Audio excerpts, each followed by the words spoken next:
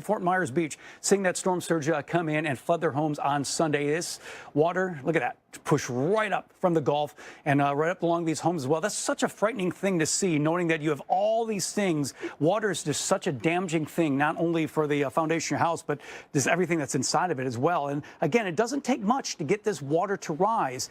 And at this point, there's really not much you can do about it throughout the course of the time. This is one of the things we are so worried about with the wind and the water. We keep talking about the water, not only from above, but also from below, as far as the storm surge goes as well. So let's take a look at what we're dealing with as far as Hurricane Debby goes. Storm surge potential. Again, the potential here, meaning that we are looking at the very worst case scenario that's coming out of this. But again, you can see many areas here in around Cedar Key. That is where Reynolds Wolf is right now. But many areas right along the coast and right not too far inland where you can see upwards of maybe 3 inches of 3 feet of storm surge. Again, that's worst case scenario.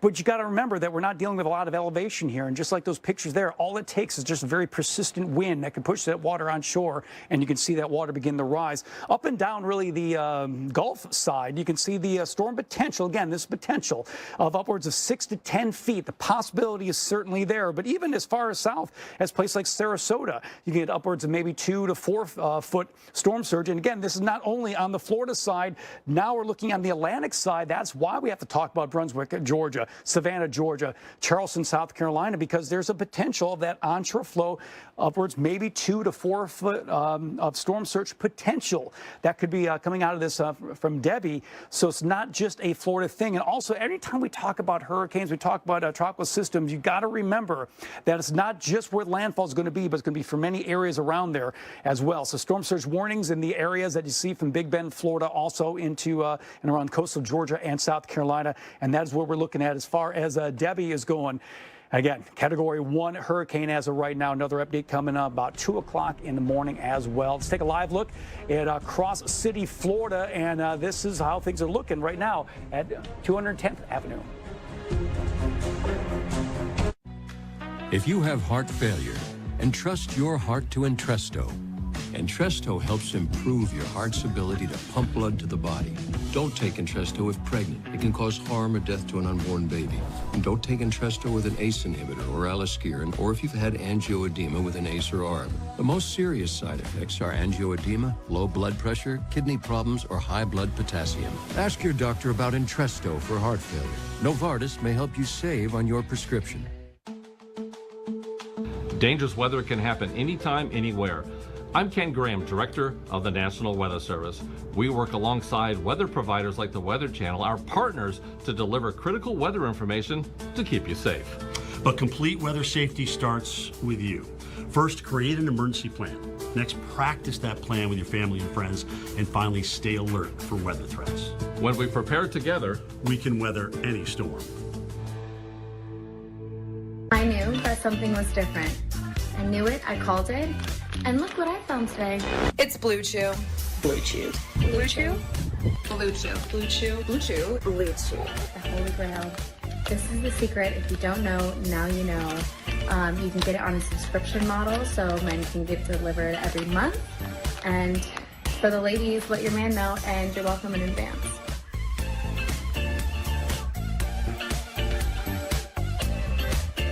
This is a story about the one who keeps it all moving. He is measured, precise.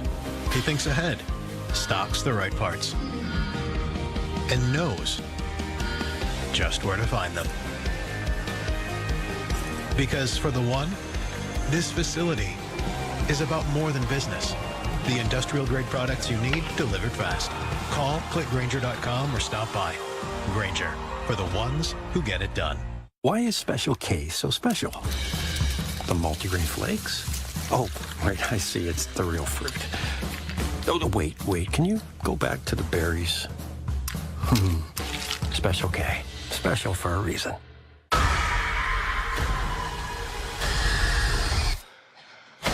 Stay quiet. Oh my God. Change of plans.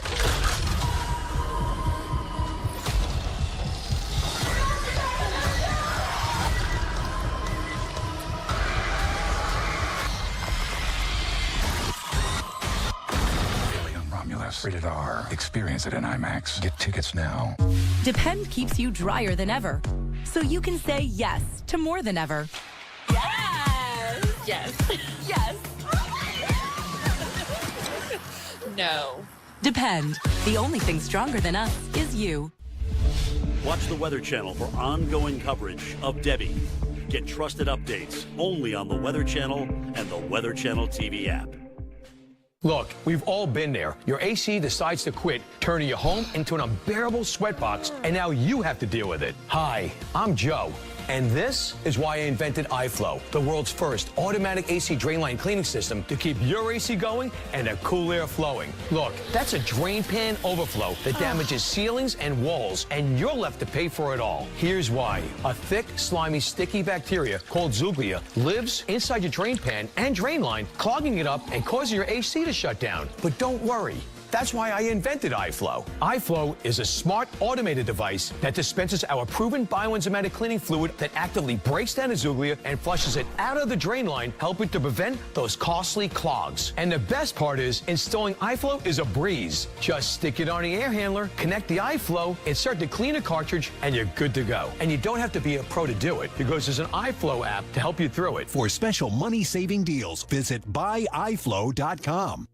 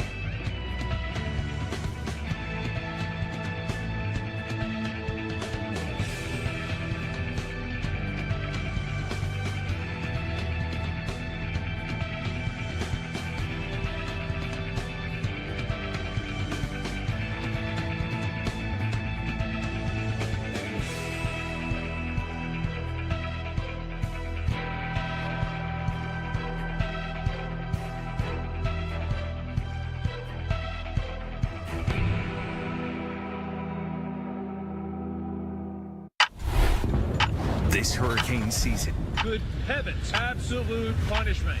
every second counts. You don't want to be on an interstate with heavy tropical downpours. America's most trusted news network is putting your safety first with minute-by-minute coverage, keeping you ahead of the storm. This is a dangerous hurricane. Receive instant information from our team of meteorologists and landfall cams that bring you every angle on our TV app. This hurricane season, protecting America, only on the Weather Channel.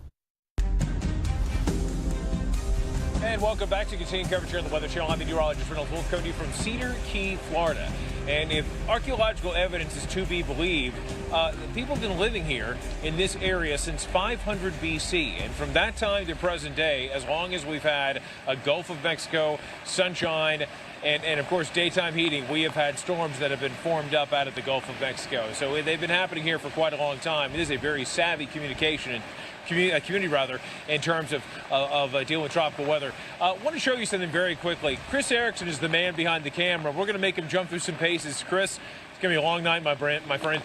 If we can, there's a shot right up here towards the top of a power line. You see the pole, and towards the top of the utility pole, you can see the light, but more than anything, you can also see those raindrops by the multitudes carried by those winds. At some point, something may give, and it may be those power lines. It could be, of course, widespread power outages, which we certainly anticipate. But, folks, one thing, a couple reminders. Whenever you do have power lines that are down, you have to treat all of them as live. Not only for you, but if you're taking the pets out, you want to keep them clear. Certainly the kids, just be careful out there. And it is going to be a situation where, certainly in the case of Florida, where we're going to have some issues not only with the power lines, but trying to restore power could be an obstacle in its own right as people try to move from one side of the map to the other to restore those services that, no doubt, are going to be hampered in a considerable way. I will tell you, we often compare one storm, one system to the other. One thing I will compare is preparedness. A few weeks back, I was in Texas for Hurricane Beryl, and with Beryl, you didn't see a lot of utility crews out and back at that time, out and about. But I'll tell you, this situation, a plethora of power crews have been setting up in staging areas, so when the winds begin to abate, the rain begins to slow down. they'll be out and about trying to restore power best they possibly can. But again, a lot of respect for them, the men and women and those power crews. They're going to be working very, very hard. Remember, folks, it's not a story that stays in Florida, right? It's going to continue into Georgia, into the Carolinas, and possibly even Virginia. So certainly a long way to go. All right, that is the latest update that we have for you from Cedar Key. We will have more coming up. Let's send it back to you in the studio. And thanks, Reynolds. Again, every time we keep going back to him throughout the course of the morning hours, I expect that scene to get worse and worse as Hurricane Debby continues to work its way toward the Big Bend of Florida. Let's take a look at the particulars on Debby leaks for right now. The latest advisory does show that Debby is at Category 1, 75-mile-an-hour winds, about 65 miles to the west-southwest of Cedar Key, Florida. It is moving northward at 12 miles an hour. I do expect that north trajectory to change a bit. There's going to be a little bit more of an easterly push eventually, at least a northeast push. And then the forward motion will eventually begin to slow down. That's going to be such a key as to why this is going to be a bit of a devastating storm as far as the amount of rainfall we're going to be seeing from this. Right now, there are a few hurricane hunters that have been working its way through the storm as of right now. And then you can see at least a couple of passes about a half hour, 45 minutes ago, where we end up seeing the near tropical storm force winds and near hurricane force winds with the gusts that were there. As we take a look at Debby, bigger perspective here, you can see the hurricane warnings farther inland, not only in the Big Bend of Florida, but also in the south central Georgia. Tropical storm warnings extend all the way as far south of Sarasota, as far north as Charleston, South Carolina. So again, we have a very vast area of the winds, and there's a little area that's shaded in white here that actually is the forecast fan that corresponds with that as well. So let's take a look at the forecast, and it does look like it will be making landfall sometime later on this Monday morning as a Category 1 storm, and then eventually, Mark, this gets so messy when you look a little bit farther ahead into this. It's just amazing how slow it's going to be going. And even though you may be looking at the wind speeds, yeah, these could be tropical storm force winds, but I'm more concerned about this just being such a slow mover. And you have a lot of very tall trees, a lot of very shallow-rooted trees here in the southeast. Power outage is going to be an issue. And if you have a system that has the Gulf and Atlantic moisture, being able to tap into that. Right, it loosens the roots on the trees, Absolutely. And then they come down very easily, especially the pine trees. If you have any of those around your house and you're ahead of this thing still, you don't have a lot of time, but maybe take one down if it's particularly risky, if you can, safely. And the other thing is, you saw the track guidance spread, big area. One of the left track has it going well into Georgia, towards Atlanta. The other one has it out. That's the uncertainty in the stall that we could see with the system and the amount of rain it's going to dump in one spot. Well, people in Savannah were busy this weekend filling up sandbags to help pull back Debby's flooding rain that is on the way. Savannah could see well over a foot of rain this week and is under a flood watch from until noon on Friday. So, yeah, everybody in Savannah doing what they should be doing, getting ready. Let's take a look at the rainfall totals we've had out of some of these storms. I'll tell you what, Alberto, that was one that comes to mind. That was a staller as well, and that dropped 27 inches of rain across Georgia and the other states, North Carolina, South Carolina, Florida. Look at Florida, 45 inches of rain out of that one. And here's the problem. With this system slowing down, possibly going to a stall, we could be looking at some tremendous rainfall totals. You note there the pink around Charleston. That could be over 12 inches of rain, a big area of red there as well. So we are going to be looking at the potential for some catastrophic rainfall amounts and a very high risk of flooding here across southeast Georgia. So everybody needs to be ready across the southeast. Live to Perry, Florida now. And I'll tell you what, it is raining and we got gusty winds as Debby moves further north.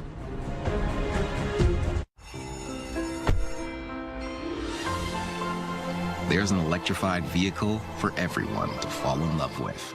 Get offers on select models at the Lexus Golden Opportunity sales event.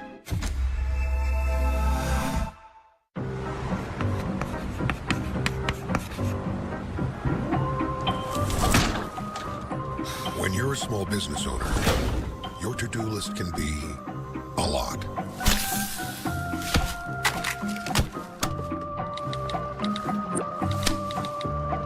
That's why Progressive makes it easy to save with a commercial auto quote online, so you can take on all your other to-dos. Already did. See if you could save at progressivecommercial.com.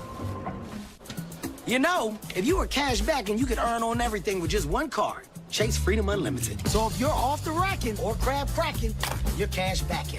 Cash back on flapjacks, baby backs, or tacos at the taco shack. Nah, I'm working on my six-pack. Switch to a king suite. Or book a silent retreat. Silent retreat? Oh, hold up. Yeah, I can't talk right now. I'm at a silent retreat. Cash back on everything you buy with Chase Freedom Unlimited with no annual fee. How do you cash back? Chase, make more of what's yours. Sometimes a good workout comes in the form of 5th grade fractions. Get up to 25% off activewear during the really big active sale. And earn Kohl's Cash. Kohl's. They say, Lauren, what's the secret to a long, sustained relationship? It's Blue Chew. Blue Chew. Blue Chew? Blue Chew. Blue Chew. Blue Chew. Blue Chew is an online subscription-based service that sends these affordable tablets directly to your home. No one even has to know. Summertime back then looked a little different. But while summer may change, it always tastes great. So reach for your favorite chips and sips and taste more summer. Allow me to reintroduce myself. My name is...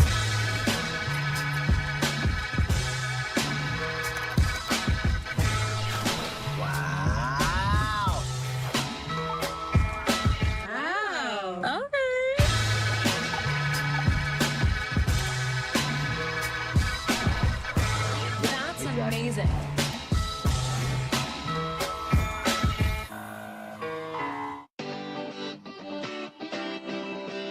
HomeAglow just cleaned my entire house for $19. Seriously, $19.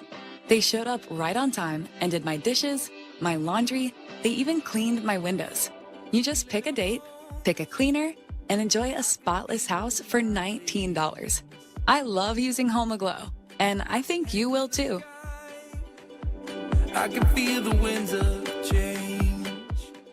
This is the carry-on closet, the suitcase with the one-of-a-kind patented closet system that keeps you organized anywhere. Pack all you need for up to 10 days and travel without ever unpacking.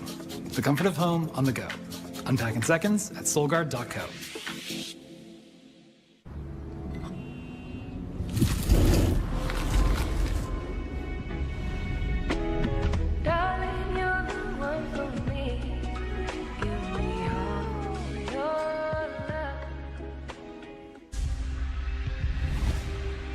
And welcome back to continued coverage here on the Weather Channel. I'm meteorologist Reynolds Wolf. The location is Cedar Key, Florida. Highest point in Cedar Key, about 10 feet above sea level. And here, the ground truth is that we do have water that's piling up on some of your roadways. We expect this to be the opening salvo of what to anticipate as we make our way over the next several hours. And certainly it's going to be a problem, not just in this key location, but up and down much of the Big Bend area of the Florida coastline. To set the scene a bit further, let's not go from ground level. Let's go up a bit and notice we've got light right here, kind of obscured a bit by the palmetto tree that you see just to the left. And then that gives you an idea where you'll see the wind, and at the same time you also see what's being carried by it. Those droplets, I mean, they are just falling in a big way, and they all add up. But really, the biggest flooding we could have here may not be from the precipitation, but rather from the storm surge, which we anticipate. I will tell you, at this hour, we take a look at the big picture, and sure enough, you see it right there. Hard to believe, in the last 96 hours, this went from an invest. Now, of course, it is Hurricane Debby. And what's interesting at this location, and Chris Erickson, our photojournalist, picked up on this too, every now and then you'll have a wind gust that'll roar between these buildings up towards the eaves, and it creates this really creepy kind of sound as though the storm is singing to us.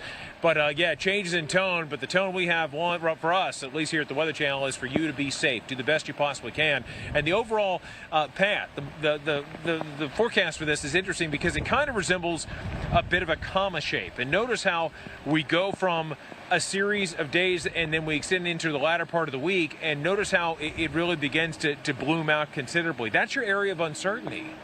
And there's not a great deal of movement. You have to consider that in the atmosphere it's a bit of a shoving match, right? Between highs and lows, your jet stream plays a part. This is really not having anything marked to give it a big push in one direction or the other. So if it sits there, drops anchor, we go from being a wind maker to a rain maker, affecting millions of people from the low country of South Carolina, but possibly back into parts of North Carolina at higher elevation, where, Mark, on top of just the heavy rain, you've got orographic lift that could play a part. So there's a lot that we do know at this hour, but what's really, really terrifying is the stuff that we do not. that we could be experiencing by the middle and towards the end of the week. Back to you, Mark. Oh, absolutely, Reynolds. A variance in track on some of the model runs and the low country there. It sits down very low, and so it floods very easily.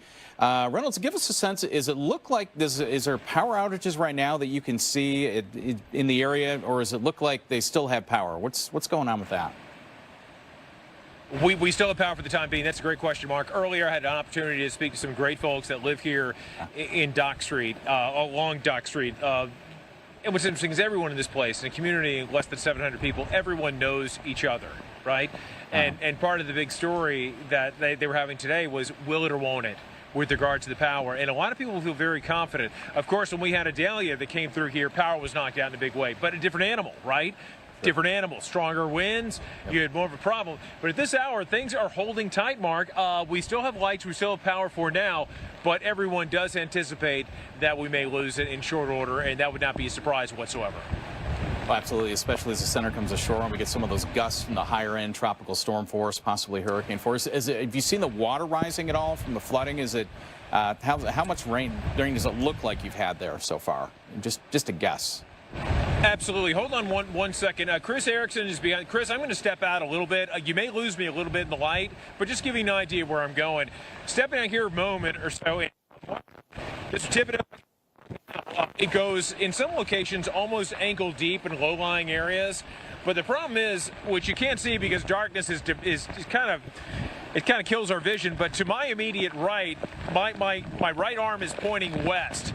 And that is where you have the Gulf of Mexico. The wind is more of a westerly direction at this time, and what we expect is that we're going to have some of that come right here. And so surge is going to be the number one thing. What is it that Dr. Knabb always says? And we're going to have a story coming up from Dr. Knabb in relatively short order, talking about how rising water really is the number one killer when it comes to these tropical systems. And that is something that we're going to have to endure over the next several hours, no doubt. Let's send it back to you. Okay, thanks, Reynolds. Certainly be safe out there. We are going to be looking at, as well as we head through the night, this storm getting closer. It does not look like it's very far from land right now. It still has several more hours before it does landfall somewhere, but it's moving north, and you can see here that the center is still very well intact. Strong tropical storm going on here. You can see some of the cameras kind of shaking around here.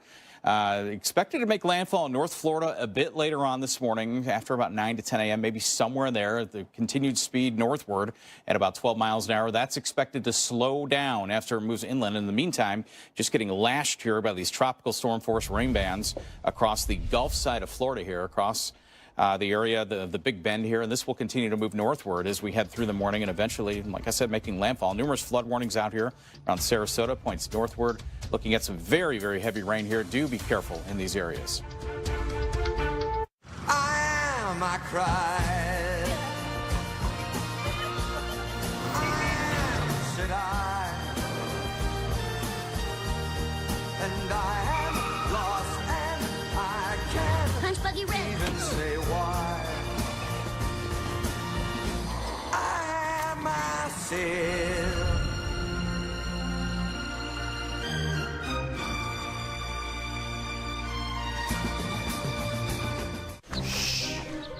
We're in the land of the birds now. Okay, nature boy. What's that bird then?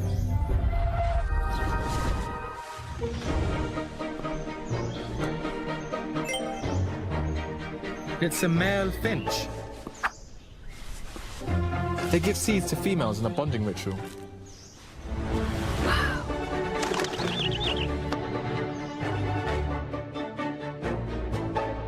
Geico can help cover cars, homes, motorcycles, and even accordions. Pretty liberating knowing Geico can help insure our car. And with our home insurance, your accordion, too. We're not the only ones out here taking advantage of Geico. Smoke him, Edna.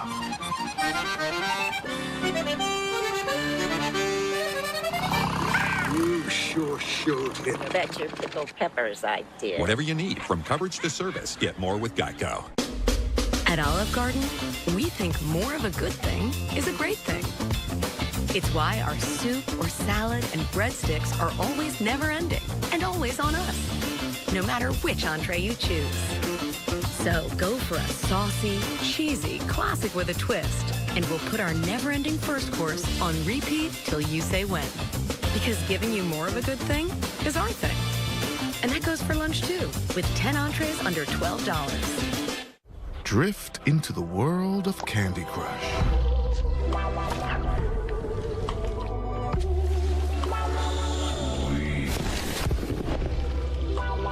Candy Crush. Play now. They say, Lauren, what's the secret to a long, sustained relationship? It's Blue Chew. Blue Chew. Blue Chew? Blue Chew. Blue Chew. Blue Chew. Blue Chew is an online subscription-based service that sends these affordable tablets directly to your home.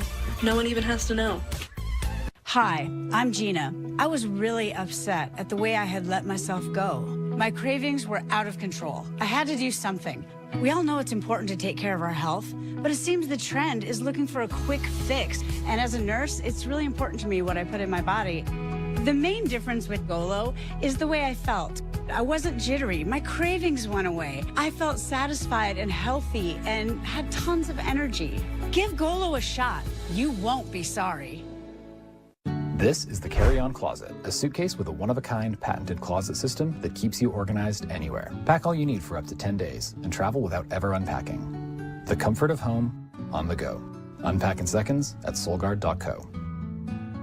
Okay, everyone, our mission is to provide complete balanced nutrition for strength and energy. Ensure with 27 vitamins and minerals, nutrients for immune health, and Ensure Complete with 30 grams of protein. My goodness, what a view that we have right here. This, of course, Cedar Key, Florida, and you're seeing, again, the opening effects of this system, Debby, bringing wave after wave right here, not far from Dock Street, right through Dock Street. Keep in mind, this is a place that sustained a incredible amount of damage when you had, again, the ice storm, Idalia, that came through just last year and certainly altered the landscape in tremendous ways. This one certainly not expected to be quite as formidable, but still posing many problems for so many people across the region. It's so beautiful, but treated as some very ugly weather, no doubt. Welcome back, everyone. I'm meteorologist Reynolds Wolf. Again, the location is Cedar Key. And what's interesting about this area is that there are many things that you can see, but there are also things you cannot. Going down these streets, there are a lot of places where you'll go along and you'll see one structure that right next to it is basically just a slab that has been just ripped free, that's just empty, and that is due to what happened last year. Not from the strong wind. It was not from, of course, heavy rainfall. It was from very high surge that came on through. And surge, believe it or not, storm surge is the #1 killer. Dr. Rick Knapp, former director of the National Hurricane Center, really steps us through the danger that storm surge truly poses. Take a listen. A landfalling hurricane brings with it a powerful surge of salt water that can travel over land for miles into neighborhoods like this one and up rivers and streams tens of miles inland with devastating consequences. At 3 feet high above ground, water is already life-threatening and floods the lower levels of homes and businesses. Large objects can float, including cars and trucks. Driving is impossible. When water reaches 6 feet, vehicles quickly get carried away. Sharp, dangerous objects and chemicals can lurk below in the murky water. This is truly life-threatening and above the height of most people. And when water gets up to 9 feet, the first floor of homes and structures are completely flooded.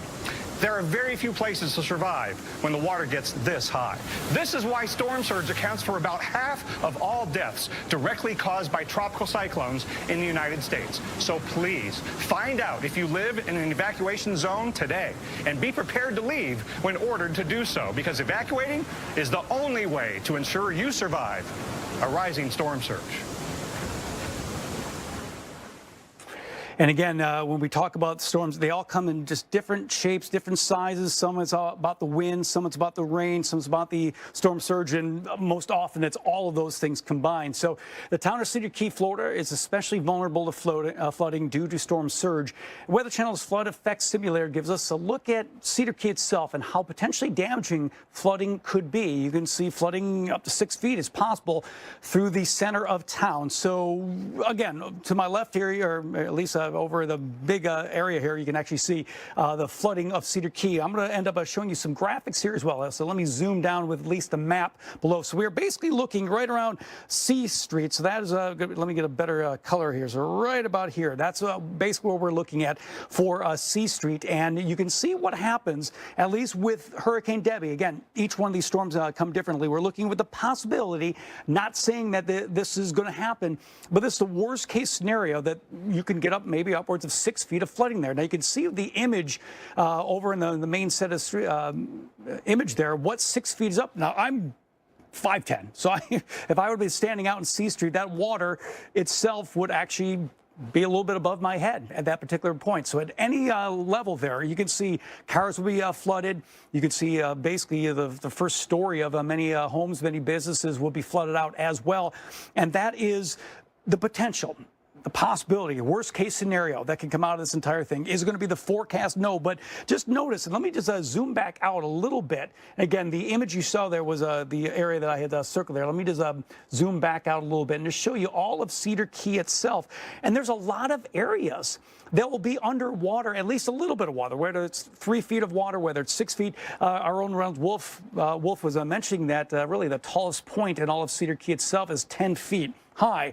So there's not a lot of places in Cedar Key that could escape any type of water if you do end up seeing some type of storm surge. Remember, you got rain falling from the top, but you also got winds that'll be coming in. And if it's a very slow moving system, it's just going to be water that continues to pile up one after the other. So you got a live shot of Cedar Key right below me there. And then you can see with Hurricane Debby itself, the storm surge alerts, not only here around the Big Bend, but it really extends from Apalachicola all the way down to Sarasota. Always remember, when we're talking about hurricanes or talking about tropical systems, is not where exactly landfall will be, but the impacts are very much widespread. Again, we're talking from Apalachicola all the way down to just basically north of Fort Myers, some sense of storm surge warning, storm surge watch. And then not only in the Gulf side, here on the Atlantic side, we're going to have storm surge warnings because we're going to have all this water beginning to pile up, the onshore flow that will be around. So places like Brunswick, Georgia, Savannah, Georgia, Charleston, as we well know, Charleston could really be inundated with storm surge issues as well. So this is going to be a multi-day, multi-state event, and we're not even talking about landfall as far as this goes as well. So this is a very devastating situation. Let me show you where we are, at least for right now, as far as Hurricane Debby goes, and we're talking about a Category 1 storm. 75-mile-an-hour winds. Next update will be coming our way about 2 o'clock Eastern time. So we're fast approaching where that next update is going to be. The latest numbers, 65 miles to the southwest of Cedar Key, Florida. And we keep talking about the forecast fan and how just shows you how this is going to be a multi-day and somewhat just a very tough forecast here because the upper level steering is just going away. So while landfall will happen earlier in the morning on Monday, it's just going to take its sweet old time for the next several days, flooding out many of these southeast states.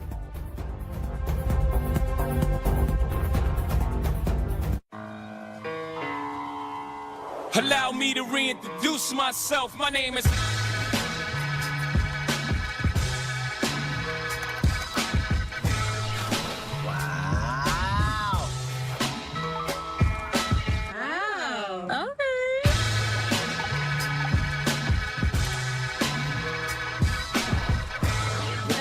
Amazing.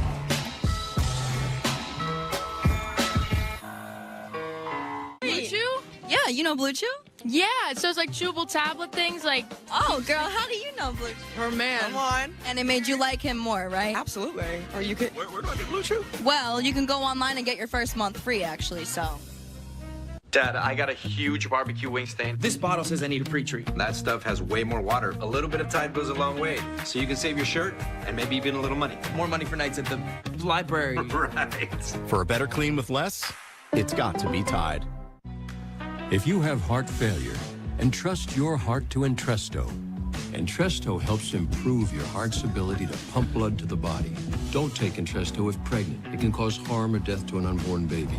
And don't take Entresto with an ACE inhibitor or aliskiren, or if you've had angioedema with an ACE or ARB. The most serious side effects are angioedema, low blood pressure, kidney problems, or high blood potassium. Ask your doctor about Entresto for heart failure. Novartis may help you save on your prescription.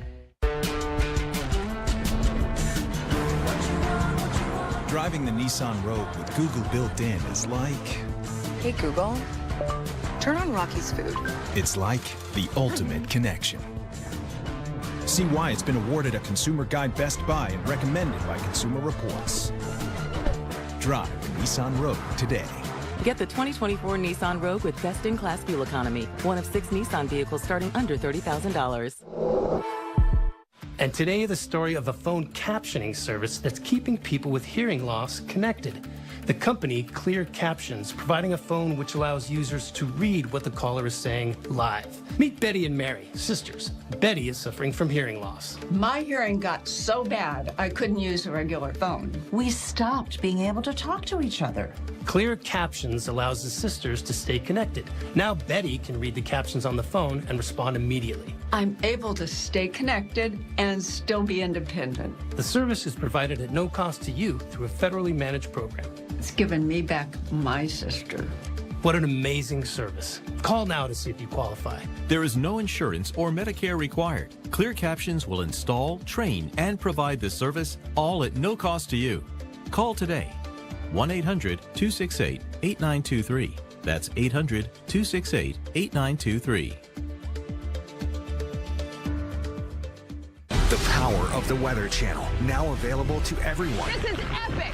Trusted live coverage when it matters most is now yours to stream with the Weather Channel TV app, real-time radar, and maps that let you track all the action. Available now on these platforms. Download now to start your free 7-day trial.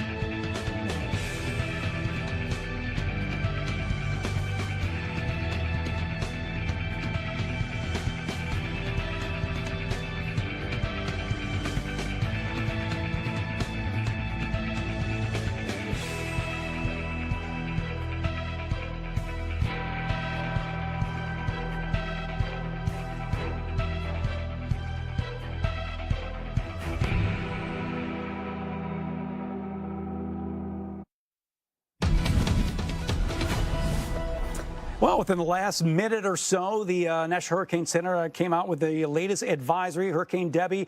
Look at those winds. Maximum sustained winds now at 80 miles an hour, still Category 1 storm. Pressure now down to 981 millibars. The one thing I noticed here, Mark, is, again, moving north at 12 miles an hour. So waiting for a little more of that jog to the north and east. It does look like there's a bit of a wobble there. But the location now 40 miles west of Cedar Key, Florida. But again, we're noticing the intensification going on. The pressure's down. It was 992 or 991-ish on the last advisory.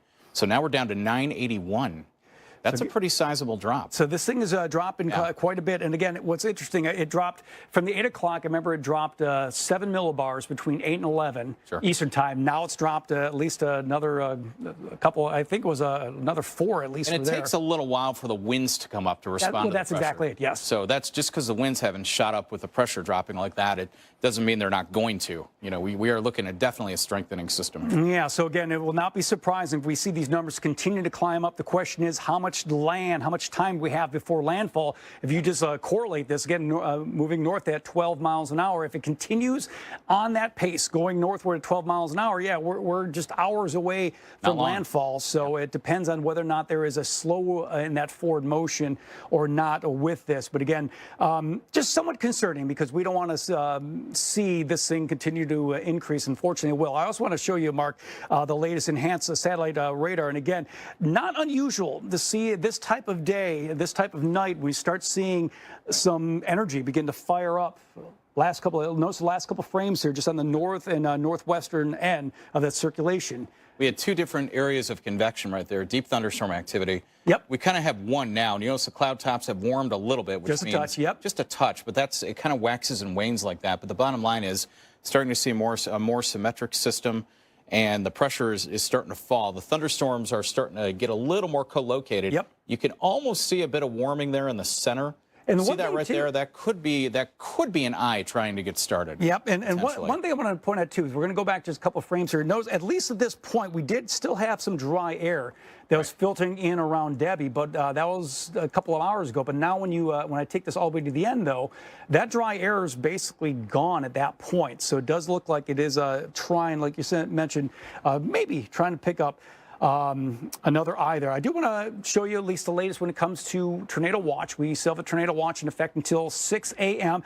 and that makes perfect sense. Anytime you have tropical systems, you do run the risk of seeing some tornadoes. We did have a couple of tornado warnings earlier Sunday evening. Now what we have is just one really long flash flood warning that is out. I'll get to that in a moment, but here's a better look at the circulation there, just almost due west now of Cedar Key. And again, the movement is off to the north, and we have the latitude and longitudes that are out here as well. So you can see over the last couple of frames there, it does look like it is still pushing off to the north. We are waiting for that jog off to the north and east to happen. But let me get to the latest flash flood warnings here for Hillsborough, Manatee, and Pinellas counties until 5 o'clock. Observe a tag there, considerable threat tag, just for the simple fact that we just had so much rainfall that is falling. Let me just go and show you real quickly the amount of rain we've seen in this area. This is a 12-hour rainfall total, so anywhere from Sarasota up toward areas just off to the west, so over in St. Pete. But look at that. Almost 9 inches of rain in a 12-hour time period. So a lot of areas here being inundated with rain. A lot of the heavy rainfall just off to the west and to the south of Cedar Key. But would not be surprised we end up seeing this stuff continue to be an issue. Farther off the north, a couple of the outer bands impacting I-75 from Gainesville over toward Lake City. It does look like we're going to be seeing, as we head into the early morning hours, Mark, that landfall will occur sometime later on your Monday morning. And then it's going to take its sweet time, barely making it into Georgia by the end of Monday night. And it taking until maybe midweek to get into South Carolina. Yep. So a slow mover for sure. Northbound, 12 miles an hour, 80-mile-per-hour hurricane, getting very close to the coast here in the next several hours. All right, well, this is Largo here, and you can see we have flooded streets taking place already.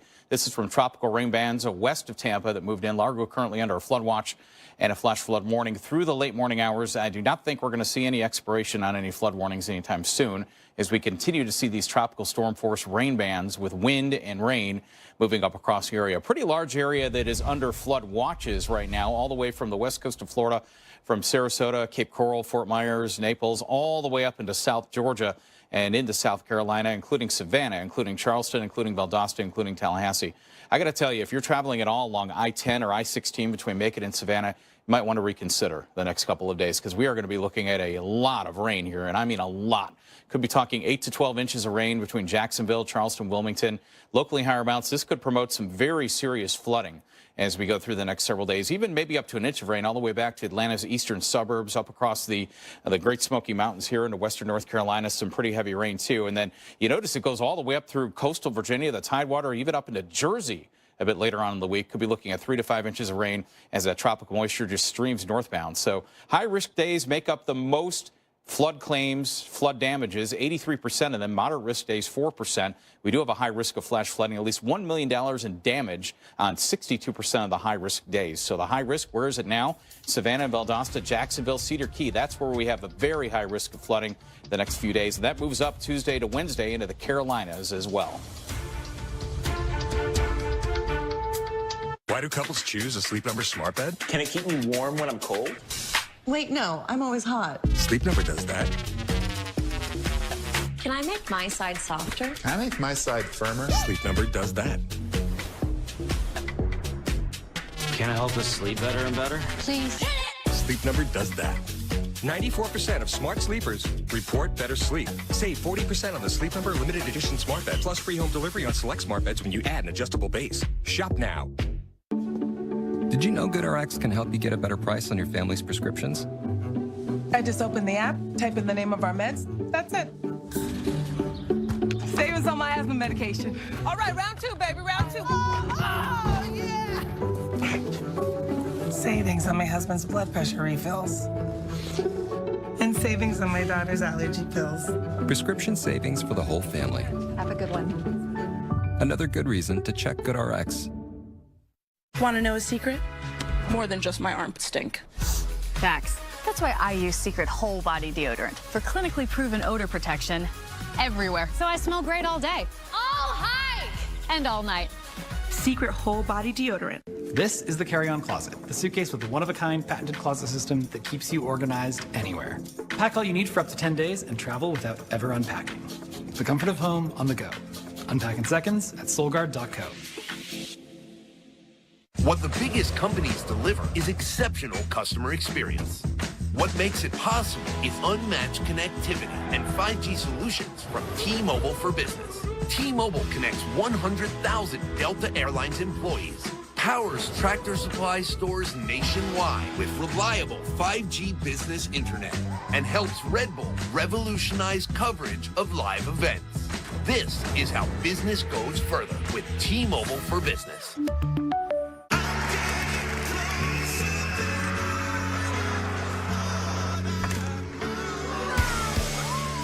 Bounce back fast from heartburn with Tums Gummy Bites and love food back. Meet the Jennifers, each planning their future through the Chase mobile app. Hello, new apartment. One bank for now, for later, for life. Chase, make more of what's yours. Leo. Jake from State Farm. You did it, buddy. My personal price plan? Yeah, your price. It's amazing. Well, you're the one that suggested bundling home and auto, you bundling bundler. Hey, who's all about getting themselves an affordable price?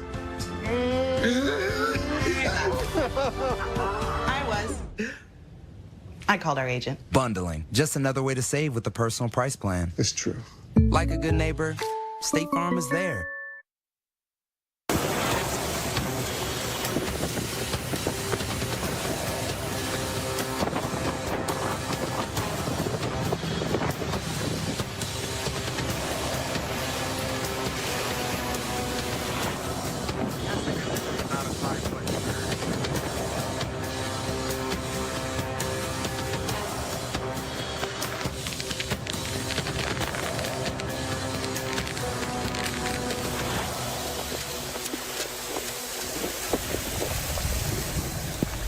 Hello, America. You're watching continued coverage here on the Weather Channel of Hurricane Debby. I'm meteorologist Reynolds Wolf. The location is Cedar Key, Florida, and it is right here in the Big Bend area. And right now, we're getting more of a bend on the wind, especially over the last last 20 minutes, especially. Water is coming up in a very big way, too.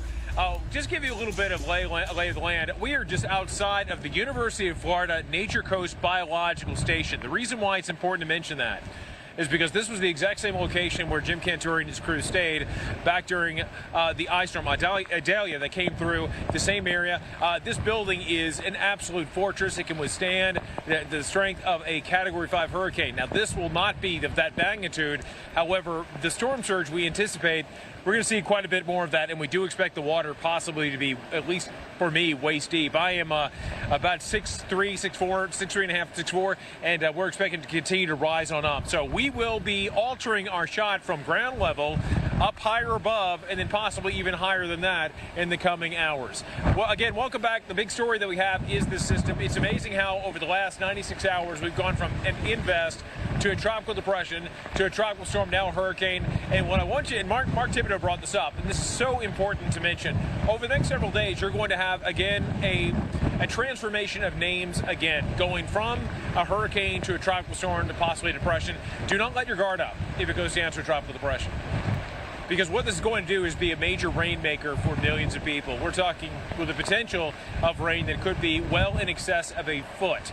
And it's not going to be just a quick ripping off the Band-Aid of a system we're dealing with. It is something that's going to be a prolonged rain event. It is going to affect every stream, creek, river, pond, tributary, you name it, across much of the southeast. Now, it's one thing when you do have water that's moving down a street or behind you like this. It's something altogether different if it's moving through your living room. And that could be a problem for people, really could be.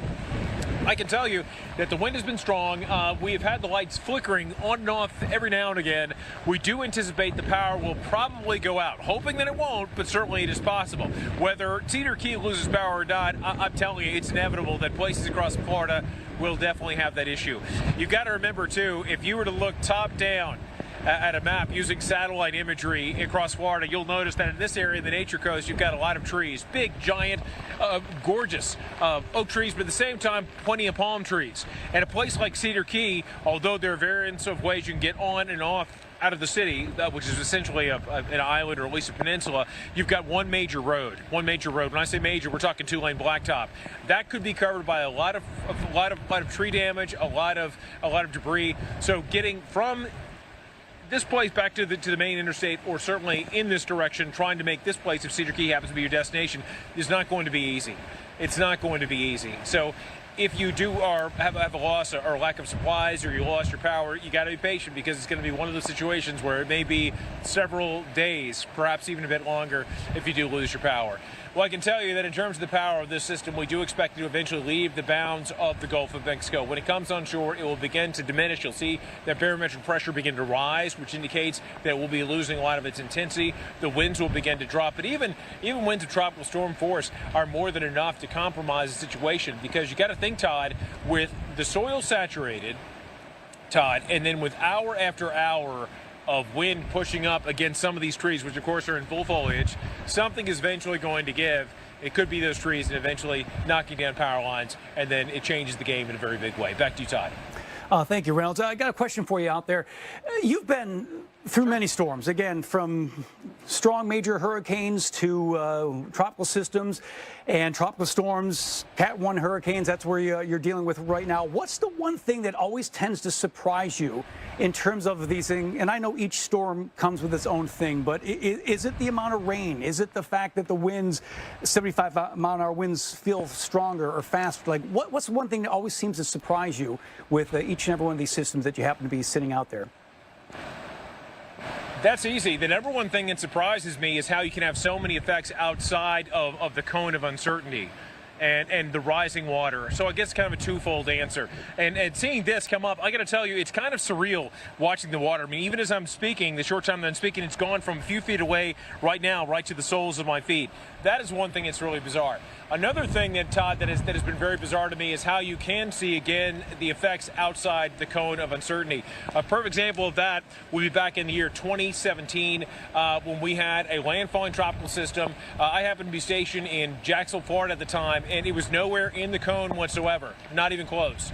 But you had water rising up out of the St. Johns River, the river flowing in the opposite direction, and you had widespread flooding, some of the worst they've had in Northeast Florida history. So those are the two impacts, how the two big surprises. One, rising water here, and how you can have so many things happen outside of that cone of uncertainty. Back to you. Thank you, Reynolds. And again, just to show what Reynolds was talking about, what's amazing is that, all right, here he is in Cedar Key. In fact, the last time we looked at the water rise in Cedar Key, this was only about 20 minutes ago, it was about 1 feet. Now it's actually up to 1.8 feet, at least as far as the storm surge flooding is going right now. If we can go to max 43, I can show you what we're talking about. And what's amazing is that, just as I said that, it actually now has jumped up to 2 feet. So that is what Reynolds has been talking about. So just within the last 20 minutes or so, it went from 1 foot, now it just jumped up to at least another foot as far as that storm surge flooding has been going. But to also go along with his point. Look at a place like Clearwater Beach in Port Manatee.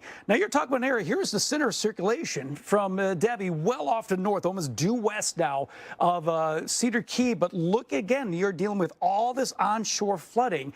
And so that is what we're talking about. That a lot of times when we're looking at hurricanes, it's always about, all right, where's the forecast fan? Where is it going to make landfall? But it's not only here that we need to worry about. You got to worry about in areas farther away. We're talking hundreds of miles away. As long as you have an onshore flow, places like Clearwater Beach, almost 2.5 feet of storm surge flooding going on right now. So that's about 2.5 feet above normally dry ground. We're now seeing that water begin to pile up. Same thing for Point Manatee. That is what we're talking about in terms of what things are most surprising or something that just someone you don't think of in the sense of, oh, you know, the center of circulation is so far away from me. Yeah, but still the impacts are going rather wide. Let me show you the latest numbers here on Hurricane Debby. Again, the latest advisory as of 2 o'clock, so right at the top of the hour, 80-mile-an-hour winds around the center of circulation, so that has jumped up. In fact, at the 8 o'clock advisory, it was still a tropical storm. 11 o'clock jumped up to 75-mile-an-hour winds, became a hurricane. Now we're up to 80-mile-an-hour winds. The pressure since the 11 o'clock update has actually dropped 4 millibars, so still starting to see a strengthening system here. Still moving north at 12 miles an hour, and that 12, that's going to be key because eventually that forward motion is going to begin to slow down, and that is where we're going to start running into bigger issues, not only for Florida, but here in Georgia, up here in the Carolinas, because a very slow-moving system that has ample moisture to play with, that's going to be causing some issues there as well. So as we take a look at the forecast cone, it does look like we're going to be making landfall sometime later on this Monday morning. And again, at least for right now, it does appear it could still be a Category 1 storm. But that doesn't mean that it can't continue to strengthen. The possibility is certainly there. Now, watch how slowly the Debby begins to move forward and gets really, really, really messy here. Again, this is the cone of uncertainty. So it does appear that we are going to be making landfall, and it looks within anywhere along this line. Could be around here. Debby could be here. That yellow line in the middle is a center line. But it could be really anywhere within this red circle. But what makes it scary is that by the time we hit Tuesday, Wednesday, Thursday into Friday, Debby could be anywhere in this giant area because there is no big push. There is really no big upper level system that's allowing any steering here for Debby. And that is going to be a big issue for us for days to come. And that's why we're a little bit concerned about Debby, not only in the long term, but in the short term, we still got to look at, well, the flash flooding that's going on here. Flash flood warnings are out, stretching basically all the way down from Venice Beach as far north up around Cedar Key area. So from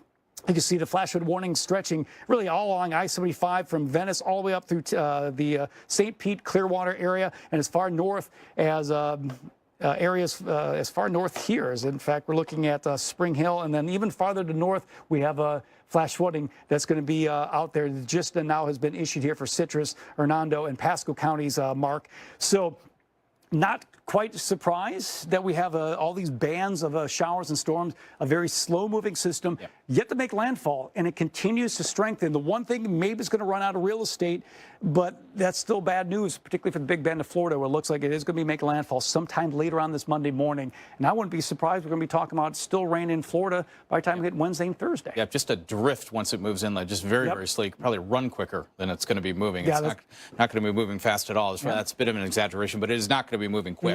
And it's important to note, too, with these tropical rain bands, the radar is showing a lot of yellow on there. The radar's in tropical mode. So what that essentially means is that it doesn't show up as bright as it would when it's in regular mode. But in either way, it's raining under those rain bands at about 2 to 3 inches an hour in some cases. So we are going to have a lot of flooding problems, not only across the peninsula of Florida, but further up into the interior southeast as we go through time. Let's take a look at what's happening at the moment here. And you can see that we do have just very light rain around Savannah, Charleston. Winds are pretty light at about 8 miles an hour. You can see, wow, you can see the water just coming over the breakwall there in Cedar Key, Florida. That's the surge beginning to come in. So serious business going on down there. But further north, Savannah, Charleston, looking at light winds out of the east-southeast. Those are going to be coming up. The rain's going to be increasing too. Let's see what's going to be happening here. As we head through the next few hours, tropical rain bands will begin to increase into the area as Debby moves northward, making landfall just a bit later on this morning. Won't be super long, several hours from now maybe, as a Category 1 hurricane. That's the way it looks right now. And then after that, the rain is just going to keep moving on through.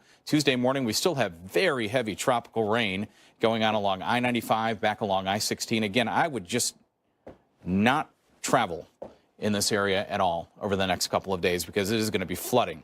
We're going to be talking about double-digit rainfall totals. You can see by Wednesday at 8 a.m., we are still looking at rainfall from Savannah to Hilton Head to Charleston, and very heavy rainfall potentially at that. Now, the winds, they're going to become an issue as well. And here's the problem. What the winds do, well, what the rain does, I should say, is it loosens the root systems of some of these pine trees and live oaks. And then we get these gusts coming in. So let's say you have a scenario where you've had 5, 6, 7, 8 inches of rain. Now we're going to put a wind gust to 40 miles an hour on top of that. So down come the trees very quickly, and that's how we start getting all kinds of power outages. And even inland Tuesday morning, look at this, Statesboro, that's a good distance inland. We're talking 50 to 60 mile per hour wind gusts potentially, with standard Orangeburg winds 40 to 50 miles an hour along the coast here. Hilton Head, as the center moves further in and decays, the winds will come down a little bit. Still going to be very breezy, and cannot stress this enough. It will not take a 40 or 50 mile per hour wind gust to knock a tree over if we've had 5, 6, 7 inches of rain. So even 30 to 35, 25 to 30, 25 to 30 in Hinesville, Savannah 30 to 35, Hilton Head 40 to 50. That's a little stronger. Those are all fair game for taking down trees and knocking out power because of the amount of rainfall we're going to have here and the loosened root system on some of these trees. Now we get into Wednesday at 10 p.m., looking at the stronger winds now up the North Carolina coast. The rainfall is just going to be incredible here, the way it looks. Could be looking at 8 to 12 inches of rain, 13 inches of rain around Charleston, Savannah, potentially some just very heavy rainfall. And again, the flooding rain, the strong winds, the loosened root system on the trees. So we're going to have flooded roads. We're going to have power outages. Do whatever you need to do to stay safe. This is going to be serious business as we get through the next few days. And the fact that it's just going to be all week, we just barely got into this work week, barely into Monday, and these rainfall totals are talking through Saturday. Yeah. So, again, I'm really concerned about the water part of this entire thing as well. And function of the wind, as we still have now a hurricane, Category 1 hurricane, we have the storm surge potential that's going to be coming out of this as well. So we've already noticed with Reynolds, who's already in Cedar Keys and noticing the water begin to rise where he is. There's a lot of areas here where we could see upwards. Again, this is storm surge potential. Does not mean this is exact forecast, but the potential worst case scenario that could come out of this. Many areas could see upwards of maybe 3, maybe upwards of 6 feet of rain, couple pockets, maybe not of rain, of storm surge.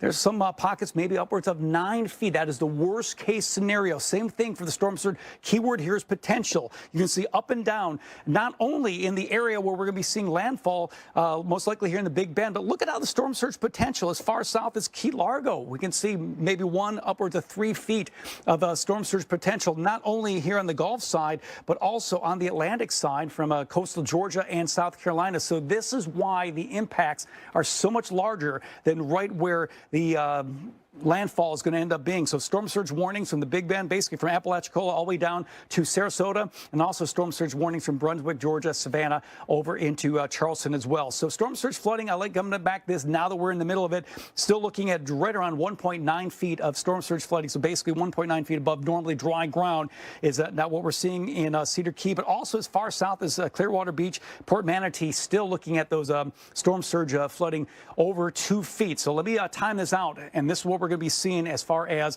Debby will go. By the time we hit the next couple of hours, landfall, remember when we say landfall, that is when the center of the eye will finally cross its way over land. But the thing is that you're still going to be dealing with the eye wall. You're still going to be dealing with the worst winds many hours before then. So it does look like we're going to be seeing conditions get much worse here in the Big Bend over the next several hours. Landfall will be sometime later on this morning here on Monday. And then by the time we hit Monday afternoon, look at that. It's still in Florida. By the time we hit Tuesday, just barely crossing over into Georgia and then impacting the Carolinas after that. We'll be right back.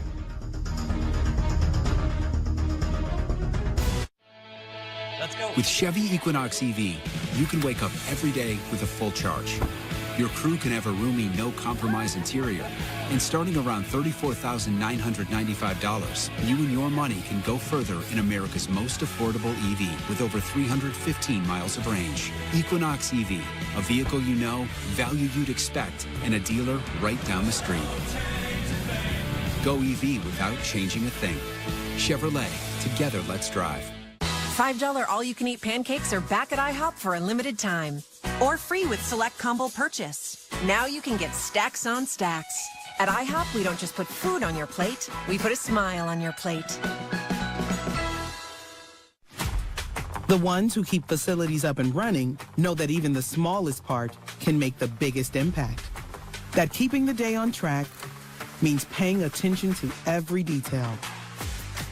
And that the right partner can turn every challenge into mission accomplished. Industrial-grade products, backed by professional-grade expertise. Call, click Grainger.com, or just stop by. Grainger, for the ones who get it done. Whoa, Nelly. iPhone 15 with tons of storage. I really want one. Yo, you've won 14 times on the LPGA Tour. Since when is one enough for you? That is true. Get your head out of the sand trap, switch to T-Mobile, and get 4 iPhone 15s on them. And 4 lines for just $25 a line. And you can save on every plan versus the other big guys. Swing big at T-Mobile. Get 4 iPhone 15s on us and 4 lines for $25 a line. 4. Wanna ride, pulling in. I got you. Guess you up for the win. I got you. We a 10 out of 10. I got you. Best friend to the end. I got you. All the gear to go back in style. Welcome to your Walmart.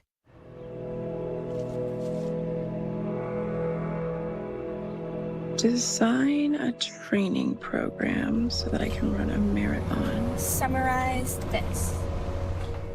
What's a recipe using what I have in my fridge?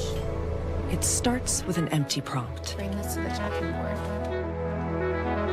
And the most advanced AI at your fingertips. Mom, I can't find Mr. Quaggo. Mom's in York mode right now. She's enjoying yummy dark chocolate and refreshing peppermint. Mama's back. For a thin layer of mint covered in dark chocolate, try York Thins. This is the mark of a fighter. A rich, full-flavored lager with a crisp, refreshing taste. A reward for those with a fighting spirit. You've earned this, so hold it up high. Modelo, the mark of a fighter. Watch the Weather Channel for ongoing coverage of Debby. Get trusted updates only on the Weather Channel and the Weather Channel TV app. Guys, got hair loss? I know what you're thinking. Should I shave my head? Comb it over? Wear a hat? Just stop. This isn't 1970. Keep your hair and your confidence because Bosley, America's #1 hair restoration experts, can give you your real hair back permanently.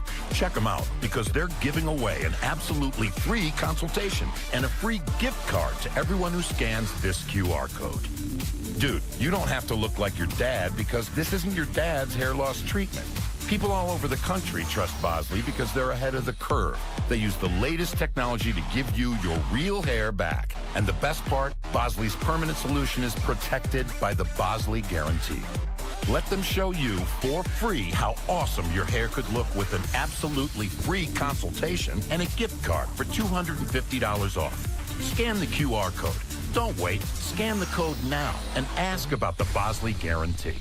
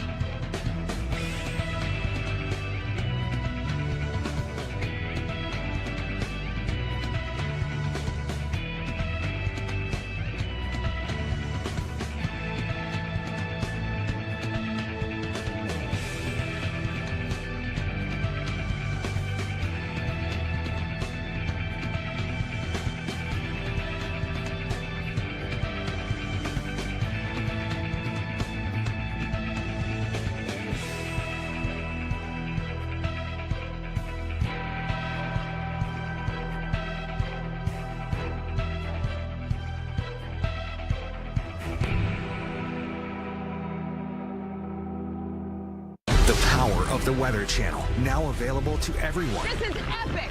Trusted live coverage when it matters most is now yours to stream with the Weather Channel TV app, real-time radar, and maps that let you track all the action. Let's get into the details. Personalization, customization, hundreds of hours of your favorite shows, and so much more. There's never been a better way for everyone to watch the Weather Channel. Available now on these platforms. Download now to start your free 7-day trial. If you are driving across the Howard Franklin Bridge near Tampa, Florida, you might want to question life's choices. This is not a wise thing to do. You're seeing live imagery right now, which really just conveys what is happening when you have a preponderance of wind, rain, surge, all of it, and it is going to be just a hellish night, no doubt. Folks, this is a night where you don't want to be out and about. You need to be at home, safe location, especially over the next several hours. Another vantage point, I believe this is Horseshoe Beach,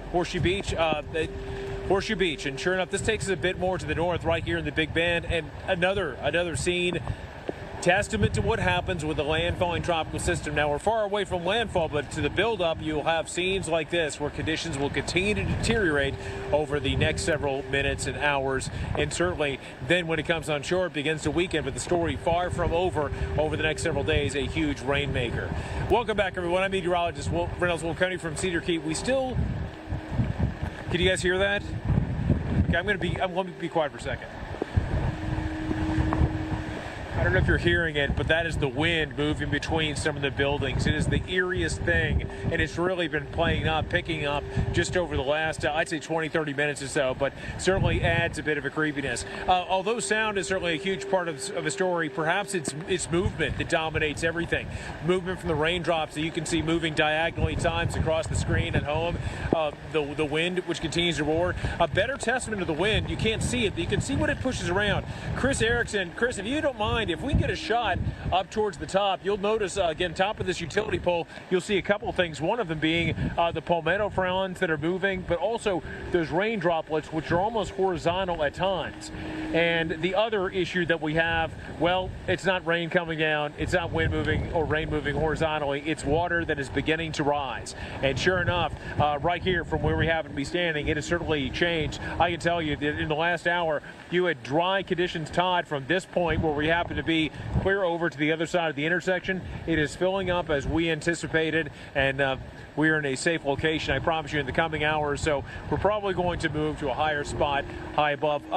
Quick thing before we send it to you, Todd. This happens to be, for you just tuning in, the Nature Coast Biological Station, University of Florida. Jim Cantori actually stayed here last year during the ice storm, Idalia, that came on through. Certainly an incredible building, great structure that can engineered to withstand the power of a Category 5 hurricane. I believe Chris Erickson's got a shot there, Todd, which shows you again the rain moving through horizontally. Power's still on for now. We do not expect that to last. Back to you, Todd. Reynolds, it's amazing. That sound you're talking about, we can actually hear it. It almost sounds like it's a very long chime, almost a high-pitched, like, whale sound there. Is that the sound you're describing? That is the sound that we are describing. Wow. Yeah, it sounds like a whale actually singing, no doubt. And that is something that's been happening. Certainly adds to the spookiness of a stormy night here in the tropics. Absolutely. Hey, absolutely take care out there, Reynolds. Find yourself a safe spot there, and we'll continue to go back to you as needed. But as Reynolds keeps talking about, we're really just moments away from landfall that's going to happen, at least for Hurricane Debby, and that's something that is not that far away, really just hours away from that. Let me get you the numbers here from Hurricane Debby. The 2 o'clock advisory does have it as a Category 1 storm. 80-mile-an-hour winds around the center circulation. Pressure now down to 981 millibars, so that dropped 4 millibars from the 11 o'clock advisory. Still moving northward at 12 miles an hour, so if you just somewhat interpolate this entire thing, yeah, we're really only about hours away from landfall. But you have to remember, though, that when you look at these storms here, in fact, let me just zoom in a little bit closer from this.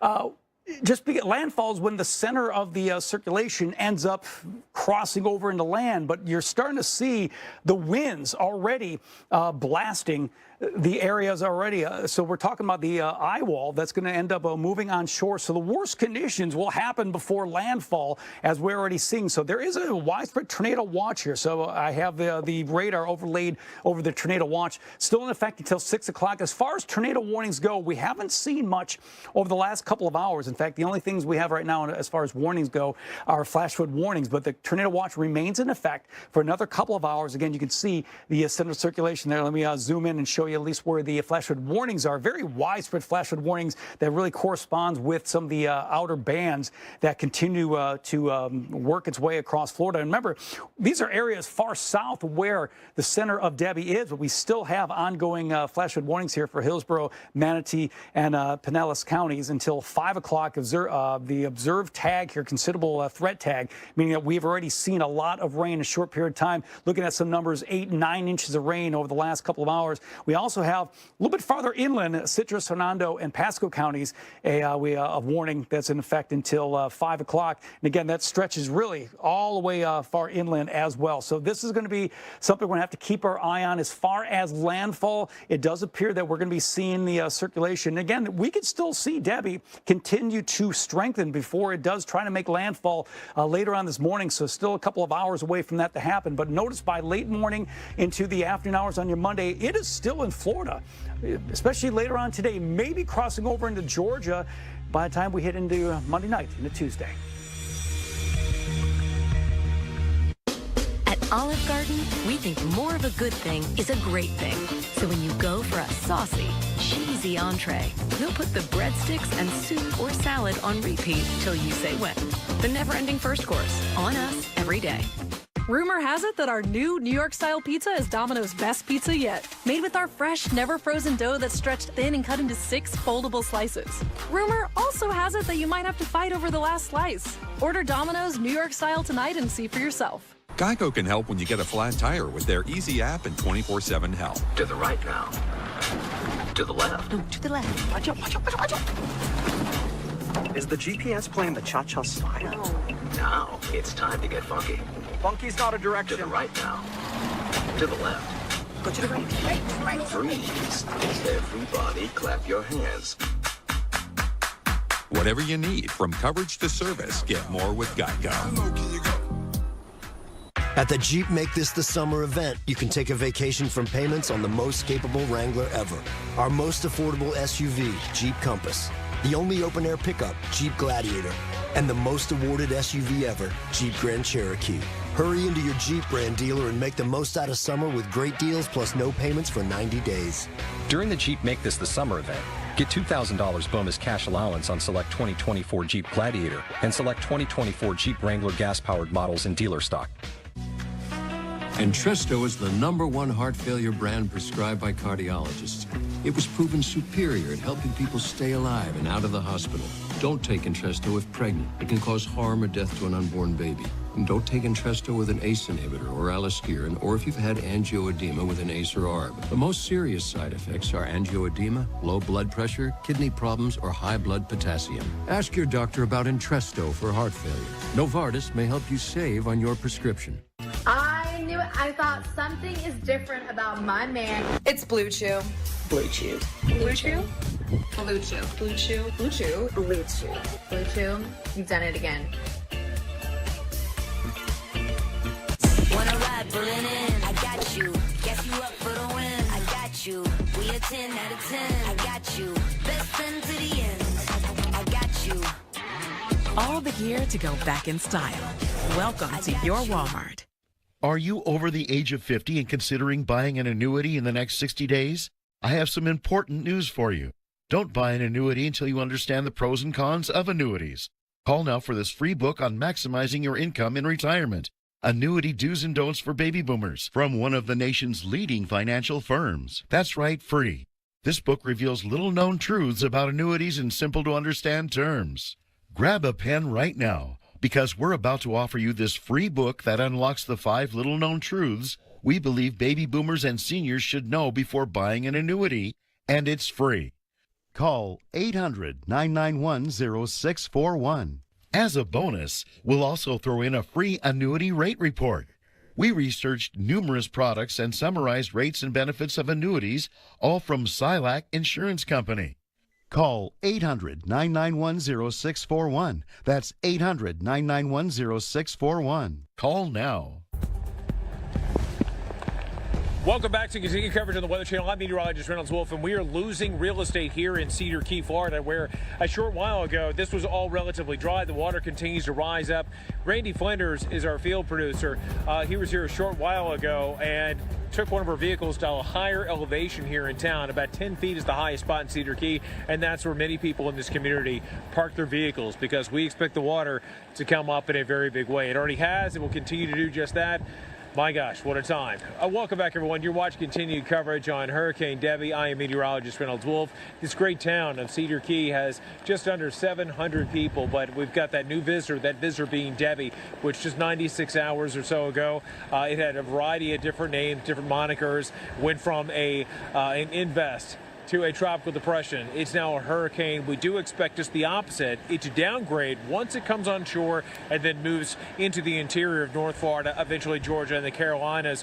It will weaken. However, it's still going to bring in a lot of rainfall. Right now, obviously, it is tapping into the Gulf of Mexico, where just 48 to 72 hours ago, you had water temperatures off of places like Crystal River and here in Cedar Key that were in the low 90s.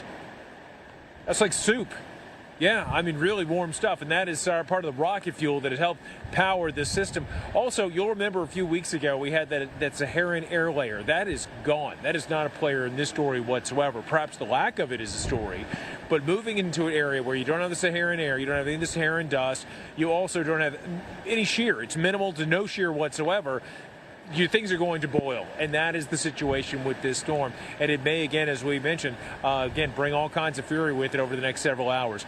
Let's get another shot if we can. Chris is behind the camera, and Mark, we're going to show you up here towards the top of this light. Again, it's interesting. The rain is beginning to, at times, you see an ebb and a flow to it. The only constant has been the wind and the rising water caused by the surge. And Mark, again, we're going to be down here at this level for probably the next 20 minutes or so, but I think we're going to be migrating to a higher elevation. Let's send it back to you. Definitely a good idea, Reynolds. Yeah, I noticed earlier over by the break wall, it looked like the water was just basically jetting in to where you are. So it looks like you're starting to lose kind of your dry space there.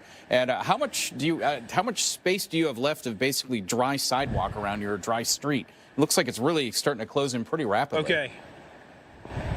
Now, this is going to be ugly in the world of television, but it will illustrate a point. Chris Erickson, Chris, don't feel like you had to zoom in or anything. I'm going to get closer, make it a little bit blurry. But right here to about 1, 2, 3, 4, 5, 6 Reynolds Wolf steps. I turn around, and that is about it. That's about all we have. Okay. And I'll tell you, if we do have these power lines that tend to go down, go down and hit that water, then that, of course, causes many more problems, many more concerns. Does it look like a lot of the power structure around there? Is it a kind of I know it's hard to tell because it's dark. It's obviously it's the middle of the night. Is it a lot of it underground, or is there like a lot of above ground power right there in Cedar Key? Can you tell at all? Is there a lot of lines around? That's a great question.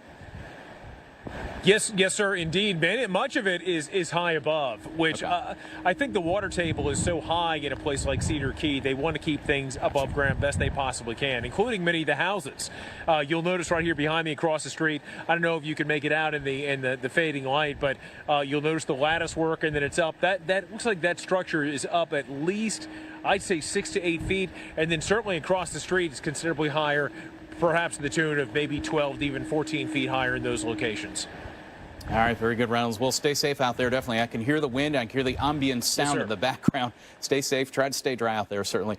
We're going to continue to watch this move up towards the Nature Coast and then into the Big Bend area as we head through the next several hours, expecting a landfall at some point during that time over the next several hours. Right now, the weather conditions further upstream into North Florida are starting to go downhill a little bit. Still looks relatively quiet across the area north of I-10, but that's going to also be getting drenched here pretty soon. You can see here where the eye wall is right there, and we're getting lashed with some of those rain bands right now off to the east here up across the Nature Coast and points inland. You can see here that the rain bands extend all the way down to the south. These are all very heavy tropical rains here from Tampa, St. Pete, northward up through Gainesville, Florida, even inland here, getting rain over to Orlando and not too far from Daytona, and raining all the way down pretty heavily down to Fort Myers, up towards Sarasota, Bradenton, and up towards Venice as well, getting some pretty heavy downpours right now as this activity and the storm continues to move north and northeast. So it won't be long. Several hours from now, could be making landfall somewhere across that North Florida Peninsula. And you can see Hillsborough, Manatee, Pinellas County till 5 a.m. Considerable flood threat here.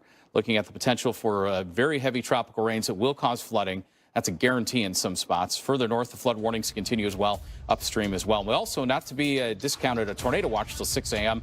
Tropical rain bands always run the risk east of where the center makes landfall of some tropical tornadoes. Be safe. What I gotta fix? Oh, come on. Trade in any phone in any condition guaranteed at Verizon and get the new Galaxy S24 on us. Only on Verizon. I knew it. I thought something is different about my man. It's Blue Chew. Blue Chew. Blue Chew? Blue Chew. Blue Chew. Blue Chew. Blue Chew. Blue Chew. You've done it again. 4 delicious pieces of chocolate. 3 crisp wafers. 2 layers of sweet Kit Kat filling. 1 incredible break. Have a break. Have a Kit Kat. Now served up in birthday cake. This is Poof, the fastest growing pet odor eliminator in the world. Oh! It's safe for people, pets, and the planet. Powerful enough to eliminate the stink from any organic odor. Yet it's safe enough to use on pet toys, their beds, even on them. So why waste money on any product that doesn't totally eliminate the stink? There's only one Poof, available online and at these stores. If it's not Poof, it stinks. This summer is the perfect time to get away with a great deal on your favorite Hyundai models. All backed by America's best warranty, plus 3 years or 36,000 miles of complimentary maintenance. Add more joy to your journey. Hurry into the Hyundai Getaway Sales Event. But act fast. The hottest deals of the summer won't last. Get in and get away now. Now for a limited time. Get 1.99% APR for 60 months on the Hyundai Tucson or Elantra. Hurry in to the Hyundai Getaway Sales Event. I'm a rusty old boat hitch, and I am barely hanging on. And while we're still miles from the lake, I'm gonna launch this boat right here. See ya.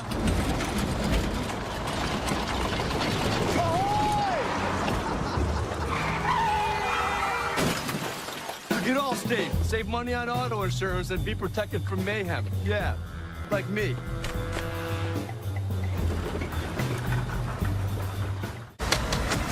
Get hot and steamy with DiGiorno's limited edition Deadpool pizzas. You'll love them. Or else. What are we doing? It's not delivery. It's Deadpool. Sorry, it's DiGiorno. It's Deadpool and DiGiorno.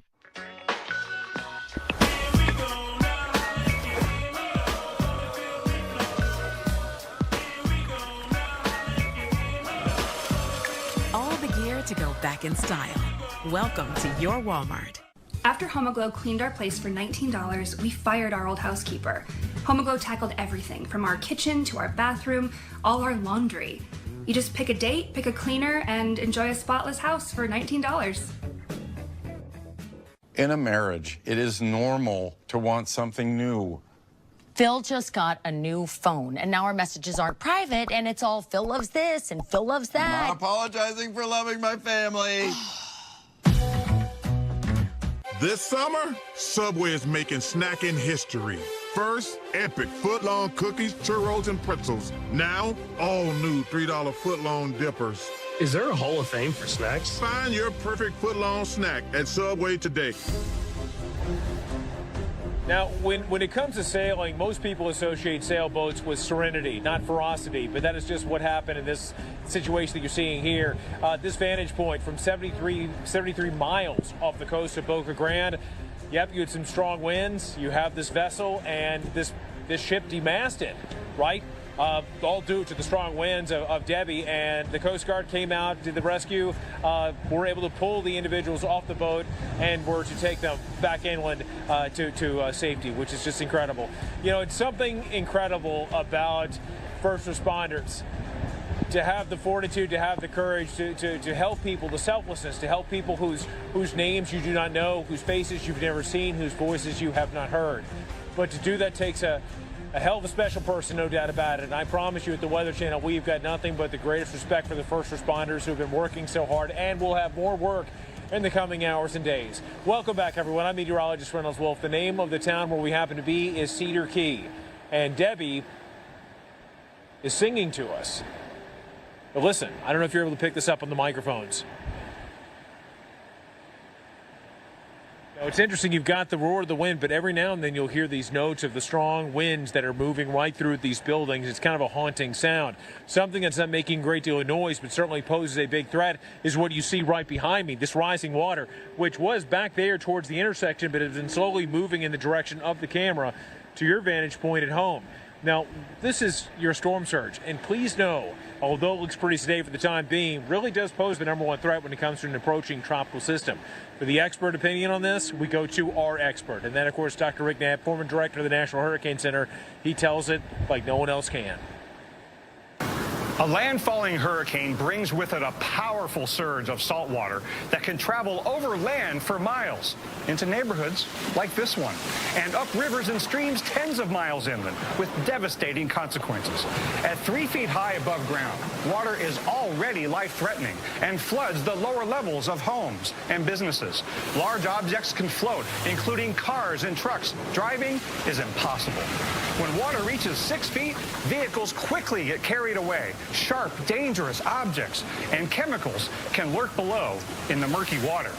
This is truly life-threatening and above the height of most people. And when water gets up to 9 feet, the first floor of homes and structures are completely flooded. There are very few places to survive when the water gets this high. This is why storm surge accounts for about half of all deaths directly caused by tropical cyclones in the United States. So please, find out if you live in an evacuation zone today and be prepared to leave when ordered to do so, because evacuating is the only way to ensure you survive a rising storm surge. And we're going to take what Dr. Knapp was talking about and let's focus on the town of Cedar Key, Florida. It's especially vulnerable to flooding due to storm surge for the simple fact that we have the function of the winds blowing all this rain and all the sea surface basically onto land itself. And really the tallest spot of Cedar Key itself is basically about 10 feet above sea level here. So what we have a simulation that is on screen there and can show at least as far as we have here with Debbie. Simulation, we're thinking upwards about maybe 6 feet above normally dry ground. So where that is, at least the simulation on screen there is going to be right here. We're talking about right around 2nd Street and C Street here. I have it circled on your map there. And that is what would look like if it was the storm surge potential. So we're talking about not necessarily the forecast, but the worst case scenario. Look at the simulation. That's what 6 feet would look like at right around 2nd Street and C Street on Cedar Key. Again, I'm sitting about 5'10", so that water will be above my head. You'll be able to see cars floating at that particular time as well. And then who knows what is going on in that water as well. Anytime you have any broken piece of glass, you could have anything that could be floating in there as well. And not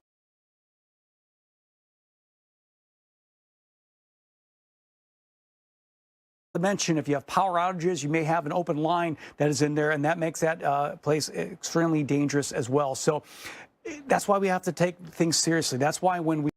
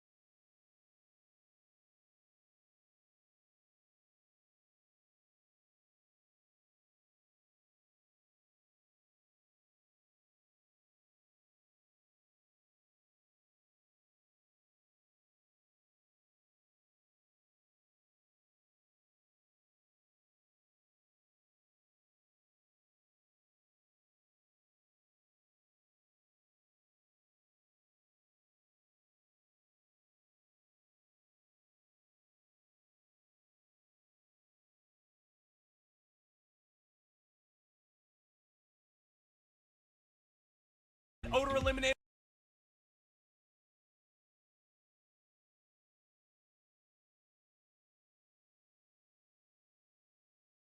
in the world. It's safe for people, pets, and the planet. Powerful enough to eliminate the stink from any organic odor. Yet it's safe enough to use on pet toys, their beds, even on them. So why waste money on any product that doesn't totally eliminate the stink? There's only one, Poof, available online and at these stores. If it's not Poof, it stinks. For centuries, the world's best pizza has been baked in ovens made of stone. But you can't put one of those on the countertop in your home. Introducing Paisano, the authentic pizza oven by Granite Stone. Now make the world's most delicious pizza with real stone right in your own home. You simply set it and let it make golden, crispy, extra cheesy stone-baked pies in under 6 minutes. Pepperoni, mushroom, Hawaiian, barbecue. All hot, fresh, and easy to do with Paisano. The secret is the dual-controlled heat zones that quickly heat the real ceramic stone up to 800 degrees while melting the cheese and crisping the crust so you can stone bake just like the pros in under 6 minutes. Paisano lets you create large, specialty, family-sized pies, meat lovers, prosciutto, taco, breakfast, stuffed crust, even chocolate dessert pies. Plus, you can watch them rise right before your eyes. And unlike soggy oven pies, Paisano pizza comes out extra crispy. Even bake your favorite frozen pies in a fraction of the time. Plus, there's no gas, wood, or charcoal needed. Paisano is electric, plug-in, and portable. Look, you'd expect to pay over $500 for a professional pizza oven, but you can get the complete Paisano pizza oven system, plus professional peels, the stone-safe cleaner, and the authentic recipe guide for the special TV discount price of just $179.99. But to really fire up this deal, we'll give you an instant $60 discount. You get it all, an incredible value for just $119.99. Plus, we'll ship your entire order free. So call or go online now to get yours. To order, call 1-800-352-8952. That's 1-800-352-8952 or go to buypaisano.com. So call 1-800-352-8952 or go online to buypaisano.com now. Watch the Weather Channel for ongoing coverage of Debby. Get trusted updates only on the Weather Channel and the Weather Channel TV app. Look, we've all been there. Your AC decides to quit, turning your home into an unbearable sweatbox, and now you have to deal with it. Hi, I'm Joe, and this is why I invented iFlow, the world's first automatic AC drainline cleaning system to keep your AC going and the cool air flowing. Look, that's a drain pan overflow that damages ceilings and walls, and you're left to pay for it all. Here's why. A thick, slimy, sticky bacteria called Zuglia lives inside your drain pan and drain line, clogging it up and causing your AC to shut down. But don't worry. That's why I invented iFlow. iFlow is a smart, automated device that dispenses our proven bioenzymatic cleaning fluid that actively breaks down the Zuglia and flushes it out of the drain line, helping to prevent those costly clogs. And the best part is, installing iFlow is a breeze. Just stick it on the air handler, connect the iFlow, insert the cleaner cartridge, and you're good to go. And you don't have to be a pro to do it, because there's an iFlow app to help you through it. For special money-saving deals, visit buyiflow.com.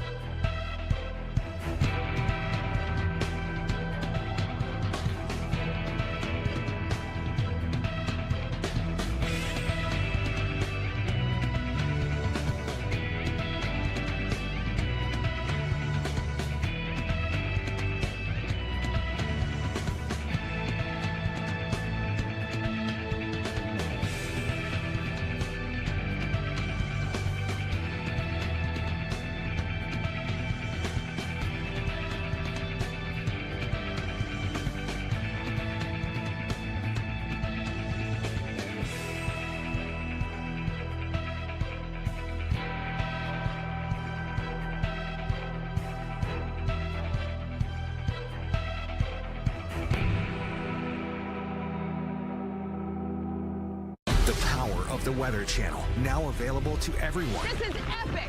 Trusted live coverage when it matters most is now yours to stream with the Weather Channel TV app, real-time radar, and maps that let you track all the action. Let's get into the detail. Personalization, customization, hundreds of hours of your favorite shows, and so much more. There's never been a better way for everyone to watch the Weather Channel. Available now on these platforms. Download now to start your free 7-day trial.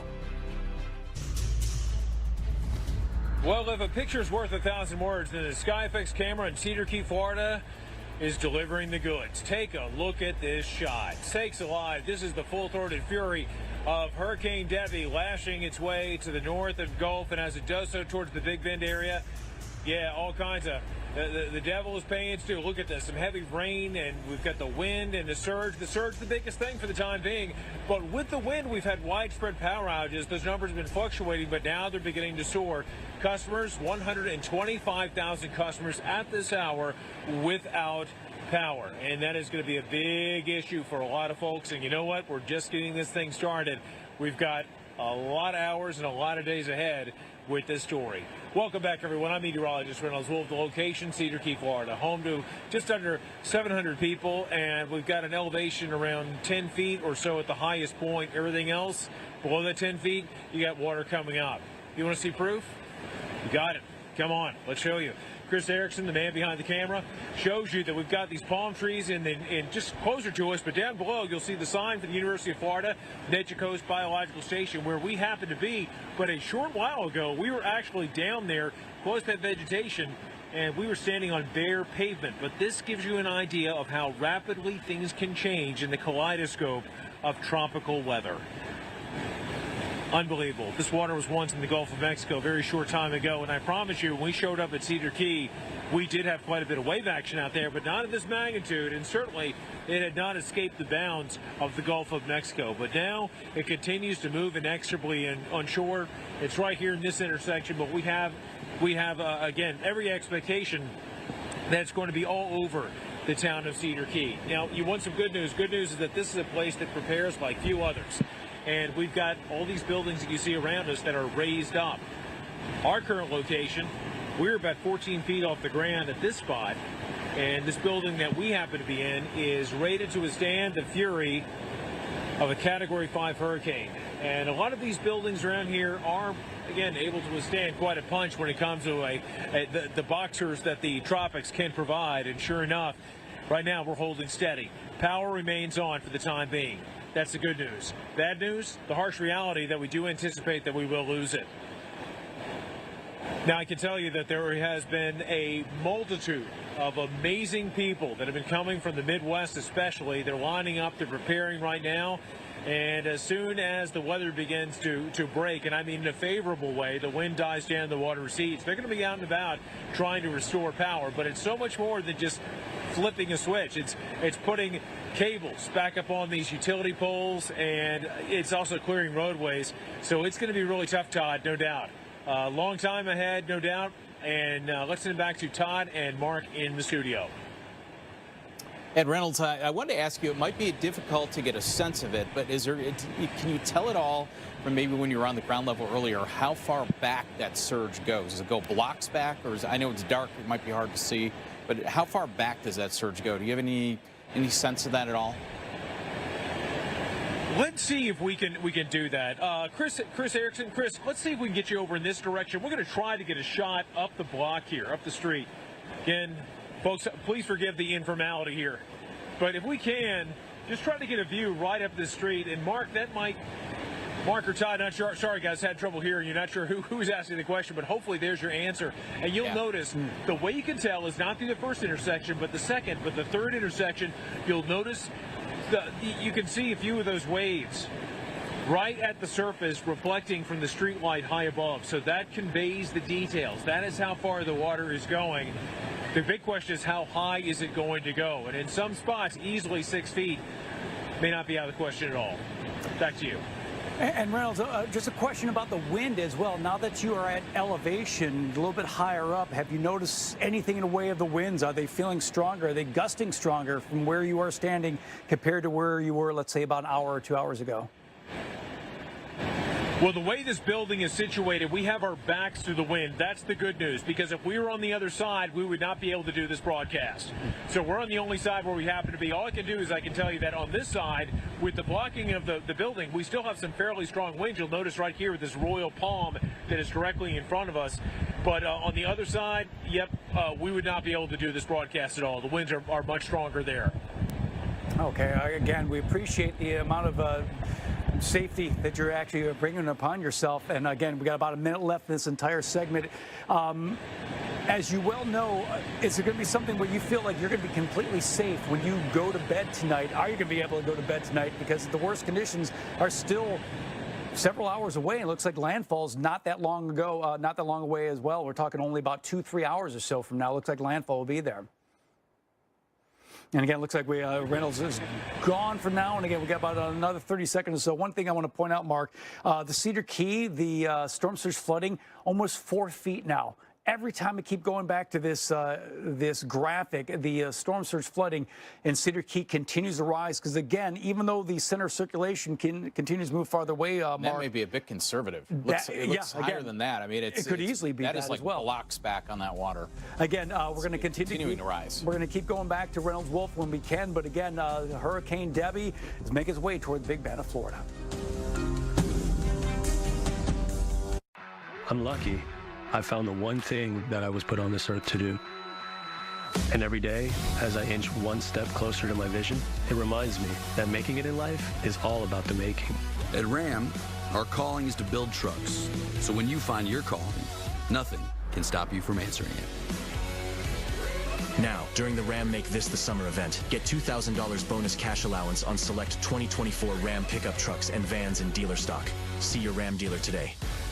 What Tractor Supply customers experience is personalized service made possible by T-Mobile for Business. With T-Mobile's reliable 5G business internet, employees get the information they need instantly. This is how business goes further with T-Mobile for Business.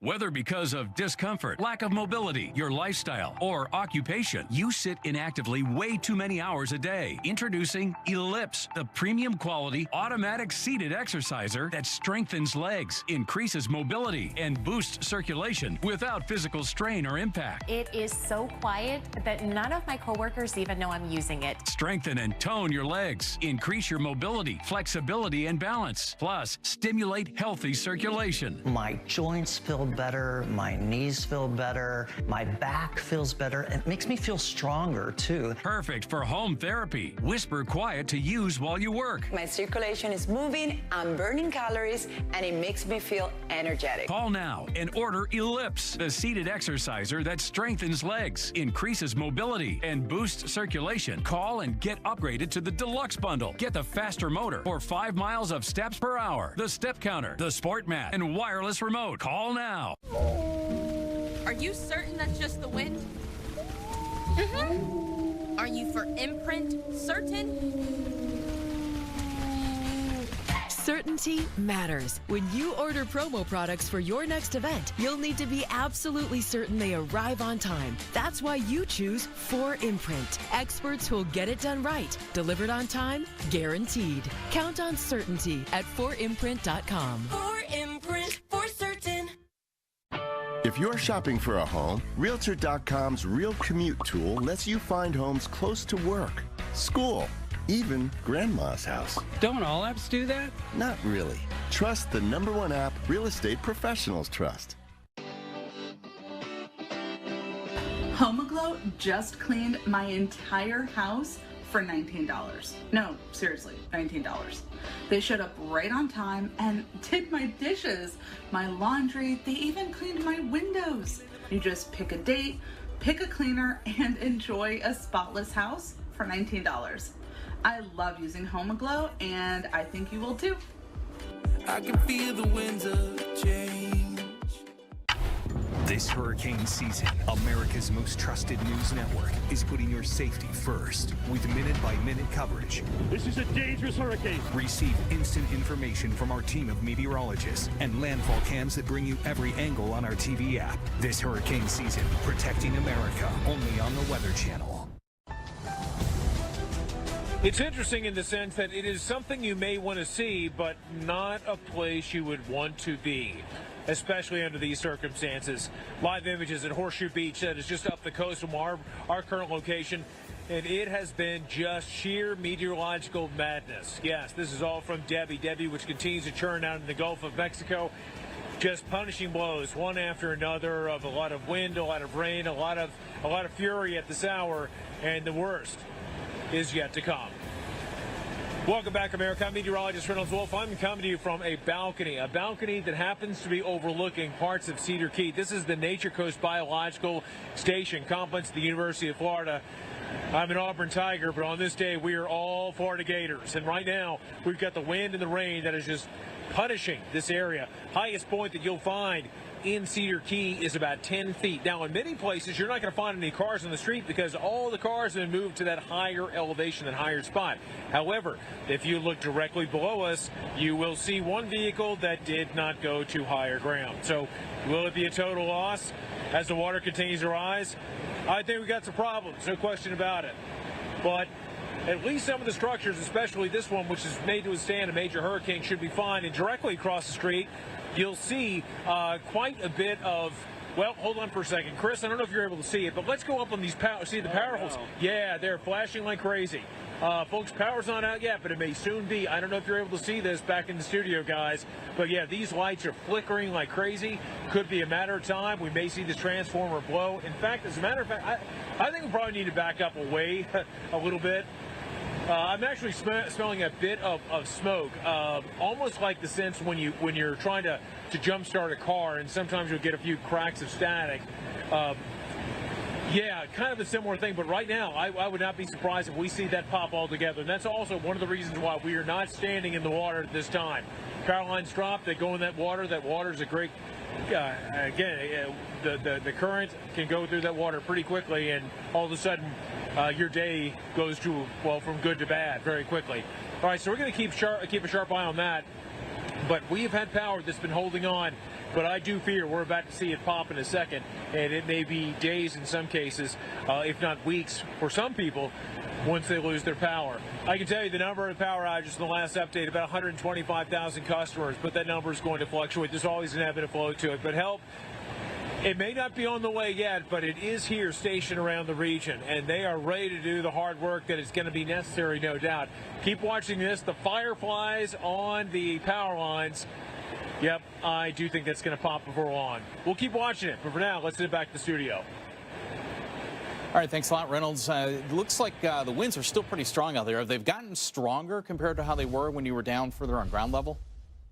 Okay. We'll get back to Reynolds in a minute, but let's talk about what's going on with this particular hurricane right now. Still 80 miles an hour, Category 1, 981 millibars, and moving north-northeast at 12 miles an hour. Like Todd was talking about, it's a bit of a jog to the east compared to what it was doing earlier. Let's check those power outages right now, and they are going up. 117,649 without power in Florida.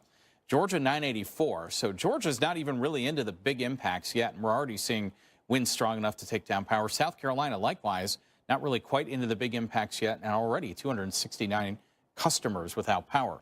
Now, as we go through time here, we're going to see the winds picking up, 40 to 50 mile per hour gusts in Tallahassee, 50 to 60 Cedar Key. And then as we go through time here, you can see we have a big windstorm here in South Georgia, heading up into parts of the low country of South Carolina and southeast Georgia. So we're going to see the power outages increasing as well further north, with more adding up across Florida. Now, it is very likely we're going to have probably days without power here across parts of the Big Bend of Florida, east of Tallahassee, west of Gainesville, a likely power outage potential of Valdosta, Tallahassee, even over to the west of Jacksonville, and with the possibility of a power outage from St. Augustine down to Daytona and points south and westward as well. So the track of this moving up to the north and east as it heads into the Big Bend of Florida here, 85 miles an hour right now. And then as we see the track spread out, that's an indication of a stall or a big slowdown that might be taking place. And that's a problem because that's not only going to deposit a lot of rain, double-digit rainfall totals potentially, but it could implicate a lot of areas. Could it go further west, drifts west? Could it go east?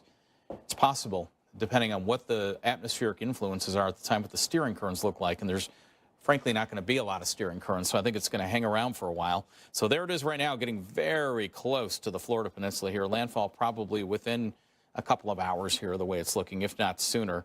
Heading up to the northeast and then beginning to really stall once it gets up into the low country here of Georgia and South Carolina. So a lot of flooding going on here across the west coast of Florida. Live out of Tampa right now. You can see that the cars are still going across the causeway here. There's still a little bit of traffic, but not much. Look at the gusts, 47 miles an hour. Stay home if you can. A lot of very strong wind out there across the Tampa area. With bugs, the struggle is real. That's why you need Zevo traps. Zevo works 24/7 to attract and trap flying insects for effortless protection. Zevo, people-friendly, bug-deadly. Now with Straight Talk, get iPhone 12 for a super great deal. All with real unlimited data. Super interested? Cool. Buy iPhone 12 with super fast 5G and a dual camera system. Then get real unlimited data on the Silver Unlimited plan for just $20 a month for a whole year. That's $300 in savings. Told you it was super great. Savings plus a new iPhone always makes sense. Less dollars, more sense. Now with Straight Talk. Are you certain he'll fit? Sure. Are you for Imprint certain? Certainty matters. Need promo gear? 4imprint certainly got it. Apparel, drinkware, bags, and more. Go get it at 4imprint.com. 4imprint, for certain. It won't be hard to find a skilled pro to fix this leak, but before I started Angie's List, different story. That was 1995, and a lot has changed at Angie since. But what hasn't changed are the issues that homeowners face. Busted pipes, kitchen renos, roof repairs, lawn care, and the solution hasn't changed either. Skilled pros to get all your jobs done well. We just made them easier to find. Hire high-quality certified pros at Angie.com. This is ludicrous. Ludicrous. All right, who called for ludicrous? Sorry, we went, this is ludicrous. Yeah. Oh, you don't tell ludicrous what's ludicrous. Ludicrous tells you what's ludicrous. Okay. Oh, that is ludicrous. You don't need me for this. Hang on. Like a good neighbor, State Farm is there. Good thing you have State Farm. Just file a claim on the app or call us. Guess I can go. Don't you mean roll out? No, I don't. Like a good neighbor, State Farm is there. What's your favorite part of a Kit Kat bar? The chocolate? Nope. The inside. The wafers? No, the stuff in between the wafers. Oh, the in-between stuff. Have a break. Have a Kit Kat. And try a bigger bite with Big Cat. With CarGurus, filter millions of listings to land the perfect deal. If only you could do things your way all the time. Imagine that. Get it with Gurus. My name's Trevor. I've tried other diets in the past, never lasted. Before too long, my cravings came back, especially my sugar cravings, and it fell off the wagon. Release worked fast. My sweet tooth is gone. I'm so happy with my progress, and now I love myself. At Olive Garden, we think more of a good thing is a great thing. So when you go for a saucy, cheesy entree, we'll put the breadsticks and soup or salad on repeat till you say when. The never-ending first course, on us every day. Watch the Weather Channel for ongoing coverage of Debby. Get trusted updates only on the Weather Channel and the Weather Channel TV app. Life in a sailboat is not supposed to be stressful, but in this situation, it certainly was. And it was not only stressful, but also life-threatening. You're witnessing a rescue of a masted ship that was 73 miles off the coast of Boca Grande. And you're seeing the hard work of some first responders trying to save some people, which they did, thankfully. But my goodness, they were out there in the open waters dealing with the tropics and what can happen out there in the water. And sure enough, it's a rough spell, no doubt, that damaged the boat. But thankfully, their lives are intact and they can live to see another day. Not so much about the boat, that's for sure. Welcome back, everyone. I'm meteorologist Reynolds Wolf, and we are not outside, we are inside. And we're going to show you why in a few moments. First, we're at the University of Florida Nature Coast Biological Station. The reason why we're inside here is because outside, you got all hell breaking loose here in Cedar Key. Water's rising up in a very, very big way. The wind is a problem. Last time we checked, the number of outages, about 125,000 customers without power, and we'll show you an area that may be experiencing a bit more. We're going to go towards this window or this door, and as we do so, Chris Erickson's going to take a peek outside. You'll notice we've got these utility poles, and notice that we see things that resemble fireflies right on that transformer. Yep, and every time you've got a gust of wind that comes through, they flash a bit more. Now, we were on this balcony. Thing we're trying to avoid is that thing exploding and then being hit by possible shrapnel from those containers. So that's, again, testament to what we've been seeing up and down much of the coastline. It is going to be a huge issue going forward. And remember, with this power outages, you've got a lot of trees in Florida, a lot of oaks, a lot of pines.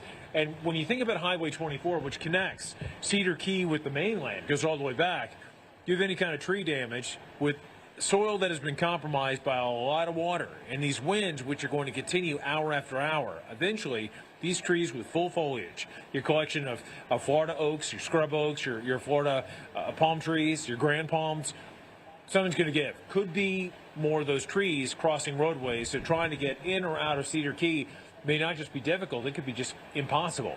On top of that, one more thing we need to deal with is the rising water. And I don't know if we're able to see it from this vantage point, but you know what? I'm trying to avoid us getting zapped, so to speak. But Chris, if I can just give you a shot just in the distance, kind of gives you an idea of the reflection of the lights above and the reflection of the water below.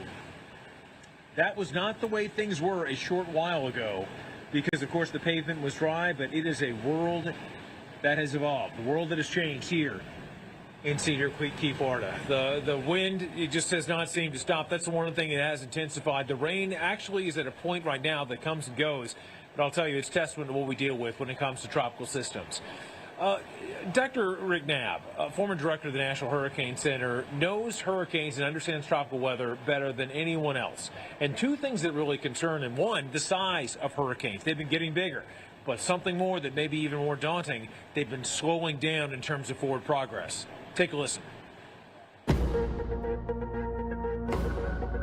It's a big question. Are hurricanes getting stronger? I think the short answer to that is yes. There have been some really recent significant alarm bells on the intensity front that are concerning.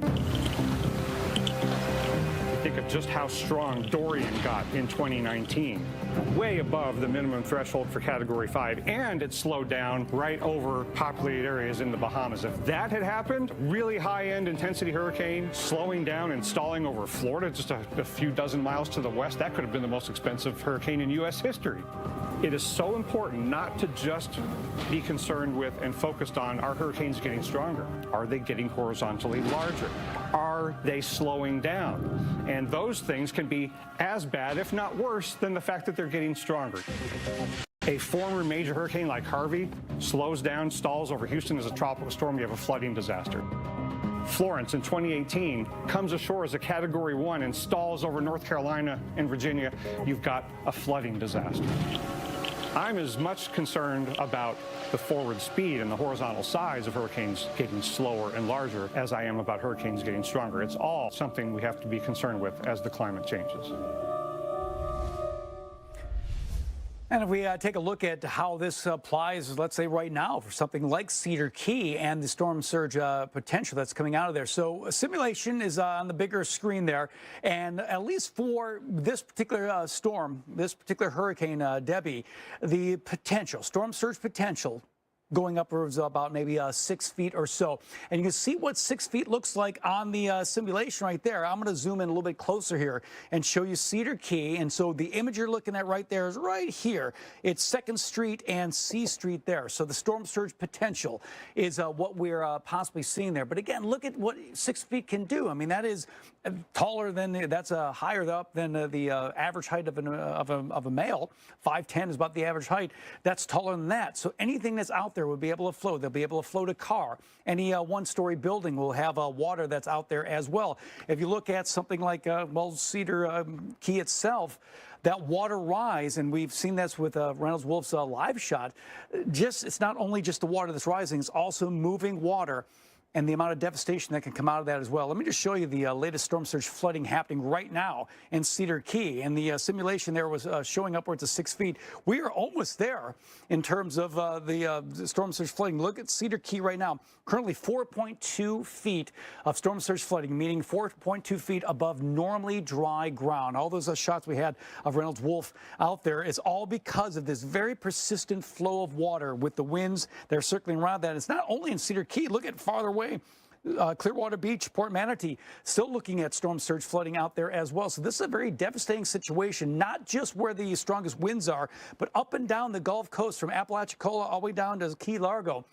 We have the potential of seeing storm surge flooding not only on the Gulf side, but even here on the Atlantic side for beaches of Georgia and South Carolina.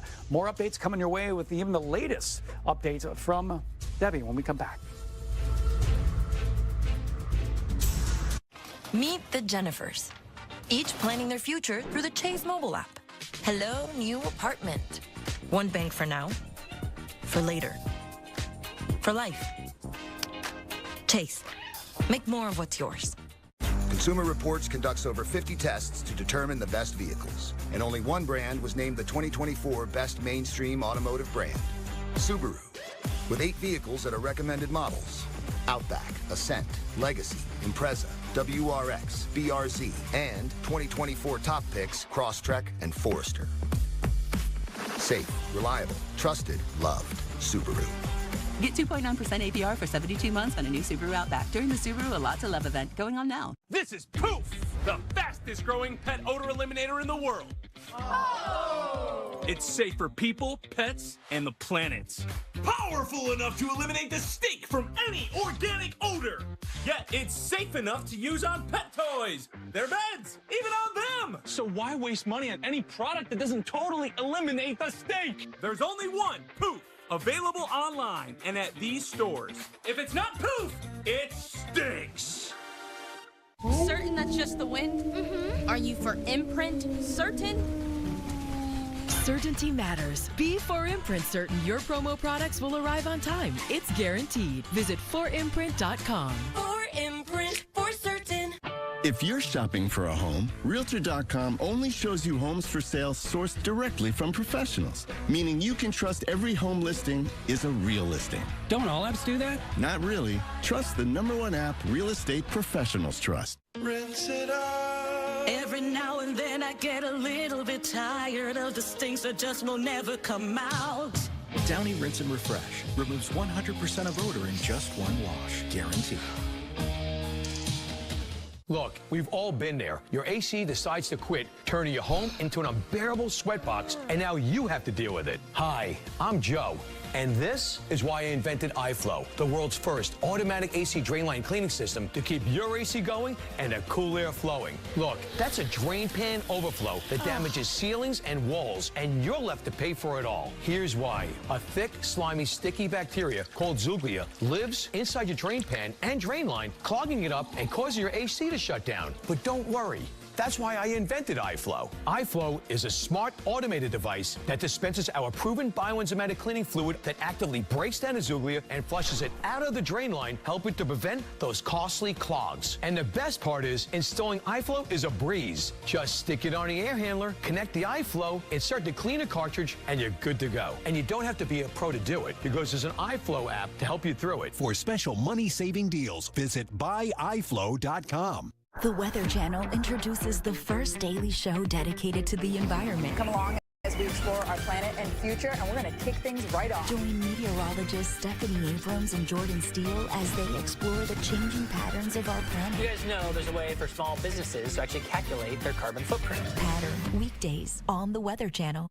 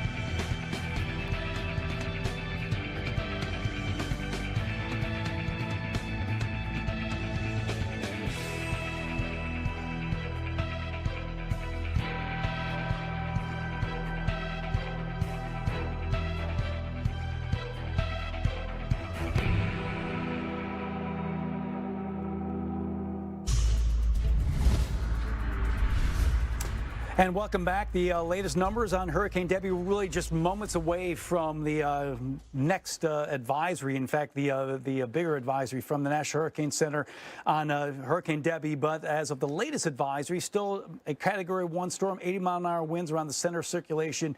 And this storm continues to inch its way toward the Big Bend of Florida. So really, we're just only a couple hours away from where landfall is going to be from Hurricane Debby as well. So, yeah, conditions will continue to get worse, as well as looking at the possibility for power outages. That will continue to climb as well.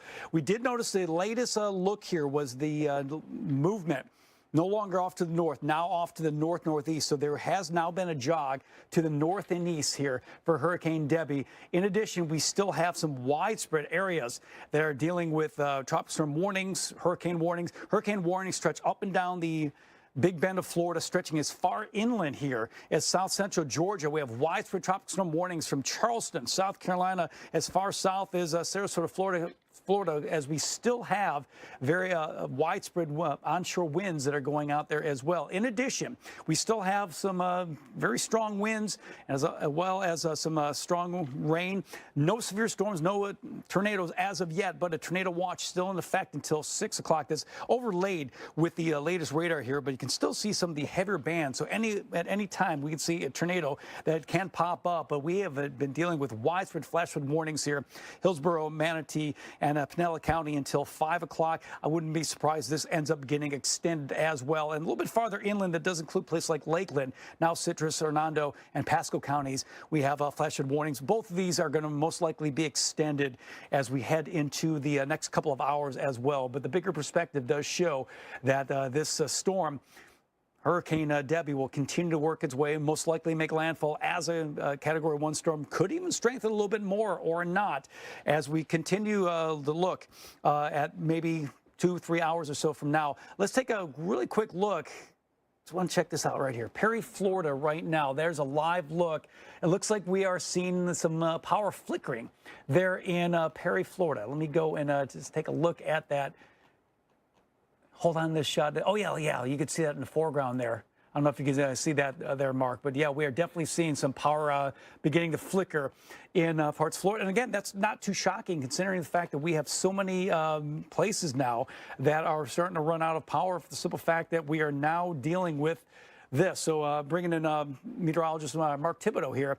And again, not that shocking. We're talking a Category 1 hurricane. Some people may sit back and think, oh, well, it's a Category 1. Look at the amount of damage that's going to come out of this. Look at the amount of storm surge that's going to come out of this. This is going to be a very devastating storm. Absolutely. I saw that shot a second ago. There's some arcing power lines in the background there. The winds, you got to think, have been working on that power infrastructure for a while now. Frequent gusts up above 40 miles an hour. Yep. Yep. And so, again, that's something that for you, we're going to be seeing these power outages going. But again, if you look in the background a bit there, you may be able to see some of the power flickering. I do have some of the latest numbers as far as the power outage numbers that are going on here. And again, Florida, about 118,000 customers without power here in Florida. And it's when you bring it back on Mark Thibodeau again, and when you look at some of these numbers as well, Georgia and South Carolina, the numbers may not be up. I guarantee by this time tomorrow, we're going to be seeing easily both these numbers well into the thousands as as we're going to be seeing Debby just take its time moving off to the south and east and just inundating this area. The thing is, too, when you have these gusts that pulse up, that's really what works on the infrastructure, works on the power lines, and causes the power outages to happen, trees to fall. And you put all that together, and that equals more and more power outages as we go through time here.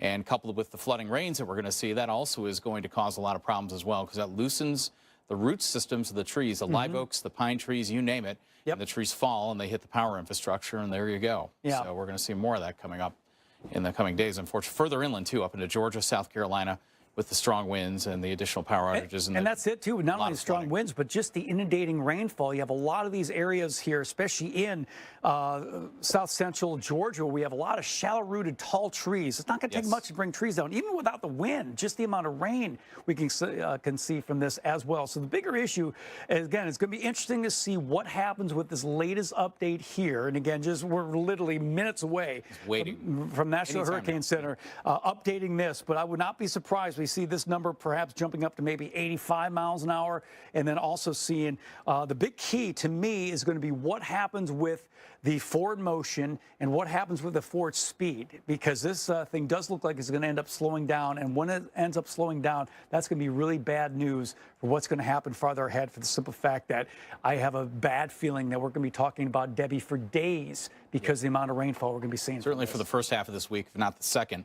And you know, the computer guidance kind of diverges there on the cone. That's indication of a stall a lot of times, or a big slowdown at least. And it could be either side of that. It could drift either side depending on how the upper level conditions look, the steering currents at that time, which there's not going to be many steering currents. It's going to be underneath a ridge of high pressure. So what happens is it just sort of floats around, and it could be anywhere. It could track left, could track right. But the point is the weather is going to last for a while. This, and you can see here, here's a live look at Cedar Key. Gusty, strong winds, surge coming in, 4-foot surge so far, and climbing. Yep. In fact, we're going to have the latest AMHQs coming up right at the top of the hour. We're going to have the latest numbers and the latest update from Hurricane Debby as well.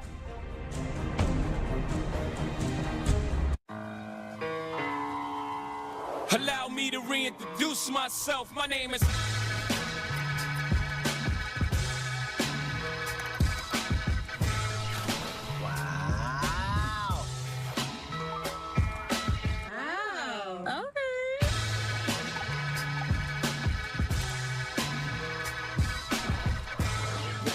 Amazing.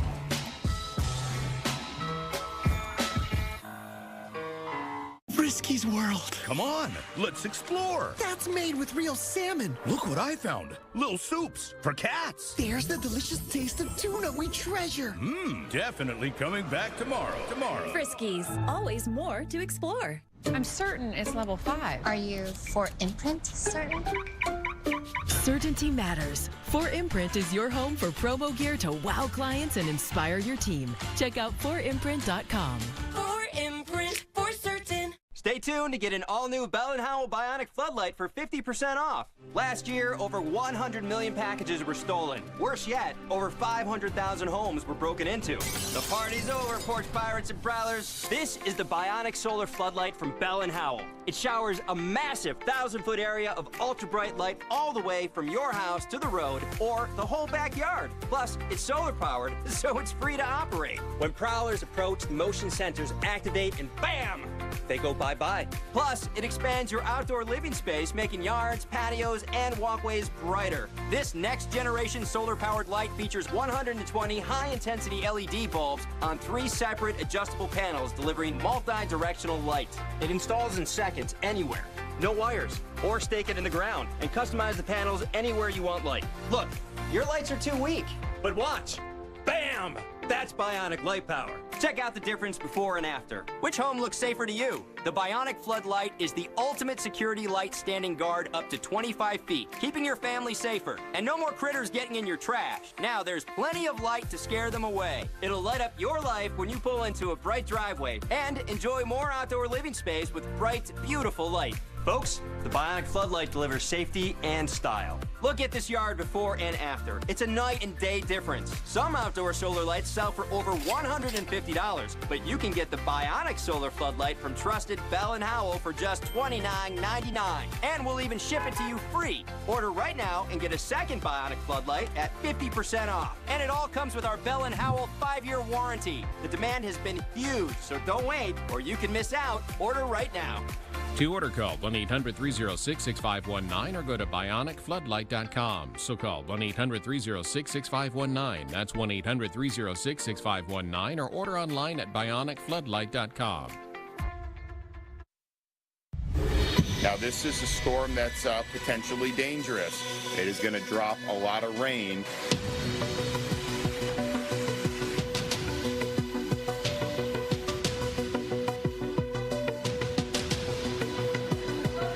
When the storms start coming in and they see that it's unsafe, they need to hunker down.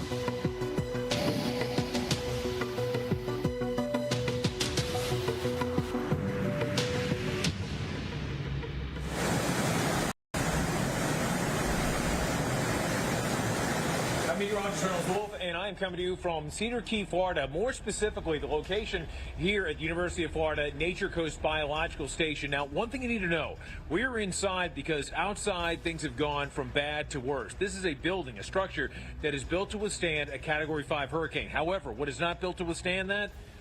These power lines. Check it out. And we were standing out here on this deck right near that transformer, which is right away from us, but you'll notice that you've got fireflies that are popping up all over. You'll notice not only those containers, but also towards the top of the wires. We do expect that to pop. Power outages have been going up. There are about 125,000 customers around the state of Florida, and we do expect more of the power outages, more problems for so many people that call this area home. Let's give you a little bit of a tour. Again, we're inside, but let's take you outside into Cedar Key. This shot, you'll notice, right along Dock Street. What's interesting is earlier today, Chris Erickson, amazing photojournalist, put up the camera here, but you'll notice how it went from pretty sedate conditions this afternoon to an all-out tempest. Just ridiculous. We continue the tour. We leave the boundaries of Cedar Key. We now go to Keaton Beach. Keaton Beach, you'll see the story here. Pretty similar because you've got deteriorating conditions, compliments of Hurricane Debby, what it's bringing. But then we jettison from that location, and that's where we'll find Horseshoe Beach. Horseshoe Beach, not exactly the luckiest conditions there also. We expect conditions to get worse by the minute, by the hour, but eventually the system will make its way onshore. Then we have the situation, Jordan, evolving in a very, very big way, where it goes from being a wind maker to more of a rain maker, and not just in Florida, but into Georgia, South Carolina, North Carolina, maybe even Virginia before all is said and done. We do anticipate flooding will be not a story, it will be the story. Some locations getting well over a foot of rainfall, threatening possibly millions of people. Let's send it back to you, Jordan.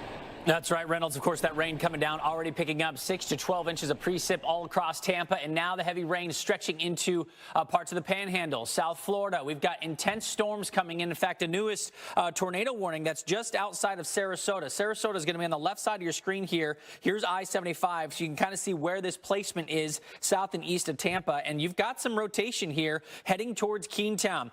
Duet, you're also within that trajectory where the storm is going to go, and every once in a while, as these bands come ashore, we could see isolated spin-ups, and that's been a big problem with these tropical cyclones historically, and we've got that here this morning. So if you're in any of those areas, if you've gotten the alert, of course, I want everybody to seek shelter, which can be very complicated now because your shelter could be the lowest lying area, but because of all the rain, your lowest lying area could now technically be flooded. And I want to make sure you guys stay as safe as possible as this storm continues to evolve and move through. We got the newest update that just came in. The winds are still sustained at 80 miles per hour. The pressure is still slowly falling, though, which would indicate that the storm is still somewhat strengthening and holding its core as it's about to make landfall. And of course, this morning, the heaviest rain working its way now into South Georgia, friends up into Savannah and Charleston. I need you guys all to be aware that today is the day where conditions will deteriorate and ultimately look pretty bad as we move forward in time. JD, if you wouldn't mind advancing me, it looks like my clicker's not really working here.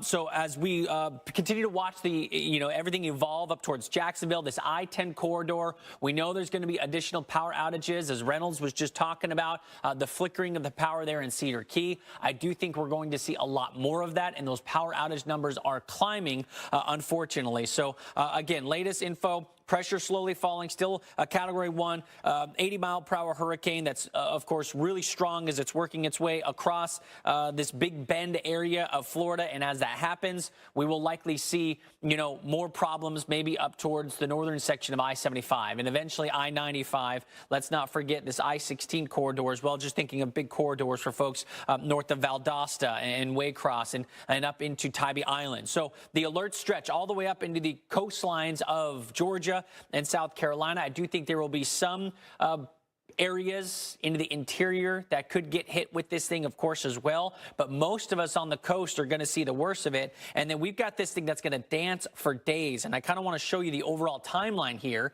since we're working our way into, Monday morning. By Monday evening, we're still looking at this thing positioning itself in Florida, slowly working its way across onto the Georgia line late tonight into tomorrow. By that time, wind speeds will be down into 50 miles per hour. So we will be likely talking about a tropical storm that's just going to sit and park itself. Look, it's hard to see, but on the right, this is a Friday timeline, and there isn't much movement between Georgia, South Carolina, and or North Carolina. So the fact that we have all week, that means we're going to have so many communities here that are going to ultimately flood. Travel impacts and implications are already ongoing this morning. Here's a look at our latest power outage numbers. We are customers without power just in Florida. Most of those are out towards Clearwater and the greater Tampa area, but beginning to see a lot more up here around the Big Bend,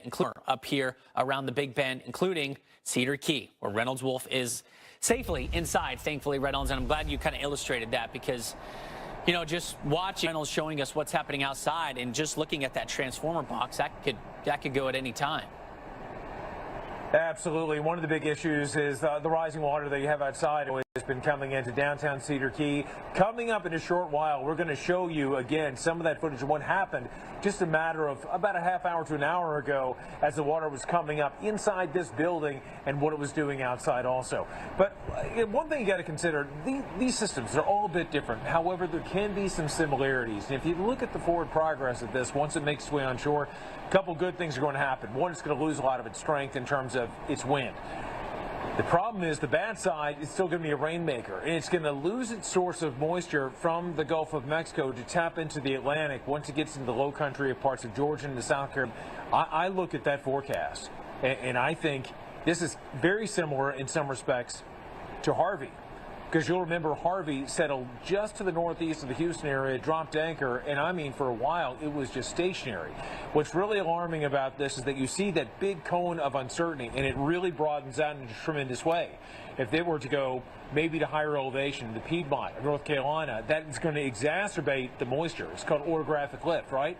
And then if it were to go a bit more towards the east and move over to the Atlantic, we'd actually rather have it, well, away from, well, the low country and providing all that rain. However, it could strengthen as it taps into the Gulf Stream. So there's really a lose-lose situation. The way you can win, though, is being safe. Keep it here on the Weather Channel, and we're going to keep you up to speed to provide you, your friends, your family, your communities ways to stay safe in the coming hours and days because, folks, we're all in this together. Got to be careful.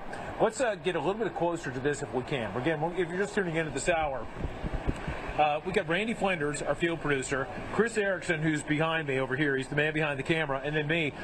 Collectively, we have almost 100 years of experience in broadcasting crazy weather, and not a single one of us has ever seen a situation like this, where you have these transformers on this utility pole, and notice the fireflies that are popping up and down. I would think that within a matter of moments, we could see this thing not just sizzle, but then possibly pop. And when it does, well, you know, it's interesting. During a lot of landfalling systems, you've seen transformers blow, and you can see them from miles away. I mean, it really is explosive. We're just trying to keep our distance, trying to be safe here, but we do anticipate the wind and the rain to abate. However, the flooding is going to continue. That's going to be a big problem. Another side note, if you have been watching our coverage here at the Weather Channel, why wouldn't you, of course? You'll remember that less than a year ago, Jim Cantori and his crew were in this very building during Hurricane Idalia. So, strong building, no doubt. This is designed to withstand up to Category 5 hurricanes, Kelly, but I'll tell you, those power lines and those transformers, they are not. Something's going to give, and I'll tell you, 125,000 customers, those numbers expected to rise, can pretty much can provide testimony that, again, eventually when things pop, it usually is your power, especially in landfalling tropical systems.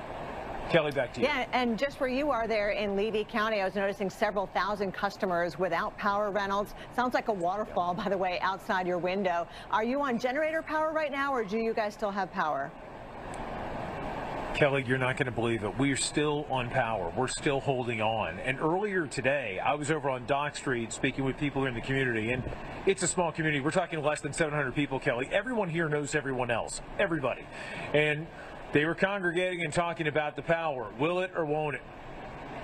We just had it flicker a second ago. So we may be losing power in a very short hour. We do have a backup generator, but it's not a backup generator that can provide power to the entire building. So once it goes out, it's going to be altering in a very big way. But again, right now, holding on power and keeping the fingers crossed. Yes, hopefully so, and I'm glad you have that sturdy shelter to get into because it really sounds fierce just outside of your window. Reynolds, we'll get back to you there in just a moment, but first, even first responders had a difficult time navigating through floodwaters here in Largo, Florida. This was the scene during several water rescues at an apartment complex just yesterday. The person who recorded this video says that at one point, both fire trucks and local SWAT vehicles stalled out in the standing water. The area is under a flood watch right through tonight.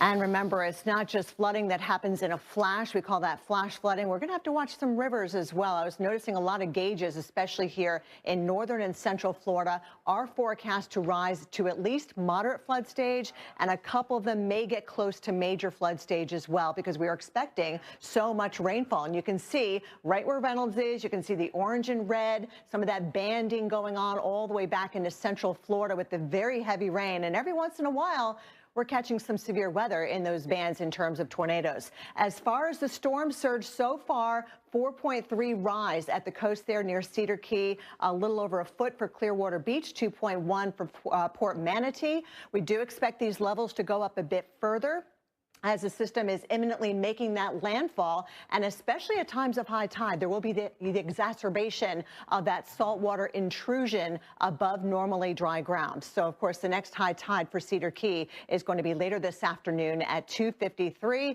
and unfortunately, with the system slowing down, some of you may be going through a few high tide cycles in terms of storm surge flooding, and I'm not just talking to you guys in Florida. I have to address Georgia and South Carolina as well, where we have storm surge warnings. But you can see the storm surge warnings are still in effect right across the Big Bend area and even down toward the Sun Coast. We are dealing with some of that surge flooding in the Tampa Bay area, expecting to see anywhere from 4 to 6 feet of that storm surge flooding above normally dry ground, of course. And then, of course, around the Cedar Key area, anywhere from 6 to 10 feet, 2 to 4 feet across portions of Georgia and South Carolina. At the same time, you guys will be dealing with that pouring rain, and unfortunately, those rivers will not be able to exit back out over the Atlantic Ocean. So here are the latest stats from the Hurricane Center. We've been getting updates, by the way, every hour now because landfall is imminent. It is so close to the coastline. And remember, for landfall to occur, the actual center has to move across the coastline here. 80-mile-per-hour winds. It is a Category 1. Pressure slowly dropping over the last few updates, so that is a concern that it's at least holding its own or possibly strengthening a little bit more. And according to the National Hurricane Center, life-threatening, possibly catastrophic storm surge flooding with this as we continue to see the winds picking up. Here we go with the winds around Steinhatchee, around Lake City, 40, 50, 60 miles an hour, making landfall, moving across the I-10 corridor. But Jordan, it takes a while for it to even get up into Georgia. This is Tuesday morning, and it's still right over the southeastern part of Georgia. Yeah, we were worried about that, right? We were worried about the northward movement, and then eventually right about landfall, this thing was going to drastically slow down. And that's exactly what Kelly was showing you, as you could really see the timing it takes just to get to Georgia and eventually some of the outer bands up into South Carolina. Now, the rainfall, you guys are going to see that and experience that first before the wind really kicks in. And I do think we're going to be looking at, a big problem. Remember, leading up to this event, a lot of us got a surplus of rain. I mean, the month of July was very plentiful for a lot of the southeast. In fact, just looking at Savannah, you guys are above average on the year, almost about 2 inches. Charleston, about a half of a foot, 6.25 inches of a surplus. And now you're looking at maybe picking up another foot of rain, which would lead us into August with, going into the quote unquote problem phase here with folks that ultimately are going to have to deal with flooding. Now, we could be looking at a nice swath of 8 to 12 that goes back up into portions of the Piedmont, Columbia, South Carolina. You're well inland, but you guys are going to be right there on the border of seeing several inches of precipitation yourselves. And then, of course, we'll be talking about the Tar Heel state, but we got to get through landfall first in some of these coastal areas that could go into a big flood threat with that high risk here, that strong language of a high risk of flooding leading up into the next several days here as we work our way into this week. So here's a look at your timestamp on the top. This morning, all eyes are kind of on the storm itself and to when it'll make landfall. But these outer bands could start to, creep up the Atlantic coast far outside of the center of the storm itself. So just be prepped for more rain today. Not as much back up into the mountainous areas of southern Appalachia. You guys are going to be on the dry side. So think Augusta, Albany, due south and to the east. So from that Piedmont region or that area here into the coastal communities. Going into tomorrow morning, big rain. now working its way all the way up into North Carolina, which our flood threat, which then, of course, would move throughout the week with the movement of the storm. And, Kelly, since it is such a slow mover, it does look like many of us will be caught up in that heavy rainfall. Yeah, we'll be talking about this for many days, and therefore our team of meteorologists are working around the clock to bring you the latest on Hurricane Debby. From life-threatening hazards to the latest forecast, stay in the know with our extended live coverage here on the Weather Channel. You know, if you were cash back and you could earn on everything with just one card, Chase Freedom Unlimited. So if you're off the racking or crab cracking, you're cash backing. Cash back on flapjacks, baby backs, or tacos at the Taco Shack. Nah, I'm working on my six-pack. Switch to a King Suite. Or book a silent retreat. Silent retreat? Oh, hold up. Yeah, I can't talk right now. I'm at a silent retreat. Cash back on everything you buy with Chase Freedom Unlimited with no annual fee. How do you cash back? Chase, make more of what's yours. Entresto is the #1 heart failure brand prescribed by cardiologists. It was proven superior at helping people stay alive and out of the hospital. Don't take Entresto if pregnant. It can cause harm or death to an unborn baby. And don't take Entresto with an ACE inhibitor or aliskiren, or if you've had angioedema with an ACE or ARB. The most serious side effects are angioedema, low blood pressure, kidney problems, or high blood potassium. Ask your doctor about Entresto for heart failure. Novartis may help you save on your prescription.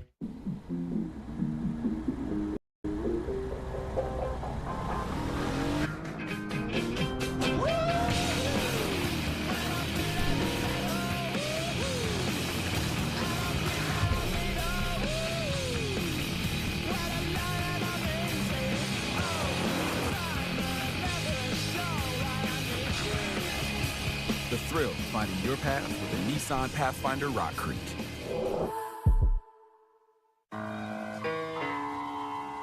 Allow me to reintroduce myself. My name is...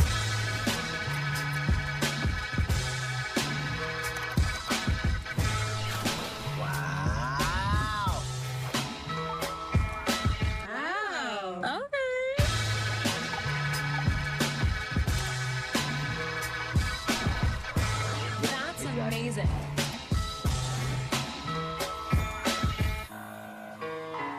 Introducing Milo's Rewards, the new way to unlock savings from the palm of your hand. With every purchase, all loyalty members earn points toward Milo's money. Plus, you get free gifts and free shipping.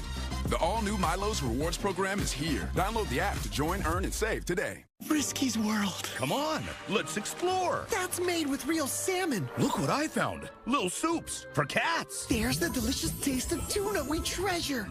Definitely coming back tomorrow. Friskies, always more to explore. Watch the Weather Channel for ongoing coverage of Debby.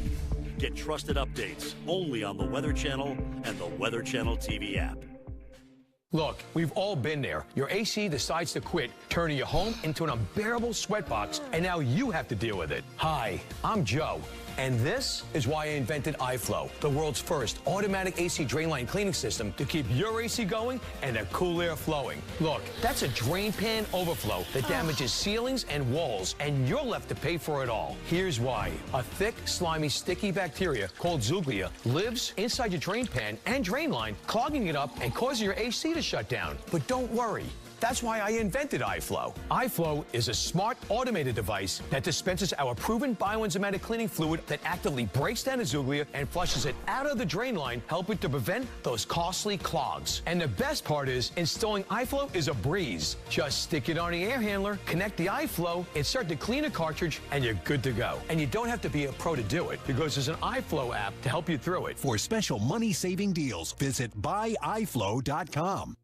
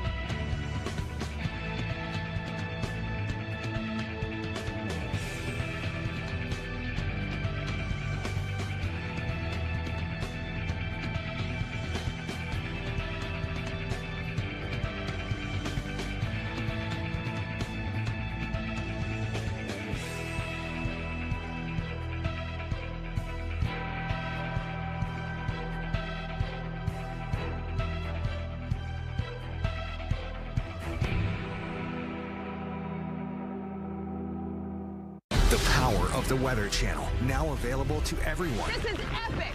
Trusted live coverage when it matters most is now yours to stream with the Weather Channel TV app, real-time radar, and maps that let you track all the action. Let's get into the detail of Personalization, customization, hundreds of hours of your favorite shows, and so much more. There's never been a better way for everyone to watch the Weather Channel. Available now on these platforms. Download now to start your free 7-day trial.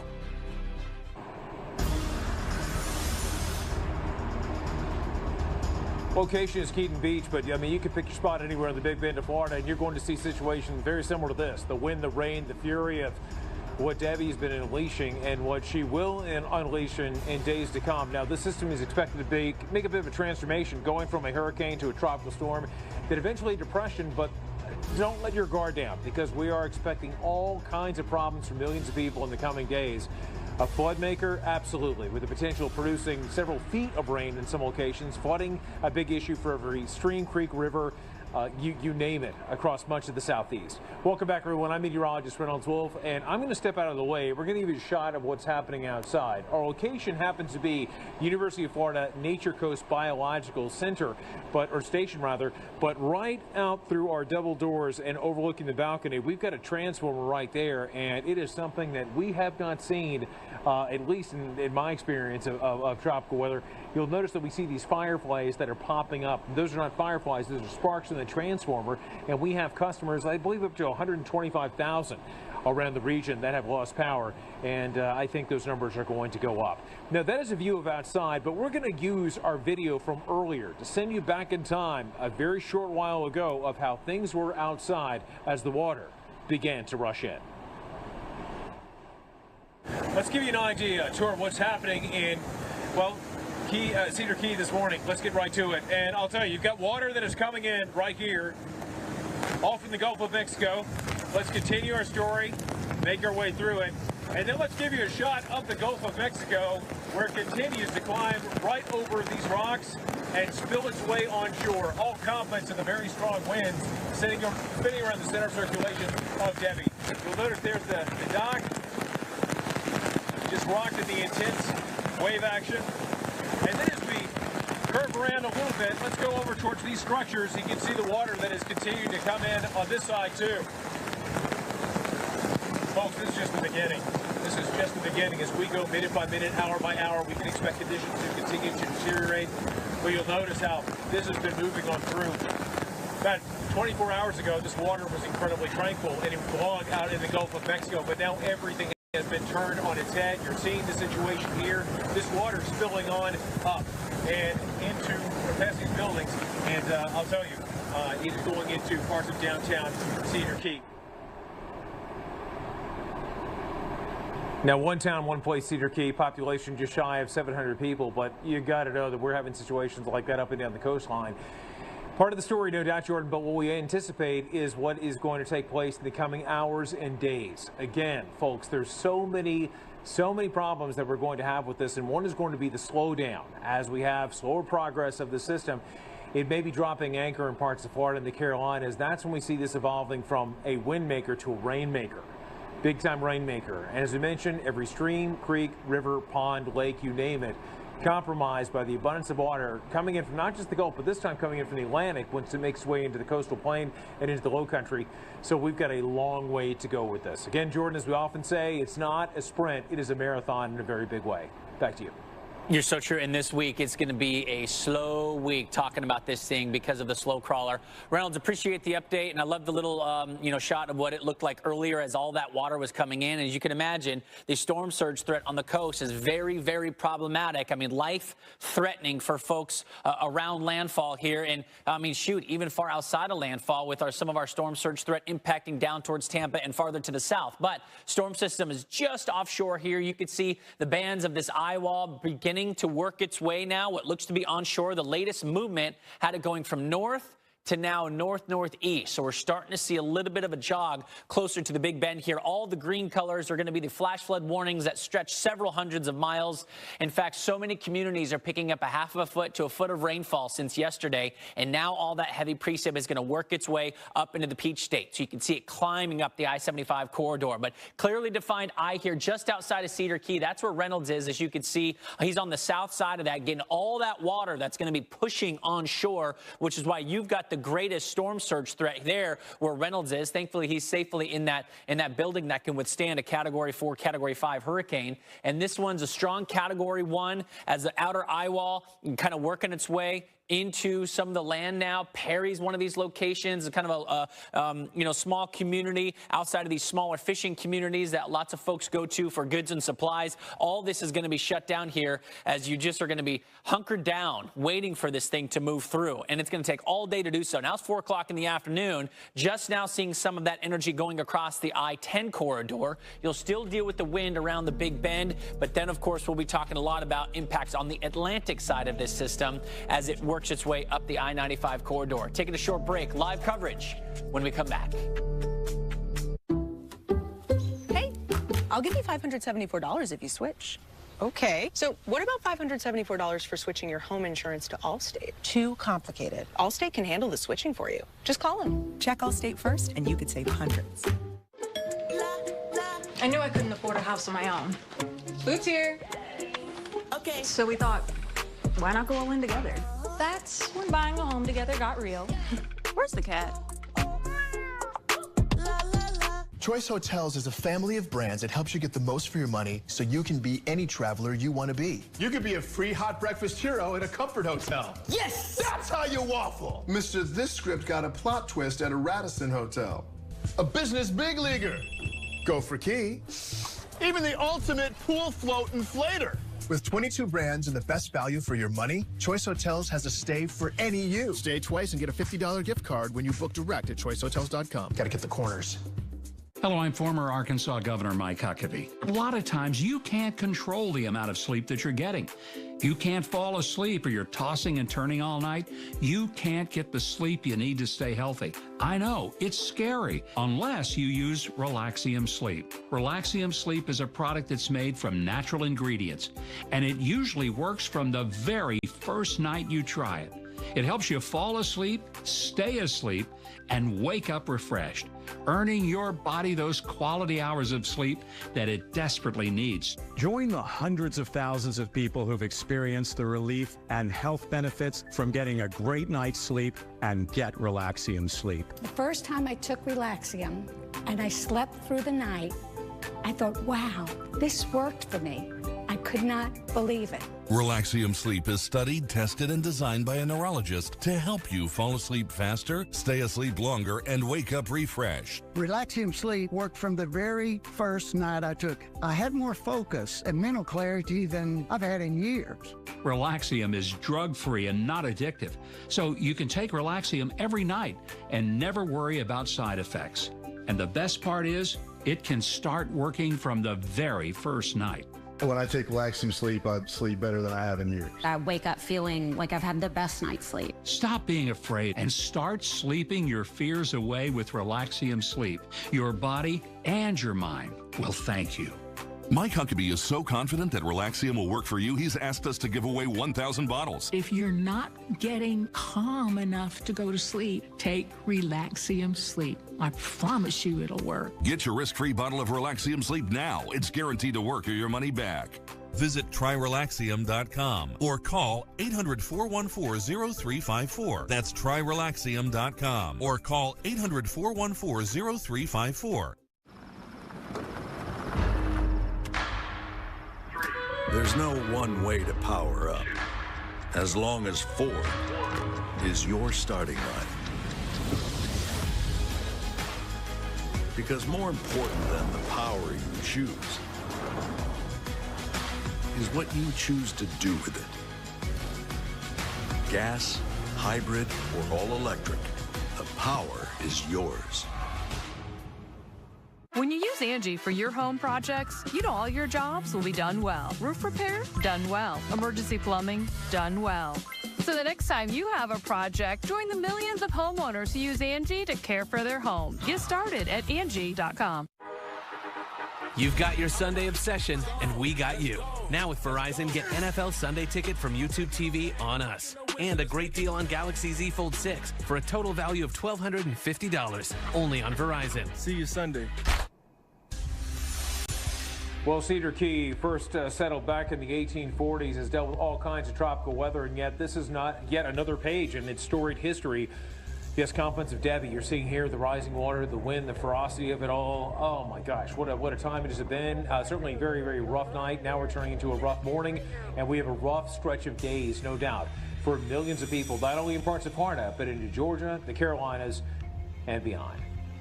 Welcome back, everyone. I'm meteorologist Reynolds Wolf, and I'm coming to you from the University of Florida Research Center, and this is the first time in my career I've ever been live inside of a stairwell. And the reason why we're here is to show you that. Look down in that direction, and that leads out to the main garage. You see the exit sign there, but exit or not, something is coming in, and that is the water of the Gulf of Mexico, which is continuing to crawl its way from under the door all the way up. And I can tell you at this time, we were talking about how you've got the power that continues to pop outside on the transformers. There's a smell in here that it's kind of like if you've ever had to jumpstart a car. And you put the jumper cables on the battery, and there's a pop.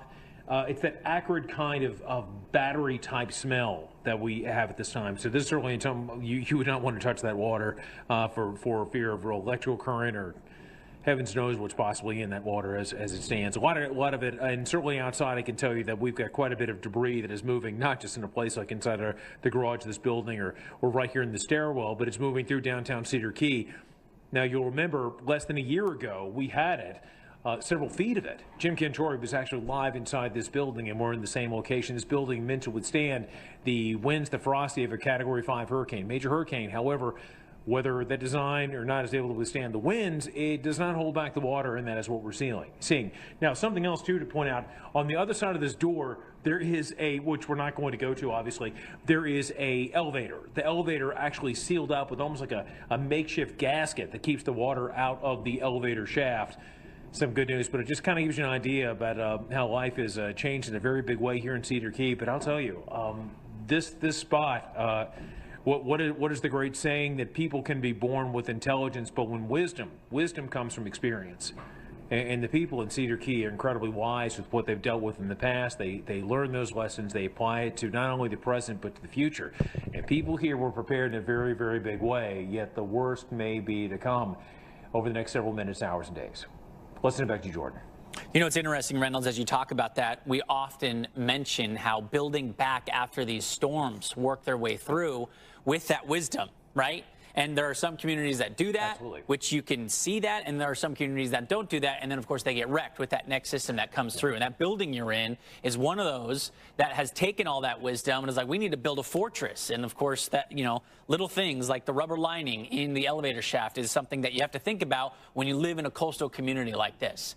All right, Reynolds, we'll get caught up with you in a moment. I want to get you guys back to the maps. And I know when it comes to construction and things like that, there's always new technology coming out for folks who love to visit and be in this part of the country because it's glorious. But we do have to get through some of these bigger storms. And this one is obviously laying a path with some history here. Obviously, you know, you got your Category 1 storm strength right now. What I want you to notice is the movement. All right, we're now moving north-northeast. It was just north, and now we're just moving at 10 miles per hour. Previously, through the overnight hours, it was at 12, so we're already starting to see this thing slow down upon arrival, which is why we're so concerned about the deadly, flood potential that we have here, and of course the storm surge that Reynolds is dealing with here these early morning hours here on Monday morning. Now, the hurricane warnings go all the way up into South Georgia, which includes Valdosta, this stretch of I-75. The tropical storm warning covers many more counties and communities from the coastal side of the southeast coast all the way back up into portions of the interior,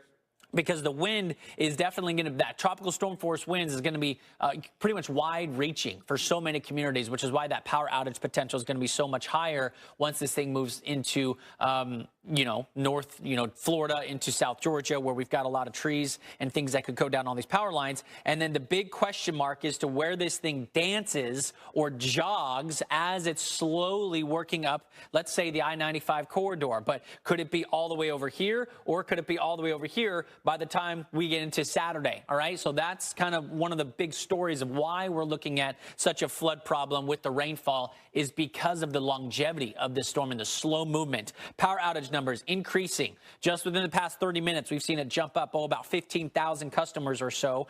We're now at 135 customers without power. Pinellas County got hit hard yesterday into this morning with big rain and big wind, and now we're seeing a lot more of that kind of from central in Florida up into the Panhandle, and we'll be seeing more of you in Georgia and South Carolina get into those power outage numbers soon. We're awaiting landfall. More from Debby when we come back. Introducing Milo's Rewards, the new way to unlock savings from the palm of your hand. With every purchase, all loyalty members earn points toward Milo's money. Plus, you get free gifts and free shipping. The all-new Milo's Rewards program is here. Download the app to join, earn, and save today. 1, 2, seal, ziplock and a move. 3, 4, slide and soar. 5, 6, toss and mix. 7, 8, let it shake. The only bag with the Easy Guide seal. Ziploc. Unlock life. S.C. Johnson. It's the personal price plan theorem. If you bundle home and auto, that can equal an affordable price just for you. Bundle and save with the personal price plan. All right. Yeah. Like a good neighbor, State Farm is there.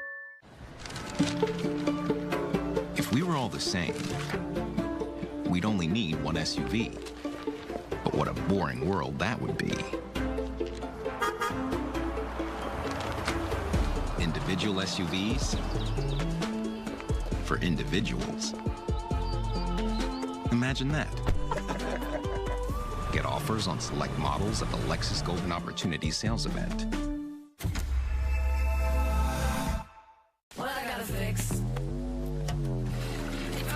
Oh, come on. Trade in any phone in any condition, guaranteed at Verizon, and get $800 off the new Galaxy Z Fold 6. Only on Verizon.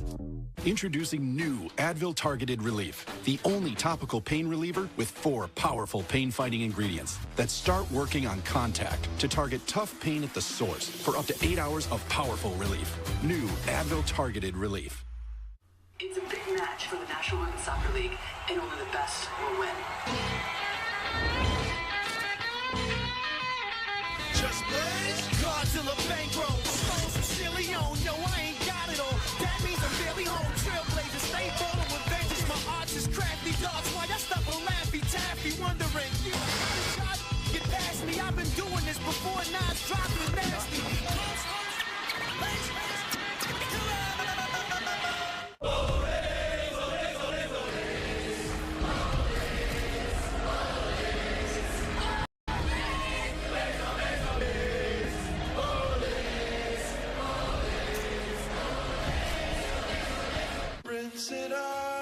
Every now and then I get a little bit tired of the things that just will never come out. Every now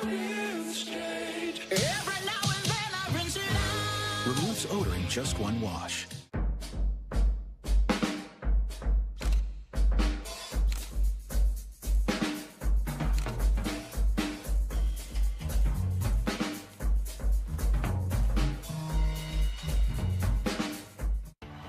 No matter who you are, there are times it can be tough to be yourself when you have severe asthma. Triggers can pop up out of nowhere and lead to an asthma attack. But no matter what type of severe asthma you have, Tespire can help you be you. Tespire is an add-on treatment for people 12 and over that can help you have fewer attacks, breathe better, and relieve your asthma symptoms. So you can be you, whoever you are.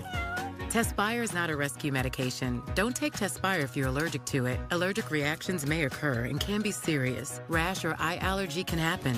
Don't stop your asthma treatments unless your doctor tells you to. Tell your doctor if you have a parasitic infection or your asthma worsens. Sore throat, joint, and back pain may occur. Avoid live vaccines. By helping control your asthma, Tespire can help you be you, no matter who you are. Ask your asthma specialist about Tespire today.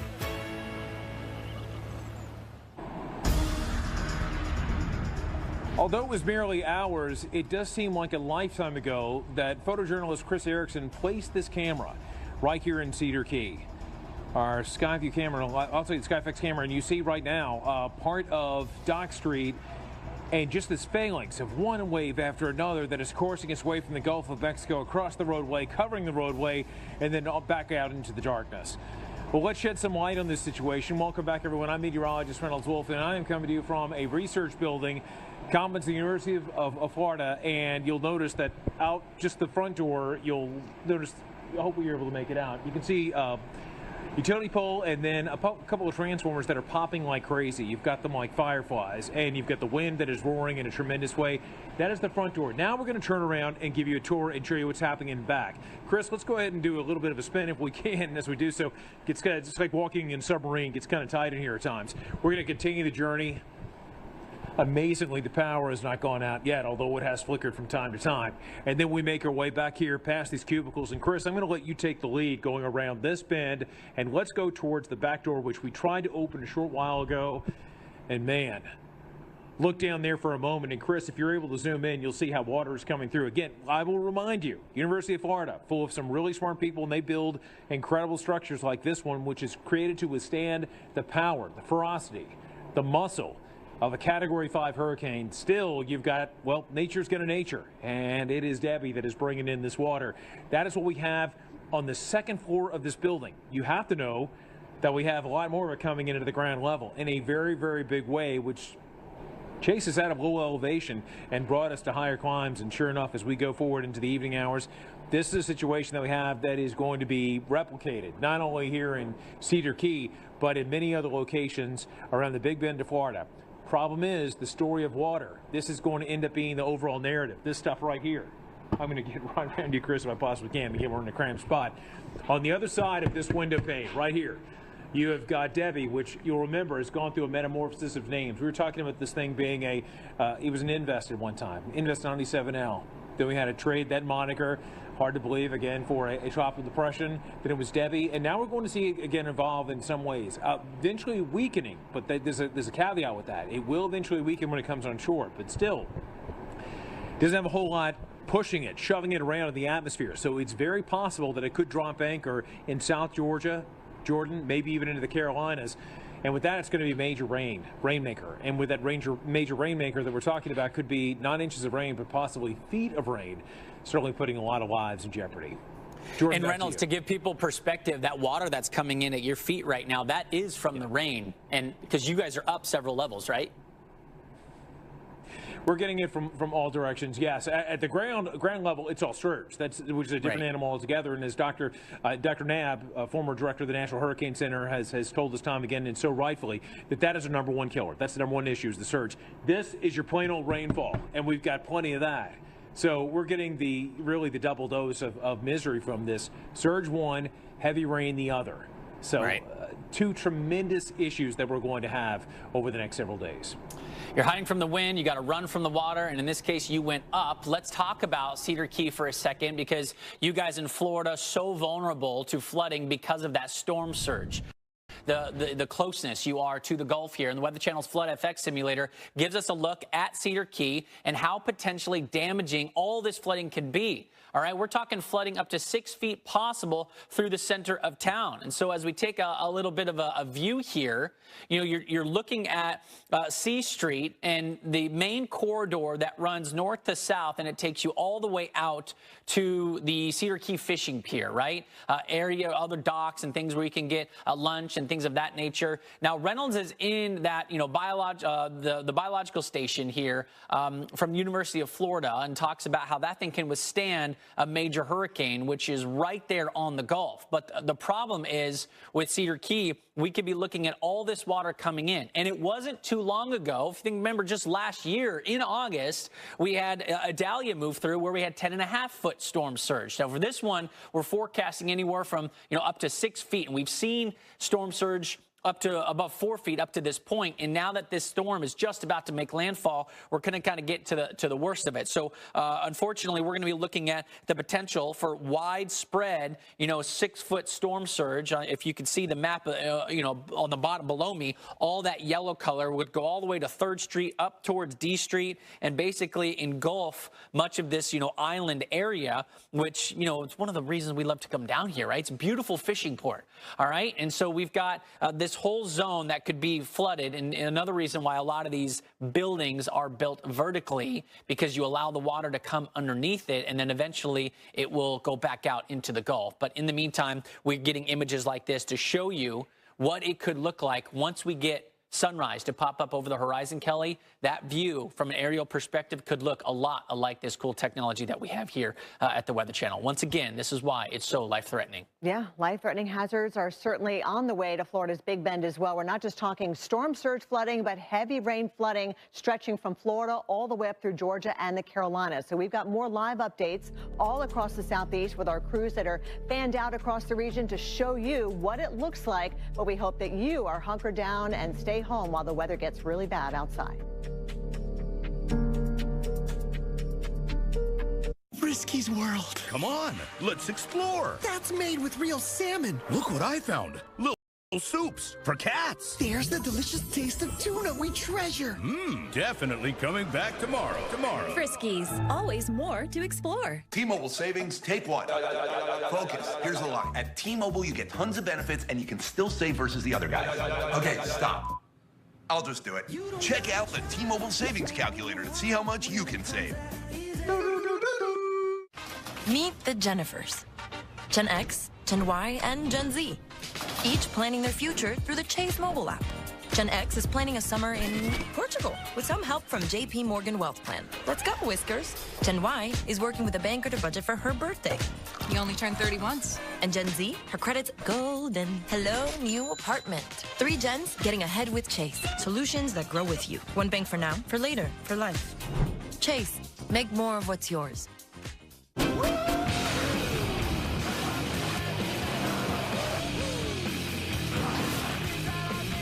Power to blow minds. Nissan Pathfinder Rock Cream.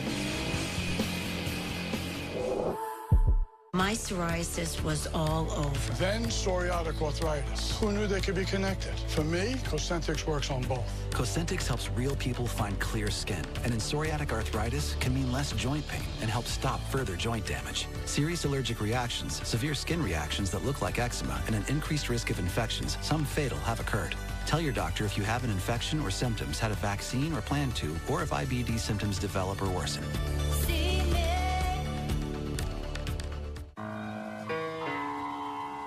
Allow me to reintroduce myself. My name is...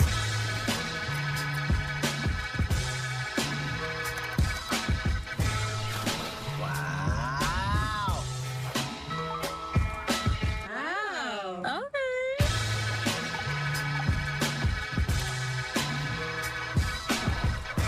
That's amazing.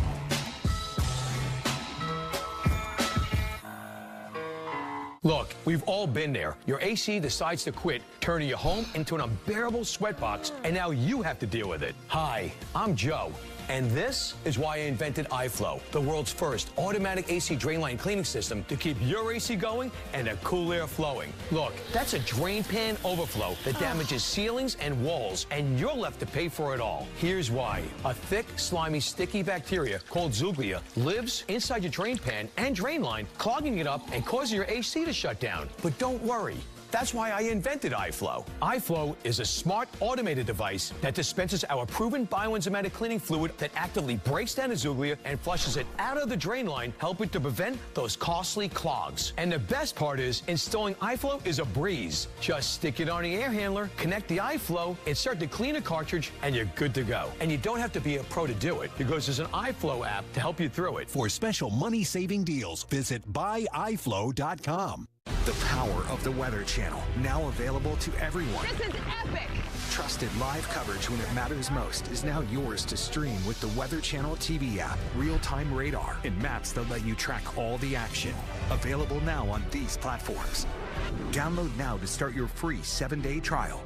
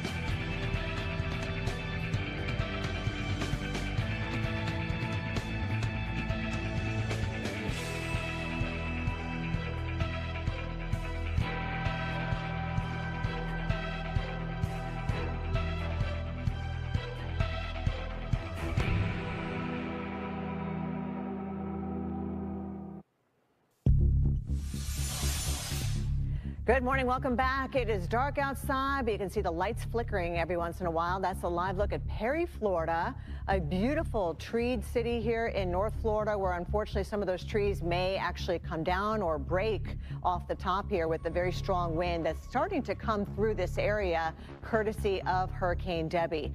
We have a landfall that is imminent. In other words, very, very soon along Florida's Big Bend area. But remember, it's not just the center that we're worried about. We've got the rain bands that extend far to the north and to the east of that center, and we're getting some nasty weather even over towards Gainesville. I just saw a wind report of 54 miles per hour, and there's severe weather possible within these rain bands. We could see a quick spin up of a tornado. So when we have tornado warnings, we'll bring that to you as well.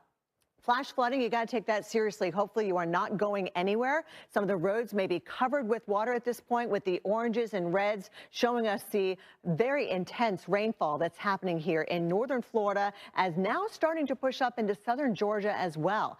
But note the center, it comes ashore and then just really slows down. It's only moving at like 10 miles an hour right now. So by 4 o'clock this afternoon, the center is still sort of in Florida, maybe starting to move up into southern Georgia. Look at the worst of the weather going all the way over toward the first coast here, Jack's Beach, on up towards Brunswick, Georgia. You started to get into some of those heavier rain bands. And again, severe weather will be a possibility. So hopefully you got the phones charged up and you are ready to go, with power outages likely in this. You are not going anywhere. Some of the roads may be covered with water at this point, with the oranges and reds showing us the very intense rainfall happening here in northern Florida, as now starting to push up into southern Georgia as well. But note the center, it comes ashore and then just really slows down. It's only moving at like 10 miles an hour right now. So by 4 o'clock this afternoon, the center is still sort of in Florida, maybe starting to move up into southern Georgia. Look at the worst of the weather going all the way over toward the first coast here, Jack's Beach, on up towards Brunswick, Georgia. You started to get into some of those heavier rain bands. And again, severe weather will be a possibility. So hopefully you got the phones charged up and you are ready to go, with power outages likely in this area. But flooding, rain is going to be a huge deal. Not just storm surge flooding. We've been talking a lot about that, but also freshwater flooding in the orange. That's a huge area, 5 to 8 inches. But then there's another area in the red. We're talking up to a foot or more. And in fact, some of these areas along the Georgia, South Carolina coastline, the low country, we could potentially see over 2 feet of rain. It's possible because the system does slow down that much, and it can put down a lot of heavy rain in a short period of time. Let's take you into the squares of Savannah, Hilton Head Island, up towards Charleston, where of course you have 3 rivers that come down through the harbor. They can back up because we're going to have that onshore push of seawater. So you're going to have coastal flooding, and then of course the rainwater flooding. That's what we're concerned about as well. Look at Tuesday. It's still dumping rain upon portions of Georgia, South Carolina. Just when you think that center moves away, it comes back toward the coastline. In this model here, you can see Hilton Head Island, 5 o'clock Wednesday. It is teeming rain out there. And oh, by the way, we do think the winds are still going to be pretty strong out here, 35, 40, even up to 50-mile-per-hour winds. That's enough to start doing damage, and power outages can occur with that as well. There's that center, the approximation, because remember, there's still some uncertainty with the exact path of the system. Jordan, we're going to be dealing with this even through Thursday with the wind and the rain. Yeah, and as we, of course, continue to watch Debby inching closer to the coast here of Florida, the alerts have been piling up, and they go all the way up into the Carolinas. Kelly was just kind of showing you some of the impacts down the road. Right now, you're under that tropical storm and storm surge warnings until further notice, all right? Let's think about hazards. Life-threatening surf, feet of surge, winds up to 45 miles per hour on the table, and then, of course, the intense rainfall with a huge flood footprint that extends much through the low country here and beyond. So when we take a look at areas outside of the landfall and even up into parts of the interior, what I want you to notice is all of the rivers and streams that are going to be extremely swollen, all right? In fact, a lot of the communities here in the county specifically are broken up by the rivers and the lines of the rivers. And so we're going to be looking at a lot of runoff, whether it's coastal Georgia or in any of the Carolinas. Everything is going to be trying to get back out into the Atlantic, especially when we talk about these communities. Now, the problem here is when you have this much rain and you have a storm parked, let's say just offshore, even onshore, with the counterclockwise flow, some areas we can be pushing the water back up the river, which will exacerbate the problem. So our flood risk, all right, this is kind of good to look at the language of, what are the likelihood, what are the chances of you to reach, flood criteria from Valdosta to Charleston. That's a high risk today going into tomorrow, but really these areas on the north side will be looking at impacts late tonight into your Tuesday, as we'll watch those outer bands start to approach maybe as early as this afternoon, okay? Obviously, the intensity is going to be down between the Florida-Georgia line, but we go into the overnight hours, and some of the heavier bands are now swinging through the border of Georgia and South Carolina. Charleston's obviously the big, one of the bigger cities here, but up towards Myrtle Beach and Pawleys Island, you guys will get it into your Tuesday, and once that light switch turns on, it does not necessarily turn off. We talk about the slow movement, so we could be going through several days of very heavy rainfall and a very ripe atmosphere. So this is now a look at your Tuesday going into Wednesday. That high-risk flood threat moves almost to the border, pretty much to the border of North Carolina. And so you could kind of see the heavy rain shifting up towards the Outer Banks. We could be looking at maybe some impacts all the way up into parts of Virginia as we head into your Wednesday. Kelly? We are working around the clock to bring you the very latest on Debby. Just got another update from the Hurricane Center. Winds are still 80 miles per hour. We've got live updates from all across the southeast, from Florida through Georgia and the Carolinas. Stick with us as we extend our live coverage.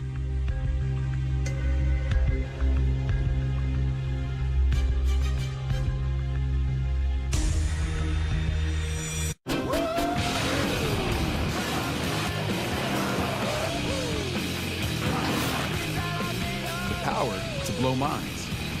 Nissan Pathfinder Rock Creek. Introducing Milo's Rewards, the new way to unlock savings from the palm of your hand. With every purchase, all loyalty members earn points toward Milo's money. Plus, you get free gifts and free shipping.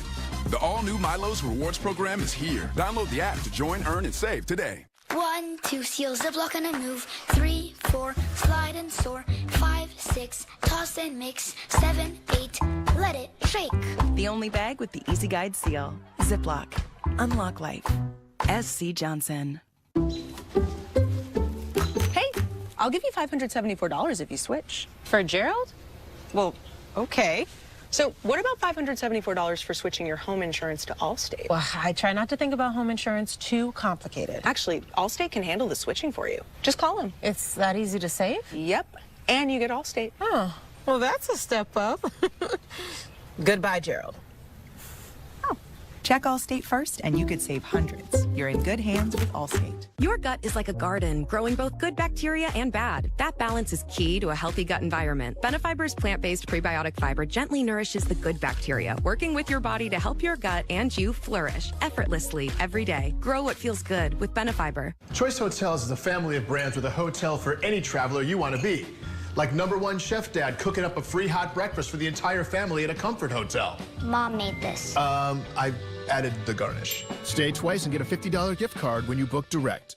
People call it the biggest small town festival in Minnesota. And we came up with the idea of creating a community s'mores table. The Hershey Company got wind of this, sent 40,000 candy bars. Made my day 100 times better. I love s'mores so much. T-Mobile savings, take one. Focus, here's the line. At T-Mobile, you get tons of benefits and you can still save versus the other guy. Okay, stop. I'll just do it. Check out the T-Mobile savings calculator to see how much you can save. Let's go. With Chevy Equinox EV, you can wake up every day with a full charge.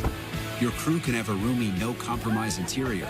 And starting around $34,995, you and your money can go further in America's most affordable EV with over 315 miles of range. Equinox EV, a vehicle you know, value you'd expect, and a dealer right down the street.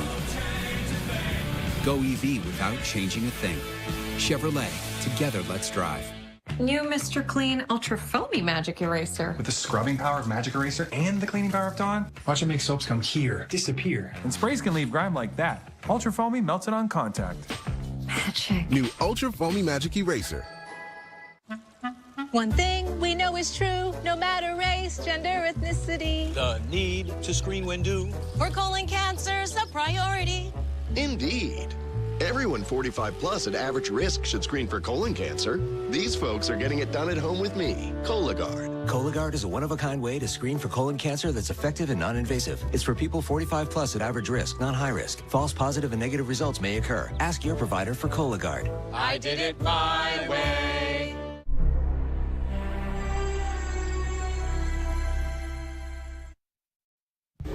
Now, this is a storm that's potentially dangerous. It is going to drop a lot of rain.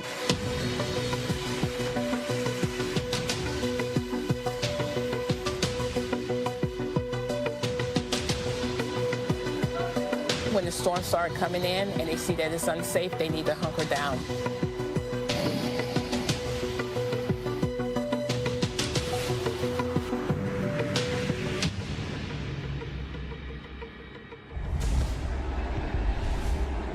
Hello, America. Welcome back to continuing coverage here on the Weather Channel. I'm meteorologist Reynolds Wolf, and we've got full team coverage for you. I am in Cedar Key, but Stephanie Abrams is in Tybee Island, and Paul Goodlow, Tallahassee, Florida, capital city. The capital idea is that we've got a lot of trouble, compliments of Hurricane Debby. Well, the story that we have here at this hour has been one of conditions that continue to deteriorate.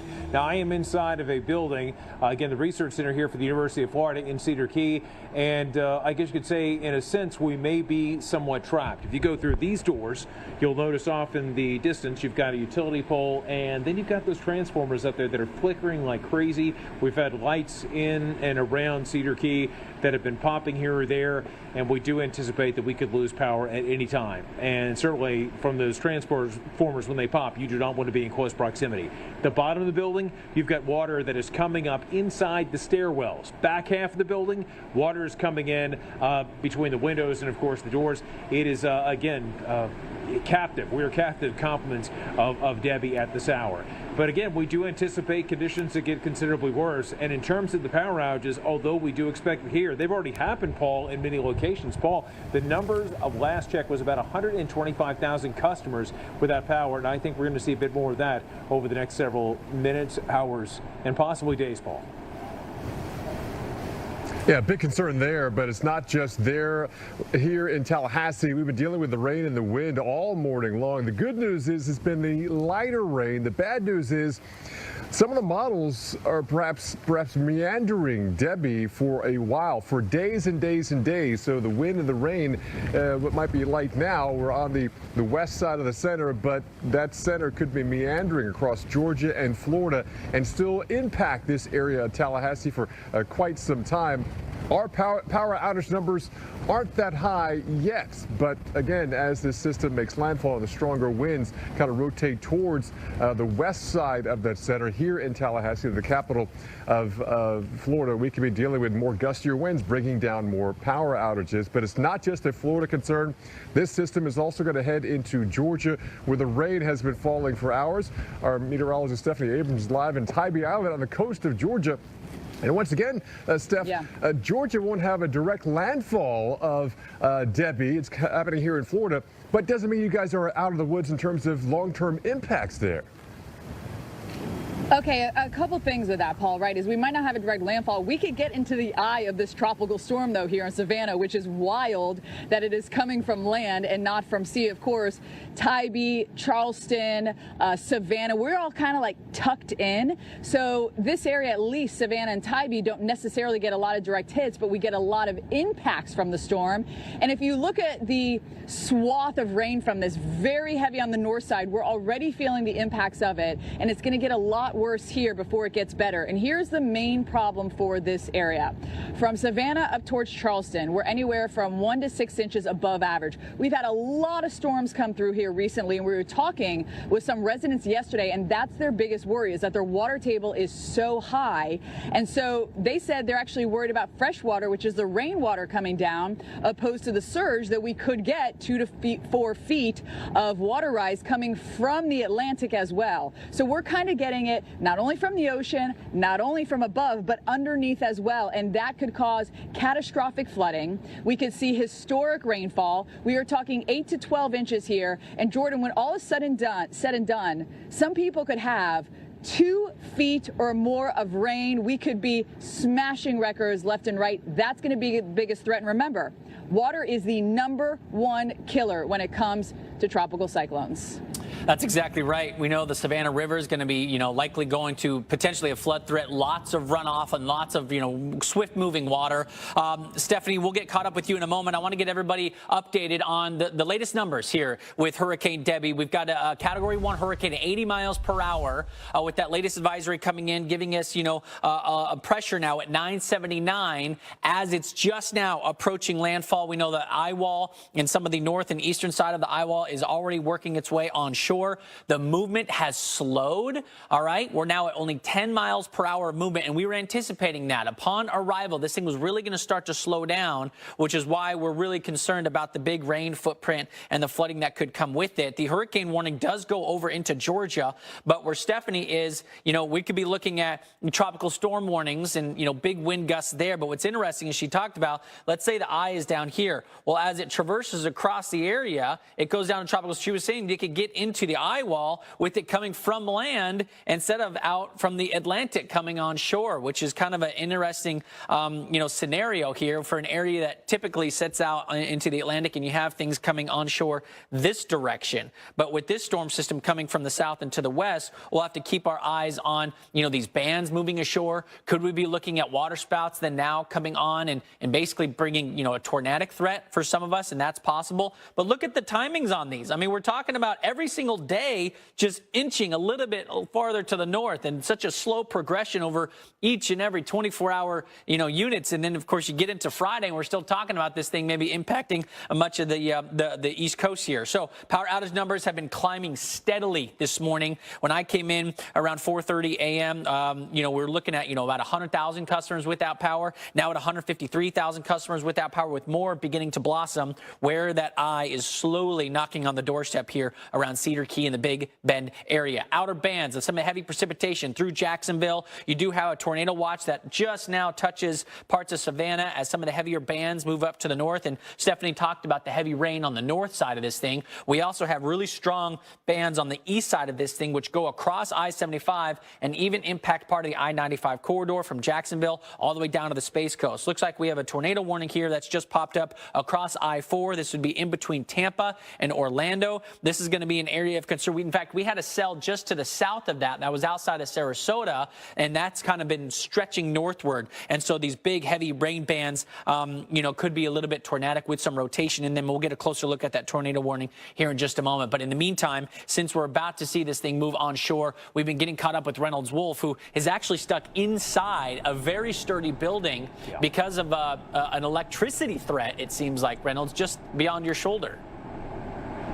Yeah, got transformers here that are popping like crazy. Chris Erickson, our photojournalist, was just saying, man, these things are really beginning to arc at times. Also, you'll notice how they're buffeted by the strong winds which continue to come in. We may see stronger winds yet. One thing to mention to you is that, remember, as Jordan mentioned, we have that tornado threat, which is going to be for not only part of the Tampa-St. Pete area, but for much of Central Florida and eventually into Georgia.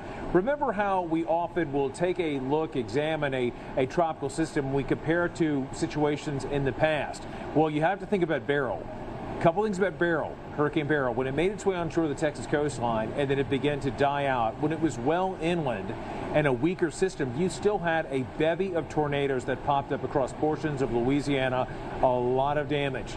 So know that when this thing, it will eventually become a tropical storm, a depression, it still poses a tremendous threat. So tornadoes, that's one thing. Another thing, you could have, again, an abundance of rainfall. And with that rain, flooding is going to be a problem. Let's give you, again, a few views that we have around the region. We're going to go to a series of cameras, live images that will give you a narrative of what is happening up and down much of the Big Bend of Florida. Let's begin in Cedar Key. Cedar Key, at this time, we have a camera that is out there in Cedar Key that Chris Erickson actually put out less than 24 hours ago.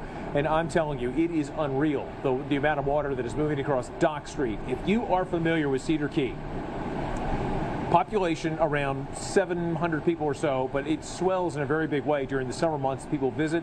This is your Dock Street. This is what it looks like. We go from here to Keaton Beach, and Keaton Beach shows a lot of the same. Man, this building is starting to shake a little bit. There you go. In Keaton Beach, you've got, again, the rising water, the wind, the problems, the power outages, I have no doubt, in that location. And we go from Keaton Beach and back over to Horseshoe Beach. Now, again, pretty rough conditions there in Horseshoe Beach.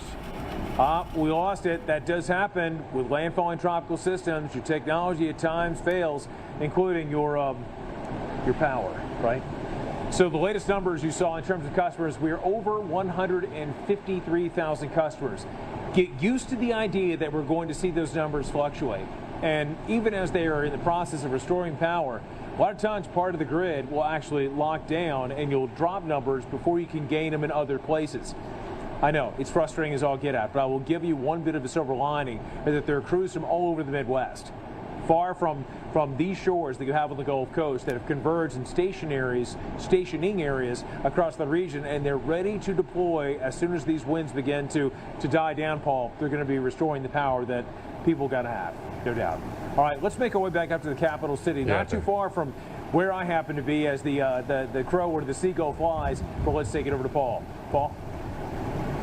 Yeah, the crows and seagulls are hunkering down this morning for sure. You mentioned the winds, Reynolds, here in Tallahassee. Again, we're going to be on the west side of the center. Winds have been gusting 30 or stronger since 1, 2 o'clock in the morning, and you have to have those winds get lower before they can restore power, those bucket trucks here. Let's talk about the wind, because that's going to be the long-term calling card here in Tallahassee. We could pick up 2 to 5 to 6 inches of rain, well, with some of the forecasts. But some also forecast take this system in and kind of meander it even back here across northern Florida and the Panhandle. So the script is not quite done. That, if you look at the cone of uncertainty, it really spreads out once we head over the next couple of days here. And there's still some models again which take it back west, which is mind-blowing. And the American model is doing some of that, and it's been on this for a while here. But let's talk about the wind and the impacts here, because you might think, okay, hey, Tallahassee and points westward, well, we're not that impacted. True, but the key is yet. So the wind field will expand, and you look at some of the trees like this one behind me. You got to remember, we're in early August here, so all the trees are fully leafed out. And we learned this lesson the hard way in Houston area and parts of Texas with Beryl, is these trees just basically act as a big sail. So the winds, again, gusting 30 to 36 miles per hour so far this morning, can take this tree, perhaps bigger trees than that, which are, just one of the beautiful parts of this area of Florida, and start bringing it down and bring down power lines as well. And that's a great way to keep bringing up the power outage numbers, is we have the wind hit the trees bring down the power lines, and you might be out without power for a while again, because that wind field could be meandering from Florida into Georgia, then back onto northern Florida. So while we're keeping our fingers crossed that, we will have on the lower impact here in this part of northern Florida, the Florida Panhandle, the jury is not quite out.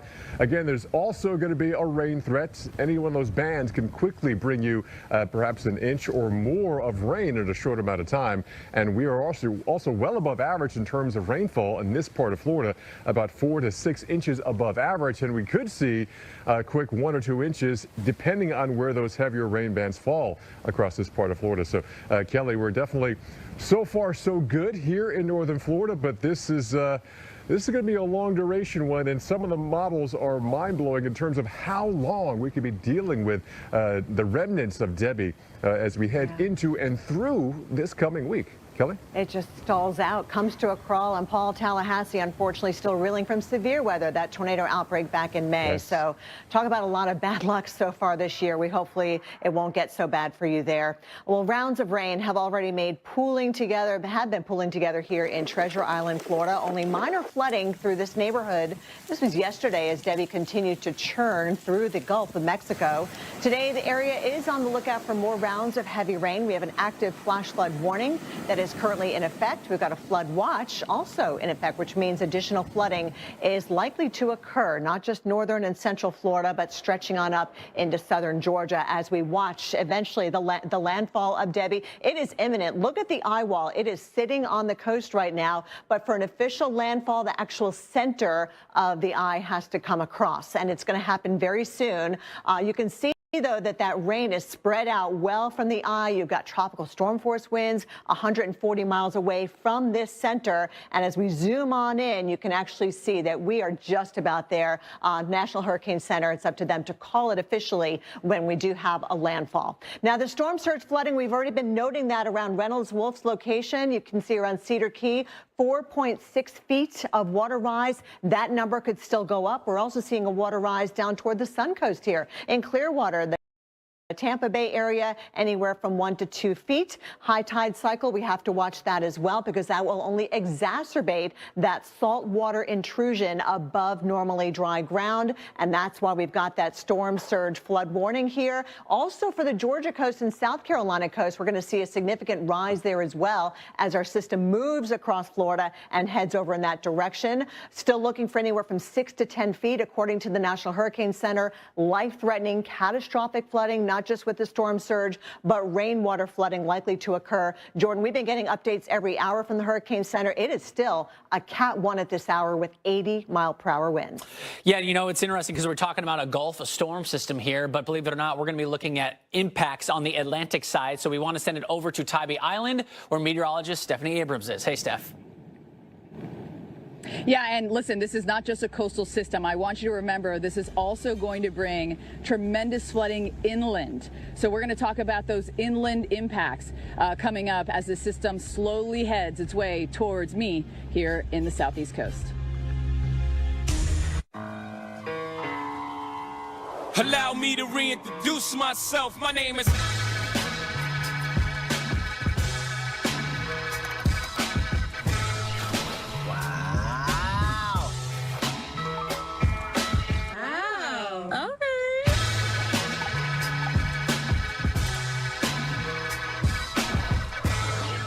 Amazing.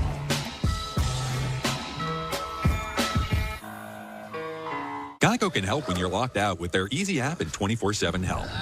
Dad, you don't have to make this so tough on yourself. Geico is sending someone to unlock our car right now. Yeah, but where's the fun of that? Whatever you need, get more with Geico. Here are your keys. This is a story about the one. The untrained eye may not see the one as extraordinary, but her goals aren't easy. She fixes, she manages, she perfects. She is extraordinary. Because for the one, maintaining this space transports her to this space. The industrial grade product you need plus 1 million more. Call, click Grainger.com or stop by. Grainger, for the ones who get it done. T-Mobile savings, take one. Focus, here's the line. At T-Mobile, you get tons of benefits and you can still save versus the other guys. Okay, stop. I'll just do it. Check out the T-Mobile savings calculator to see how much you can save. The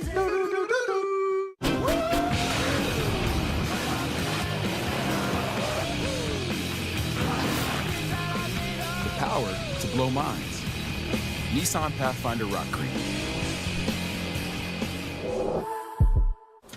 You know, if you were cash backing, you could earn on everything with just one card. Chase Freedom Unlimited. So if you're off the racking or crab cracking, you're cash backing. Cash back on flapjacks, baby backs, or tacos at the Taco Shack. Nah, I'm working on my six-pack. Switch to a King Suite. Or book a silent retreat. Silent retreat. Oh, hold up. Yeah, I can't talk right now. I'm at a silent retreat. Cash back on everything you buy with Chase Freedom Unlimited with no annual fee. How do you cash back? Chase, make more of what's yours.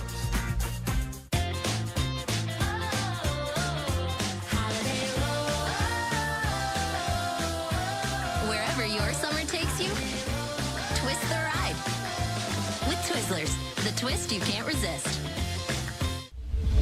Watch the Weather Channel for ongoing coverage of Debby. Get trusted updates only on the Weather Channel and the Weather Channel TV app. When you fall and can't get help, you will lie on the floor for hours or days in constant, terrible anguish, which often results in a tragic outcome. But with Life Alert, one touch of a button can get you help fast. Don't worry, help is on the way. With any of Life Alert's 3 emergency systems, help can be summoned immediately, whether at home, I've fallen and I can't get up. in the bathroom, I've fallen in the shower. or on the go. Help. I'm in the park and I can't get up. And batteries never need charging. Life Alert saves a life every 11 minutes. For a free Life Alert brochure, call 1-800-910-1964. That's 1-800-910-1964. Call now. 1-800-910-1964.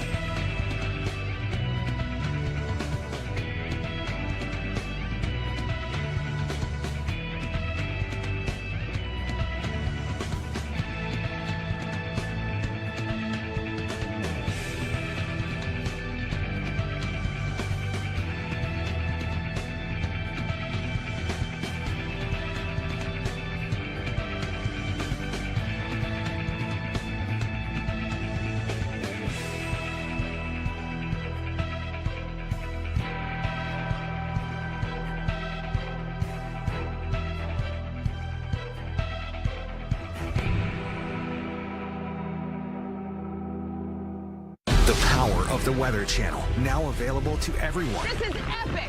Trusted live coverage when it matters most is now yours to stream with the Weather Channel TV app, real-time radar, and maps that let you track all the action. Let's get into the details. Personalization, customization, hundreds of hours of your favorite shows, and so much more. There's never been a better way for everyone to watch the Weather Channel.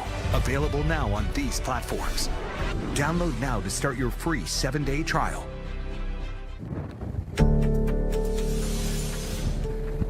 Good Monday morning. Welcome to America's Morning Headquarters. I'm meteorologist Paul Goodlow live in Tallahassee, Florida, and we're waiting landfall of Hurricane Debby, a Category 1 hurricane approaching the Florida coast in the Big Bend area. If there's ever, I guess, a good place for a hurricane to go into Florida, it definitely is that part of the Florida coastline. Lots of parkland and areas that aren't heavily populated. There's still people there, so there's definitely still a concern.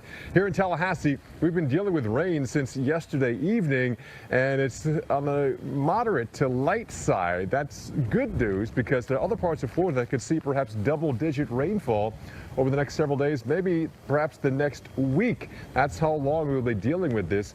Here we're seeing lighter rain, but the winds have been gusting 30 to 36 miles per hour since on again, off again since yesterday evening, but really more consistently since about 2 o'clock in the morning.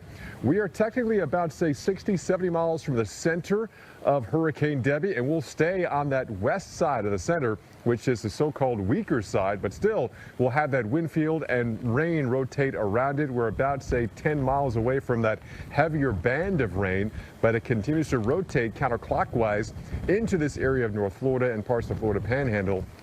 But it's the persistent winds, 36, 38, 40 mile per hour wind gusts aren't too destructive. But if you have hours upon hours upon hours, it's kind of like saving for retirement. You can't save all for that in a couple of days. You need years and decades to build up, and that's what could be happening on things like trees and power lines. We've seen plenty of rain here so far this year, 2024. We're actually a surplus of rain, so in some areas the ground could start to easily saturate and give way with the winds impacting some of the trees. You got to remember, we're in August, so we got full canopy of leaves on all the trees here, and it's not just palm trees you might associate with other parts of Florida. We have full-on deciduous trees with big leaf canopies, beautiful trees here in this part of Florida, stretching into southern Georgia. But that allure, that beauty of the trees could also be our downfall in terms of the persistence of the wind. Now, the rain, we're thinking about 2 to 6 inches as we head through this week, but we're just on that edge. The farther west you go, the smaller amounts of rain the models are putting out. The farther east we go, the higher amounts. But the story has not been finalized on where the center of Debby will go with that strong wind field and also the persistent rain. So you got to stay tuned in terms of that changing forecast, because some models still bring it back here in a couple of days. So the latter part of the forecast period, as always, is filled with question marks. But we're going to So far, so good here. And even in terms of power outages, they're not that numerous, and we keep our fingers crossed it's going to stay that way.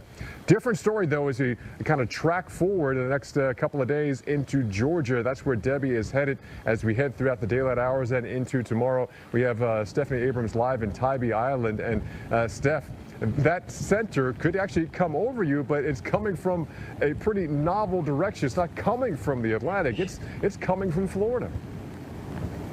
It's wild. I can't believe like my first eye of the season is going to be coming from inland instead of the ocean, and it will be a tropical storm. And I don't want everyone to sleep on the fact by the time that this system gets over us here on the southeast coast of Georgia and South Carolina and Florida, that it's going to be a tropical storm. Because you know, this area actually, Savannah, is called Dodge City because they do seem to dodge a lot of storms because we're tucked right in Savannah. But they have a lot of impacts from it. Like when Matthew went by, we had tremendous flooding. We had huge surge, in fact, as well. So even though a system perhaps doesn't make landfall here or is just a tropical storm, and I'm quoting that as people say, you can still see significant impacts. We are expecting rainfall to be the biggest issue. See, it's already started and it's going to continue. It's going to get a lot worse before it gets better here. We will see the heaviest rain come in as we head really through the overnight hours tonight into our Tuesday.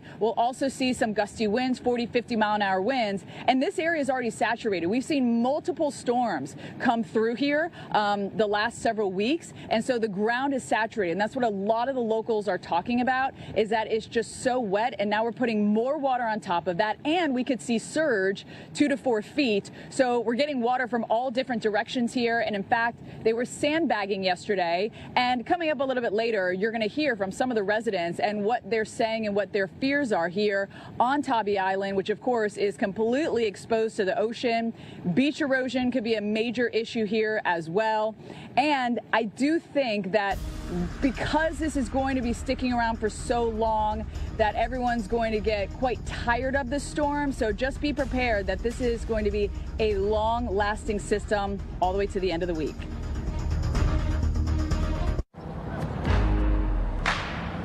How you choose to power up is up to you. But if you want the horizon chasing, rubber burning, dream building, adrenaline pumping power to do, Ford is your starting line. Gas, hybrid, or all electric, the power is yours. You've got your Sunday obsession, and we got you. Now with Verizon, get NFL Sunday Ticket from YouTube TV on us. And a great deal on Galaxy Z Fold 6 for a total value of $1,250. Only on Verizon. See you Sunday. Struggling with moderate to severe Crohn's disease or ulcerative colitis? Talk to your doctor about #1 prescribed Entyvio, offering 2 maintenance options, including the Entyvio pen. Infusion and serious allergic reactions can happen during or after treatment. Entyvio may increase risk of infection, which can be serious. PML, a rare, potentially fatal brain infection, cannot be ruled out. Tell your doctor if you have an infection, flu-like symptoms, sores, or are prone to infections. Liver problems can occur. Entyvio, relief, remission for real. Choice Hotels is a family of brands that helps you get the most for your money so you can be any traveler you want to be. You could be a free hot breakfast hero at a comfort hotel. Yes! That's how you waffle. A romantic weekend escaper at a Cambria hotel. Or Mr. Get the Party Started. Hey! Be a pool lounger or a big room relaxer. With 22 brands and the best value for your money, Choice Hotels has a stay for any you. Stay twice and get a $50 gift card when you book direct at choicehotels.com. Gotta get the corners. If you have heart failure, entrust your heart to Entresto. Entresto helps improve your heart's ability to pump blood to the body. Don't take Entresto if pregnant. It can cause harm or death to an unborn baby. And don't take Entresto with an ACE inhibitor or aliskiren, or if you've had angioedema with an ACE or ARB. The most serious side effects are angioedema, low blood pressure, kidney problems, or high blood potassium. Ask your doctor about Entresto for heart failure. Novartis may help you save on your prescription. Hey, I'll give you $574 if you switch. For an ice cream? Okay. So what about $574 for switching your home insurance to Allstate? Tempting, but that's way too much of a hassle. Actually, it's not. Allstate can handle the switching for you. Just call them. But it's easy and I could save? And you get Allstate. Like a cherry on top. Oh, you brought your own. Check Allstate first and you could save hundreds. You're in good hands with Allstate. This is important news for people who were implanted with a medication port, also known as a power port, port catheter, or chemo port, and then suffered serious injuries. These implanted medication ports have been known to fracture or migrate and can cause infections or sepsis, tissue necrosis, perforated veins or organs, blood clots, and even death. If you or a loved one have been implanted with a medication port and it then fractured or migrated, or you suffered injuries such as infections or sepsis, tissue necrosis, perforated veins or organs, blood clots, or if your loved one died from these injuries, call the attorneys at Davis & Crump at the number below to see if you qualify for a cash award and medical expenses. Again, if you or a loved one have been implanted with a medication port and then suffered any of these injuries, or if your loved one died from these injuries, call the attorneys at Davis & Crump at the number below to see if you qualify for a cash award and medical expenses. Call now. Our first consultation is free, and we don't get paid unless you get paid. Call now. Operators are standing by.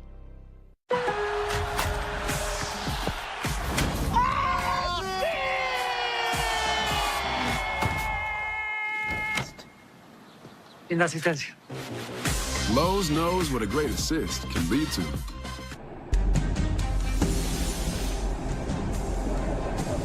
Well, the wind came with a roar, and it pushed a lot of stuff. That stuff being the water, you see it there, just almost explosive, moving right between this barrier, which is holding nothing back. Certainly not the might of Hurricane Debby and the Gulf waters that stream along with it. What a torrent we are seeing here. An aquatic blowtorch, no doubt, as this tropical, again, just blade continues to soar its way across parts of the Gulf of Mexico, destined for the Florida coast, which may happen in a matter of minutes for landfall. And then the story continues as it continues its march into parts of potentially North Florida, Georgia, the Carolinas, and maybe even Virginia before all is said and done. Welcome back, everyone. I'm meteorologist Reynolds Wolf. I'm coming to you from Cedar Key, and you might be wondering, why in the world are you not out in that stuff? Well, we are here because that is there. You've got a transformer right there that has been sparking from time and time again. You see it slowly moving in the strong winds, complements of Debby. And that is, again, one of the problems and one of the reasons why we've had power outages. Over 150,000 customers at this hour with that power. But at the same time, it's something you don't see. We're going to show you more on that later. And that is the rising water from that storm surge that is moving all across Cedar Key and many other areas of the Big Bend. Hey, you want to look out the window? Well, let's use our viewing point being a series of cameras. We've got Cedar Key there, but let's show you another location, which will, I believe that's Horseshoe, no, not Horseshoe, I believe it's Keaton Beach. Keaton Beach, yes. Keaton Beach, pretty much the same situation where you've got rising water, wind, rain. It is an absolute mess. Notice it's quite, again, dark there, obviously. Sun has not come up yet, but what we will illuminate in this part of the story is that we have had rising water in this location. You want to talk about rising water? Let's bring it back home to our spot here at the biological station, Nature Coast Biological Station, University of Florida. Let's show you what happened in this building just a matter of time ago. Take a look. Let's give you an idea, tour of what's happening in, well, Cedar Key this morning. Let's get right to it. And I'll tell you, you've got water that is coming in right here, all from the Gulf of Mexico. Let's continue our story, make our way through it, and then let's give you a shot of the Gulf of Mexico, where it continues to climb right over these rocks and spill its way onshore, all complements of the very strong winds spinning around the center circulation of Debby. You'll notice there's the dock, just rocked in the intense wave action. And then as we curve around a little bit, let's go over towards these structures. You can see the water that is continuing to come in on this side too. Folks, this is just the beginning. This is just the beginning. As we go minute by minute, hour by hour, we can expect conditions to continue to deteriorate. But you'll notice how this has been moving on through. About 24 hours ago, this water was incredibly tranquil and it belonged out in the Gulf of Mexico, but now everything has been turned on its head. You're seeing the situation here. This water is spilling on up and into past these buildings, and I'll tell you, it is going into parts of downtown Cedar Key. What a mess it has been, what a mess it will continue to be, and we still have a long ways to go. Many thanks to the University of Florida for allowing us to be in this building. You may remember that Jim Cantori and his crew were here last year during Idalia and sought refuge in here and were able to withstand, again, the fury of that storm. But again, Florida Gators, thank you. I say that as an Auburn Tiger. But we're all Florida Gators today. Jordan, we've got a lot to deal with. And again, the big fear is not just what it's doing now, but what it may do over the next several hours and days. Big time rainmaker, and with it, there are going to be a lot of people, millions in fact, whose lives could be in peril with the rising water that we expect. Yeah, we will be talking about this storm every single day this week. Reynolds, thanks for the update. Here's what I want to update you on as you maybe just waking up, enjoying your cup of joe. We've got a Category 1 hurricane knocking on the doorstep, literally about to make landfall here in the Big Bend of Florida, moving at a slow 10-mile-per-hour speed. It actually has slowed down a little bit now that we're getting closer to land, and we were anticipating that, which is why the slow movement going forward is such a problem for, the flood potential for so many of you. Pressure's at 979.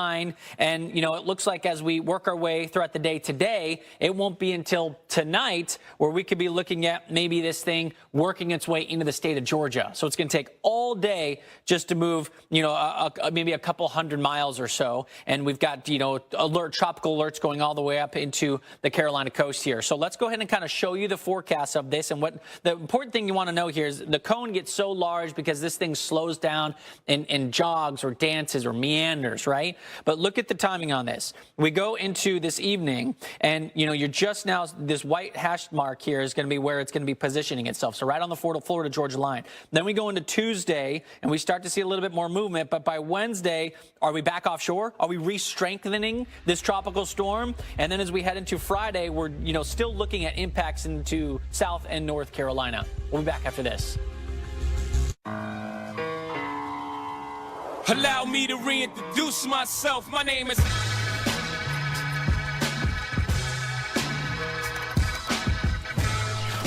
Wow. Wow. Okay.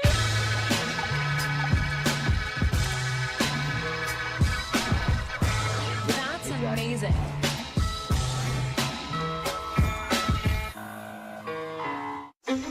With Purina One True Instinct, her true instincts really came alive. From day one, it's the high-protein nutrition she instinctively craves. It's making a real difference, supporting healthy energy and strong muscles.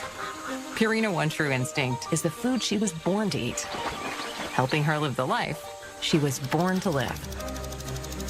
Purina One True Instinct, a difference from day one. To the right now. Is the GPS playing the cha-cha slide? Geico can help when you get a flat tire with their easy app and 24/7 help. Everybody clap your hands. Whatever you need, from coverage to service, get more with Geico. This is a payday bar with tons of peanuts and caramel that get the job done. So you can think of it as a tool to hammer your hunger, cut your appetite in half, and demolish your urge for peanuts. Payday. Get to it. Also try chocolatey payday.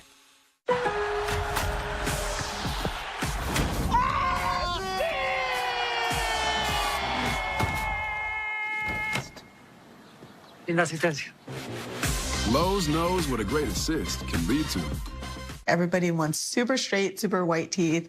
They want that Hollywood white smile. New Sensodyne Clinical White provides 2 shades whiter teeth and 24/7 sensitivity protection. I think it's a great product. It's going to help a lot of patients. Olays. Olays, olays, olays. Olays. Olays.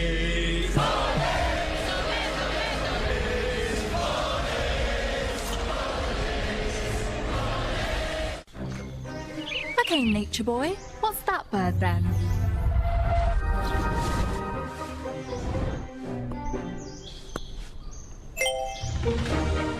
It's a male finch. They give seeds to females in a bonding ritual. Wow.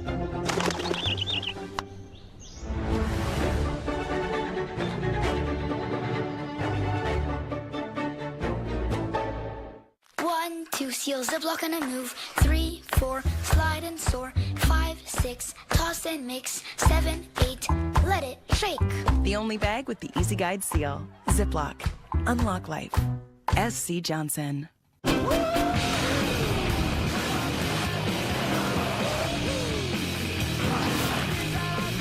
Power to blow minds. Nissan Pathfinder Rock Creek.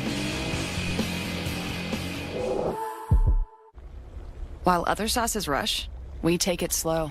Simmering sweet Italian tomatoes in open kettles. Slow is good. Unless you're being chased by a bear. Rayo's homemade. Make every day delicious. Let's go. With Chevy Equinox EV, you can wake up every day with a full charge. Your crew can have a roomy, no-compromise interior. And starting around $34,995, you and your money can go further in America's most affordable EV with over 315 miles of range. Equinox EV, a vehicle you know, value you'd expect, and a dealer right down the street. Go EV without changing a thing. Chevrolet, together let's drive.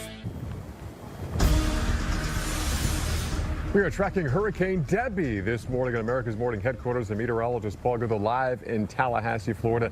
Sun is not up yet, but the rain keeps coming down and gusty winds. The good news is it's lighter rain here, but we are about, say, 8 to 12 miles away from some more moderate to heavy rain bands, which still could be rotating in this part of Leon County and the capital of Florida here in northern Florida. And the winds have been gusting 30 to 36 miles per hour since 2 o'clock this morning. And we could continue this wind, this gusty wind, perhaps getting into and above the minimal tropical storm force as we head throughout the day. Right now, this rain field should keep the heavier rain just to our east. And the good news with that is we're just under a tropical storm warning and a flood watch. No longer are we under the tornado watch, which is just to the county to our east and then keeps pushing eastward. As there's always that ongoing threat for severe weather, including tornadoes. We were under a tornado watch last night as some of those outer bands were rotating this way with that daytime heating.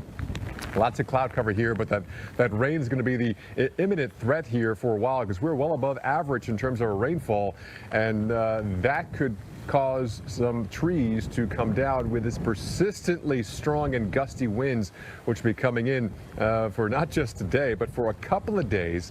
And then we don't know the tail end of that forecast, whether that center comes back here with that wind and rain field and then moves away. But this is going to be a long story for many here in northern Florida, in Georgia, and the Carolinas, tracking right now Hurricane Debby, but eventually becoming a storm and a depression in the remnants. But that wind field, the weather impacts, will last for definitely the rest of this week. But Jordan, that's the future forecast. The imminent forecast is perhaps what it's doing to the coast, including a huge storm surge in some areas of the upper coast of Florida. Yeah, just looking at the overall, pattern of what this storm system has done since it's worked its way off of Cuba, strengthened right over the Gulf waters, and now that we're approaching landfall, looking at that storm surge threat. In fact, we know a place like Cedar Key, Florida, is so vulnerable to flooding from storm surge. Weather Channel's Flood FX simulator, check this out. This is going to give us a look at Cedar Key and how potentially damaging all this flooding could be. All right, we're talking up to 6 feet of storm surge through the center of town. You're looking at, C Street, a main corridor that runs north to south. On the south end, it goes all the way out to the fishing pier there. Reynolds is, of course, in Cedar Key at the Nature Coast Biological Station, which has been giving us updates on how that building is withstanding this Category 1 hurricane.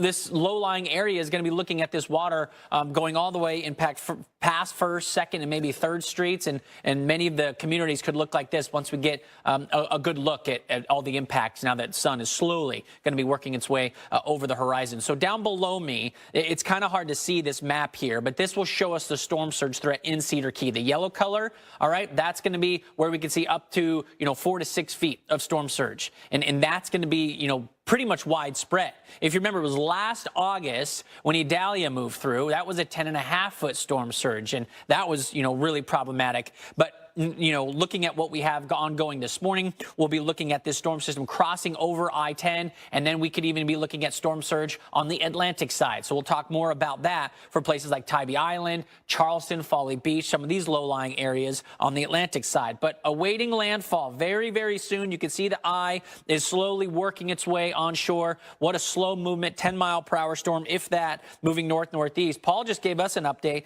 and he's on that northwest side of this storm system. So rainfall anywhere from light to moderate, especially the farther east you had on I-10. And these heavy bands are going to be with us pretty much all day long along that I-10 corridor from Tallahassee to Jacksonville. We'll be looking at big totals up there for you. But the current storm surge is 4.6 feet right now.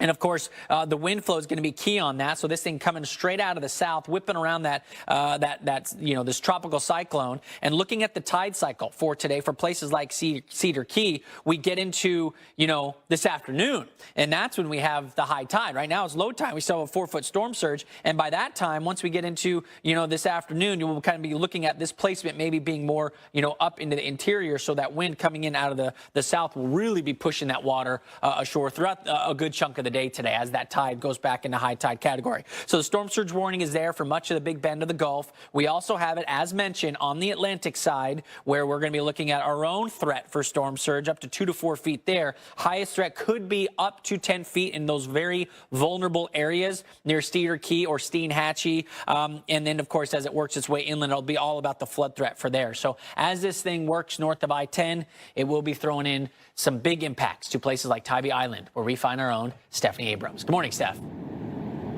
Yeah, good morning. You can see the sun is starting to come up here and the waves are already churning, and this system is still in the Gulf of Mexico. You can see how the water line, the debris shows you how far the water has come up. Now, what I will say is we do have a good amount of beach here, and then you can see the dunes that are in place protecting Tybee Island. We spoke to the residents. They say the dunes do a good job, but with a surge of 2 to 4 feet and then water coming down from the sky as well, it is very possible that you could get stuck on Tybee Island with that rise of water and it accumulating from the ground as well. They actually warned us of that yesterday, that the roads could be impassable, rescues could occur. We'll have more on the rainfall next. With Chase Freedom Unlimited, you can cash back 3% on dining, including takeout. Cash back on flapjacks, baby backs, or tacos at the Taco Shack. Nah, I'm working on my 6-pack. Well, good luck with that. Earn big with Chase Freedom Unlimited with no annual fee. How do you cash back? T-Mobile's 5G network connects 100,000 Delta employees, so they can make every customer feel like they've arrived before they've left the ground. This is how business goes further with T-Mobile for Business.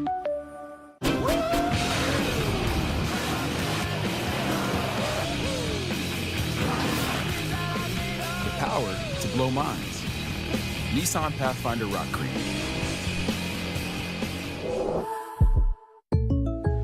Who can solve this equation? Ooh! Me. Anyone else? Fine. Jake from State Farm. Again. Right. It's the personal price plan theorem. If you bundle your home and auto, that can equal an affordable price just for you. Bundling, just another way to save with the personal price plan. Like a good neighbor, State Farm is there. So, I hear some of you are concerned about the fact that I'm taking over the company. Well, rest assured, company's in great hands. Marcy, hit the vid. Homes.com, we've done your homework. Now that is worth celebrating.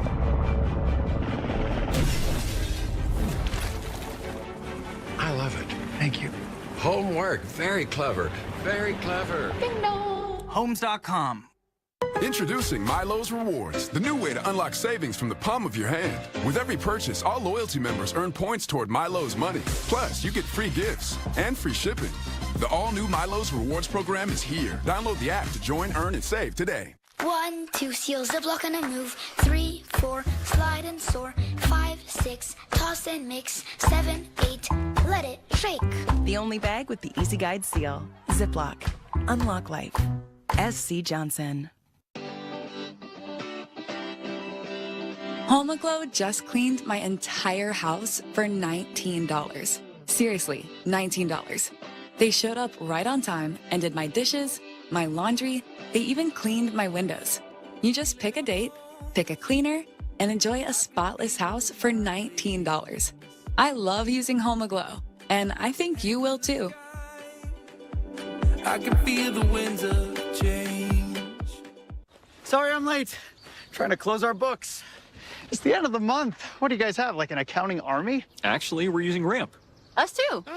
Ramp automatically tracks expenses and receipts. Automated expense tracking. We can manage business spend all in one place. And we get powerful insights to make smarter financial decisions. With Ramp, we close our books faster. And show up on time. That was a practice swing. Close your books faster and save an average of 5%. Learn more at ramp.com. The power of the Weather Channel, now available to everyone. This is epic! Trusted live coverage when it matters most is now yours to stream with the Weather Channel TV app, real-time radar, and maps that let you track all the action. Available now on these platforms. Download now to start your free 7-day trial.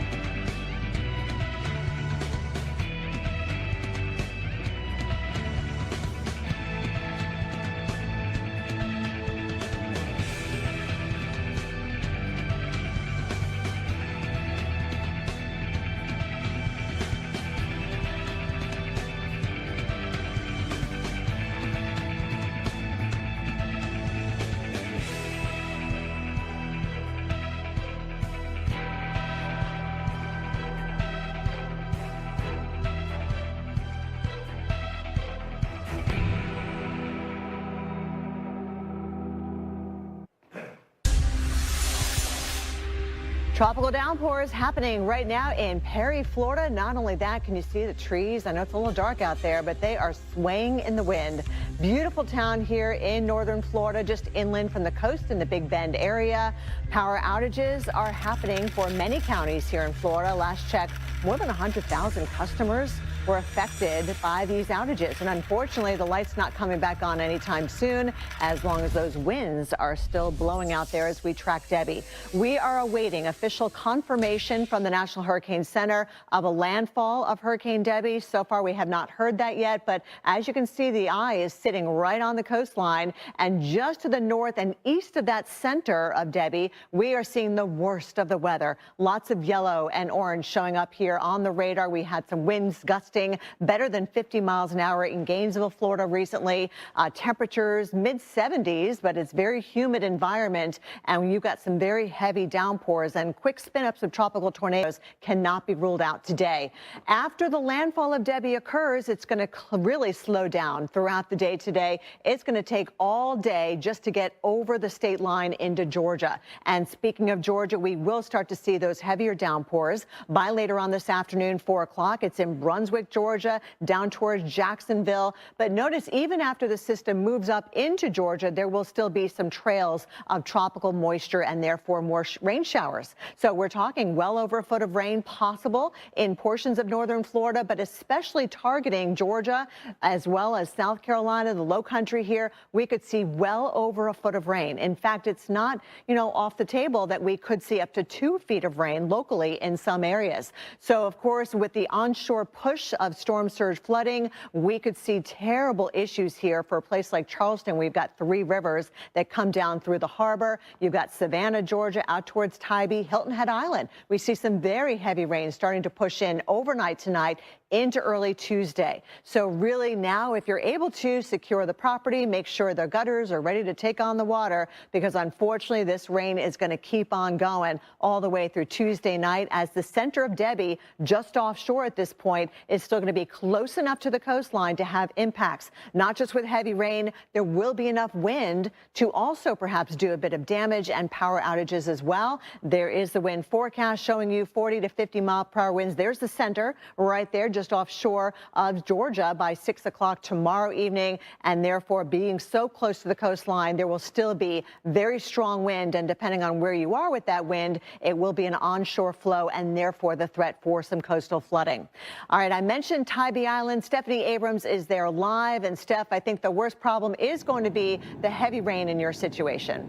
Yeah, and that could really, shut down roads here. That means we could see water rescues. And I don't want anyone to sleep on the fact that, by the time it gets here, it's just going to be a tropical storm. Because even glancing blows from hurricanes and hurricanes like Matthew, we had the biggest surge from Matthew, didn't make landfall here since the 1800s. Tybee saw wind sustained 75 miles an hour. Hurricane Ian, Tybee lost 25 feet of the shoreline, and the residents here, they have named this place Dodge City.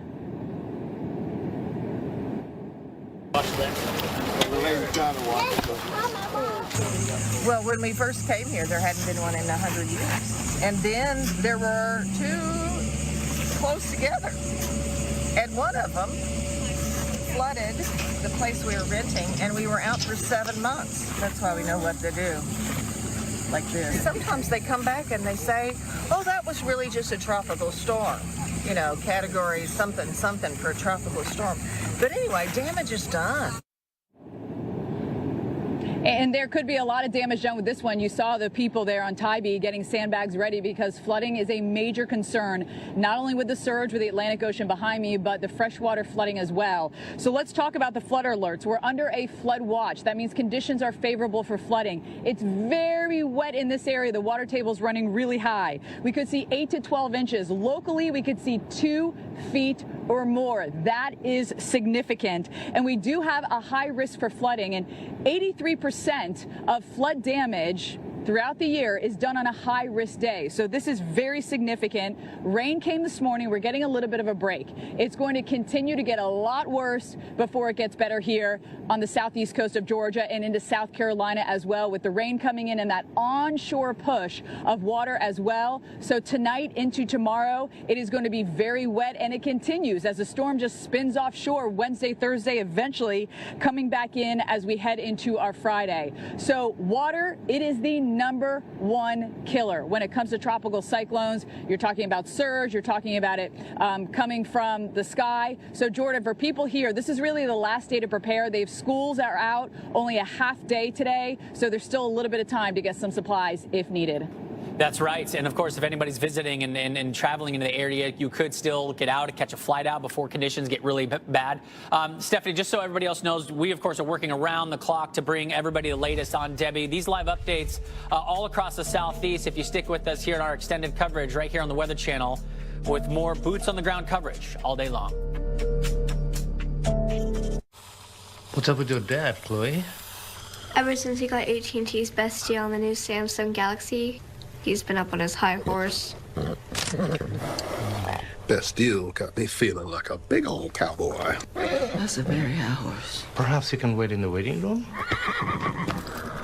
I'll just go wait in the waiting room. Ride high with AT&T's best deal on the new Samsung Galaxy Z Flip 6. If you were cash back and you could earn on everything with just one card, Chase Freedom Unlimited. So if you're off the racking or crab cracking, you're cash backing. Cash back on flapjacks, baby backs, or tacos at the Taco Shack. Nah, I'm working on my 6-pack. Switch to a King Suite. Or book a silent retreat. Silent retreat. Oh, hold up. Yeah, I can't talk right now. I'm at a silent retreat. Cash back on everything you buy with Chase Freedom Unlimited with no annual fee. How do you cash back? Chase, make more of what's yours.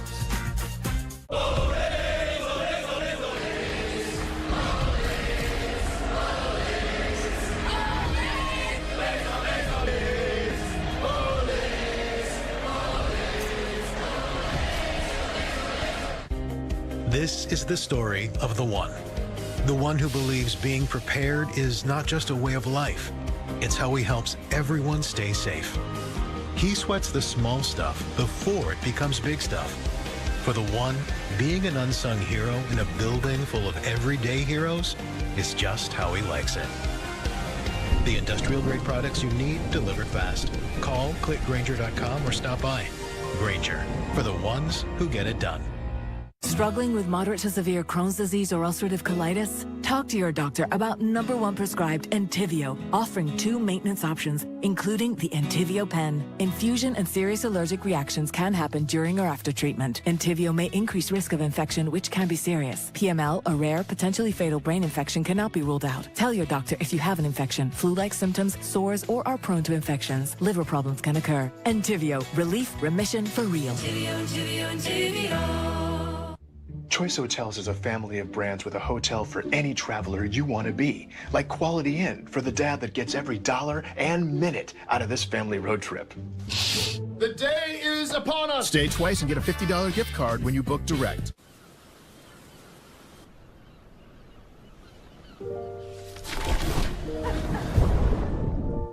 You really want to do this?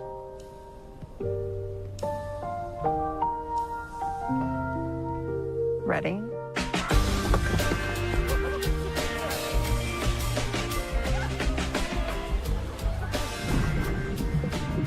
The power of Sanctuary.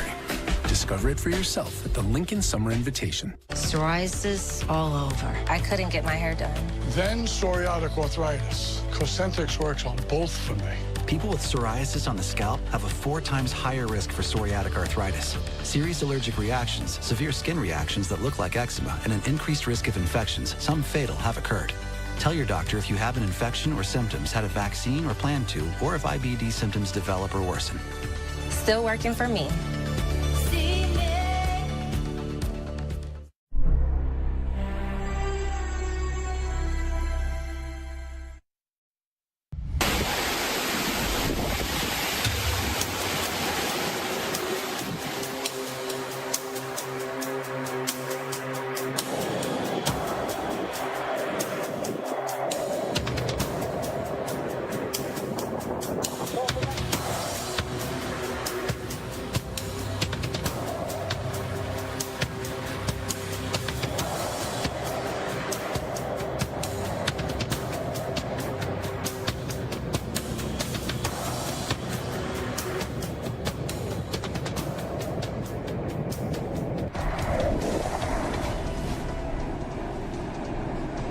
America, we have landfall. The location, Steinhatchee, Florida. In Florida Shore, we're talking Debby, of course, with winds sustained of 80 miles per hour.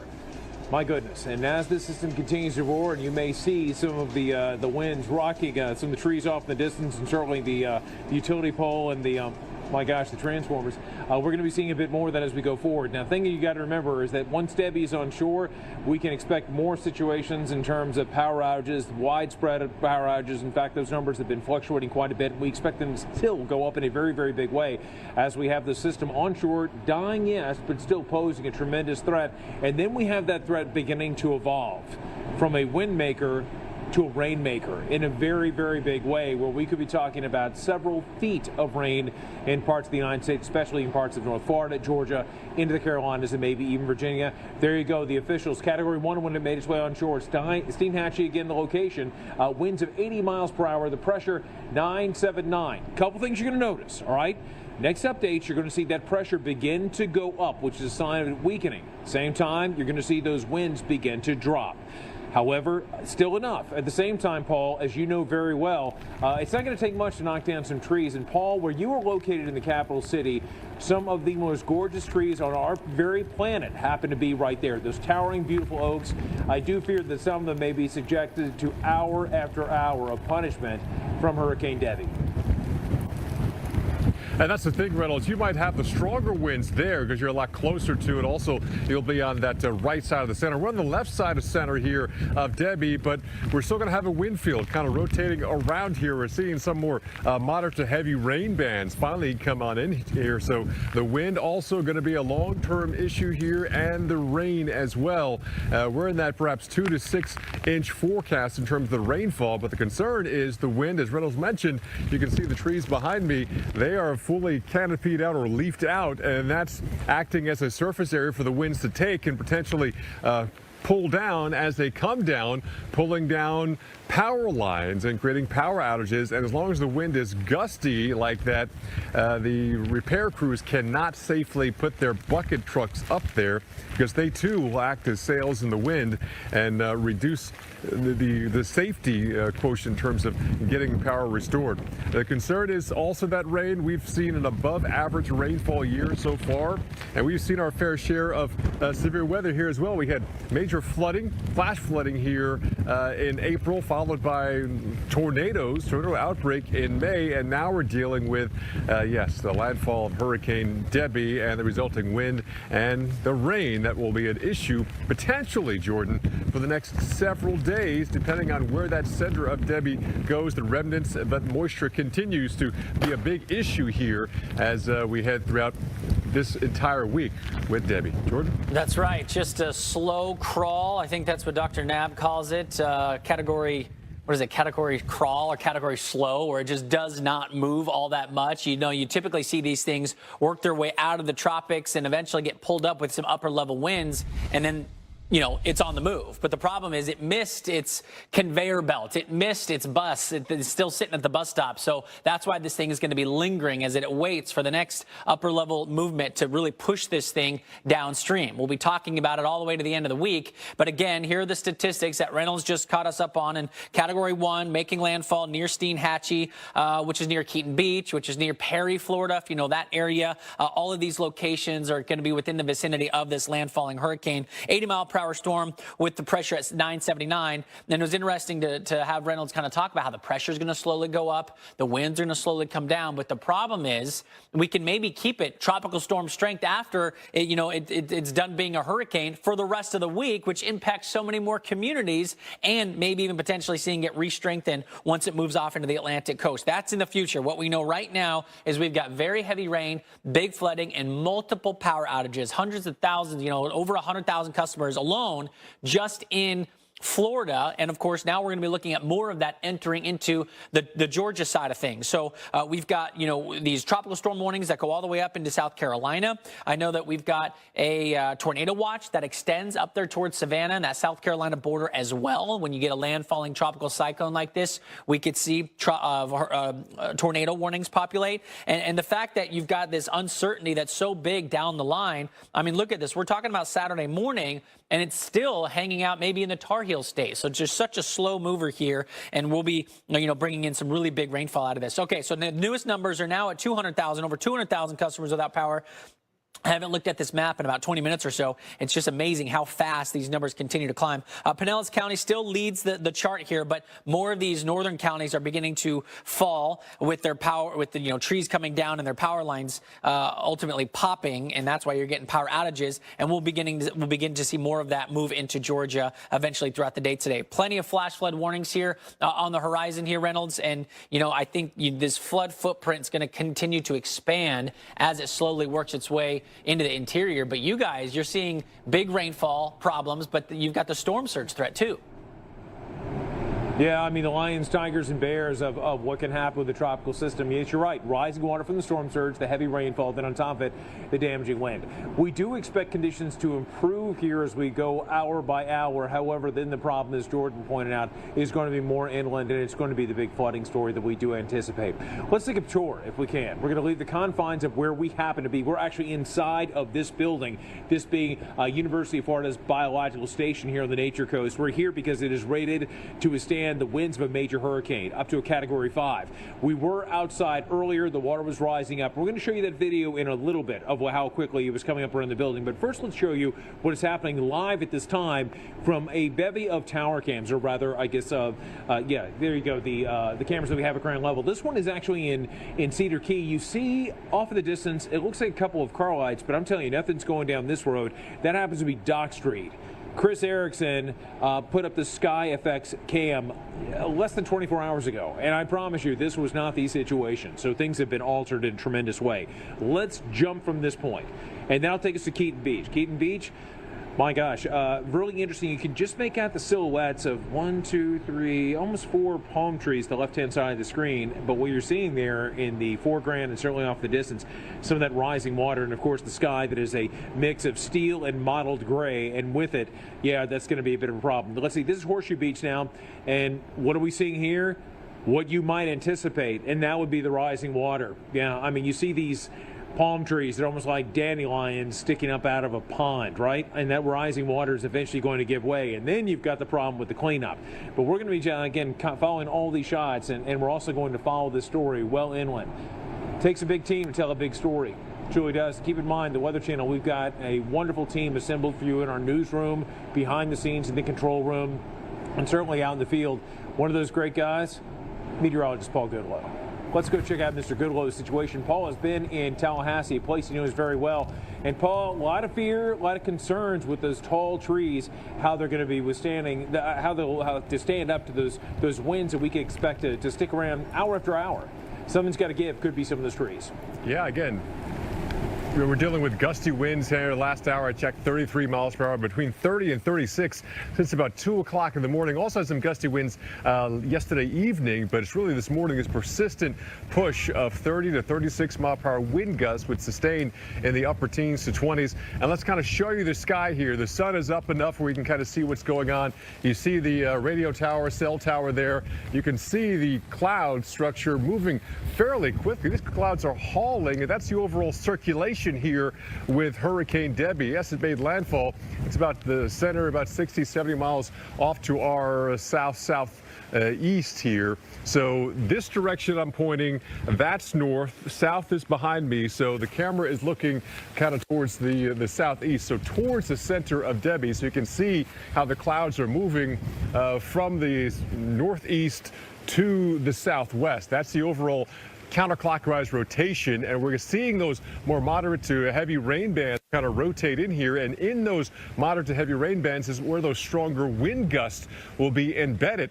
And we're still, yes, on the technically the weaker side of that center, but we're still going to have those potentially tropical storm force wind gusts, maybe even higher, maybe even hurricane force wind gusts are still a possibility as those bands rotate through this area of northern Florida. Yes, we're on that better side, but the concern is we've seen so much rain, so the ground is soft, or in some areas saturated from that rain. So the roots structures can definitely kind of pull trees down. We have pictures up of Perry, Florida, live views. You can see those trees getting buffeted easily by perhaps wind gusts getting close to that hurricane force winds. And you can see just the impact of a fully leafed out tree, how that thing is really being whipped around.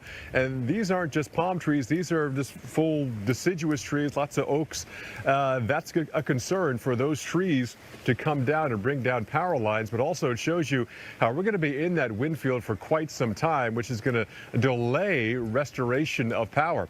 We're still in August, we're still in Florida, we're still in summer, we're still in the heat and humidity once this system leaves us. I guess the only, looking at the forecast, we might have the clouds limit how much heating we get in terms of sunshine coming down for the next 4, 5, 6 days because of the slow movement of this. So perhaps if you do lose power, you won't be dealing with, 92, 93 degrees. It might still be 82, but you can't do anything about that humidity. So if you have devices, charge them up now while you still have power. Maybe perhaps make some extra ice in your freezer so that you can put that in cooler, freeze some water bottles. You still have water and ice combo. There's a lot of things you can do because this is the beginning of a long duration story of currently Hurricane Debby, but eventually we'll talk about the remnants of Debby as we head throughout this week. This is going to be definitely one for the record books in terms of impacts here, because of the impacts from the power outages, the wind, and the rain we'll see for quite some time. I'm going back to Kelly in the studio. Yeah, Paul, you mentioned the soft ground there. Even before Debby, we had a surplus there of about 6 inches or more. So it's been a very rainy season so far, and even a stormy year with those tornadoes back on May 10th. So hopefully people are ready for not just the flooding, but the severe potential, especially to the east of Debby's center, where, of course, it did officially make that landfall near Steinhatchee. And you can see the center of the eye just kind of sitting on the coastline for now. But I also want to point out, look how slowly it's moving. It's already slowing down, and it's going to take all day just to move it across northern Florida and reaching Georgia, perhaps by later on this evening. So there's a close-in look at the center of the storm near Steinhatchee. There's Perry, by the way, in a very intense rain band off to the north, and to the east, you've got Cross City in the rain band in the eye wall as well, and that's where the strongest winds are. Remember, not just necessarily in the center, but the eye wall that surrounds the center. That's where the stronger winds are. And of course, we have this onshore push of water, saltwater intrusion here above normally dry ground. We're watching the storm surge numbers here. Cedar Key rising to 4.6 feet. You've got Clearwater down towards Port Manatee, anywhere from 1 to 1.5 feet above normally dry ground. Watching the tide cycle as well. Remember, at times of high tide, you will see even higher water. So for Cedar Key, it's going to be about 2:53 in the afternoon, and there's that wind direction. Thankfully, it will be more of an offshore wind by that time. But remember, these storm surge warnings go from the Big Bend area all the way down to the Sun Coast. And then over on the other side, yes, there's that storm surge potential as well along the coast of Georgia, the low country of South Carolina. And at the same time, we have 2 to 4 feet of surge, possibly.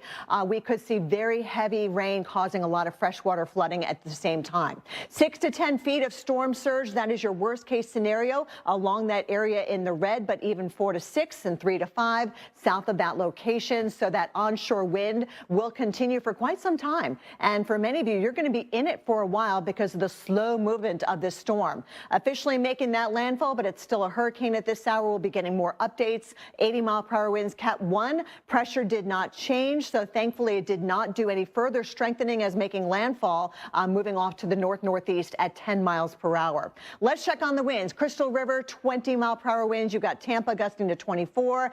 Where Paul is right now, you've got a more of a north-northeast wind component there. Winds are gusting to 33 miles an hour, more of an offshore wind there. And here is a look at the movement of the storm, bringing it further inland as we go throughout the day. But notice at 4 o'clock, it's still south of the I-10 corridor, and then finally moving a little bit north of I-10 as we head towards later tonight and moving into Georgia by tomorrow morning, and therefore bringing in the stronger winds and the heavy rain to a place like Tybee Island, where Stephanie Abrams is live.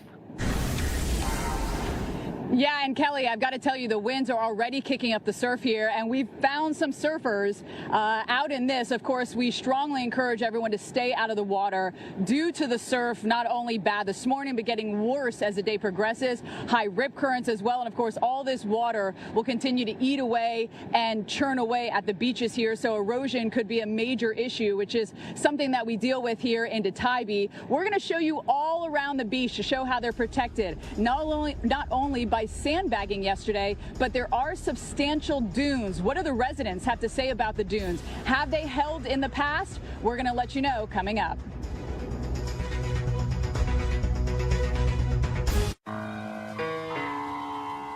Allow me to reintroduce myself. My name is...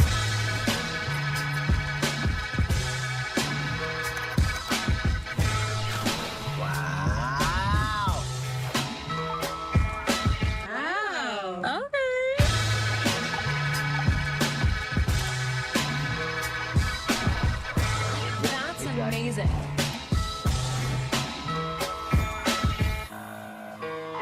Geico can help when you get a flat tire with their easy app and 24/7 help. To the right now.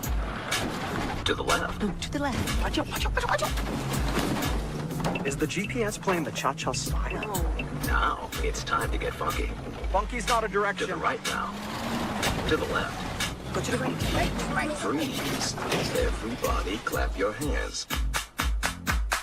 Whatever you need, from coverage to service, get more with Geico. Driving the Nissan Rogue with Google built in is like... Hey Google, turn on Rocky's Food. The ultimate connection. Drive the award-winning Nissan Rogue today. One of 6 Nissan vehicles starting under $30,000.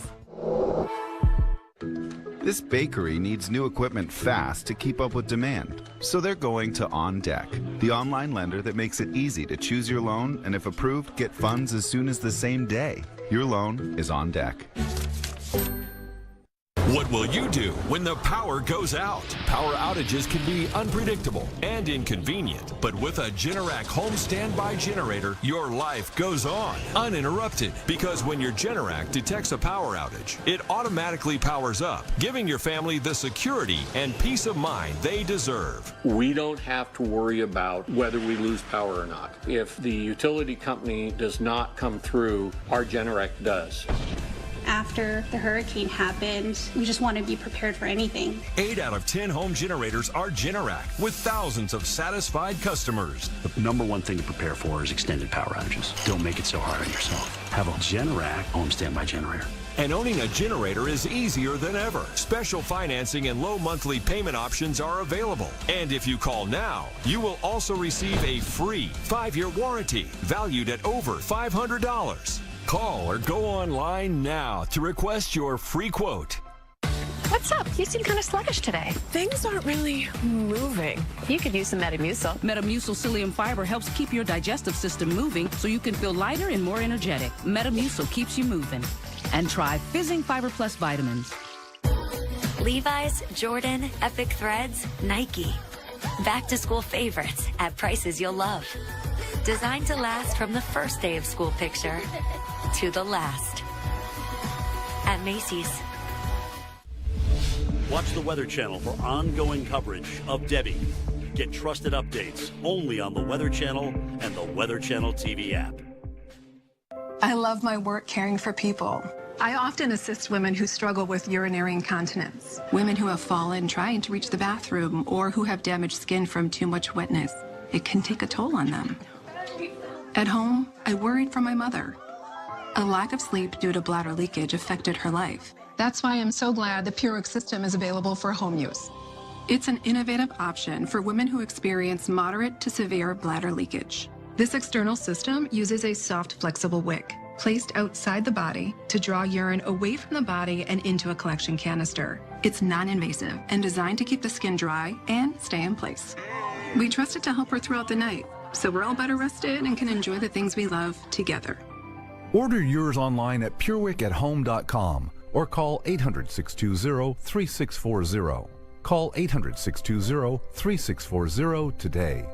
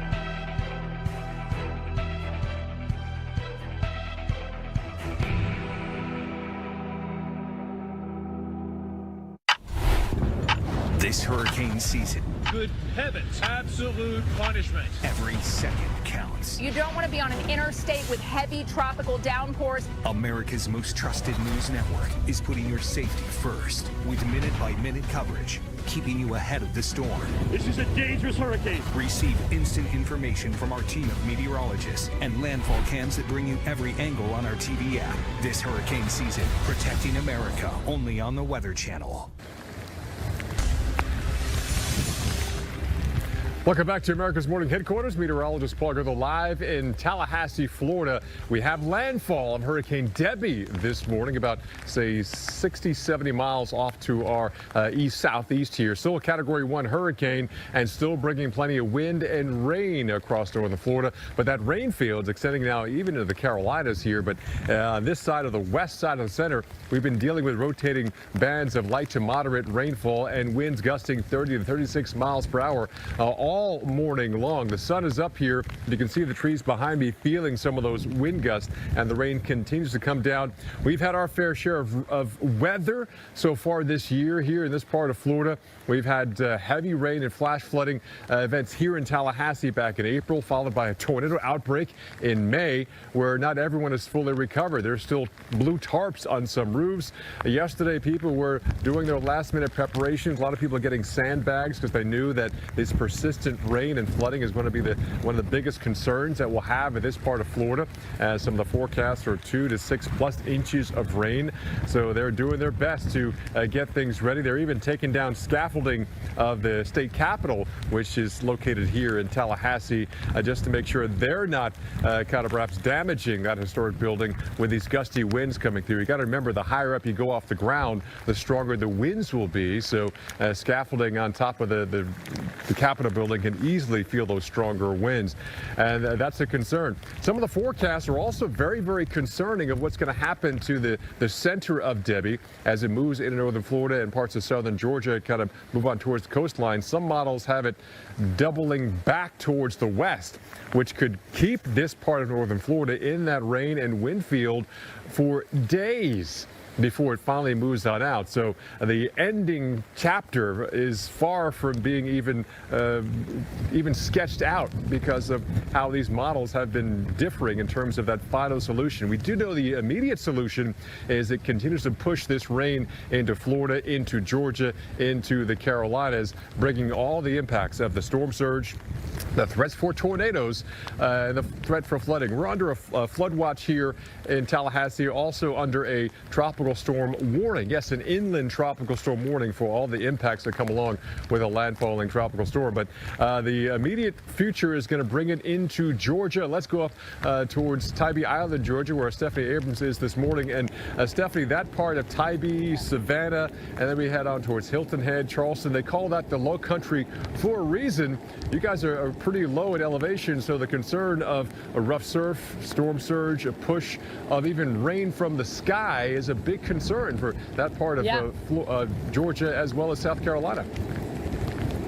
As a lot of people know, a lot of these cities, specifically Charleston, just on a very rainy day or a small low pressure, Charleston floods very, very easily. Here on Tybee, of course, we're right on the beach. And so flooding is concerned. We do have these dunes behind us, and the residents say that it does protect them from the surf when it does come up. And so that is one form of protection. But yesterday, we caught up with people that were sandbagging so that they could protect their home. We're just preparing because we don't know how bad the storm will really be, and we won't know until it's here. It could be worse or it could be better than we think. So.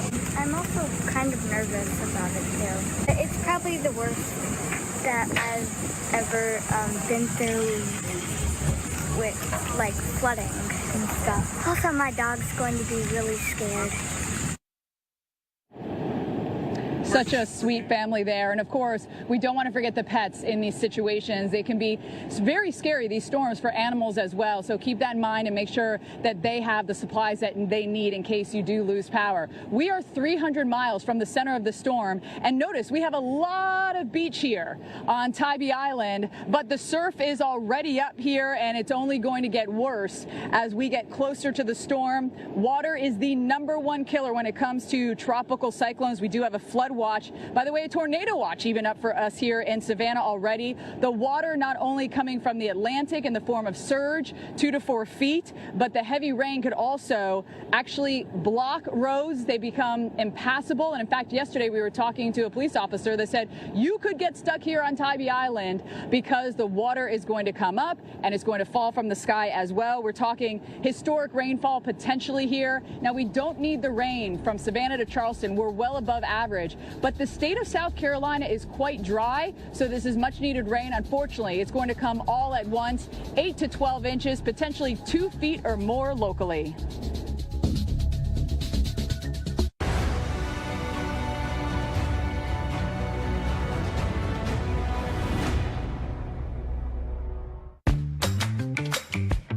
Back to school means back to the doorway. Find new favorites that fit just right and save during our Back to School Customer Appreciation Event. Plus, earn Kohl's Cash. Kohl's. I'm a rusty old boat hitch, and I am barely hanging on. And while we're still miles from the lake, I'm gonna launch this boat right here. See ya.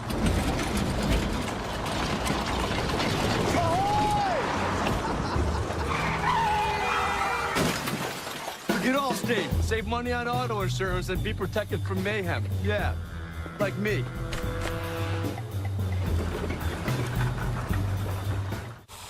What's up with your dad, Chloe? Ever since he got AT&T's best deal on the new Samsung Galaxy, he's been up on his high horse.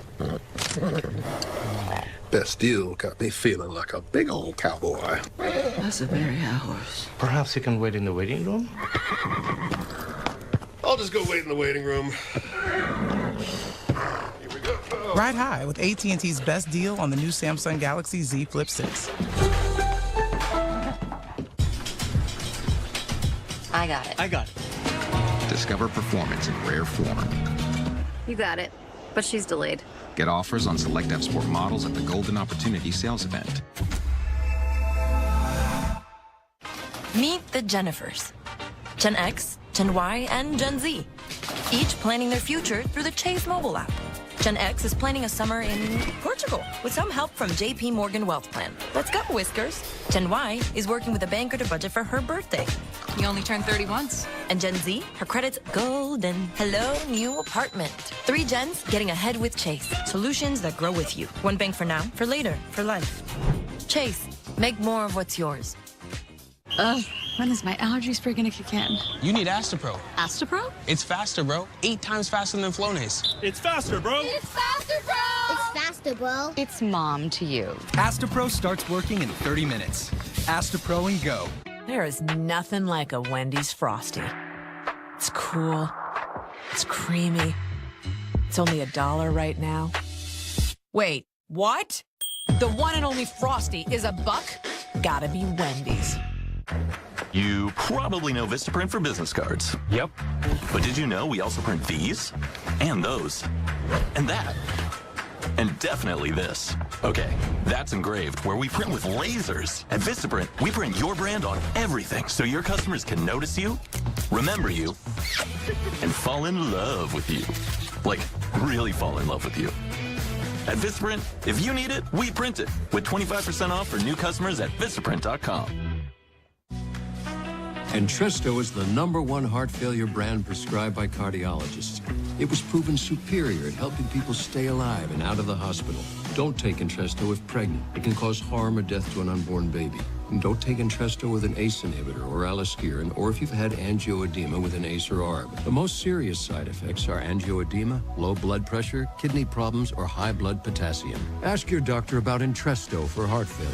Novartis may help you save on your prescription. Welcome back to America's Morning Headquarters. We're tracking Hurricane Debby making landfall in the last hour or so around Steinhatchee, Florida, as a Category 1 hurricane. We're here in Tallahassee, the capital of Florida, this morning. We've been dealing with hours of kind of light to moderate rain coming through and winds gusting 30 to 36. We're on the west side, or the weaker side of the center, so we're not going to see the longer duration or the strongest winds. Definitely that's around that center and definitely on towards points east, where they've been dealing with rain since perhaps yesterday morning. So it's all about the duration of that rain. Here, we're definitely concerned about the rain because we're above average by about a half a foot of rain, and we're still seeing the rain come down, but it's also about the winds.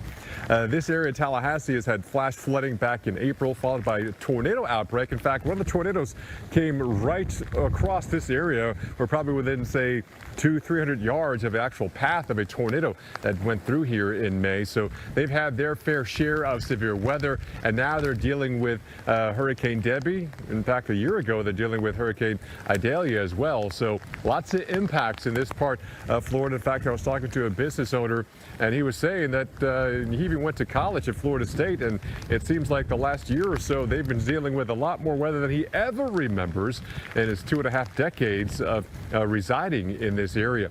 Right now, the concern is power outages. Over 200,000 customers. But you got to remember, You kind of have to do a calculation with that. So typically the customer is a billing point. I'm a customer, but I have 4 people in my household. So you can easily multiply that number by maybe 3 to 5. So it could be closing in on 1 million people this morning without power. And that's a concern. Look what the winds here, just gusting 30 to 36 miles per hour, doing to this tree. And this tree is somewhat protected from the wind. I imagine much larger trees, they could be bringing down even more power lines. And the concern here in areas, other parts of northern Florida, we've seen an excessive rainfall this year. The ground gets saturated, so the root structure could be weakened and more easily pushed over in these strong gusty winds, bringing down power lines. Not to mention the strong gusty winds will limit the safety in terms of those utility crews, the bucket trucks going up and restringing those lines. So it could be a while once you lose power to get it restored, because the concern is the forecast of where the center of Debby is going. When you track this center, some of the models kind of loop it back around into Georgia, the Carolinas, then back into Georgia and Florida for the next several days. So that means that's not where that center is. But you got to remember, Jordan, these hurricanes and tropical storms and remnants aren't just center points. You track that, but there's bigger weather and fields with this. So we could be dealing with the wind and the rain, which means flooding for quite some time as we head into this week. And it's scary, Jordan, because some of the models saying this will be a story even this time next week. It's ridiculous is what it is. It's moving so slow. We've already seen rainfall totals anywhere from 1/2 foot to, latest I saw was 14 inches, kind of on that western side of Florida. And, the flash flood warnings are popping up because of that. Paul, thanks for your update. You're kind of on that northwest side of this storm system.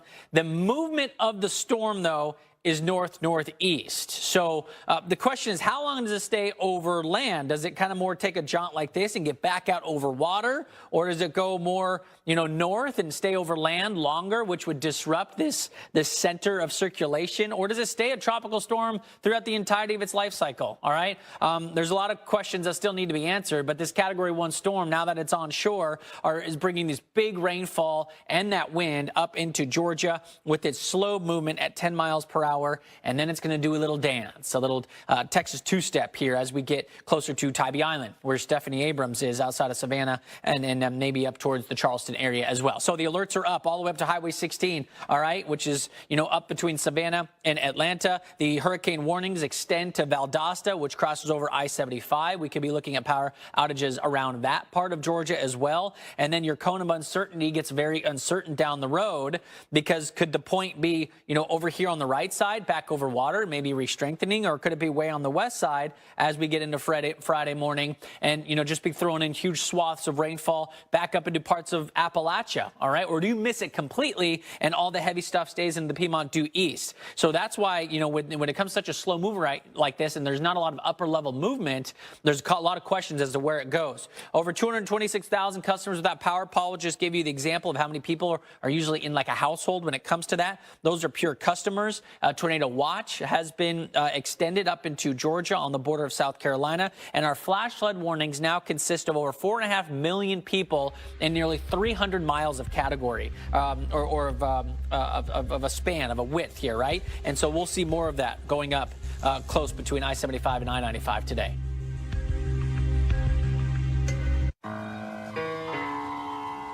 Allow me to reintroduce myself. My name is...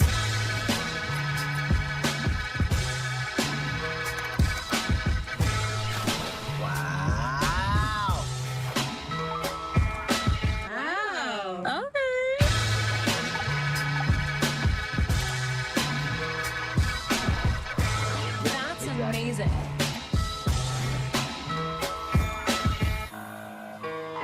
Detect this. Living with HIV, Robert learned he can stay undetectable with fewer medicines. That's why he switched to Dovato. Dovato is a complete HIV treatment for some adults. No other complete HIV pill uses fewer medicines to help keep you undetectable than Dovato. Detect this. Marnina learned that most HIV pills contain 3 or 4 medicines. Dovato is as effective with just 2. If you have hepatitis B, don't stop Dovato without talking to your doctor.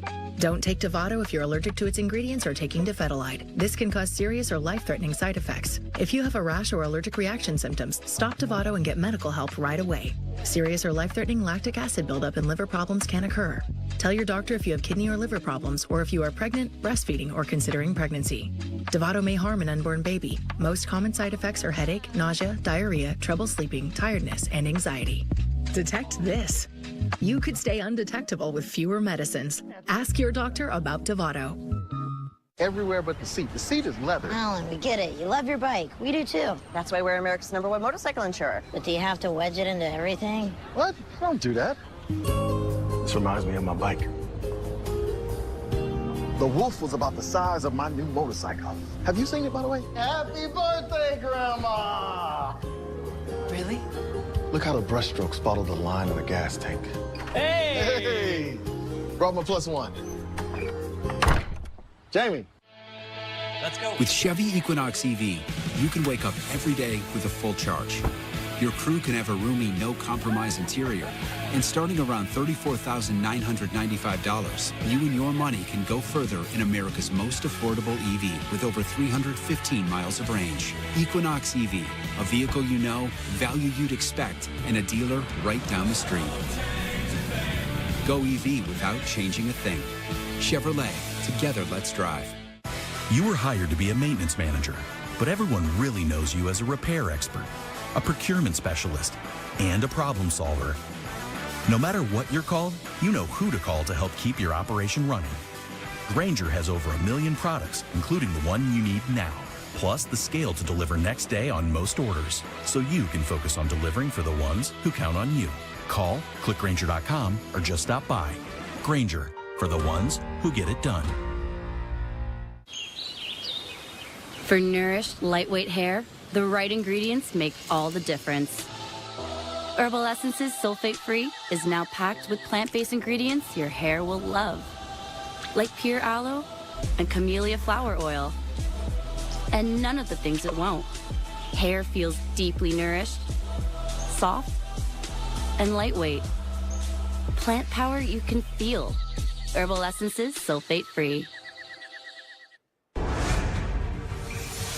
All right, welcome back to America's Morning Headquarters. We have landfall earlier this morning as it's pushing into the Big Bend of Florida. We're talking about Hurricane Debby, Category 1 hurricane that's now working its way closer to an area called Perry, Florida. You're on that northern side of the eye wall here, getting hit with pretty significant winds and very heavy rainfall that's coming down. And notice all the rain still in areas that have experienced flash flood warnings through the overnight hours since yesterday. We're talking about rainfall totals closing in on a foot if you haven't already surpassed it. In fact, a couple of numbers are at like 12, 13 to 14 inches of rainfall and just getting completely waterlogged for 4.5 million people now in much of the Sunshine State. Jacksonville, due north up into Georgia. You got the heavy rain coming in for much of your locations. We're still looking at a storm surge threat here in Cedar Key. We've been getting updates from Reynolds Wolf, who's live in Cedar Key, and we've got crews stationed all across this area that we will get you guys caught up on with updates from ground perspective. But Cedar Key is getting, a good storm surge push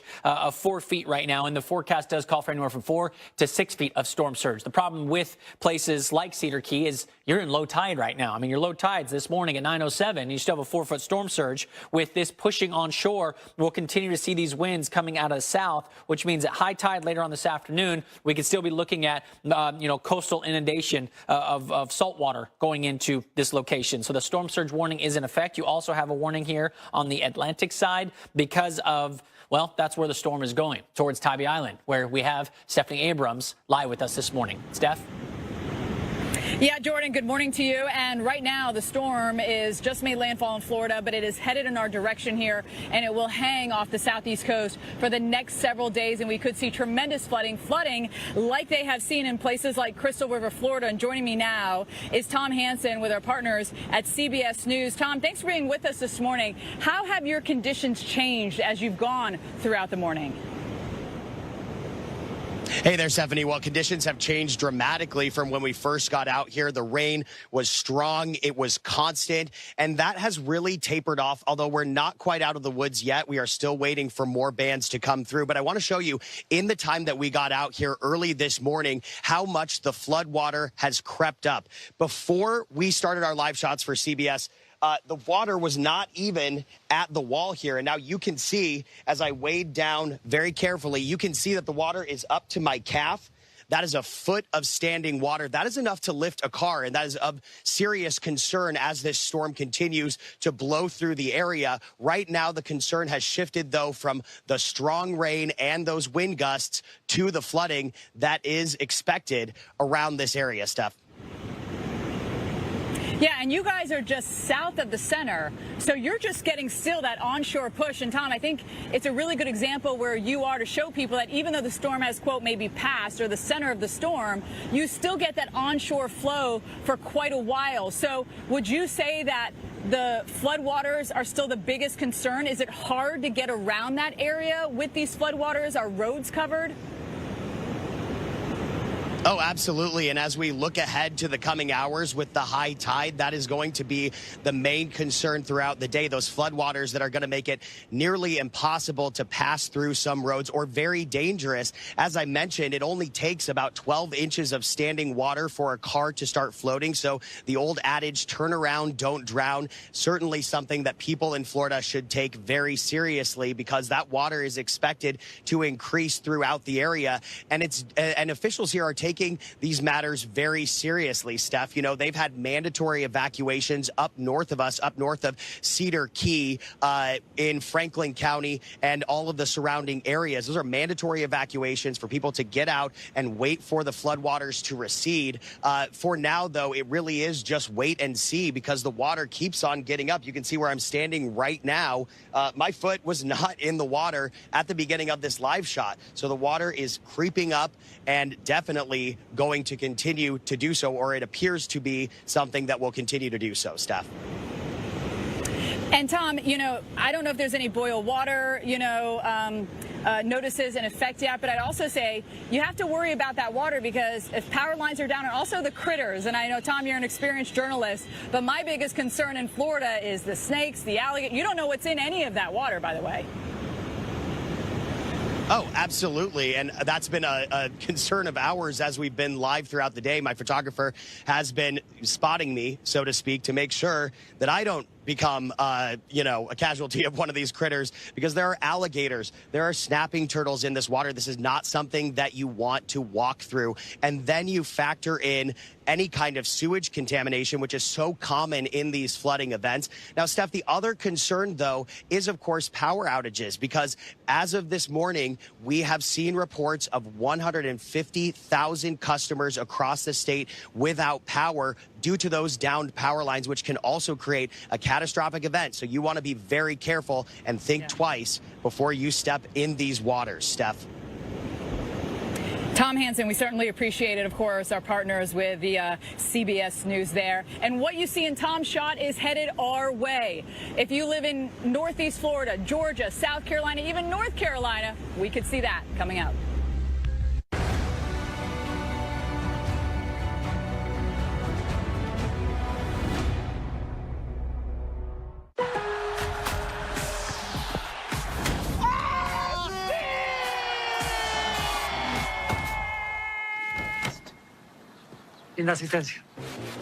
Lowe's knows what a great assist can lead to.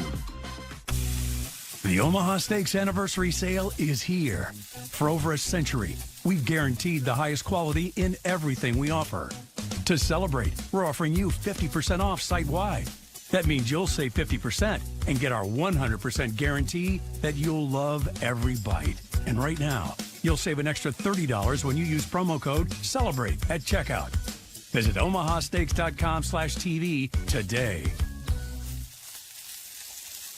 Breathing Claritin Clear is like... All stars, pretty girls walk like this. Is he? Claritin Clear?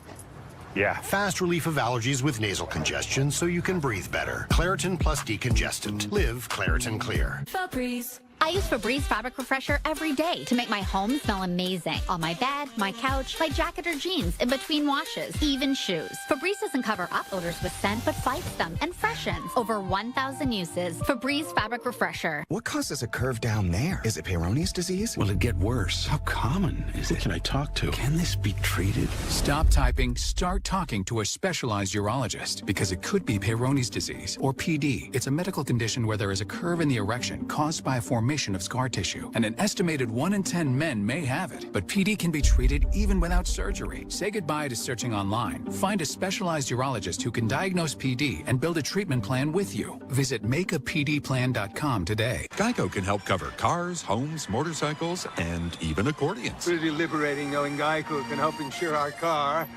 And with our home insurance, your accordion, too. We're not the only ones out here taking advantage of Geico. Smoke him, Edna.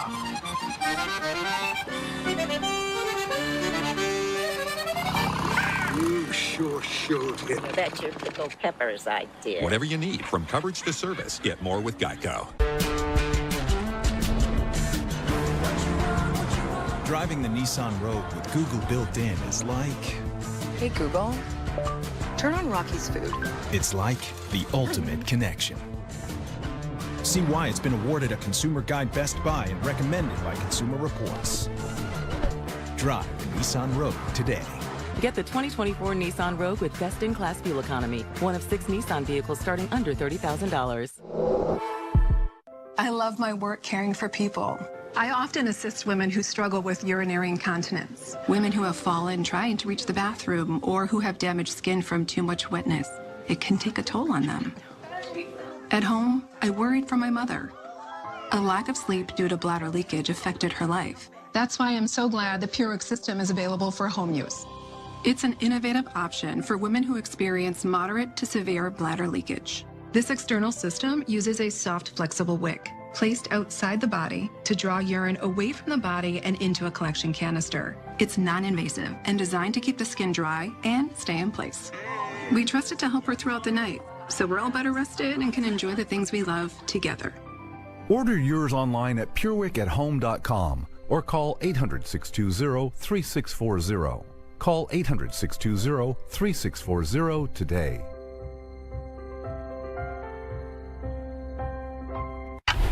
This hurricane season, America's most trusted news network is putting your safety first with minute-by-minute coverage.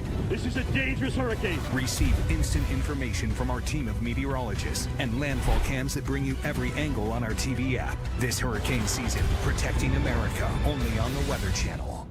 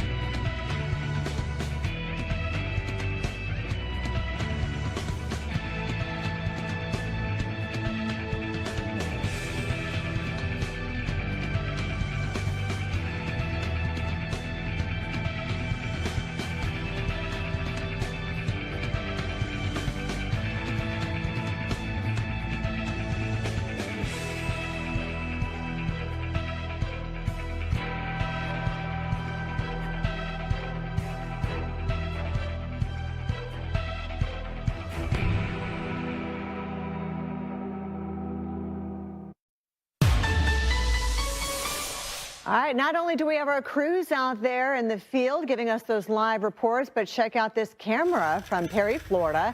They've been dealing with the northern eye wall of Debby as it came ashore officially, making that landfall near Steinhatchee. 74 degrees, winds are gusting to 60. You can actually hear the winds. And the raindrops on the lens right there. You can see those trees moving around quite a bit in the background. And speaking of trees, there's a lot of trees in this part of Florida, so that's a concern with power outages. Horseshoe Beach, now we're right on the Gulf Coast. This is where we have seen storm surge flooding. Of course, with that onshore push of water as this hurricane made a landfall, we were expecting to see some of that salt water above normally dry ground, and we've seen anywhere from 3 to 4.5 feet of storm surge across the Big Bend area of Florida. And it's still rising, by the way. We're not done yet. So Debbie's still a hurricane at this hour, even after making that landfall at the top of the hour. We see the center of Debbie right on the coastline, really slowing down quite a bit, unfortunately. And you can see north and east and even south of that center is where we're experiencing some of those heavier rain bands. Here's a closer in look at the center or the eye of Debbie. Of course, the strongest winds are going to be in the eye wall, and Perry's on the northern side of that, and over toward the east, we have places like Lake City that's going to get involved with those stronger winds as we go through the next couple of hours.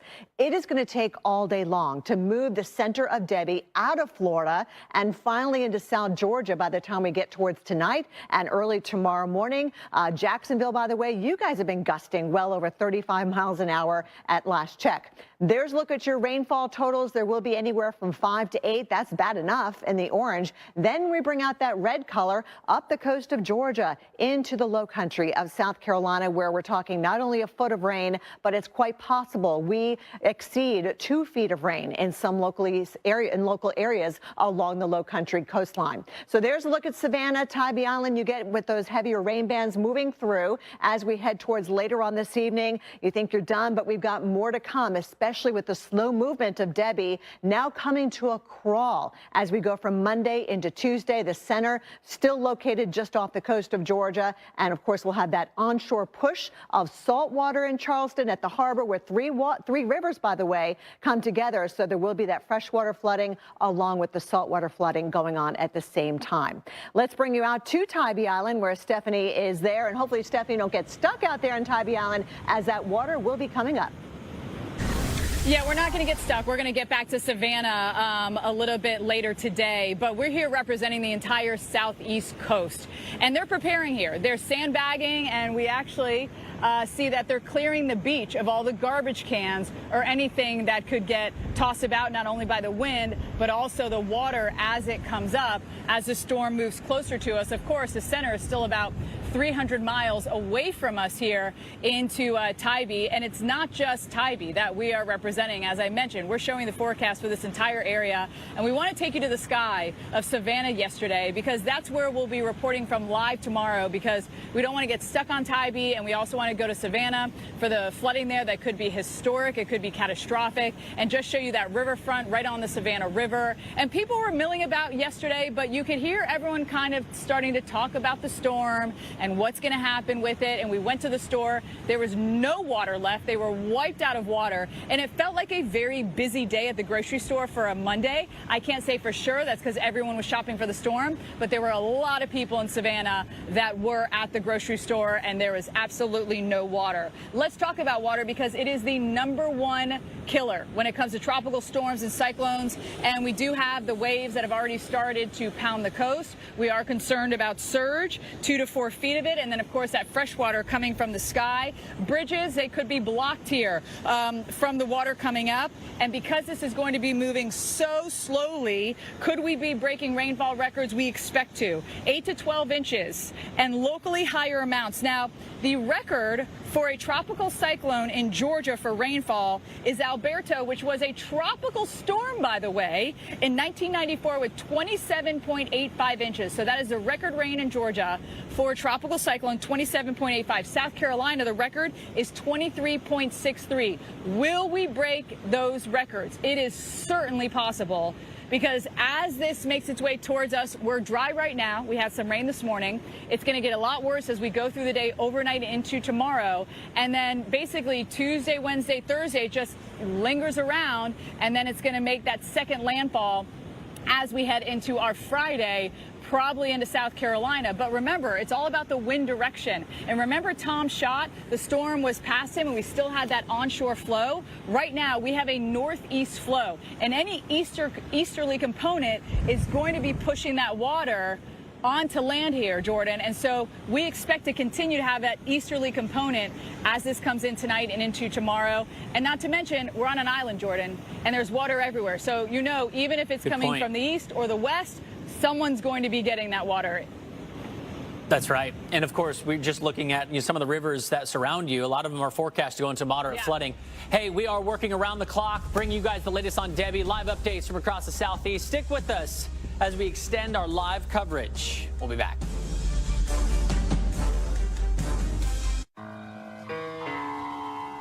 Allow me to reintroduce myself. My name is...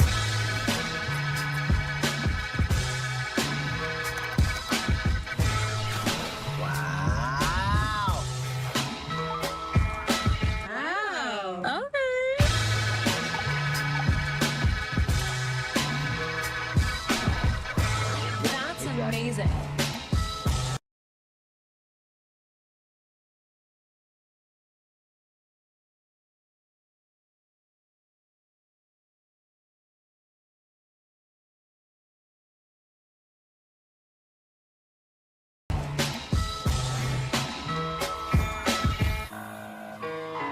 Power outages can be unpredictable, inconvenient, and disruptive to your life, posing a real threat to your family's comfort and safety. When the power goes out, you have no lights, no refrigeration, no heating or air conditioning. The winds are not letting up at all here. We're going to see some power outages. The number one thing to prepare for is extended power outages. Are you prepared?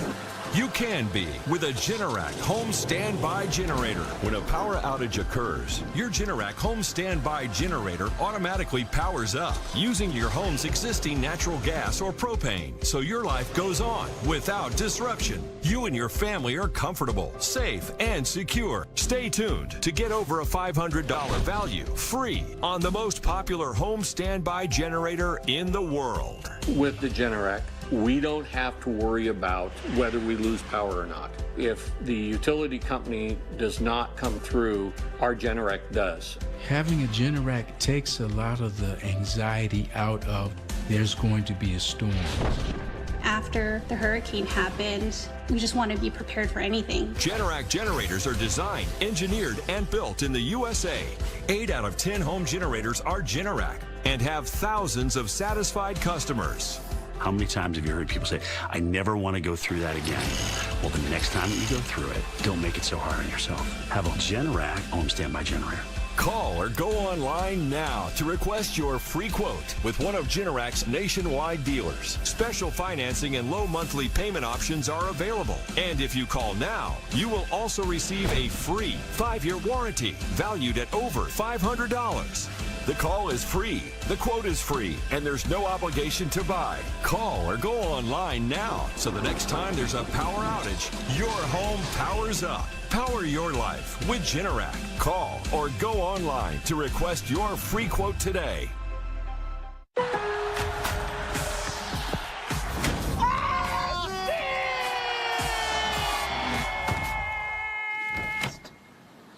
Inasistencia. Lowe's knows what a great assist can lead to. You know, if you were cash back and you could earn on everything with just one card, Chase Freedom Unlimited. So if you're off the racking or crab cracking, you're cash backing. Cash back on flapjacks, baby backs, or tacos at the Taco Shack. Nah, I'm working on my 6-pack. Switch to a King Suite. Or book a silent retreat. Silent retreat? Oh, hold up. Yeah, I can't talk right now. I'm at a silent retreat. Cash back on everything you buy with Chase Freedom Unlimited with no annual fee. How do you cash back? Chase, make more of what's yours. Did you know sweat from stress is actually smellier than other kinds of sweat? That's why I use Secret Clinical Antiperspirant. It provides 3 times stress sweat protection. Danielle? Secret works.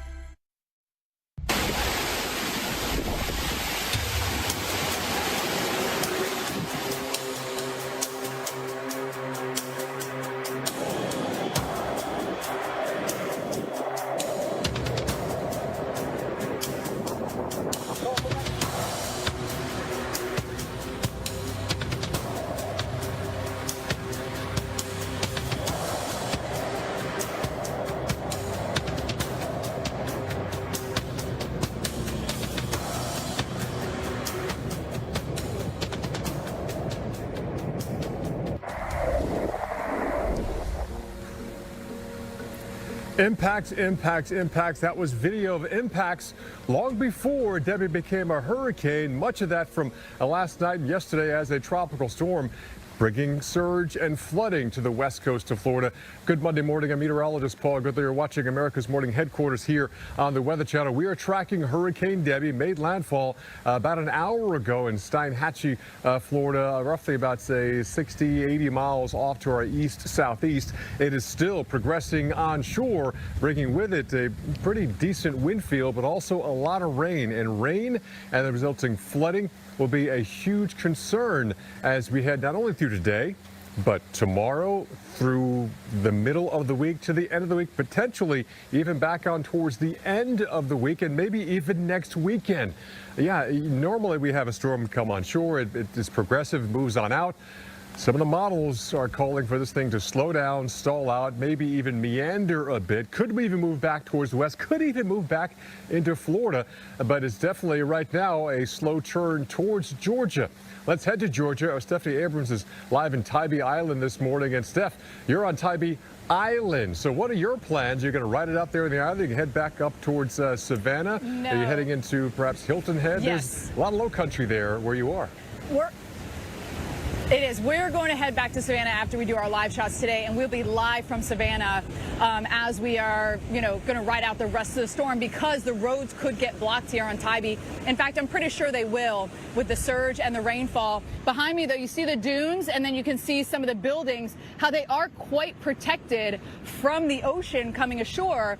But the thing is they are worried about freshwater flooding. And I don't know if you ever thought about why is there grass on the dunes? What does that do? Well, a matter of fact, the roots of this type of any grass, any trees, it actually holds the sand, the soil in place. So that's why you have vegetation on the dunes to hold them in place a little bit better. But you can see the ocean is already pretty rough, and this system is still about 300 miles to our west. And it will be taking its time through the state of Florida through the day today and tomorrow. I think overnight tonight we will see some of the worst conditions. It will go downhill basically as we go through the day, intensify tonight into tomorrow morning. We could have very strong storms here. And in fact, we could be in the eye wall of the tropical storm. It's still expected to be a tropical storm over us. And Jordan, we might get our first eye of the season as the center of this circulation looks like it could go right over Savannah.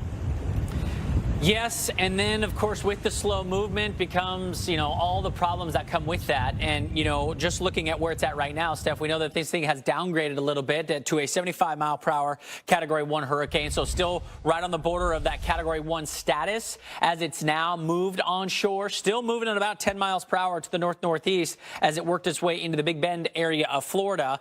Pressure staying consistent at 979. We'll likely see that change and increase as we go over time here. But it's going to be, we're talking about, maybe only moving a little bit from this map's perspective over the entire day. OK, and that's going to be one of the biggest problems if you're around the vicinity of this tropical cyclone. So there's a look at when it made landfall earlier this morning near Steinhatchee, Florida, big fishing community down there just south of Perry. Winds at 80. That pressure is still consistent. The only thing that's changed is the wind field component. And just from an eye perspective, the thing's getting very wobbly now that we've got it pushing onshore. But still, you got hurricane warnings all the way up into Georgia because of this. And, the tropical storm warnings that go all the way up towards Savannah and Tybee, where Stephanie was just talking about, as this storm system could maybe make its way over into that area throughout the next couple of days. All right. We could be talking about, by Wednesday, where is this thing? Is it back over open water? All right. Let's kind of look at Wednesday time frame. It could be anywhere from, up towards Charleston to maybe down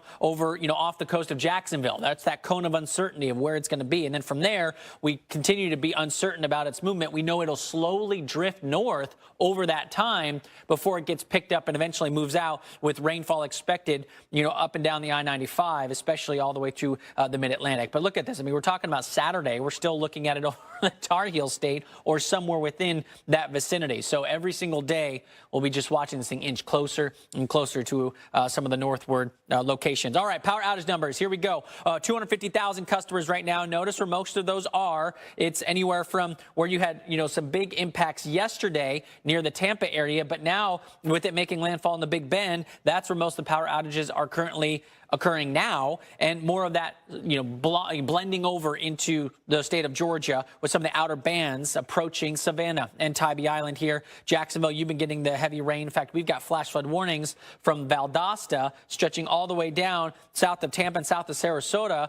We're talking, several hundreds of miles, almost 300 miles stretch here with it crossing over I-75 and working its way to the Atlantic side of Florida. But this is where we've gotten anywhere from 8 inches of rain to 14 inches of rain, okay? Sarasota, up much of this I-75, St. Petersburg, you're included in this. We're getting more of those big totals up north near Perry and Madison, closer to the Georgia state line. And overall, the projection, again, looking at the timing of this thing, is going to be slow mover. Now, Paul is in Tallahassee. We want to get caught up with Paul Goodlow, who's been on that northwest side of this storm system, Paul. And you've been kind of right there on the border from, light rain to moderate to heavy rain, and even getting a little bit of portion of some of those wind gusts. Right, with the heavier and more moderate rain, that's where the stronger winds are embedded. We're now in more of a light rain here, but every now and then we'll see a gust of wind come through. You can see the trees being buffeted behind me, but if you can see the overall circulation, I'm going to have Austin Anderson, our photographer, kind of tilt up and kind of show how fast these clouds are moving here, and they're moving from the northeast to the southwest. They're just hauling here in the sky, and again, we are so close to some of those moderate to heavy rain bands. And when they rotate through, we have the stronger gusty winds. Winds have been gusting 30+ miles per hour with that more moderate rain sliding on through here. But I tell you what, Tallahassee, the capital here of Florida, has had their fair share of weather so far this year. They had massive flash flooding back in April. Then they had an outbreak in May, and now we're dealing with Hurricane Debby and the resulting rain and wind. Our rain forecast run that 2 to 6 inch side, but it's not all going to fall today. As Jonah was showing with the forecast, this thing is slowly kind of moving to the north and to the northeast. But some of the models kind of really slow it down. Some even kind of push it back towards the west. Some even have that center moving back here in northern Florida. So even though the official forecast is still progressing it north and east away from us, there are some model forecasts which still meander it. So even the forecast now, you have to understand, once you get past, say, day 3, that forecast changes, not just with hurricanes, but with everything we talk about here. But Florida is still dealing with their first landfall of a hurricane this hurricane season. And we just heard from the Governor DeSantis about a half hour ago when he held a press conference. He had this to say. Now that Hurricane Debby is making landfall, the most important thing to do is to just protect yourself and protect your family. Don't go out into this storm. Don't drive on the roads, particularly when they're flooded. We have had some traffic mishaps over the last 12 hours. And when you have flood situations, that is the #1 way where we will see fatalities, is by people being out on the roads and hydroplaning or having other problems. So do not go walk or drive into flooded roadways. There are hazards there. They're dangerous. We want everybody to be safe. And the governor's message is for the entire state of Florida. Here locally, this part of northern Florida, Tallahassee, the K through 12 schools aren't in session yet. Some school districts in southern Georgia, they've canceled classes today. But here's the thing. I know people have to get out and about. They have things to do. They have work to go to. This is going to be a problem not just for today. It's going to be a problem for several days. Perhaps you're off of work or teleworking today. But understand that this could be an issue we're dealing with for several days. And the thing about flash flooding is it might not be happening right now, but perhaps upriver there's flooding coming your way and before it drains into the Gulf, and we can quickly see things change. There are a lot of low water crossings here. While things might be okay, especially here in Tallahassee now, it's the future we're concerned about. So I'm not saying don't do anything, but be weather aware and be ready to act accordingly, and do not sleep on Debby, because this is something that you'll be hearing for the rest of the week, potentially even into next weekend, maybe even next week. It's amazing, Kelly. Some of the models, they have this thing lingering and lingering and lingering, and that is the worst case scenario, because that freshwater flooding is one of the biggest killers in terms of tropical impacts. Kelly? Yeah, you're right about that. And by the way, Paul, the National Hurricane Center, I was just checking out their, the cone forecast. And even going out to Thursday, it's still a tropical storm at that point, possibly somewhere in North Carolina. But you're right, it's going to be multiple days that we'll be dealing with Debby.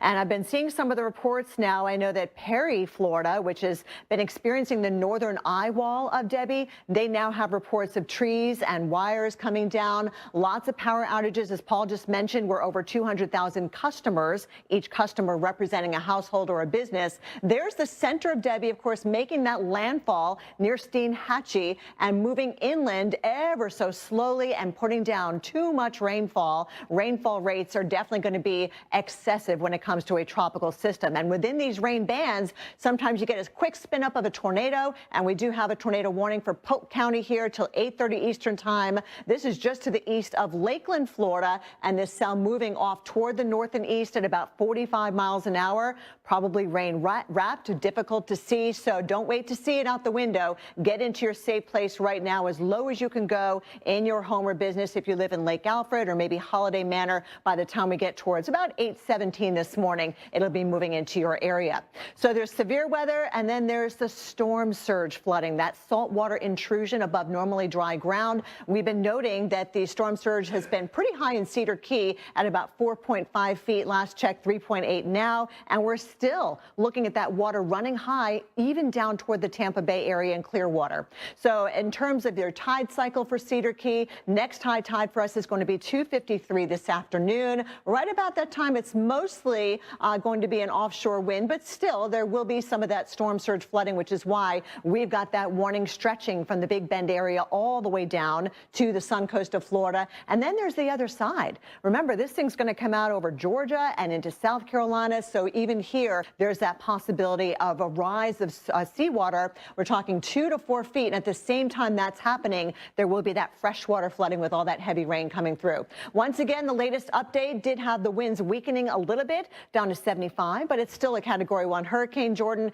and it's slowly moving to the northeast at about 10 miles an hour and forecast to slow down even more than that once it gets past Florida. Yeah, and these flood watches go all the way up into, past Charleston, getting close to Columbia here. So you got a really big territory of, a lot of runoff with this. Okay, so think all the rivers and tributaries that are trying to get out into the Atlantic or into the Gulf, they're all going to be extremely swollen this week. And you've got, several of these communities up here on the Georgia and South Carolina side that that are going to be looking at impacts because of this, because that's where the heavy rain goes, right? As the storm system moves its way north and east and maybe back out over the Atlantic, it's on that northern side that seems to be getting some really heavy rainfall. And I think we're going to see a lot of that here, which, includes places outside of coastal communities. So getting back up into the Piedmont, and then it really tapers off. Again, depending on placement, it really tapers off into parts of southern Appalachia. But when you look at the flash flooding threat from the Weather Prediction Center, it's not often that they run these high-risk threats. And these high-risk threats, I think the data says it's about 90% or more of, flood-related damage happens on high-risk days. And so, several communities here in between the Panhandle of Florida and South Carolina could be impacted, all right? And this could unfortunately be life-threatening flooding. So please be careful and heed the cautions and the warnings that come out of this. So overall, that circulation will work its way through Jacksonville as we head into tomorrow morning. Is it back offshore? Is it just working its way into Savannah or Tybee Island? I think we'll know a lot more of that over the next 12 hours or so. But you'll be looking at huge impacts along these states, including North Carolina, going into your midweek time frame. And that high-risk threat moves goes to Myrtle Beach and maybe up towards Wilmington as we head into your midweek time frame. That's what, when we talk about a slow mover, this is exactly what we're talking about here. So, Steph, I stopped the timing here into early Wednesday morning, where it still seems like this thing is sitting right overhead for you in your location if that forecast holds true. Jordan, as a meteorologist, we love to match the sky to the radar. So we're going to show you the radar and show you the sky. We're at Tybee Island. Look to the north. Can you tell it's kind of light? You'll be able to tell the difference when you see the comparison. So it's pretty light as we look to the north, but as we swing the camera around and look more towards the south, look at how much darker the sky is. And if you look at the radar, what you will see are that northern bands of Debby heading into Tybee, Savannah, and will make its way eventually up into Charleston. But you see, we're right there in Savannah. You see those heavy storms? We're going to get my photographer undercover so we can continue to broadcast live. But that's the beginning, basically, of the worst that is still to come. My psoriasis was all over. Then psoriatic arthritis. Who knew they could be connected? For me, Cosentix works on both. Cosentix helps real people find clear skin, and in psoriatic arthritis can mean less joint pain and help stop further joint damage. Serious allergic reactions, severe skin reactions that look like eczema, and an increased risk of infections, some fatal, have occurred. Tell your doctor if you have an infection or symptoms, had a vaccine or plan to, or if IBD symptoms develop or worsen. Let's go. With Chevy Equinox EV, you can wake up every day with a full charge. Your crew can have a roomy, no-compromise interior. And starting around $34,995, you and your money can go further in America's most affordable EV with over 315 miles of range. Equinox EV, a vehicle you know, value you'd expect, and a dealer right down the street. Go EV without changing a thing. Chevrolet, together let's drive.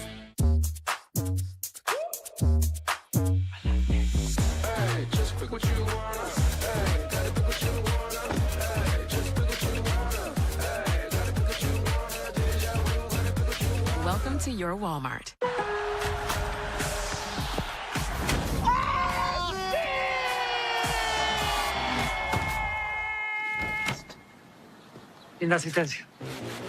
Lowe's knows what a great assist can lead to. It's Toyota's national sales event. Swipe into end of summer fun with an exciting new Toyota. Whether you're paddleboarding in a RAV4, mountain biking in a Tacoma, or tubing with your best friends in a Camry, you'll find plenty to post about all summer long. Did you know that every new Toyota comes with Toyota Care? A 2-year or 25,000-mile maintenance plan and roadside assistance. That's the value you can expect from Toyota. Come in today. Ooh, like. Toyota, let's go places. Geico can help when you're locked out with their easy app and 24/7 help.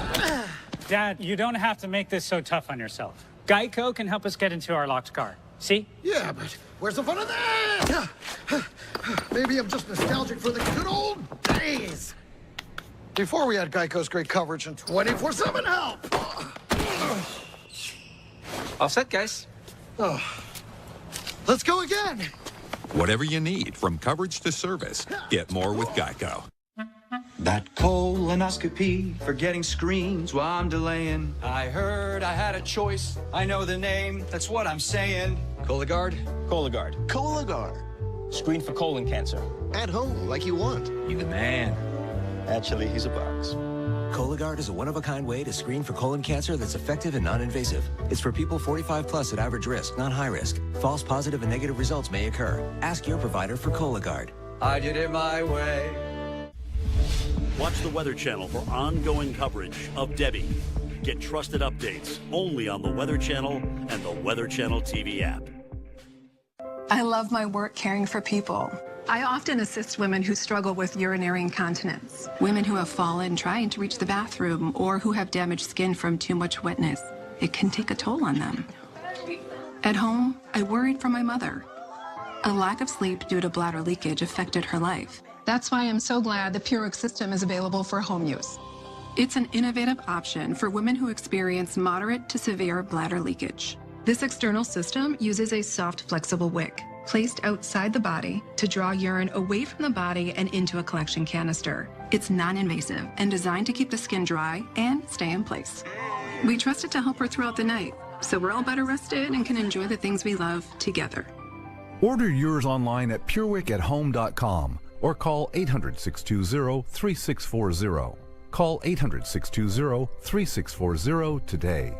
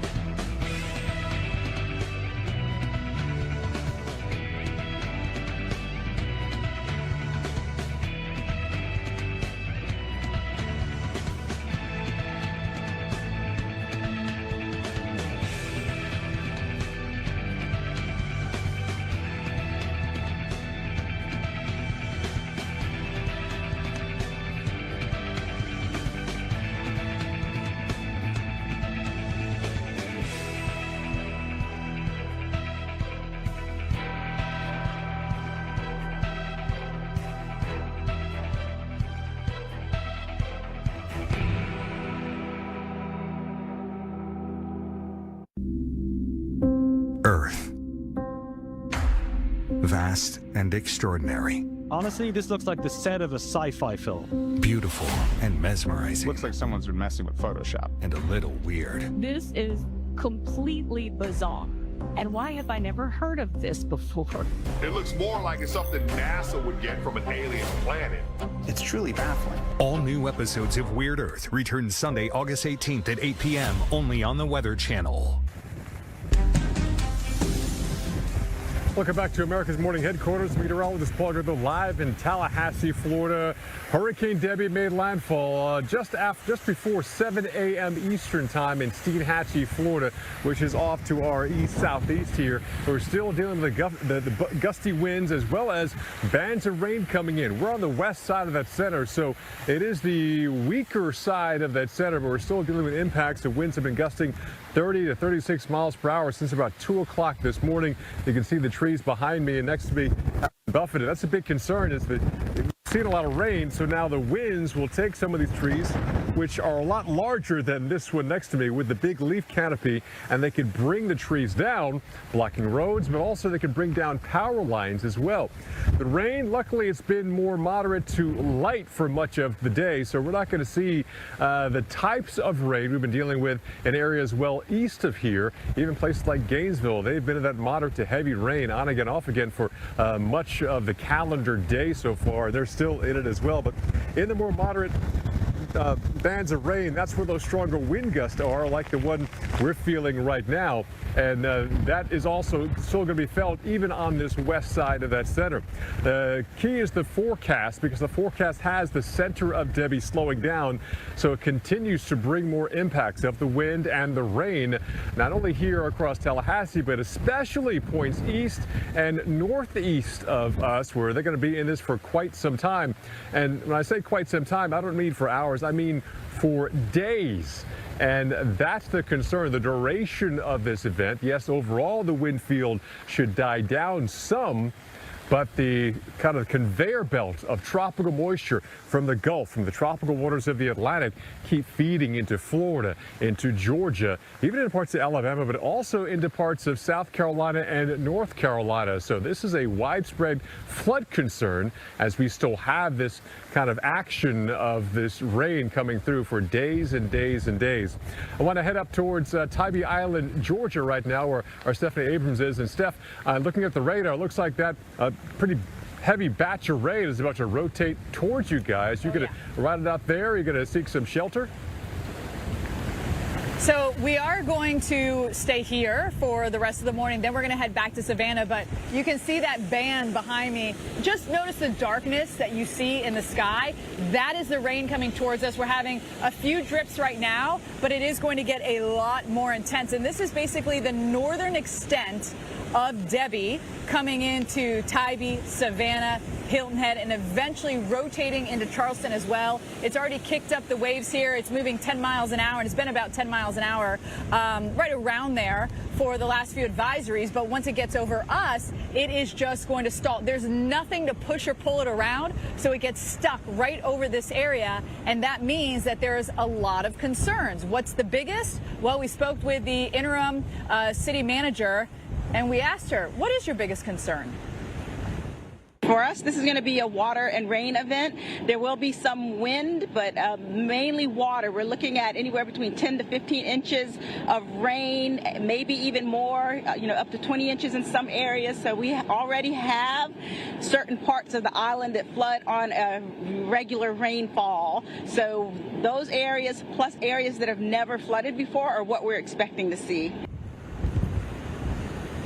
And you have to remember that water is the #1 killer when it comes to tropical cyclones. And so we're talking about that water rise, the surge, and the water coming from the sky as well. And we're going to double up, not to mention that the water table is already high here because we've had numerous storms as of late. So we're above average on rainfall. Charleston's over 6 inches above average on rainfall. And we're going to add to that. And there are flood advisories posted. And as this system comes across, it could dump a foot of rain, even some places, excuse me, could see up to 2 feet of rain or more. This could be historic. It could be catastrophic. There could be water rescues. The roads could be inundated. You could be stuck. There's a lot of islands here off the southeast coast. You could be stuck on your islands, and they're anticipating that here. And they've been preparing, actually, for this system to make sure that there is a place for the water to go, that you do have supplies if people get stuck here as well. But this is basically the rain. This is the beginning of the shield. It's going to get worse as the day goes on. It's going to get more intense as we go into the evening hours. And the wind, I know that wind isn't a huge concern for everyone here, but when you're talking about 40, 50 mile an hour winds gusting higher for hours and hours and hours, that weakens everything. And some of these trees have very shallow roots, and so if you have already saturated ground, rain on top of that, 40, 50 mile an hour winds, we could see power outages and trees come down on homes.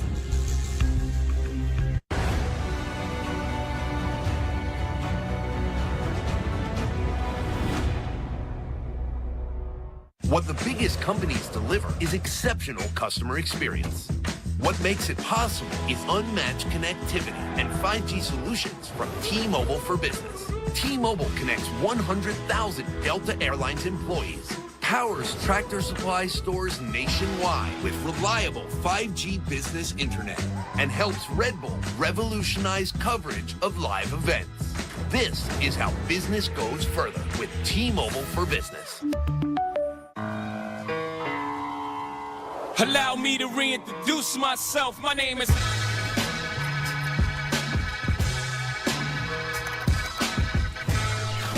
Wow. Okay.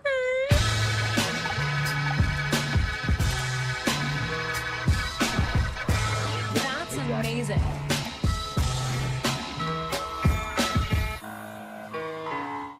If you have generalized myasthenia gravis, picture what life could look like with Vyvgart Hytrulo, a subcutaneous injection that takes about 30 to 90 seconds.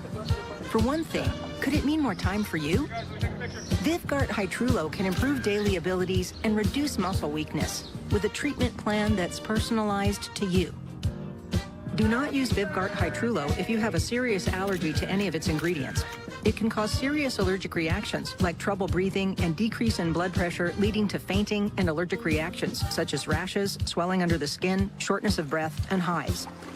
The most common side effects are respiratory and urinary tract infections, headache, and injection site reactions. It may increase the risk of infusion-related reactions and infection. Tell your doctor if you have a history of infections or symptoms of an infection. Talk to your neurologist about Vyvgart Hytrulo for GMG and picture your life in motion. Are you joking? You're joking. Tell me you're joking. It's a little early for jokes, but here goes. This muffin goes on vacation. What's happening? You said joking 3 times. That's why I'm here. Anyway, this muffin... Well, I was just excited about my new car. New car? Oh, you don't need a joke. You need a Jake. Like a good neighbor, State Farm is there. Your State Farm agent can help you choose the coverage you need. All right, I got a show, so... You forgot your toothbrush, Jimmy Fallon. Like a good neighbor, State Farm is there. Swiffer Duster traps 4 times more dust for a clean even Mom approves of. That reach.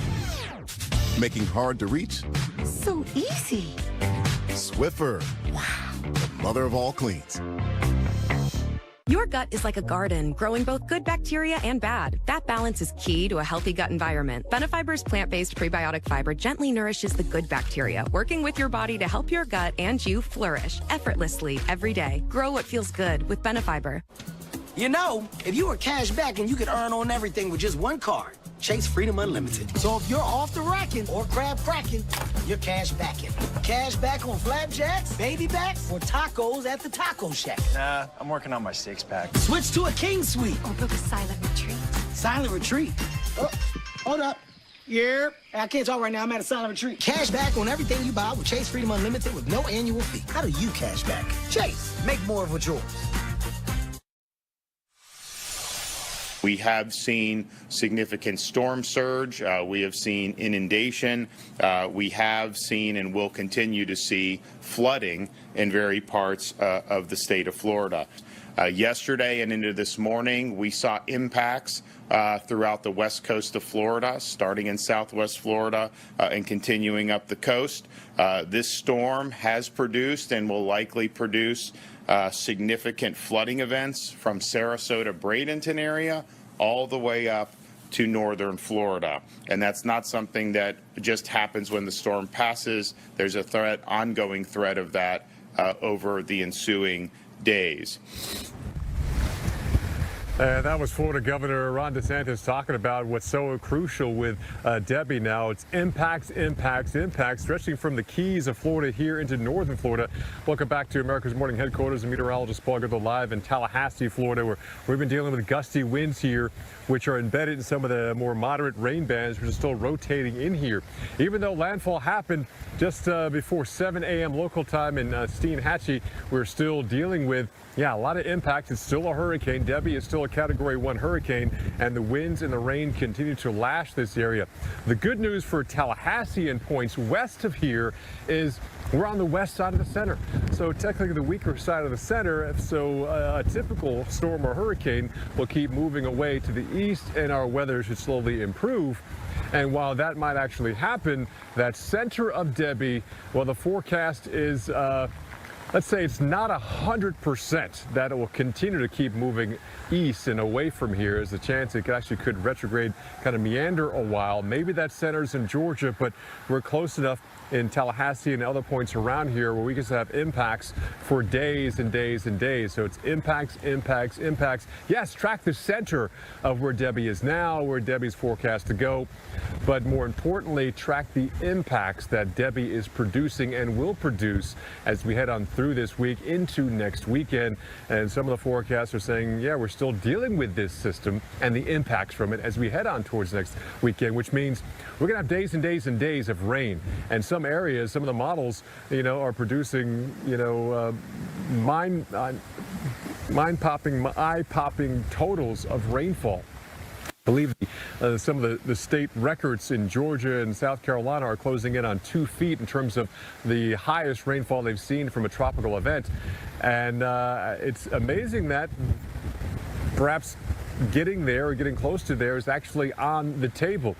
Hopefully that's not an issue at all here in the Tallahassee area, northern Florida, but we do know, Jordan, that these models keep producing day after day and inch after inch of rainfall, and that's going to be problematic, if not life-threatening, for a lot of people here across the southeast.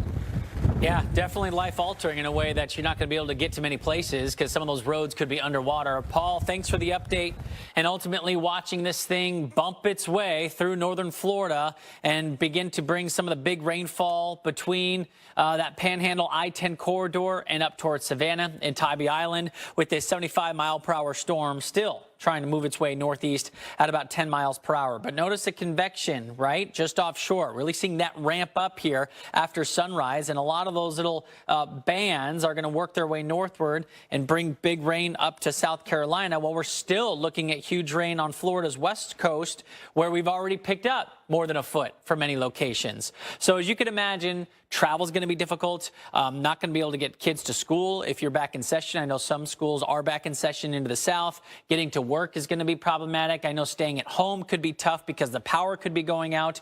And so we're going to be getting updates from Kevin Guthrie, the Director of Emergency Management here in Florida, coming up in just a couple of minutes. I believe Paul is going to be interviewing him about, what's to come and what the plan is going forward. The alerts are up all the way to Highway 16 and beyond, which is basically a little corridor between, coastal Georgia and back into the interior. Most of this will be threatening the Piedmonts of North and South Carolina, with real big uncertainty here down the line where this thing is placed towards your, Wednesday, Thursday, and Friday. If it's on the western side here, we could be looking at much more heavy rain, a very mountainous terrain of Tennessee and North Carolina. If it's on the east side, could we be looking at a storm that's strengthening because it's back out open water, right? So I know that when it comes to wind speed and strength of this overall storm, that's going to fluctuate a lot over the next 72 hours. Power outage numbers surpassing 250,000 customers in Florida alone. That storm is circulating west of Jacksonville, just south of I-10. Blinding rain up through Perry. Flash flood warnings continue to expand, and all of that will unfortunately get worse as we go into your Monday. We'll be back.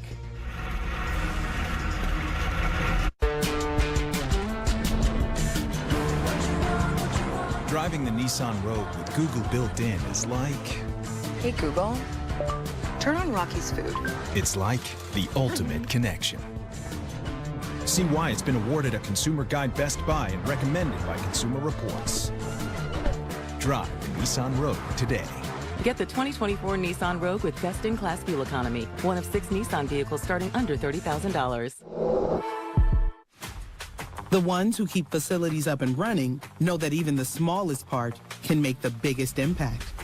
That keeping the day on track means paying attention to every detail.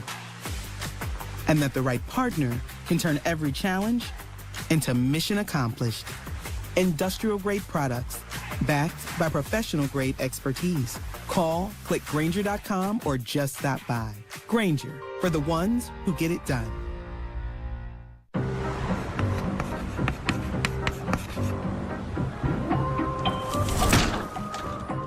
When you're a small business owner, your to-do list can be a lot.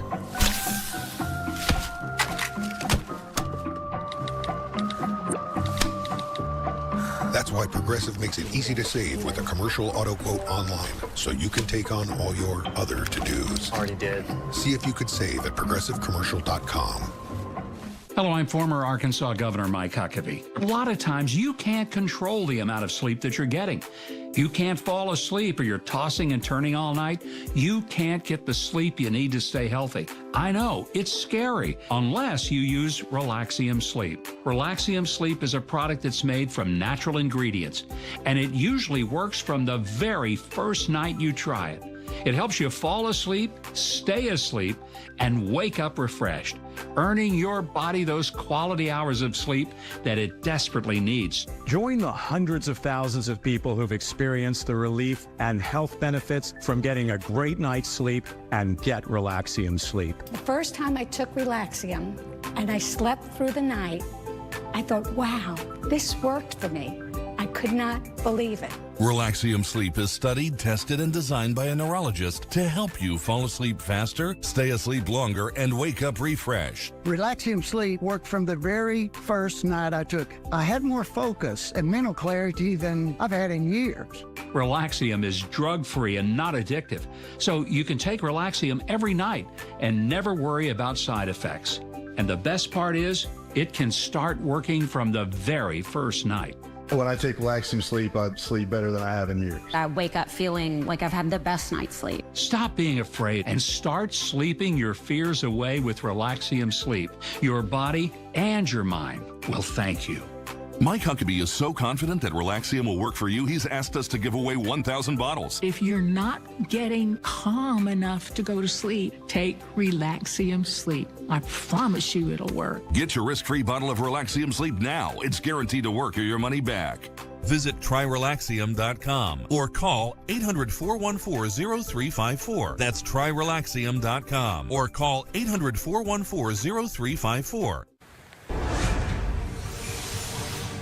Welcome back to America's Morning Headquarters. I'm meteorologist Paul Goodell live in Tallahassee, Florida. We had landfall of Hurricane Debby just before 7 o'clock Eastern time this morning in Steinhatchee, Florida, off to my east-southeast, but impact still being felt here in the state. I want to bring in Kevin Guthrie, director of the Florida EMA, who's joining us from also here in Tallahassee. First of all, thanks for joining us this morning, and let's talk about this. What are the impacts so far in your state of Florida? Because we know that impacts were felt long before landfall. We had storm surge and flooding across much of the west coast of Florida all evening long last night. Yeah, Paul, thanks for having us. The very first impact was actually a tornado warning that was in northern Broward County, southern Palm Beach County, over near Boca Raton. But even more so after last night, we had over 35 tornado warnings throughout the state. We had storm surge as far as Naples, Florida, and meeting with the rainfall that was trying to push out of the rivers and tributaries. We continue to see that on up the state of Florida to the south of Tampa Bay into Bradenton, Sarasota, Manatee counties. Again, very copious amounts of rain. They were predicted to get about 4 to 5 inches of rain. That's over 10 inches of rain now in that greater Bradenton area. And then we continue to see the eye wall that has come on shore near Steinhatchee and is now moving up to the area of Mayo. This is the exact area that got hit by Hurricane Idalia last year. I think landfall was within about 10 miles of landfall of Hurricane Idalia. So a lot of this area is very weak in infrastructure, very weak in the homes that were damaged there. So So we're going to continue to see that. And then the story after this is going to be the flooding that's in the riverine basins that you were talking about in your prior segment. Let's talk about another issue, which is power outages. Those numbers just here in the state of Florida are about 250,000 plus, eclipsing 1 million people without power. It is August. It's going to be hot for a while here. So what's the recovery of that? What needs to take place, especially in light of the disaster with the power outages in Texas just last month? Well, first of all, nobody does power better than the state of Florida. So we already have 17,000 workers that are out in the area getting ready to move into that area. We have additional crews from out of state. I know 2 states specifically, Ohio is one of those. So we have well over 20,000 first responders and electrical workers ready to move into that area. We pride ourselves on getting the power back on to about 85% of individuals within 24 to 48 hours. And then all of those that can receive it within about 72 to 96. We do not expect anything to be different here. We're going to tackle it. It's going to be, all hands on deck going in there to get that power restored. So we're going to strive to get everything turned on, especially with this being a much smaller storm. We're going to try to get everything turned back on in the next 48 to 72 hours. Yeah, a smaller storm, that's the good news. It's not a Cat 3, a Cat 5, but made landfall as a Cat 1. But the bad news is this thing's going to have staying power. Some of the forecast has it meandering, even moving back into Florida over this next week or so. Is that a concern? What type of messaging should people be aware of as we head into and through this week? Yeah, again, in your prior segment, you were talking about how it moved east of Tallahassee, and now Tallahassee's on the west side of the storm, which is very convenient. But I think, again, not being the meteorologist here, but with that earlier right-hand turn, we do see some of those models that flatten this thing out over Jacksonville and then meandering more in north central Florida, south central Georgia versus getting all the way up to the, say, Savannah coast, if you will. So, yes, we are very concerned about that. Again, as I mentioned already, we've already had 10 plus inches south of Tampa Bay. We're looking at getting 10 plus, 15 plus inches up in what we call the Swanee River Valley. So those areas are susceptible to rainfall. We've had some historic flood events up in that area, 2009 specifically. So we are monitoring that very closely. The headwaters of all of that is in south central Georgia. So it's going to be very interesting to see where this thing stalls out and where all of that rain ends up coming down, because it will affect north central Florida. And let's talk about that in terms of messaging that would you like to get out to the residents here in Florida, because Debby and the impacts will be around your state for quite some time. Yeah, that's exactly right, Paul. And, what we want people to know is this is not going to be over today. While the storm may be downgraded to a tropical storm and maybe even all the way back to a tropical depression today, the storm is not over today. With this rainfall, we've already seen the river gauges of the U.S. Geological Service go up exponentially, really almost like the stock market. It went sky high. Overnight, we're looking for this stuff to happen reactionary in north central Florida as well. So this is one of those events that's going to be going on for about 7 days. So again, to your point, not over today. It's going to be about a week-long event. All right, Kevin Guthrie, Director of Florida EMA, thank you so much for your time, and best of luck to you. And also stay safe, you and your family, as well as everyone else here in Florida. But the big concern is the duration of this event. Don't worry about the name, the strength, what it's called. Worry about the impacts. It's going to be around quite some time. Of course, we'll keep you updated right here on the Weather Channel.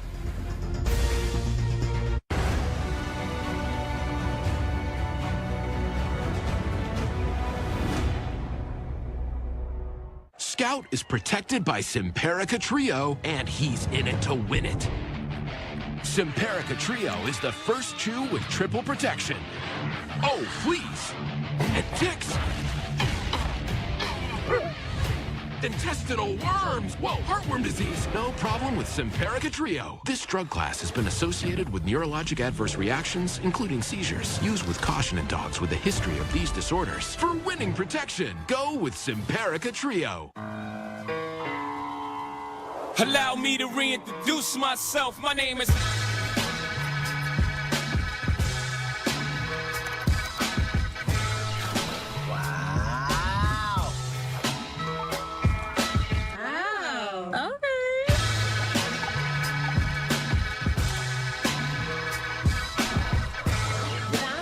season.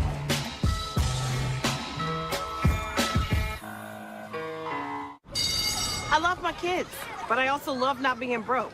So this back to school season, I'm just gonna spend less on them. Amazon has low prices on everything kids need, like sports stuff, for a sport that they'll hate in 2 weeks.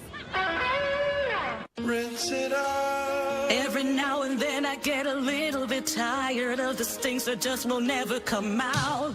Downy Rinse and Refresh removes 100% of odor in just one wash, guaranteed. If you have heart failure, entrust your heart to Entresto. Entresto helps improve your heart's ability to pump blood to the body. Don't take Entresto if pregnant. It can cause harm or death to an unborn baby. And don't take Entresto with an ACE inhibitor or aliskiren, or if you've had angioedema with an ACE or ARB. The most serious side effects are angioedema, low blood pressure, kidney problems, or high blood potassium. Ask your doctor about Entresto for heart failure. Novartis may help you save on your prescription. I'm a bee, and I bumbled my way into your car. Buzz. But this hive isn't big enough for the both of us. Boo!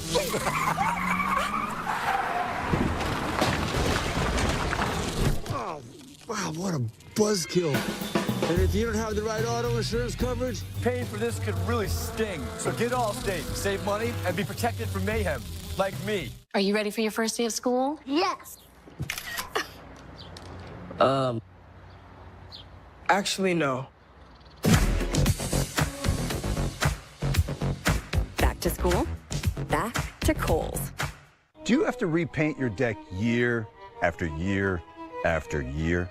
Now there's a better way to revitalize your deck with long-lasting results. Introducing Liquid Rubber, an advanced polyurethane deck formula that's 10 times stronger than conventional paint. Liquid Rubber uses the powerful strength of polyurethane to protect your deck 325% longer than paint, so you don't have to worry about cracking, peeling, or flaking. Liquid Rubber protects your deck from brutal UV rays, water damage, and harsh weather conditions. With over 1 million gallons sold and 5,000 plus glowing reviews, deck owners can't stop raving about Liquid Rubber. Visit shopliquidrubber.com, input your deck's dimensions, and our system will create a customized and comprehensive kit for your project. And for a limited time offer, get 22% off your entire order. And if that's not enough, we will ship your order right to your door absolutely free. Go to shopliquidrubber.com and get 22% off your entire order plus free shipping. The power of the Weather Channel, now available to everyone. This is epic. Trusted live coverage when it matters most is now yours to stream with the Weather Channel TV app, real-time radar, and maps that let you track all the action. Available now on these platforms. Download now to start your free 7-day trial.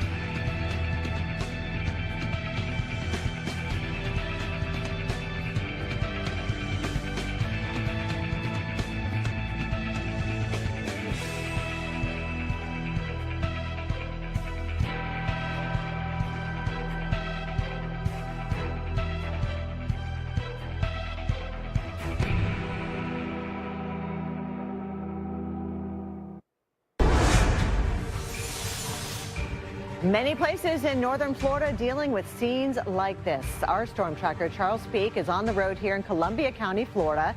This is in the northern part of the state, not far from Gainesville, Florida, where we have had some winds gusting over 50 miles per hour.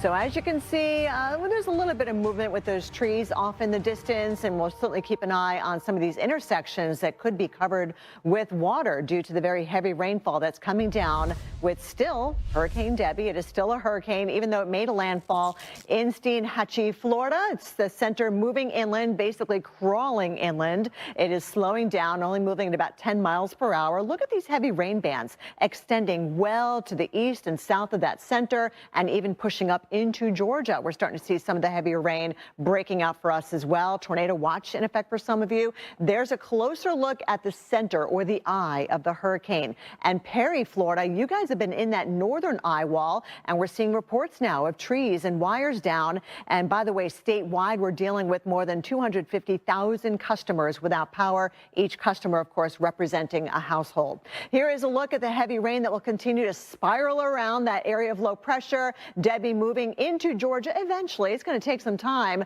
by tonight. And then, of course, it is the southeast coast that is expecting to see the worst when it comes to the rainfall over the next several days because Debby does slow down so much. Let's bring in Stephanie Abrams. She is live in Tybee Island. Stephanie, looking at the radar and looking at your shot, there is a heavy rain band coming in from your south.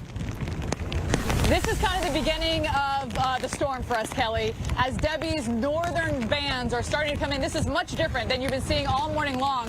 And we warned you not too long ago, we showed you that we could see the dark clouds coming in from southeast of us. And I want you also to notice how much more rough the surf has gotten. If you ever thought, okay, what makes the waves? It's the winds that are going to be kicking it up. And it's gotten significantly stronger here. You feel that cooler air as well coming down here to the surface, and this is what it's going to be like.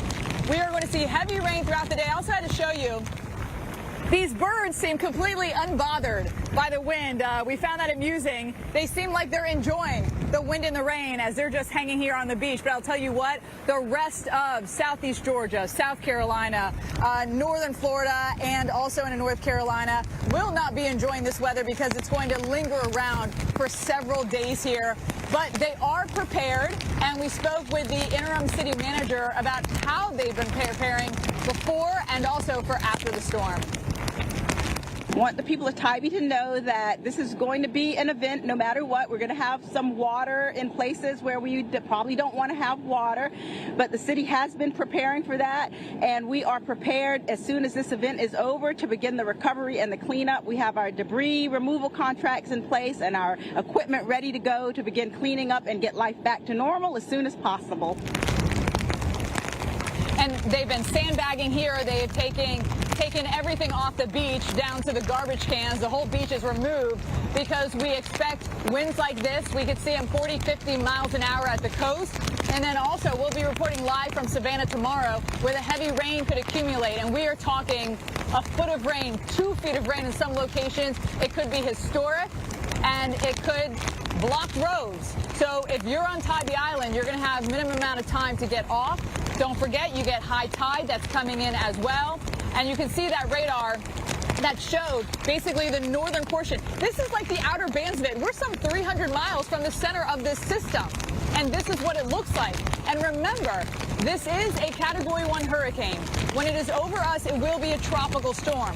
But I don't want everyone to be like, it's just going to be a tropical storm. It's not a big deal. Look at the rainfall totals. It is a huge swath of 8 to 12 inches. And locally, we're talking 20, maybe even 25 inches of rain. It has started now, and it is Monday morning. It is going to get heavier as we go into the evening hours, continue overnight. We'll see it tomorrow. This system will be around this area. We could have the center of this tropical storm over Savannah tomorrow, and then by Wednesday it pulls offshore, but it's still in the vicinity. That means heavy rain, Georgia, South Carolina, even North Carolina, we get that onshore push. So 2 to 4 foot surge here, Georgia up towards South Carolina. You know, places like Charleston, that's where Jim Cantori will be reporting live later today. Charleston rains on just, a heavy downpour. So with that onshore push with the surge and then water on top of that coming from the sky, we are going to see significant problems. And this is not just a coastal issue. We are going to see that heavy rain inland as well. So remember that if you live inland from the coast, you need to be prepared for the potential of flooding waters getting into your home. Do not drive through those flooded waters. You will want to remember the slogan, turn around, don't drown. So, guys, we are just starting here in Georgia, and It is going to be with us at least through midweek, making perhaps a second landfall on Friday in South Carolina, but we'll continue to watch that closely. Of course, we have live team coverage from the west coast of Florida all the way up to Myrtle Beach here, and we will be with you for the duration of the storm and, of course, continue to bring you stories after the storm.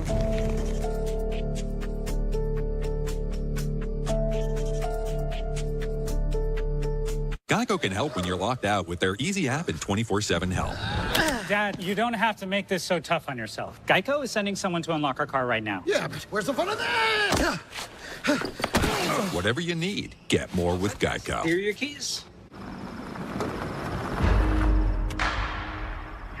There's no one way to power up, as long as Ford is your starting line.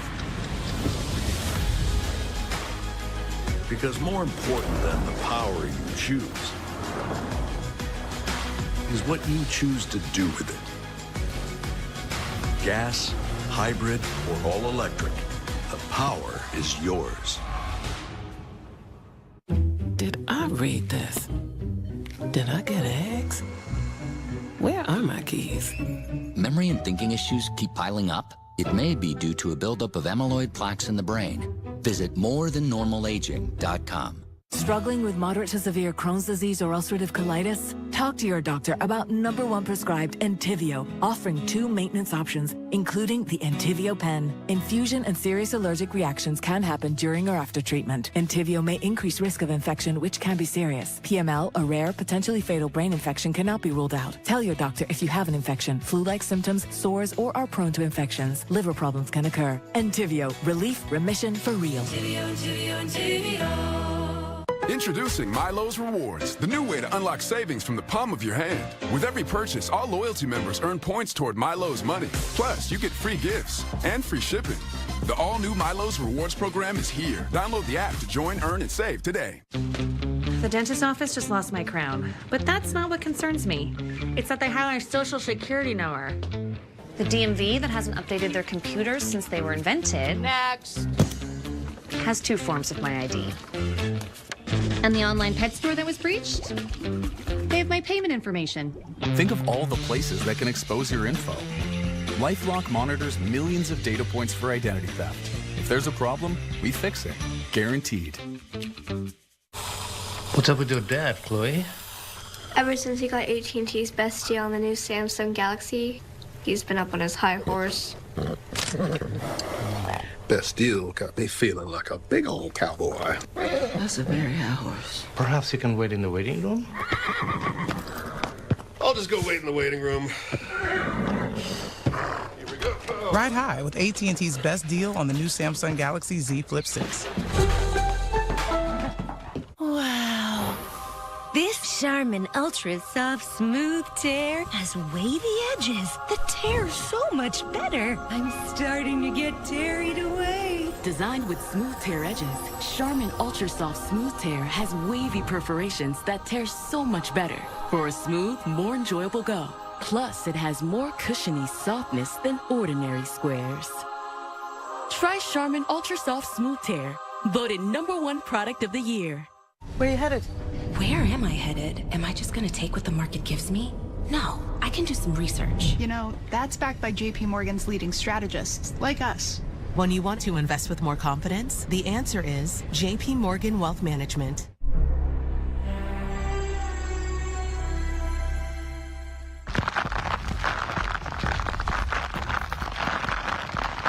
The second hurricane of the season has made landfall in Steinhatchee, Florida, and is now moving up through Florida into Georgia. I'm meteorologist Jen Carfagno. I'm live in Valdosta, Georgia, as the winds really continue to pick up here. They've been gusting to 50, 52 miles per hour, actually the peak at the Valdosta airport. The rain is coming down, and this is going to be a rain problem for a lot of the southeast, not just where it made landfall in Florida, but throughout Georgia, into South Carolina, and even North Carolina. Very heavy flooding rain is a possibility. Here in Valdosta, the wind and the rain has been picking up. You can see it coming at me. I'm standing right here on Central Avenue and continuing to watch the rain come right down it here, running east-west. That wind is coming in the east, blowing that rain right down the street. And we are certainly getting right now some of the worst of the winds coming in. Now, the storm itself may track just off to our northeast. It made landfall as a Category 1 with winds of 80 miles per hour. It is now 75 miles per hour, moving to the north-northeast at 10. The movement is everything with this hurricane. As we see it reduce in speed, which it will because as it moves over land, it'll lose some of that intensity. Even as a tropical storm, a slow-moving tropical storm is a real problem for rainfall, and that's what we are most concerned about as we watch this in the coming days. Now, here in Valdosta, the rainfall, again, falling. We expect inches of rain, the potential for more than 10 to 15 inches of rain, especially in southeastern Georgia, into parts of South Carolina, closer to the coast. It's going to be a combination of the onshore flow and some surge, as well as the rainfall, creating issues right along the coastline, and the inland flooding, also a big concern, thanks to the fact that we have all of this rain coming in. The rainfall here has been quite heavy, actually. It started about 5 a.m. this morning. It's adding up here. I would say the rainfall rates feel like they're about close to an inch per hour, but they could be heavier. Steph, let's go over to Stephanie Abrams in Tybee Island. You are now getting into what we are dealing with from Hurricane Debby there in Tybee Island. Yeah. And Jen, I think it's great that we have this two-box shot of us because you're inland in Valdosta and I'm at the coast and we're seeing very similar weather. So it's to give people an idea that I think when they think hurricane, they think tropical storm, oh, it's a coastal system. That is not necessarily the case. You are going to get heavy rain, flooding rain, even inland with this, and we're in it now. This is really the beginning of it for us. We will continue to stay in it here. And if you are on any of these islands here off the southeast coast, you have to be really careful because the water is going to come up. We're talking 2 to 4 feet. We're also going to have the fresh water coming down. Of course, water, the #1 killer when it comes to tropical cyclones. And by the way, when you're on island, you can get stuck there. And so we spoke with the interim city manager about Tybee Island and if they think they're going to get cut off from the mainland. You know, you can't be lulled into a sense of complacency because this is only a tropical storm or it's only a Category 1 or it's only whatever. You have to take them seriously, especially when you live on an island where there's one road in and one road out. And that road, it frequently floods. And in fact, yesterday we were talking to a police officer and he's like, are you guys staying here because you could get stuck? And I said, well, how long does it last? They're like, oh, usually about a day. It recedes fairly quickly, but you're still stuck. And in some of the areas where you have stronger winds, they will shut down the bridge when they get to a certain, usually it's around between 30 and 40 miles an hour. A lot of times they will shut down that bridge and then they have to also inspect it. But this is a huge shield of clouds associated with what is now a hurricane, but will be a tropical storm when it comes over us. And in fact, we could get the eye of the tropical storm here in Savannah.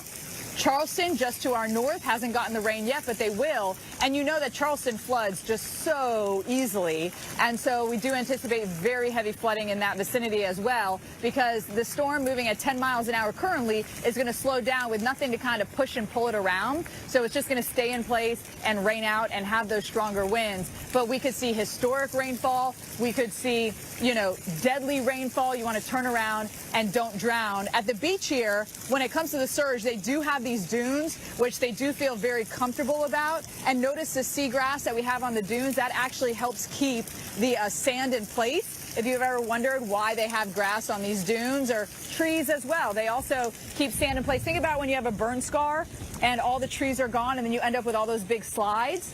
It's because there's no vegetation holding that soil and ground. And then we've had really rough seas all morning. And this is only going to get worse because the system is still, 200, 250 miles, the center of the storm, I should say, from us, because we are getting the northern bit of that rain. But when we got those stronger winds that just came in with us, if you saw our last hit just before the top of the hour, when you get those big winds coming in with some of those bands, it really makes things a lot worse. Someone who's been experiencing those since yesterday is Felicia Combs, who is in Tampa. And Felicia, walk us through, what it's been like yesterday, overnight, this morning, until now. Yesterday, Seth, it kind of started off with the rain yesterday morning. We were in the rain on and off. I would say, when we weren't getting some of those outer bands, it was actually a very nice morning outside of getting those outer bands. But then by yesterday evening when we were up, when I tell you the winds, it was almost the consistency of the winds. It wasn't necessarily that they were gusting crazy high, but we were consistently having winds 20, 30 miles an hour constantly. And then those winds gusting up around 45, 50 miles an hour. The highest gust reported at Tampa International around 51, closer to the coast at St. Pete Clearwater Airport around 52 miles an hour. So those gusty winds really becoming a thing. And then just that pelting rain. We're actually just about 5 minutes removed from a crazy rain band that was moving through. It brought down just torrential downpours, was blowing chairs around and stuff where we are. And all of that rain has added up very quickly. Here in Tampa, the official reading at Tampa International, around 5.5 inches of rain so far since yesterday in a 24-hour period. St. Pete Clearwater Beach over 6 inches in the last 24 hours, and that's why we have this flash flood warning. Flooding is becoming a problem. I also want you to take a closer look at Tampa Bay behind me here. You can just see how angry the water looks, and this is in the bay. You know, the bay is kind of protected, a little bit more protected, and this is headed toward high tide. That's the crazy part about this. You can see the water splashing up, covering that parking lot in the distance. This would be a popular beach park that people would typically go to. Now, I will say, I think we have some video from the coastal communities, because the coastal communities experienced even more flooding. One of these places in Key Largo, this is actually from one of the general managers here at some of the businesses that we've been talking to, lives in this apartment complex and sent my producer these videos last night. This is a high water rescue there in Key Largo. I actually talked to the general manager this morning, and he told me that the fire truck that came to rescue the people that got stuck in the flooding is still stuck there inoperable this morning. So some of the coastal communities getting hit really hard with that storm surge flooding here around Tampa Bay.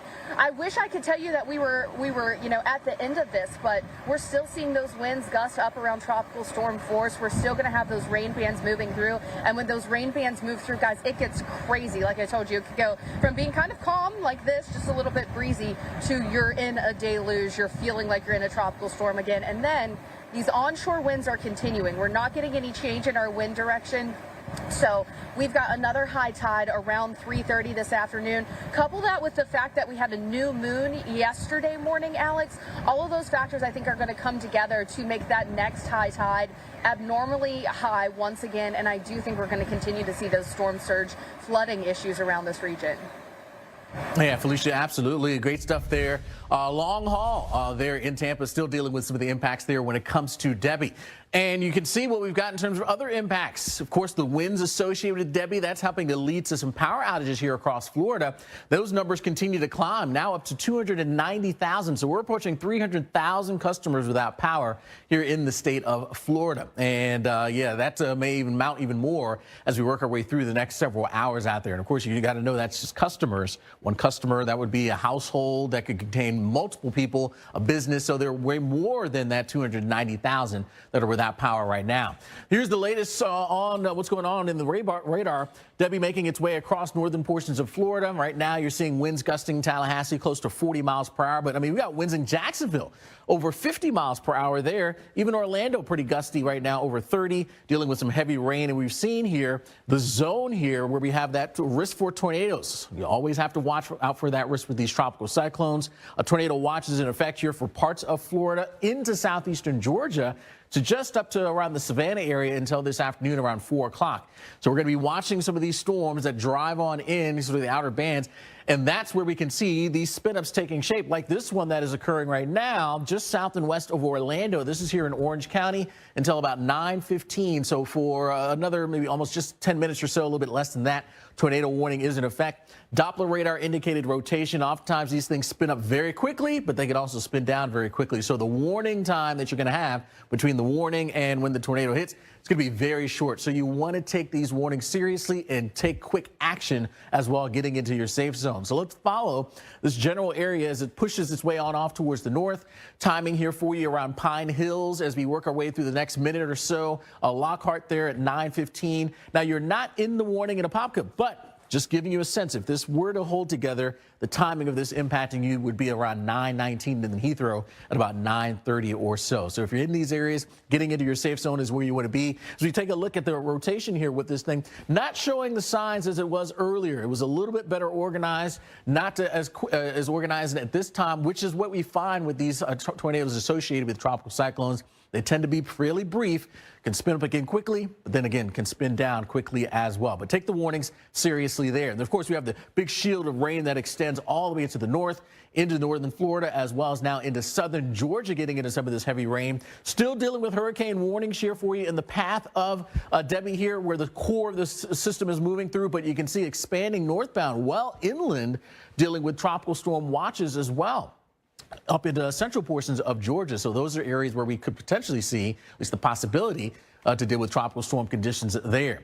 And of course, there's the heavy rain that we continue to see coming on through. We just talked to Felicia there in the Tampa area. They're under a flash flood warning until about 11 o'clock. We've seen the rain adding up in this area, and we continue to see areas of rain continuing to drive on in out of the eastern portions of the Gulf of Mexico. The same as you head northbound. Again, here's the center of Debby moving on through. But look at this zone here on that kind of northern side of this center of the circulation. That rain is coming down intensely, and it's not moving very, very quickly. So a lot of rain adding up in these areas. This is for parts of Dixie, Lafayette, and Taylor counties here in Florida until 10:45. Flash flood warning there. And then moving northbound up to where Jen is, Jen Carfagno in Valdosta. She's getting hit with some very heavy rain right now. Travel on 75. They're getting south of Tifton and moving through Valdosta. That is not going to be a ride you want to be taking because, again, heavy rain plus very strong winds. That is something you really want to avoid right now. We've got that warning here for us in parts of Brooks, Lowndes, and Madison counties until 2:15 of this afternoon. So we'll continue to follow this system as it tracks on off towards the north and the east here, slowly making its way into southeastern Georgia later on this afternoon into the evening. And then moving through Tuesday into Wednesday, not a whole lot of movement with this thing, so it's going to hang around, keep dumping that rain, and that becomes the big concern. It's still more of a concern is that rainfall and flood threat that will continue through at least the mid part of the week here across the southeast portions of Georgia and up into South Carolina as well. So, Dr. Psell, a lot to track when it comes to this system. Still dealing with some of those gusty winds, but I think when it's all said and done, it is going to be the rain that's going to be and the flood issues that we face with this system. That's going to be the main calling card. Yeah, Alex, you're right about that. Rainfall is the biggest danger with Debby as it continues to decelerate over parts of Florida and over the southeast, and will be with us for much of this week, lingering around way too close to the coastline and nearby areas of the southeastern U.S., bringing in remarkably high rainfall amounts. Our numbers are coming in right now in excess of a foot, 1 to 2 feet, locally higher amounts potentially, but that's also dependent on exactly how Debby moves and what its structure will be in the coming days. There's still plenty of uncertainty in this forecast, and the precise location of who gets the most rain is yet to be determined. But do note that many areas there in parts of South Carolina, North Carolina are going to see a lot of rain. Now, I plotted on here not just a future radar, but something also that is equally important is the wind aloft, the steering flow that's going to try to eventually push it out of the way. But until it tries to do that later in the week, it is really non-existent. The high altitude flow is essentially allowing Debby to hang out over the same places for many days yet to come. Savannah, Charleston, Wilmington, so many of us are going to be seeing rain throughout this upcoming week. This is only one model simulation, and there are plenty of them to go through. So again, there's uncertainty here, but do note that there's a high risk of flash flooding, significant flooding in Georgia, in South Carolina, and nearby areas of North Carolina. Jen, I'm going to send it back to you in Valdosta, where you're seeing some inland impacts with wind gusting over 50 miles per hour. Yeah, we gusted to 52 at the airport here in Valdosta, Georgia. The wind is continuing to blow that rain around. You can actually watch it coming down in sheets, going down the street right here. I'm actually about a block that way from the business route of I-75, or of business route 75, I-75, just over there. And so, you know, this is a busy thoroughfare through South Georgia. When you think about travel, we've got a lot of rain and wind to deal with today. We are going to be seeing this throughout the day with the heavy rainfall, and the winds actually could get stronger as we see Debby get closer to our area. Now, it's going to track off to our south and east. We're not getting get it moving right over us. But that's going to put us in that edge of stronger winds. I'm watching the radar, and I'm watching it all just south of us. We are going to get into worse weather than we have right now in the next few hours. I'll continue our live reports here from Valdosta, Georgia. We are also going to show you what's happening throughout the southeast, including in St. Simon's Island, watching the surge as well as the rain be a challenge there in coastal Georgia and South Carolina.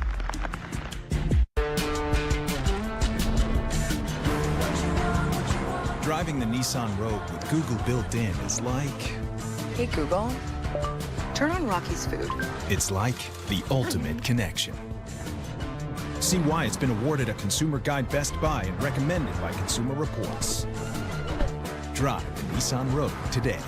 Get the 2024 Nissan Rogue with best-in-class fuel economy. One of 6 Nissan vehicles starting under $30,000.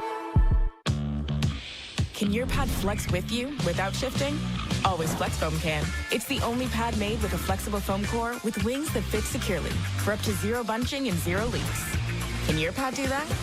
See what foam can do for you.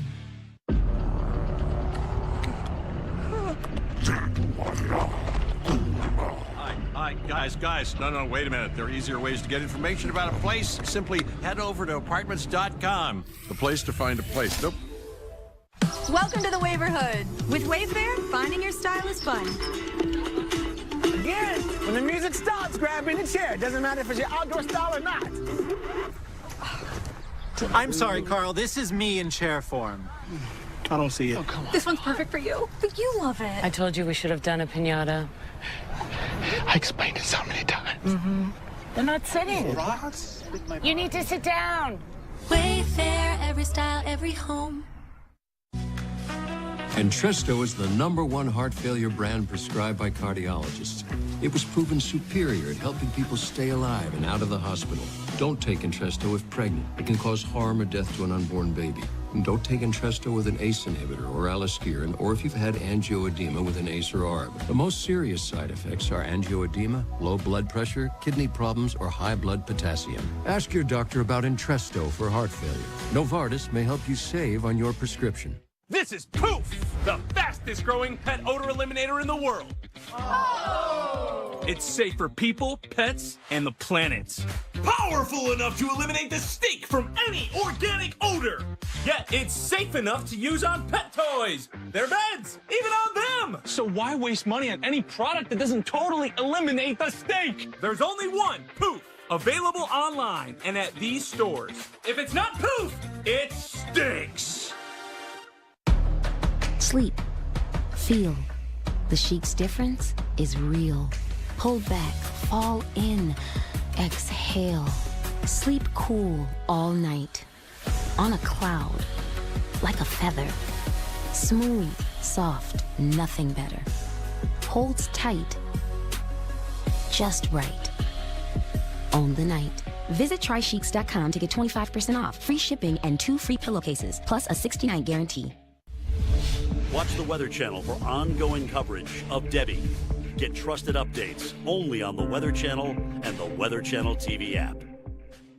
Vehicle breakdowns are costly. It started making some really weird noises. If your check engine light comes on tomorrow, the repair could easily cost thousands. Here's that transmission.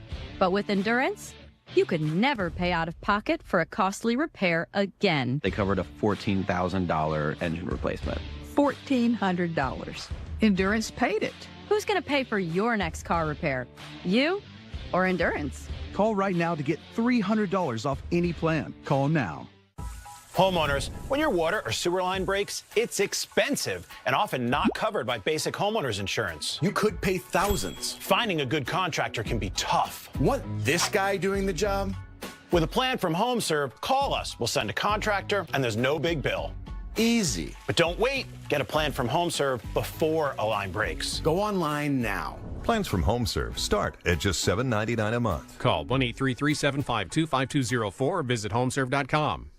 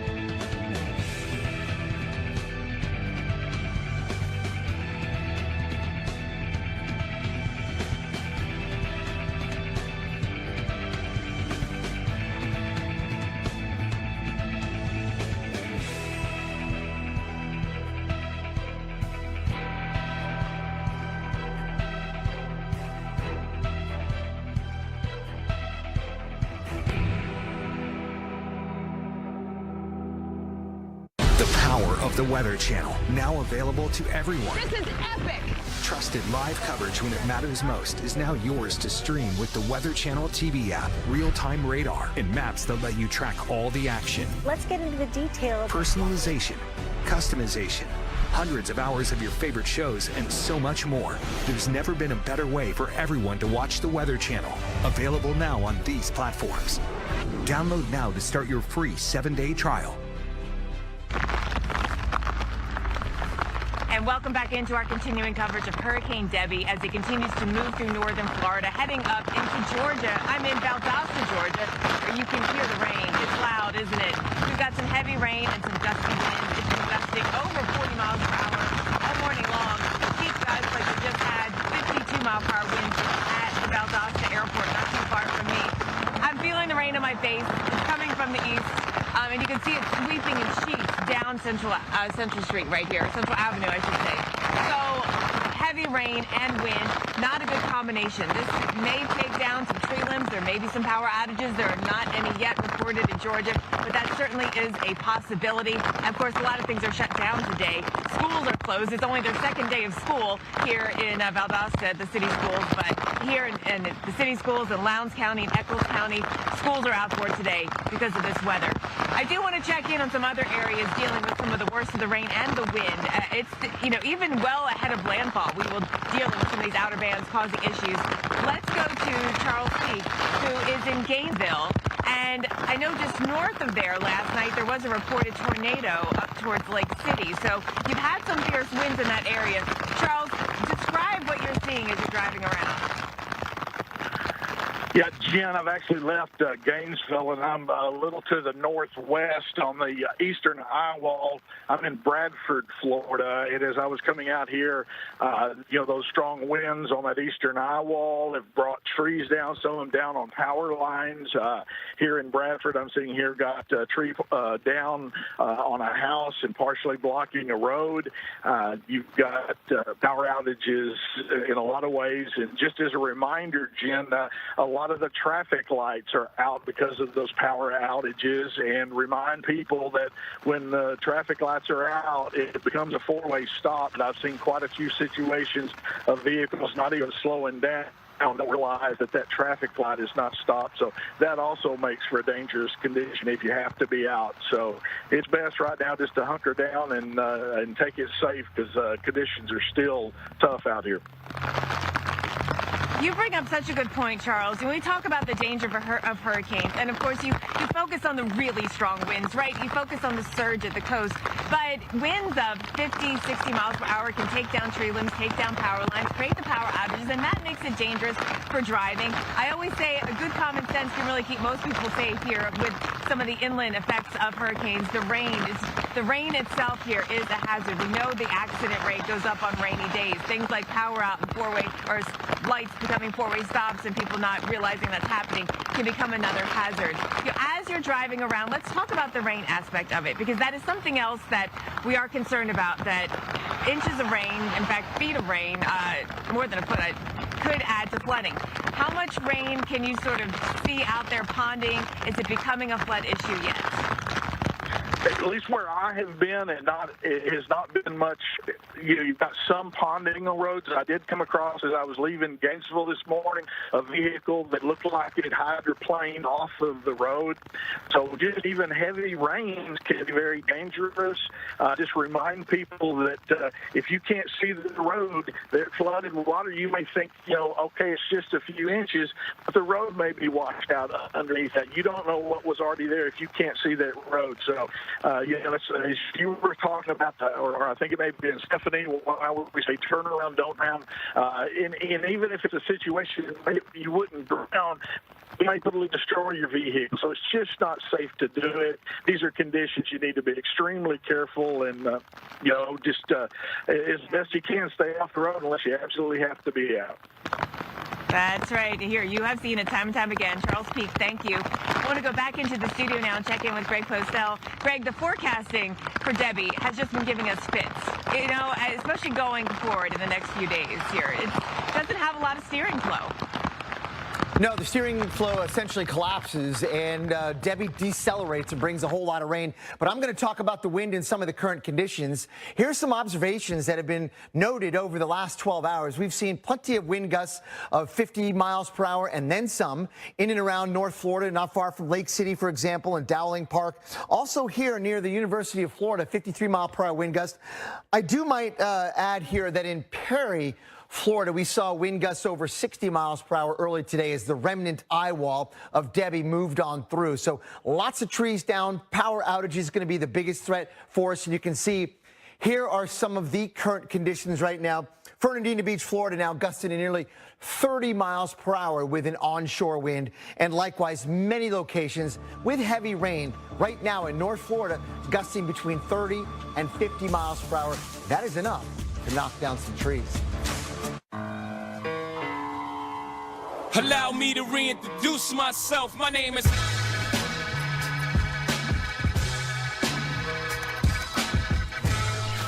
Wow. Wow. Okay.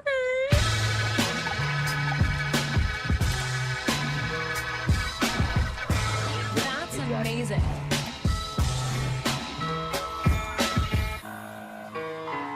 To the right now. Is the GPS playing the cha-cha slide? Geico can help when you get a flat tire with their easy app and 24/7 help. Everybody clap your hands. Whatever you need, from coverage to service, get more with Geico. This is a story about the one who keeps it all moving. He is measured, precise.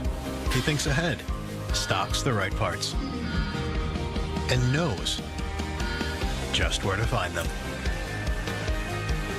Because for the one, this facility is about more than business. The industrial-grade products you need delivered fast.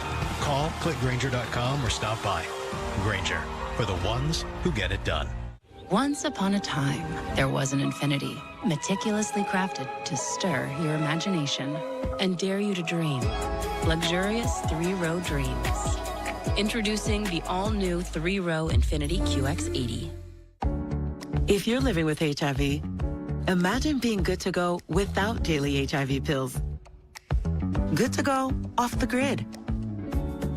Good to go nonstop. With Cabenuva, there's no pausing for daily HIV pills. For adults who are undetectable, Cabenuva is the only complete, long-acting HIV treatment you can get every other month. It's 2 injections from a healthcare provider just 6 times a year. Don't receive Cabenuva if you're allergic to its ingredients or if you're taking certain medicines which may interact with Cabenuva.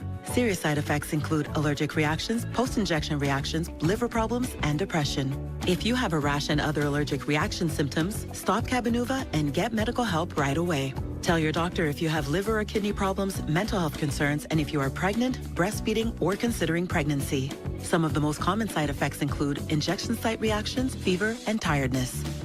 With Cabenuva, you're good to go. Ask your doctor about switching. Where are you headed? Where am I headed? Am I just gonna take what the market gives me? No, I can do some research. You know, that's backed by JP Morgan's leading strategists, like us. When you want to invest with more confidence, the answer is JP Morgan Wealth Management. We need a small business loan fast. I got this. Lone Falcon! There's a better way to get a fast small business loan. Go to OnDeck.com, and if approved, get your funds as soon as the same day. Your loan is on deck. What causes a curve down there? Who can treat this? Stop typing, start talking. It could be a medical condition called Peyronie's disease or PD. You're not alone. There is hope. Find a specialized urologist who can diagnose and treat PD. Visit makeapdplan.com today.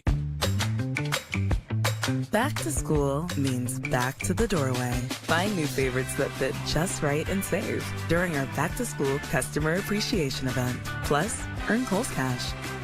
Kohl's. I'm obsessed with Olay's Retinol Body Wash. With Olay Retinol Body Wash, 95% of women had visibly renewed skin. Makes my skin feel so smooth and moisturized. Olay Body Wash and Lotion. Discover yours. They're back.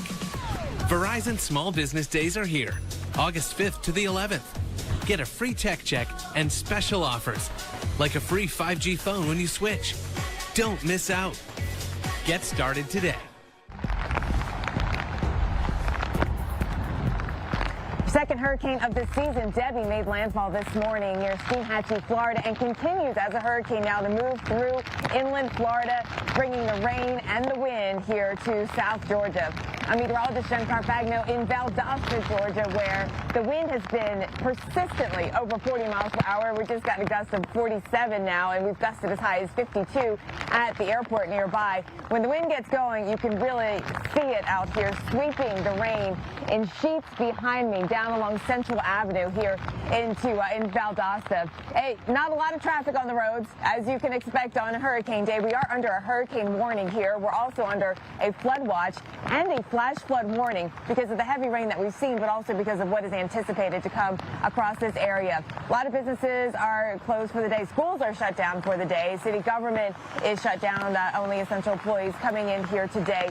And, you know, this is a day where we don't anticipate a lot of traffic, which is a good thing because ponding of water on the roadways because of the heavy rainfall, the wind perhaps knocking down some tree limbs, creating some disruptions on the roads. These are all going to be hazards that we face today. And really the smartest thing to do is stay put, let this come through. The wind is actually going to get worse before it gets better. We have Debby, the center of Debby, about 45 miles to our south. And it's probably the exact center is probably going to track just off to our south and east, but that'll put us in some of those more intense winds around that center of circulation, that eye wall. And so we'll get into some of that over the next few hours as we see the intensity of that certainly move up in our direction. I'm watching the radar and I can see just south of me where we've got some more intense echoes on the radar indicating even heavier rainfall, and where I know there are some stronger winds as well. Now, here today, this is a day filled with rain. We're going to be watching the rain continue to spread through southeastern Georgia and South Carolina. And as we look at the track of Debby, this is tough to time it out. Here, we're in the rain through today. Do we stay in the rain for a few more days, or does it more focus in on southeast Georgia and South Carolina? That seems to be the trend right now, but I will tell you, there's a lot of uncertainty with this forecast when it comes to the exact track, and that's a real challenge because a slow-moving storm that can have drop heavy rain can bring a lot of flooding. So let's go over here to another spot in Georgia, Tybee Island. That's where we find Stephanie Abrams. And Steph, you guys are just getting into it. How strong have the winds been there for you? Well, we had a really some really gusty weather, some really squally weather when we had the first band come in, and now it's just been a little breezy with some lighter rain. But overall, we've seen 8 to 11 inches so far. That's been the rainfall reports with this system in Florida, that is.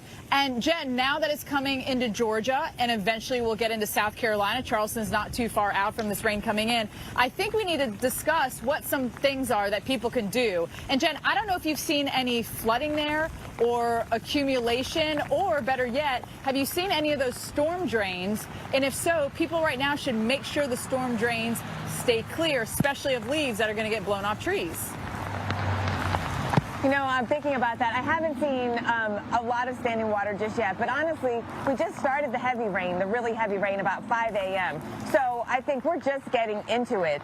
But I'm seeing a lot of debris, just like tree debris, come down. Nothing significant, but it's the kind of stuff that can definitely clog up the storm drains. Yeah, so that's something city officials are definitely looking at for today. I mean, you're on the coast, and one thing I'm worried about on the coast of Georgia and South Carolina, too, is that even if it's not a big surge, the direction of the wind is going to be pushing water onshore. So when you get a lot of rain and you get that drainage out to the ocean, it kind of slows it down. So well, what about river flooding in, you think, southeast Georgia? Well, they're definitely concerned about the rivers here and the rivers rising. So we're kind of getting it from all these different directions, Jen. And before I talk about that, I want to note that Jen is well inland, and she's going to see flooding there, right? Here at the coast, she's just going to get that freshwater flooding. We've got the rivers to worry about rising and overflowing their banks, which is going to be problematic. We've got the Atlantic Ocean, you can see behind me, getting that push of water coming in. And we're getting the fresh water that will be coming down as well. So, Jen, we're getting it from all different angles here. And, of course, there is a high risk for flash flooding. And 85% of the damage that we get, Jen, from flooding happens on these high-risk days. Yes. And we have two back-to-back. We have two high-risk days back-to-back. We have a high-risk day today and a high-risk day tomorrow. You know, I can't think of many situations where you've seen these back-to-back high-risk days, and also just looking at the potential of Debby to be one of our top, tropical system rainmakers. There's not a lot that give us this magnitude of rainfall when you talk about a forecast of potentially 20 inches of rain. It puts it in categories like Florence and, dare I say, getting up to Harvey. We'll have continuing coverage and talk more about this here on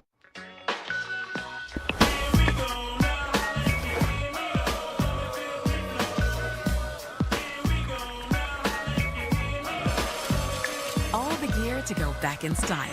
Welcome to your Walmart. Let's go. With Chevy Equinox EV, you can wake up every day with a full charge. Your crew can have a roomy, no-compromise interior. And starting around $34,995, you and your money can go further in America's most affordable EV with over 315 miles of range. Equinox EV, a vehicle you know, value you'd expect, and a dealer right down the street. Go EV without changing a thing. Chevrolet, together let's drive. Back pain. When you've got it, you know it. Introducing the X-Back from CopperFit, our groundbreaking technology designed for compression support of your lower back and core like you've never experienced before. Engineered with our most innovative, patent-pending, Advanced X compression system, the X-Back evenly distributes the support across a broader surface area of your back for relief of lower back aches and pains. The new belt is fantastic. I feel a bigger area of support. Immediately, there was something different about this. A super lightweight mesh fabric, ventilated for unmatched breathability to increase airflow and release excess heat. You have to try it. You haven't felt anything that's going to give you the kind of support and relieve the back pain that you have, because it is unbelievable. Our copper-infused fabric, made with the most advanced materials for superior support and lighter than air comfort. It's just relaxing all that tension that you get. Wow, oh, that feels great. I've tried a lot of belts in the past. Nothing like this. I have a history of back issues, man, and this is really hard to believe what I'm feeling right now. An orthopedic-designed alloy support panel and 4 built-in flexible stabilizers to help improve alignment and promote better posture. Usually when I have long triathlons, there's pain. With the belt, there's absolutely no pain. For me, it was like, okay, is this really happening? I really haven't felt anything like this before. The all-new X-Back from CopperFit, the most effective, breathable, customizable support for relief of lower back pain you will ever wear. Guaranteed or your money back. Get yours now at getxback.com for only 2 payments of $29.99 or call 1-800-230-9451. Order right now and your shipping is free. This is by far the best support that I have found. You feel like, you conquered the world, and it's life-changing. The all-new X-Back from CopperFit. Feel the difference. I'll stop the world and melt with you. I'll stop the world and melt with you. Have you had your Hershey's? Doug. And if we win, we get to tell you how Liberty Mutual customizes car insurance. So you only pay for what you need.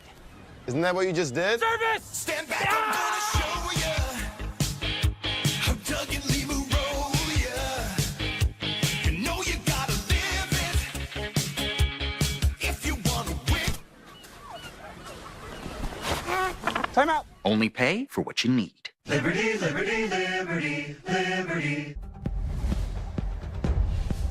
Debby made landfall earlier this morning as a Category 1 hurricane in the Big Bend region of Florida. We've been seeing flooding coming out of there. The flooding rain's also a concern, and we are going to be talking about Debby for many days to come. Thanks for sticking with us here on the Weather Channel. I'm meteorologist Felicia Combs in Tampa Bay, where we have been dealing with issues all our own, despite the fact that Debby made landfall far away from this area.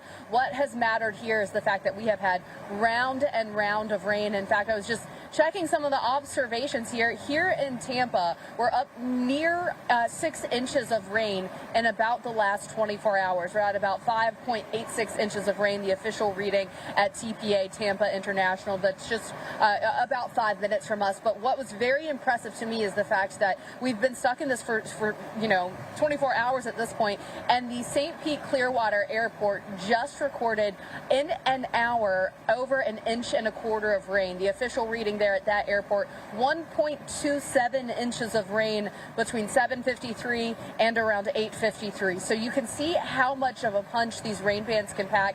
That's bringing the total there at the CMP airport up to over a half foot of rain in just the last 24 hours, which is causing flooding concerns across the region. We've had water rescues. There are many roads that are flooded. I can't stress this enough. If you do not have to be out today, you should not be out. My producer, Dave, was out driving around looking for flooding to see how bad the roads were, and it is flooded everywhere. Multiple bridges are closed. The Skyway Bridge, the Sunshine Skyway, it is closed because of the winds. And then also the Howard Franklin Bridge, that both of those crossing Tampa Bay, is also closed because the waves have been washing up on that road, and it's caused some damage to the road. And then, of course, you just don't want people driving when the waves are washing up.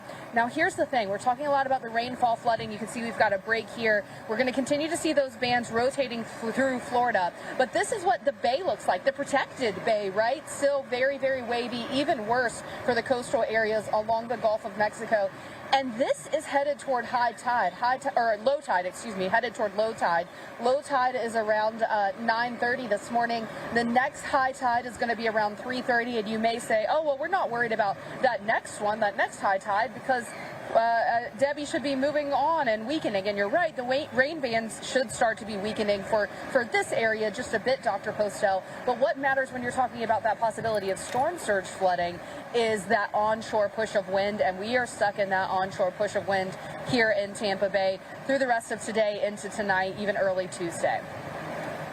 Yeah, the wind-facing shores, Felicia, you're right about that, are going to continue to see that flooding threat. That wind is going to remain out of the southeast for a while yet to come, even though the center now of Debby is so far to the north. Let's have a look at some of the observations with the rain ongoing right now across parts of North Florida. The I-10 corridor, Tallahassee, Tally, gusting over 40 miles per hour. Perry, earlier today, we saw wind gusts over 60 miles per hour. We know of a lot of power outages and downed trees across this region, right around where the worst of the wind and the rain from Debby moved in earlier today. But you can see even Fernandina Beach gusting to 30 miles per hour. So the east coast of Florida not out of the woods even as we speak. Farther to the north, we're starting to see that onshore wind and the radar showing us very heavy rain in southeastern Georgia and even now closing in on southern South Carolina. Here's some observations. Waycross gusting to 22. Valdosta, where Jen Carfagno is, gusting to 54 miles per hour. That's well inland, and some of the worst weather that Debby has to offer is going to be crossing right now into southern Georgia. By the way, those are surface winds. Aloft at a couple thousand feet up, the winds are extremely strong. The inbound component of the velocity moving toward the Tallahassee radar at 90 miles per hour. That's, again, several thousand feet up. But remember, some fraction of that in this heavier showers can be brought down to the surface in gusty winds, so do expect some dangerous winds still remaining in this remnant eye wall that is now closing in and crossing I-10 between Lake City and Madison, Florida. Expect wind gusts probably over 70 miles per hour in spots that can do damage. Remember, we still have a significant wind threat, and of course, addition to the very, very heavy rain. If that weren't enough, we've got a tornado watch, Alex, that goes until 4 o'clock, and that is largely along and to the right of the expected track of Debby. So multiple hazards to deal with. You've got more on the surge as well. Yeah, you said it. Multiple hazards that we face with this system, no doubt about it, causing some problems. Looking in on Horseshoe Beach there in Florida. That's there, kind of right in that Big Bend area there north of the Cedar Key area. You can clearly see still pretty wet. That is in play right now. And you can see some of the water that's lapping in from the coast also. And we're going to be watching more of these areas along the coast, not just there on the Gulf of Mexico side of things, but also on the southeast coast as well. We take a look at those winds again that have been pretty strong. How about Jacksonville gusting to 52 miles per hour? Tallahassee there over 40, but you can see the wind direction coming here onshore here into that Big Bend area. But then we're going to start to see more of that onshore push on the southeast coast. So those two areas, that's where we have storm surge warnings that are in effect out there for us. We're going to have to keep an eye on those areas over a prolonged period of time, too.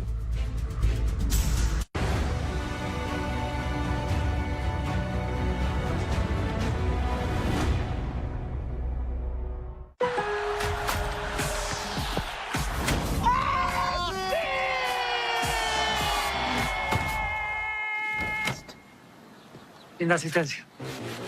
Lowe's knows what a great assist can be to. How you choose to power up is up to you. But if you want the horizon chasing, rubber burning, dream building, adrenaline pumping power to do, Ford is your starting line. Gas, hybrid, or all electric, the power is yours. Have you ever felt leg pain, restlessness, cramps, tingling, swelling, numbness, itchiness, or coldness? Then you need the new, clinically proven Legzercise Pro, the natural circulation booster that uses continuous automatic leg movement to soothe pain and promote healthy circulation the natural drug-free way. After using Legzercise for a week, I felt like I wanted to go for a walk again without pain like I used to. Legzercise Pro's patented walking simulator propulsion technology moves your feet back and forth along its concave track, creating constant movement and flex at both the knee and ankle joints.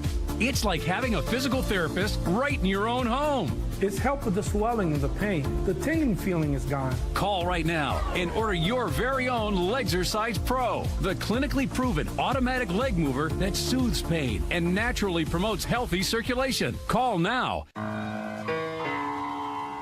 Allow me to reintroduce myself. My name is...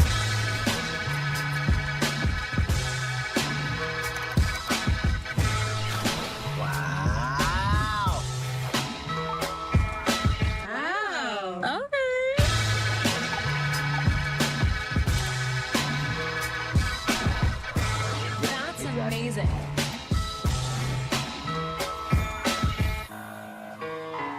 To the right now.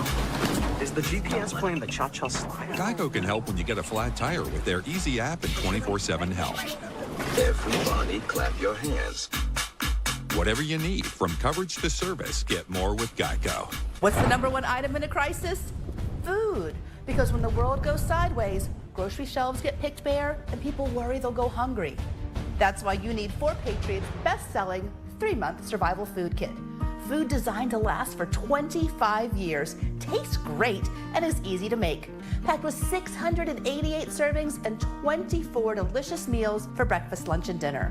Get your food kit with free shipping and free mini kits at 4patriots.com.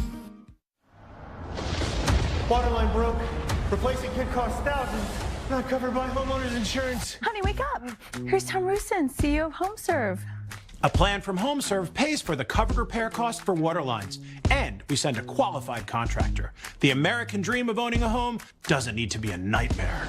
Sleep well with HomeServe. Plans from HomeServe start at just $7.99 a month. Call 1-800-355-9794. Visit homeserve.com. The power of the Weather Channel, now available to everyone. This is epic! Trusted live coverage when it matters most is now yours to stream with the Weather Channel TV app, real-time radar, and maps that let you track all the action. Available now on these platforms. Download now to start your free 7-day trial.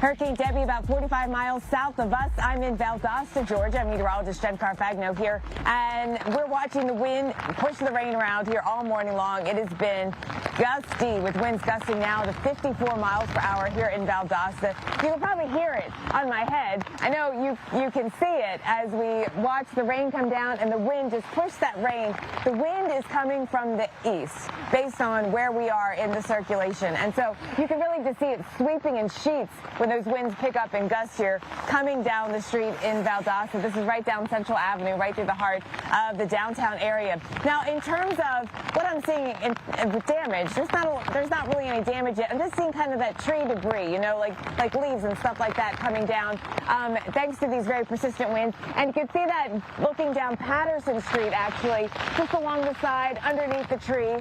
Now, nothing that is going to impede travel, but I'm concerned about some bigger limbs coming down as we deal with more hours of these kind of winds, and that's going to be one of the hazards we face today, along with the rainfall, which has been very heavy already.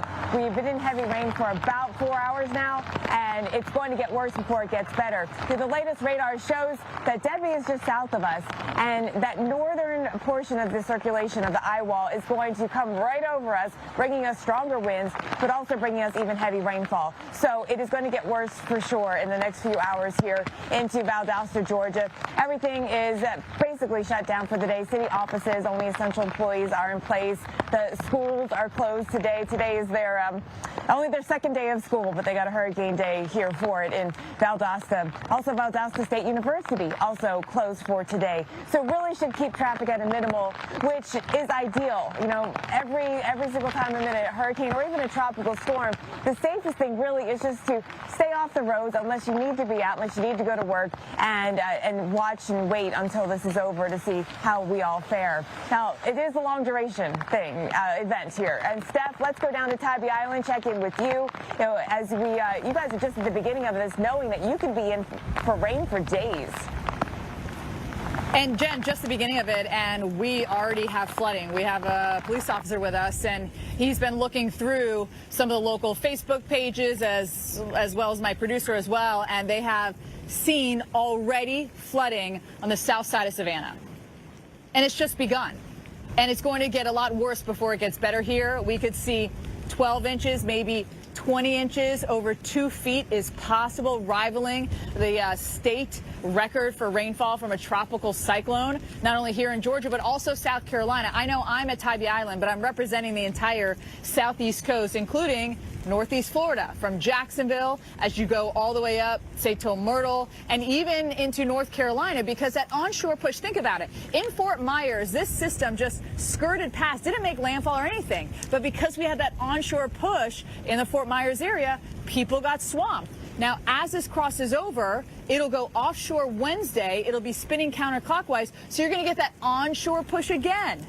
South Carolina all the way up to North Carolina, and that is going to bring the water in. And of course, it doesn't only make it come up 2 to 4 feet, but it also brings that moisture off the Atlantic, and then it rains out. And so we're going to get it from all directions. And I don't like the fact that we're already seeing flooding and we've barely gotten rain. We had one very heavy downpour. Otherwise, it has been like this, quite light throughout the morning hours, but it is going to be getting heavier. So the fact also is that we're going to get some of that heaviest rain overnight is also quite stressful, because I don't want people to go to bed and get caught off guard by any sort of flooding. Felicia, I know there's already been some water rescues that have been going on, and we anticipate a lot more, as this is a long duration event.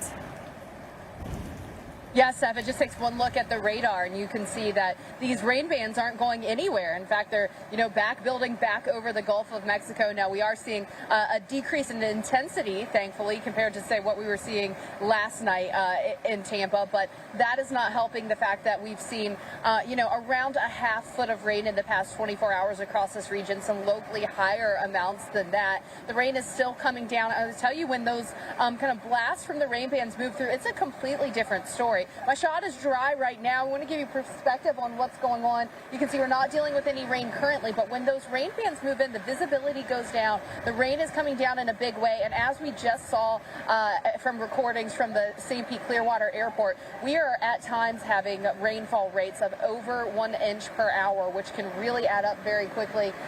We've got storm surge possible as well. That storm surge warning, concerns lasting into early Tuesday. Concerned about this afternoon, the possibility of more storm surge flooding when we have high tide. High tide is going to be around 3:30, so that is a possibility as well. So we're going to keep watching that. We're here until the early afternoon today, so we'll be giving you updates as we start to pull away from low tide, which is at 9:30, and start to head back toward high tide. Persistent winds are still continuing. That possibility for an isolated tornado within those rain bands is also there.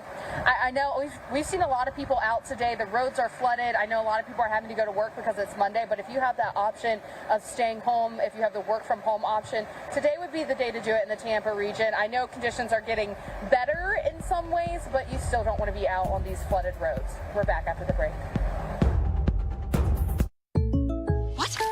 You're joking. This is a joke. You want jokes? Wait, new car? You need Like a Good Neighbor, State Farm is there. Your State Farm agent can help you choose the coverage you need. Glad I could help. Like a good neighbor, State Farm is there. There is nothing like a Wendy's Frosty. It's cool. It's creamy. It's only $1 right now. Wait, what? The one and only Frosty is $1? Gotta be Wendy's. We need a small business loan fast. I got this. Loan cannon! There's a better way to get a fast small business loan. Go to OnDeck.com, and if approved, get your funds as soon as the same day. Your loan is on deck. Power outages can be unpredictable, inconvenient, and disruptive to your life, posing a real threat to your family's comfort and safety. When the power goes out, you have no lights, no refrigeration, no heating or air conditioning. The winds are not letting up at all here. We're going to see some power outages. The number one thing to prepare for is extended power outages. Are you prepared? You can be with a Generac home standby generator. When a power outage occurs, your Generac home standby generator automatically powers up using your home's existing natural gas or propane, so your life goes on without disruption. You and your family are comfortable, safe, and secure. Stay tuned to get over a $500 value free on the most popular home standby generator in the world. With the Generac, we don't have to worry about whether we lose power or not. If the utility company does not come through, our Generac does. Having a Generac takes a lot of the anxiety out of there's going to be a storm. After the hurricane happened, we just want to be prepared for anything. Generac generators are designed, engineered, and built in the USA. 8 out of 10 home generators are Generac and have thousands of satisfied customers. How many times have you heard people say, I never want to go through that again? Well, the next time that you go through it, don't make it so hard on yourself. Have a Generac home standby generator. Call or go online now to request your free quote with one of Generac's nationwide dealers. Special financing and low monthly payment options are available. And if you call now, you will also receive a free 5-year warranty valued at over $500. The call is free, the quote is free, and there's no obligation to buy. Call or go online now so the next time there's a power outage, your home powers up. Power your life with Generac. Call or go online to request your free quote today. Levi's, Jordan, Epic Threads, Nike. Back to school favorites at prices you'll love. Designed to last from the first day of school picture to the last. At Macy's. It's Toyota's National Sales Event. Swipe into end of summer fun with an exciting new Toyota. Whether you're paddleboarding in a RAV4, mountain biking in a Tacoma, or tubing with your best friends in a Camry, you'll find plenty to post about all summer long. Did you know that every new Toyota comes with Toyota Care? A 2-year or 25,000-mile maintenance plan and roadside assistance. That's the value you can expect from Toyota. Come in today. Ooh, like... Toyota, let's go places.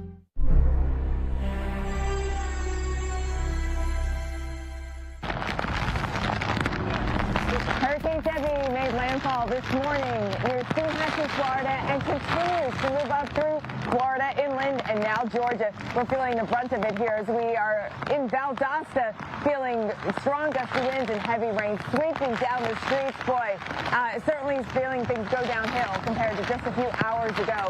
I'm meteorologist Shankar Fagno, live in Valdosta, Georgia, as we track Debby moving inland. This rain has definitely picked up, and it's not as much the rain, but it's the wind that has picked up in intensity, pelting that rain against my face. The wind is an east wind. We're in that circulation from Hurricane Debby, and it's coming right at me right here. I'm standing right on Central Avenue here in Valdosta, and it runs like that, so it runs east-west, and you can see the rain moving in sheets down the street. I mean, look at that. It really gives you a good visual of the wind, because otherwise sometimes it's hard to see the wind. But when you see that rain moving in sheets like that, you can really get a sense of what we're dealing with. And what we're dealing with is a hurricane that is moving inland. Now, as it continues to trek through overland and through southern Georgia, we expect that the hurricane itself will be losing some of its intensity, but the rainfall will be with us for the long haul. So when we look at the hazards, the wind threat will still be there today. We still have a tornado threat because there's a tornado watch in effect across southeast Georgia, parts of Florida. We still have surge concerns along the coastlines, both the west coast of Florida as well as Georgia and South Carolina. But the rainfall, that is what really is going to be the most long-lasting and we think maybe biggest legacy of Debby as the rain continues to come down throughout Florida, Georgia, South Carolina, and maybe even North Carolina as well. Dealing with some of this rain here, not causing flooding, some ponding of water on the roadways. Right now where I am here in downtown Valdosta, I did just talk to a local who came over and said that there is some spots taking on a little more water near some of the areas, streams or creeks, that traditionally take on a little more water. That's going to be something to watch out for today. That could get worse. We have this rain that continues seemingly unending here. We've been in heavy rain for the last 4 hours. I think there will be some breaks, but other than that, it's a rainy day with strong winds here. Not good to be out and about, which we do have a lot of closures across the area. Closures at all the schools, the university, Valdosta State University, and then, of course, local businesses. Many of them are closed for the day, city governments as well. Now, I do want to go down to Felicia in Tampa. And Felicia, I was looking at your radar, and it reminds me of just kind of like tendrils of showers and storms that are coming on in. Yeah, that's kind of what it feels like, Jen. We were watching the rain bands, and it's like, you know, typically you kind of see the rain bands, you know, tapering off and not back building when you see the storm making landfall and then moving off. But of course, as we've talked about, Debby is moving so slowly, and the warm waters of the Gulf are allowing kind of, as Jen just called it, those tendrils to keep back building and rotating through. And with those rain bands, we're still getting the gusty winds. Sustained winds have been up around 20 miles an hour. We've still been seeing tropical storm force wind gusts this morning as those rain bands have been moving through. Now, a break in the rain currently, which thankfully, because around this region we've already had around a half-foot of rain, some places locally more. Some places have seen up to about a foot of rain already. So we've got a very large flash flood warning encompassing much of this area because that rain just keeps coming down and we can't get that to clear out. And here's the thing, we've got quite some time to go before we're done with Debby. Of course, we all know that those impacts are going to be felt for some time to come. That's what Governor DeSantis had to say as well. As a storm continues to head north, even when it's primarily affecting southern Georgia, I mean, all that rain and all the water, when that's there, that eventually comes down into the northern part of Florida. So when you're talking about flooding, you're looking to see the water that's happening in real time as the storm passes you. But then there's going to be after effects from this storm. You're going to continue to see some of these rivers rise. So there's going to be an ongoing threat of flooding that is not going to end simply when the storm passes. So just be aware of that. Be prepared for that. We have a lot of assets in place, and you know, we're going to be there to help people get through it. And that is one of the big concerns around the Tampa area. Many, many rivers. Of course, we remember the images of the Hillsborough River flooding last year with Idalia.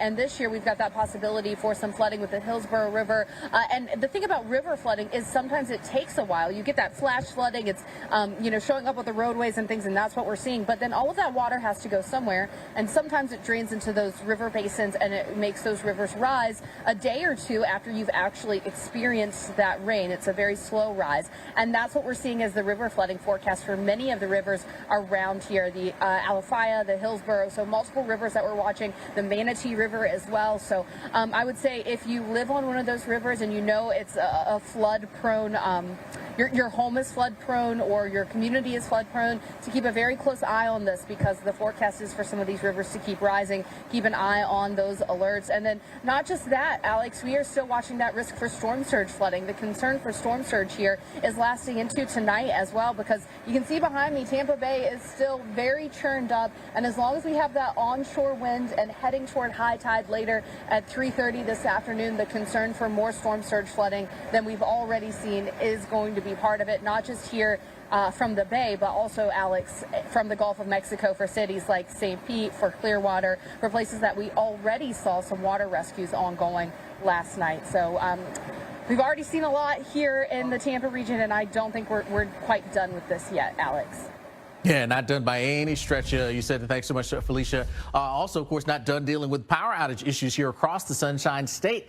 Dealing with the numbers now up around 200 and close to 280,000 without power. Good chunk of that here showing up here. There's several counties here as you work your way up into that Big Bend area where almost the entire county is out when it comes to power outages there. Thanks to, again, some of those strong winds associated with Debby. We're still finding some of that right now. Gusting Tallahassee right around 33 miles per hour, but even stronger as you head north to Valdosta. We're up over 50 now with your wind gusts. Jacksonville, you've seen at times your winds getting up over 50 miles per hour. So strong gusty conditions with a lot of heavy rainfall. That is what we're finding right now. A number of spots still under these tropical storm or hurricane watches and warnings spreading up the coast here and inland as well. Tropical storm watches, those are the areas that are in that yellow where tropical storm conditions are at least a possibility here for us, getting even closer towards middle Georgia, just south and east of places like Macon. But the hurricane warning is still in effect here. Several counties here into Florida, and they're into the south central portions of the state of Georgia as well. And as we head back down towards the south, we're still finding some of those bands of showers and storms that are rolling in here from the Gulf of Mexico and across Florida. These continue to dump heavy downpours, and that's leading to flash flood warnings. So you've got a pretty large one that's in place that encompasses essentially from Cedar Key all the way down to south of Sarasota. That flash flood warning here until 11 o'clock. That does include us there in Tampa, Clearwater in there as well. And again, we continue to deal with more rain coming into that zone. Then, of course, we get closer to the center of the circulation here with Debby. And, boy, some very heavy rain here on that northern extent of that kind of eye wall here north of Perry and heading up towards Madison. Interstate 10, that is a road that you do, or interstate you do not want to even think about trying to drive through here, heading westbound from Lake City back closer towards Tallahassee, essentially between Lake City and Tallahassee. That is just an undrivable situation with heavy, heavy rain and a lot of strong wind as well there. Lafayette, Madison, Taylor counties here until 3:45. Notice the threat considerable in terms of the flash flood threat. Again, the heaviest rain right on that zone here just south now of Madison. Now, as we head through the next several days, and notice this goes through Friday, flood watches are up for western portions of Florida all the way up into South Carolina right now. A long span of having to deal with this thing, which is the reason why we have those flood watches in place that long. Again, in the near term, moving to the north and the east, then things get a little bit more squirrely as it kind of hangs around for quite some time. I mean, we're still talking about this thing maybe pushing its way up into the mid-Atlantic as we work our way into the weekend. But overall, early to midweek, this thing's going to hang out here in the southeast and just dump a lot of rain, which is a big concern here for us. This is as we get into this afternoon and evening. The circulation still in southeastern portions of Georgia. Eventually, it may try to work its way out off the southeast coast. We'll see if that happens. But again, it's close enough that it's still dumping a lot of rain for southeast Georgia and up into the Carolinas. Heading into Tuesday evening, we're still seeing some of that heavy rain showing up there. And, of course, we still have to worry about what's going on in those waters. We still have storm surge issues. A foot and a half in a few cases here, up to over 2 feet. That's come down a bit around Cedar Key, thanks to the fact that we're now basically right around that low tide. But that'll creep back up heading into tomorrow. Tonight, I should say, another high tide comes in, and we continue to deal with that onshore push. That could, again, raise those levels a bit more. So yeah, Dr. Mostel, lots to track with this system, and unfortunately, we're going to have to deal with it for several more days. That's exactly right. And there's a live look at Suwannee County, Florida, where Charles Peak is. And you can see it's pretty rainy, pretty windy, flooding a significant threat, growing as we go through the late morning hours. There is really no sign that this is going to move on out anytime soon. It is not only going to be impacting Florida like this throughout much of the morning and afternoon hours, but also into Georgia. We've noted that Valdosta now gusting to almost 60 miles per hour with heavy rain like this. Gosh, and this is a sign, guys, just remember, turn around, don't drown. That car is stalled out. This guy's lucky to get out of there in one piece, so you got to make sure that you don't follow in this same kind of path. If you see flooded roads, don't even attempt to go through them because you do not know how deep that water is. Your car can stall out. Luckily, he's able to get out of there, but you know what? It doesn't always work out that way. It can be a life-threatening situation, so be very careful. Let's talk about the rain that is yet to come in the next few days. And Alex talked about Debby stalling out over the southeastern U.S., and that's exactly right. Now, these rainfall amounts are still quite uncertain. Exactly where the maximum rainfall ends up really depends on how Debby moves, which is still kind of unknown, how strong it is, still kind of unknown, and, you know, all the other variables in play, which means we've got still a lot to figure out. But we do know that catastrophic rainfall is likely if it's not already happening across parts, as you saw that in Florida, Georgia, South Carolina, and areas nearby. Let's animate this, but I put the steering wind on it aloft, which is kind of giving us an idea of why Debby's going to shut it down over the southeastern U.S. and not get out of here in a hurry. Here's some strong winds aloft today, well to the north.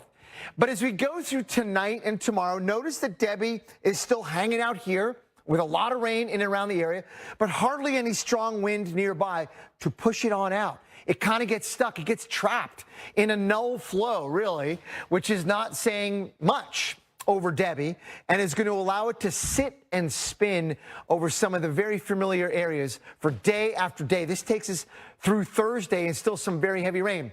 Now, remember, the heaviest amounts are going to depend on so many of the details we can't quite see just yet, but do know that there is a high risk in this broad brush area in Florida and Georgia of significant flooding. And that also goes not just through tomorrow, but through midweek. And that starts to leak a little bit northward into, let's say, South Carolina, including Charleston, Savannah, Myrtle Beach, and everywhere in between, and inland from there as well, going on into Thursday as well. Some of the amounts yet to come, in addition to what's already fallen in some spots, are well in excess of a foot, and there are very likely, as I mentioned, to be locally higher amounts.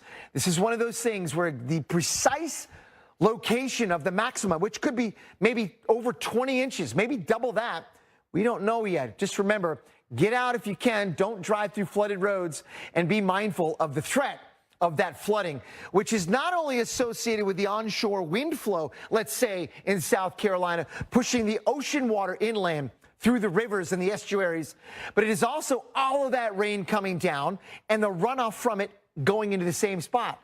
There's a lockhead here. No flow is allowed to escape, and the water just piles up. One of the reasons, Alex, why Charleston, South Carolina is so dangerous with a landfalling or heavy rain event, landfalling tropical cyclone, because the rain just can't go anywhere, and the flooding continues. Yeah, it can be a mess. I mean, just on a typical thunderstorm day that flares up, you can get flooding there in Charleston very easily. Now, when it comes to this flooding, we talked about those high-risk days. Now, when it comes to flooding, there are basically 4 different levels when it comes to risk days, and the high-risk day is that level 4. And so Dr. Mostel mentioned that we've got 3 of those days that are in the row here, our Monday, Tuesday, and Wednesday dealing with high-risk days for flooding. These high-risk days, very, very important because they can account for, when you start talking about the year, 39% of yearly flood deaths take place on high-risk days. That more than doubles what takes place on a moderate-risk day. So the importance and the danger really goes up quite a bit here for us, including damage. 83% here of yearly damage taking place on high-risk days compared to 4% on moderate-risk days. So again, we've got 3 of these here, our Monday, Tuesday, and Wednesday. The high-risk days don't come very often, and when they do, certainly 3 in a row is a rarity. they are going to be in that role like that, you're going to be talking about a tropical entity, and that's unfortunately what we've got here with Debby slowing down, dumping this rain. Of course, just remember, it doesn't take a whole lot to cause issues when it comes to flowing water here. Just 6 inches can knock you off of your feet and sweep you away. So we certainly don't want to be walking through it. And of course, Jen, as we send it back to you there in Valdosta, we don't want to be driving through those waters either. Well, exactly. And we do know that there are some lower water crossings around here, some bridges over them that may be affected. Locals are talking about that. So concerns that, we will have some flooding issues here in the coming hours as we deal with this very heavy rain. I'm in Valdosta, Georgia, where we're getting some strong winds too, gusting over 50 miles per hour. And that has been our story for the last several hours. And we've got hours more to go. You can see the wind driving the rain down the street here. There's not a ton of traffic out here, but we've seen some, and that's going to be one of the biggest dangers in this area is accidents that can happen in this rain and wind. Allow me to reintroduce myself. My name is...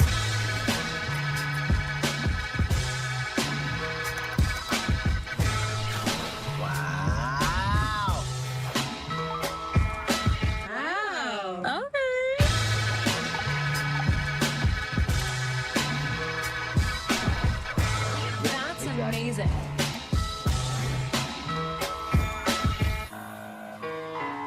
To the right now.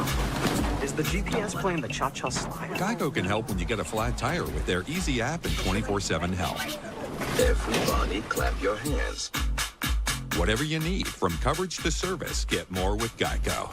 Psoriasis all over. I couldn't get my hair done. Then psoriatic arthritis. Cosentyx works on both for me. People with psoriasis on the scalp have a 4 times higher risk for psoriatic arthritis. Serious allergic reactions, severe skin reactions that look like eczema, and an increased risk of infections, some fatal, have occurred. Tell your doctor if you have an infection or symptoms, had a vaccine or plan to, or if IBD symptoms develop or worsen. Still working for me.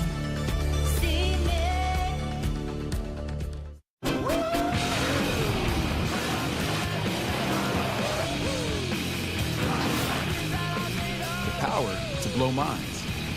Nissan Pathfinder Rock Creek. I earned my degree online at Southern New Hampshire University. After I graduated, I started a new job. I was finally able to realize my purpose and passion in life.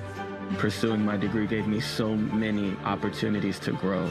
Don't just think about yourself. Think about the lives that you can really change. SNHU laid the groundwork. I am doing what I've always wanted to do. If I was back at the beginning, I would choose SNHU all over again. You know, you only get one body. It might be the perfect size to do this. Your body may take up a lot of space, or have to speak with its hands. But no matter what body you're born with, you only get one. Let's fight like hell for it.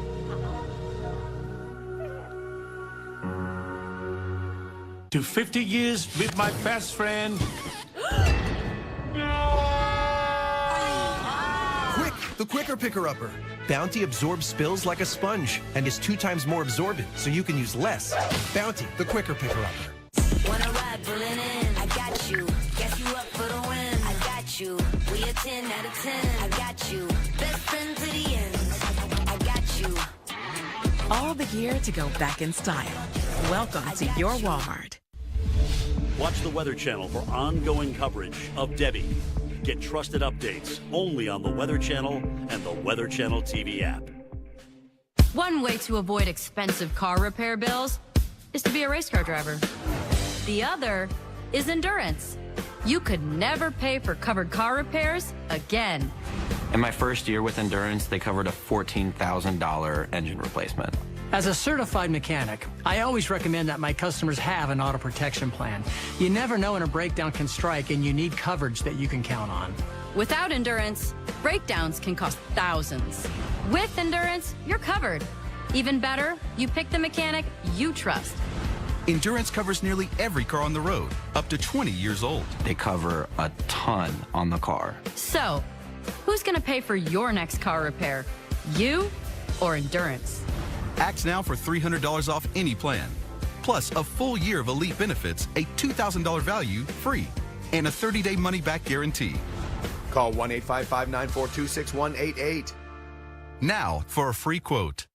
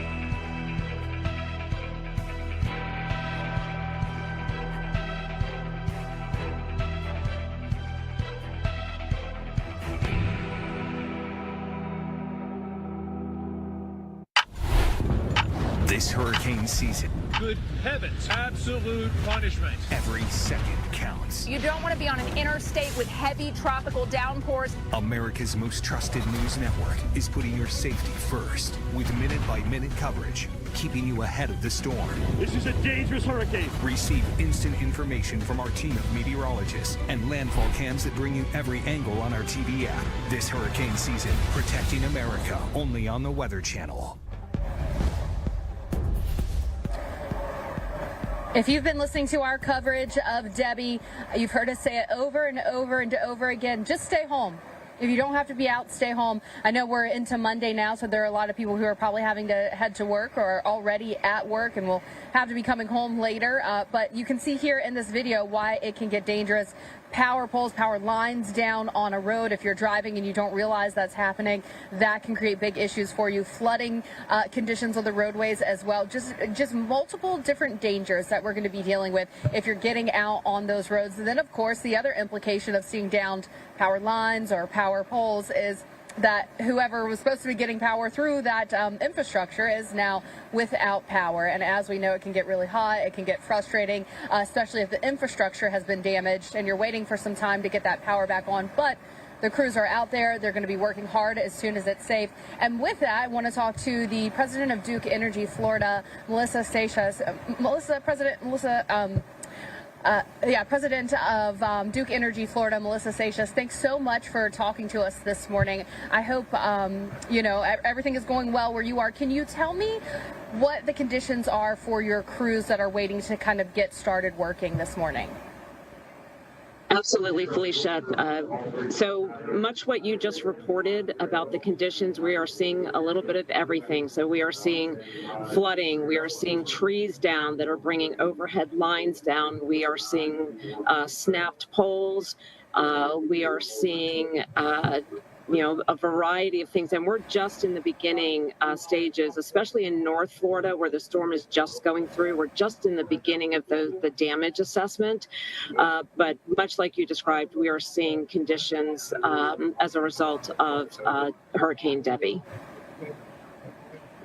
And Melissa, I know you have Florida, but you also have customers in the Carolinas as well. So what are you doing for the Carolinas to prepare for what might come as Debby is impacting those customers?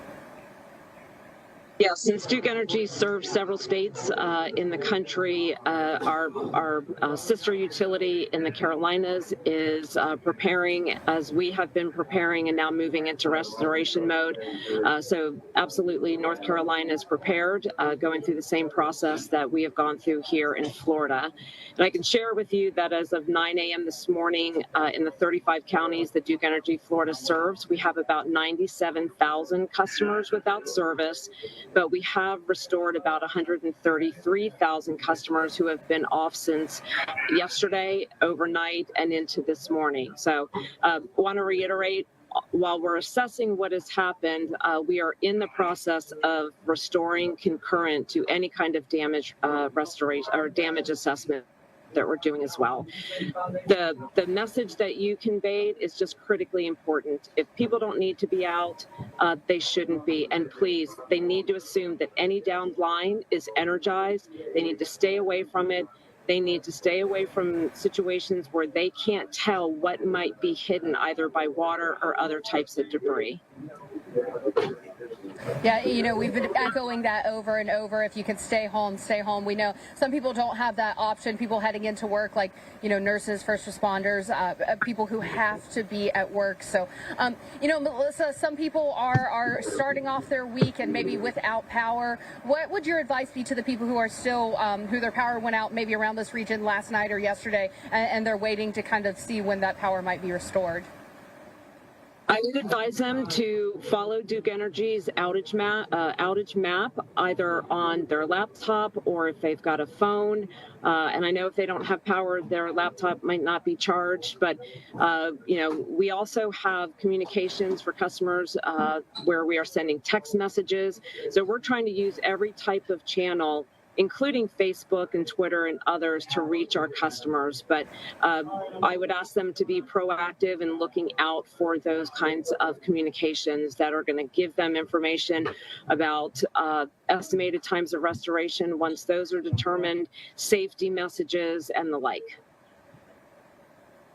Melissa, such great information that you just gave us. I hope that all the crews out there working stay safe, and you know, everyone waiting for their power to return, just have patience. We appreciate you taking some time out to talk to us this morning, Melissa, president of Duke Energy Florida. So, of course, advice there, you want to stay in if you can, because this is what some of the roads are looking like around portions of Florida. This is kind of in the Big Bend region. This is from our Charles Peak. You're looking at video of the flooded roads there. The flooding just going to continue with this onshore flow, with the rain still coming down. It is a dangerous situation out there. Just stay in if you're able to, and you have power. Continue watching the Weather Channel, and we'll bring you the images for You want to stay cool when you're feeling hot, but running your air conditioner all day costs a lot. And bulky fans just blow hot air in your face. How do you cool down the place? Introducing the all-new Arctic Air Turbo Chill, the world's first rotating space cooler with rapid cooling technology. Now you can turn hot spaces into cool, refreshing places for just pennies a day. Watch, just add water and press on. Then cool off in a hot kitchen. Stay nice and comfy watching TV. Or relax and enjoy a cooling breeze wherever you are. Turbo Chill's built-in swivel action showers even the largest rooms with cool, refreshing air. Plus, it's lightweight and portable, so you can create a chill zone anywhere. Even the intense heat of this blow dryer reads at 92 degrees, but with Turbo Chill, it's a comfortable 72. Amazing! The secret? Rapid cooling technology. As water travels into the hydro-chilled cartridge, it pulls in hot air and instantly transforms it into cool, refreshing air. With 3 adjustable speed settings, you'll have precise control, and it's whisper quiet for the best night's sleep. There's even a built-in night light with 8 light effects. Turbo Chill also humidifies your air, so it's good for you and your family.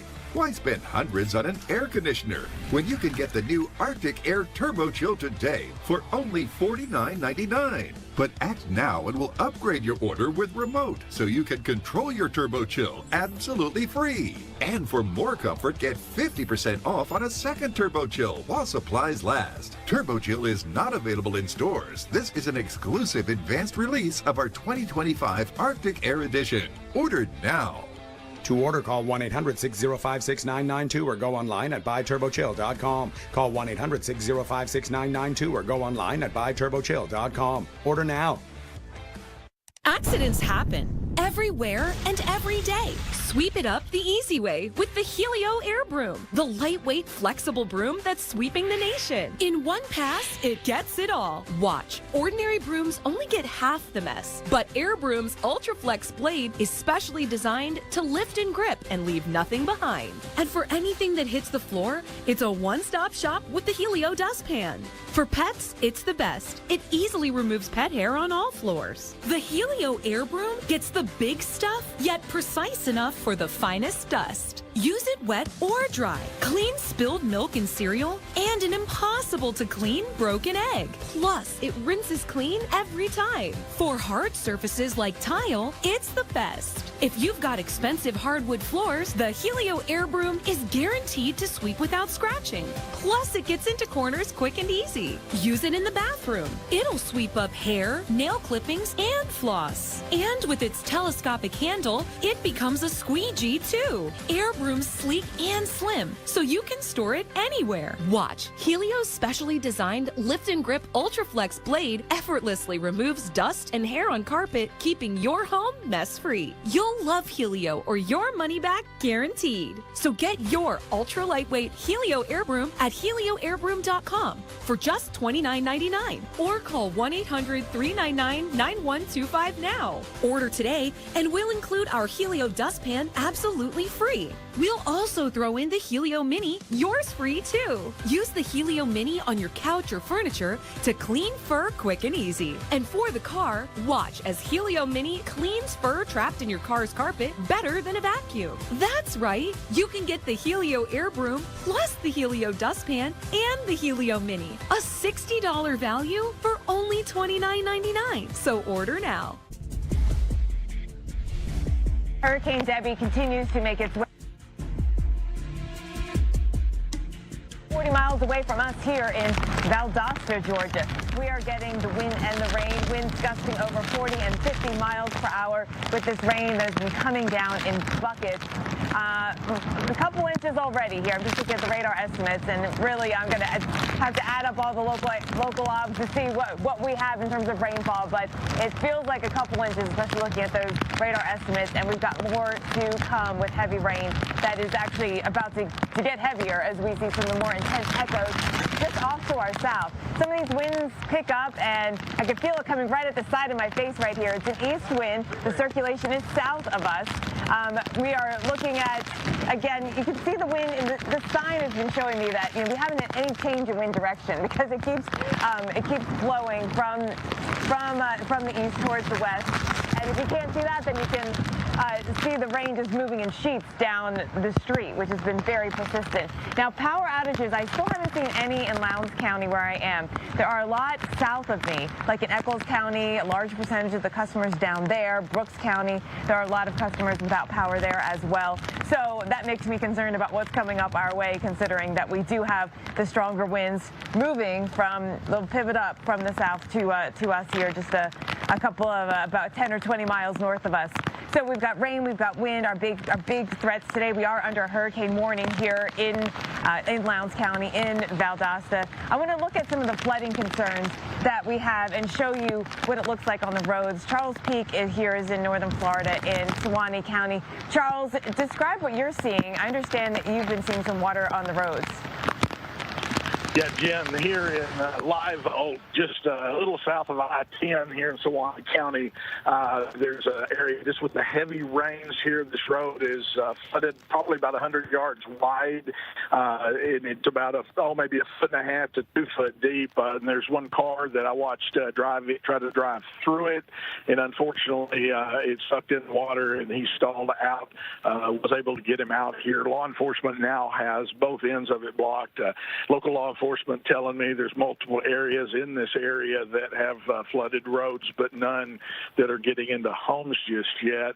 But also telling me that on I-10 there's multiple areas with trees down on the interstate there. Yeah, and well, this is usually how it starts when it comes to flooding. You get the urban and the street flooding in the towns first, and then you get more of the river, then you go to streams and creeks, and then you go to river flooding. And that's what we need to be ready for here in the long haul, is that this will turn into a river concern as we get days of rainfall, leaving inches, if not more than a foot or even feet of rain in some areas, moving from Georgia into South Carolina. As you've been driving around, how much traffic have you seen? Are most people heeding the advice to stay home today? Yeah, Jen, I would say that would be true that most people are. There are still people out and about and trying to get from one place to another for whatever reason. And, this example here with this smaller car, a lot of people don't realize the air intakes are low on these vehicles. And when it sucks that water you're trying to drive through up into your engine, it causes your engine to fail. Not only is that going to be very expensive, but it may not be that deep right then. But as you're talking about with river flooding and this kind of copious rain that we're getting in just a short period of time, it may be 2, 3, 4 feet deeper and all of a sudden life-threatening. Yeah, right. And, we're really concerned about how this is going to continue to develop in the coming days with the rainfall. You mentioned the trees down, that there were some trees down on I-10. Have you seen a lot of that kind of damage? Yeah, Jen, earlier I've had some trees down that I've had to go around on the highways. None of them have been completely blocked at this point in time. Multiple cases where they're down on power lines, bringing power lines down, and in some cities you're having power outages in the cities. But here in Live Oak right now, at least, the traffic lights are still working, and it doesn't look like power outs in the city, but that could continue to change. Yeah, right. It's still, we have a slow-moving hurricane that's inland and dropping a lot of rain as well as bringing some strong winds still. So no doubt here there's still a lot more to come. Charles, thank you for that, and stay safe out there driving. This is the kind of day where if you can at all just stay home, that is the best advice. There's a lot of closures. I know there's a lot going on. We're in August. Some kids are still out of school. Many are back in school. This is supposed to be a school day here, and the second day of school for Valdosta City schools here, but of course they're closed. Colleges as well. We'll talk more about what's happening in the area and of course give you the latest weather here from what's Hurricane Debby in Georgia.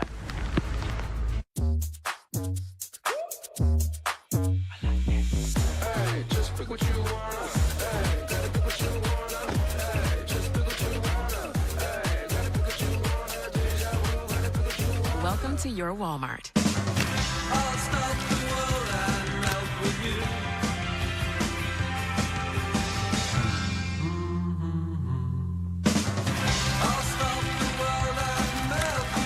Have you had your Hershey's? Geico can help cover cars, homes, motorcycles, and even accordions. You sure showed him. You bet you pickled peppers I did. Whatever you need, get more with Geico. Whether you're a professional driver or just a fan, vehicle breakdowns are costly. It started tugging. It started making some really weird noises. The last thing I remember is just the engine cut out. If your check engine light comes on tomorrow, the repair could easily cost thousands. Is that transmission? It's an exhaust leak. Broken axle. But with Endurance, you could never pay out of pocket for a costly repair again. They covered a $14,000 engine replacement. I had a seat sensor that went out, $1,400. Endurance paid it. We got a brand new transmission, and we never seen the repair bill. Use any certified mechanic you want. Just bring your car in, and Endurance will pay them direct. All major parts are covered. What I like about Endurance, they don't play games, there's no middleman. They're a solid company. If I didn't have Endurance, I would have paid over $7,000 out of pocket to repair my vehicle. Something is going to break down. Make Endurance pay for it. One claim alone saved me more than $4,000. I've had 5 claims, and that is $3,500 that I've kept in my pocket. So, who's going to pay for your next car repair? You or Endurance? Call right now to get $300 off any plan, plus a full year of our top-tier elite benefits, a $2,000 value free. And all Endurance plans come with a 30-day money-back guarantee. But you have to act now.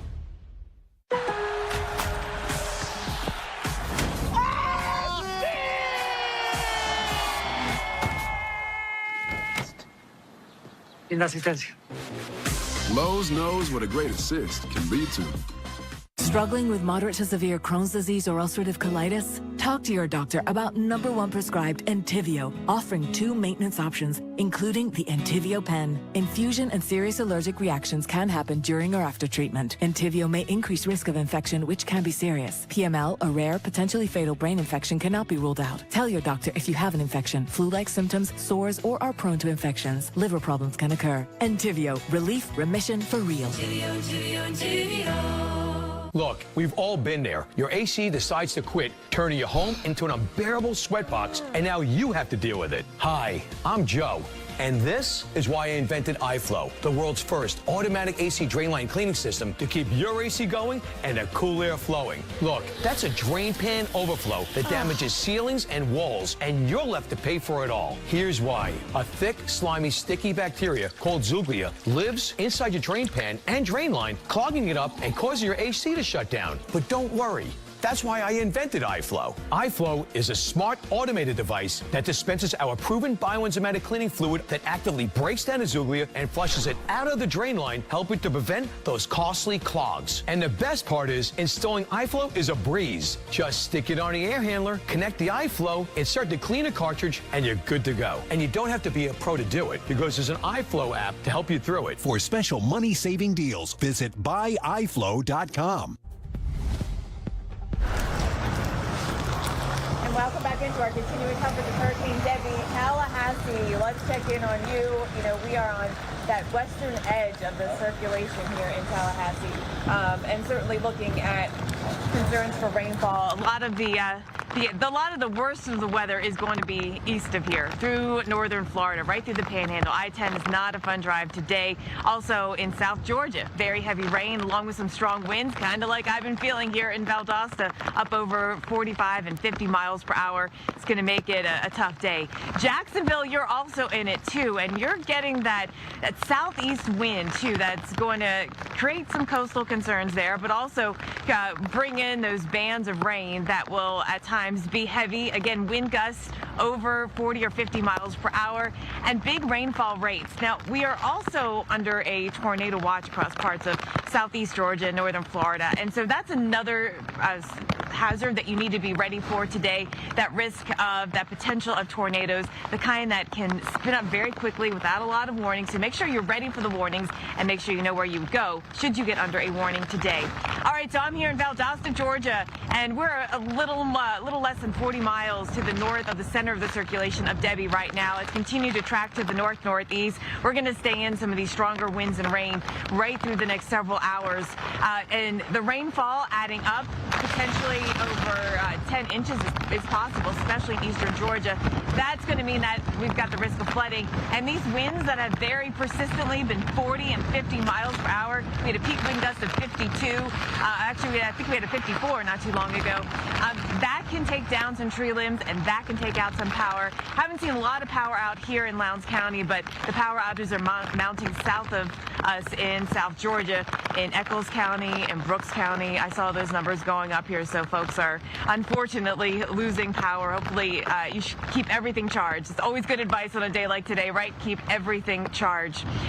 We're going to hopefully not see a ton of traffic. I haven't seen a lot because there's a lot of closures. Now, schools are closed, as you can imagine, including Valdosta State. I was checking in on some of the other colleges in South Georgia. This is a big week. It's rush week for a couple of schools. I know kids are moving in. There's a lot going on. There's traffic because of that in terms of people, trying to drive to where they got to be. And of course, the kids themselves have a lot of excitement for what's to come this week.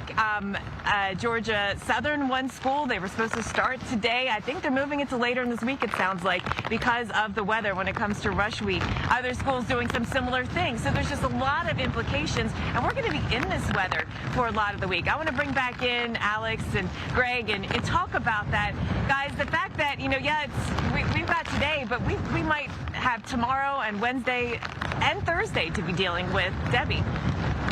Yeah, Jen, that is the problem. Well, it'd be one thing if this thing were come in, that's its own issues, but then move out quickly.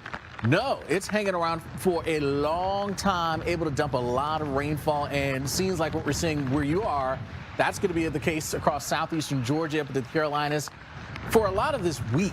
So you can imagine the rainfall totals that we could end up with. Yeah, the steering currents collapsed pretty much. And what was once many days ago the thought that this would be lingering right along the northern Gulf Coast, the idea hasn't really changed much. It's instead now going to linger over the southeast and bring a ton of rain to areas a bit farther to the north, like in Georgia, where it's raining right hard right now, and other areas in South Carolina, where it is now just beginning to rain real hard. But Jen noted in Valdosta, by the way, the wind had gusted to 57 miles per hour in Valdosta.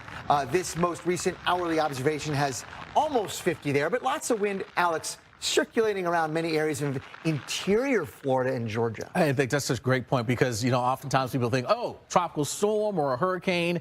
The coast has to worry about it. And we cannot drive this point home enough that these things do not just fizzle out once they hit the coast and move inland. No, they can cause big problems well inland, and that is no doubt what we're seeing. Big winds showing up here for us, again, well away from the coast. This is Interstate 10 here in Florida. And this is the Doppler velocity signature showing us the inbound component of the wind at about 3,000 feet off the deck. So we have wind aloft that is near 90 miles per hour. Now, in some of the heavier rain showers in this remnant eye wall that's moving through the I-10 corridor in Florida, we will be able to tap some of that. So I think 70-mile-per-hour winds are still available in some of the region, let's say right about in here, not far from Lake City, probably just to the west, and areas near Madison, Florida, all moving northbound, Alex, in that region. So we are going to see some very strong winds still across the region. Yeah, in fact, possibility, Jen there in the Valdosta area. Jen, talking to you here, how have your winds sort of progressed here this morning? Because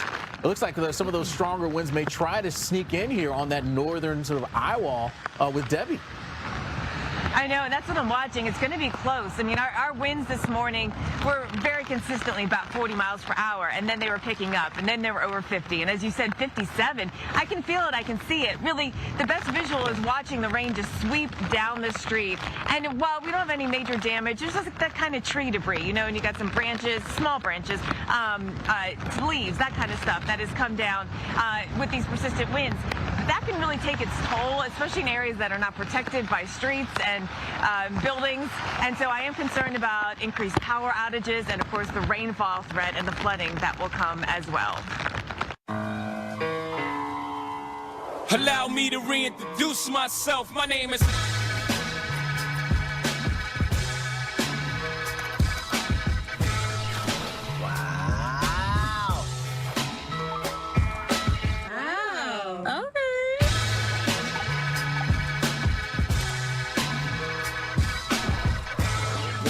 Amazing.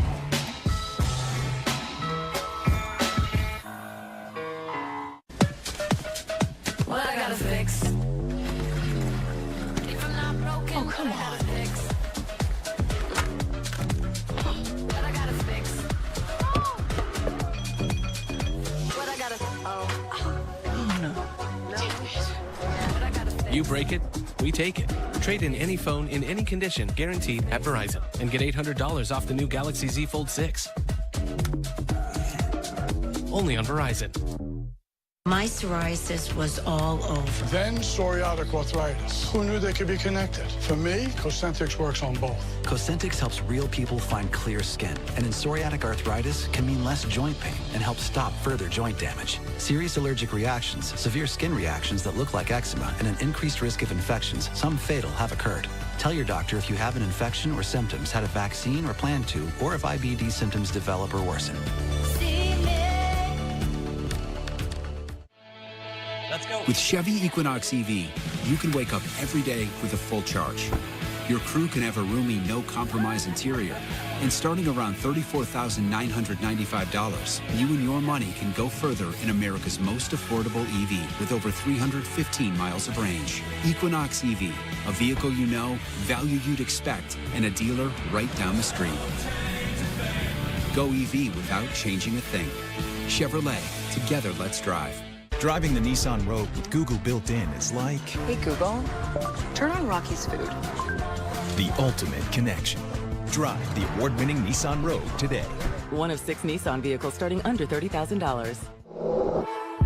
I'll be honest, By the end of the day, my floors? Yeesh. But who has the time to clean?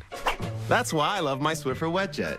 It's a quick and easy way to get my floors clean. WetJet absorbs and locks grime deep inside. Look at that. Swiffer WetJet. In a crisis, your #1 need is food. But if you wait to stock up, all you'll find at the grocery store are empty shelves. But here's the good news. 4 Patriots is offering a special buy one, get 2 free deal on its best-selling 72-hour survival food kits. This kit has 20 servings of delicious food for breakfast, lunch, and dinner, all designed to last for 25 years. Go to 4patriots.com. This deal won't last. Go to 4patriots.com now. Homeowners, when your water or sewer line breaks, it's expensive and often not covered by basic homeowners insurance. You could pay thousands. Finding a good contractor can be tough. Want this guy doing the job? With a plan from HomeServe, call us. We'll send a contractor, and there's no big bill. Easy. But don't wait. Get a plan from HomeServe before a line breaks. Go online now. Plans from HomeServe start at just $7.99 a month. Call 1-833-752-5204 or visit homeserve.com. The power of the Weather Channel, now available to everyone. This is epic! Trusted live coverage when it matters most is now yours to stream with the Weather Channel TV app, real-time radar, and maps that let you track all the action. Available now on these platforms. Download now to start your free 7-day trial.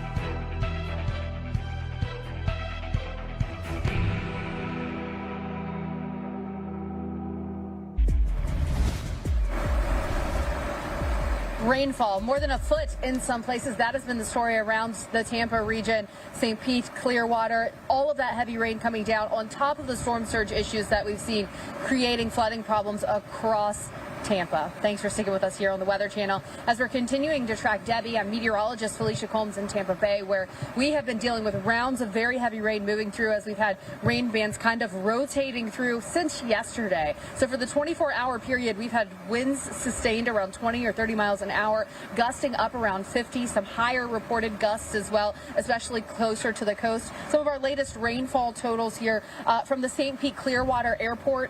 And about the last 24 hours, just over 24 hours, they've had more than 7.5 inches of rain. That is a ton of rain in a very short period of time. The official reading so far at the Tampa International Airport, just over 6.5 inches of rain in just over 24 hours. So you can see where that rainfall is definitely creating issues. Some of the numbers, the really impressive numbers that have actually been verified, observed, just over 11 inches in Sun City Center, which if you can see that we're here on Tampa Bay. If you kind of drove around Tampa Bay and down toward Bradenton, that would take you to Sun City Center. So it's kind of south and east of where we are here in Tampa. That is close to a foot of rain. So you can see we're really seeing some big totals. Radar estimated some places east of Sarasota over a foot. So the rainfall is a big part of this story, and I wish I could say that we're done with it. And you might look at my shot and say, oh, it looks like you're done with it. But I will tell you, this is kind of the calm. Whenever we have a rain band moving through, the chairs are blowing around where we are at our location. The visibility drops immediately. And then you'll also notice that the bay is very churned up. You're seeing those white caps here. Typically, when you think of the bay, you see some waves. It is a big body of water, but the bay has a little bit more protection than, say, obviously the Gulf of Mexico. So seeing the waves like this here in the bay as we're heading toward high tide around 3:30, I do expect that we're going to have some more flash flooding. You can see off in the distance here the beach park, very popular beach park here, just off the Courtney Campbell Causeway. Beyond that beach park is Courtney Campbell Causeway. And I will tell you, I am really hating seeing so many people out on the roadways, considering we've had so much flooding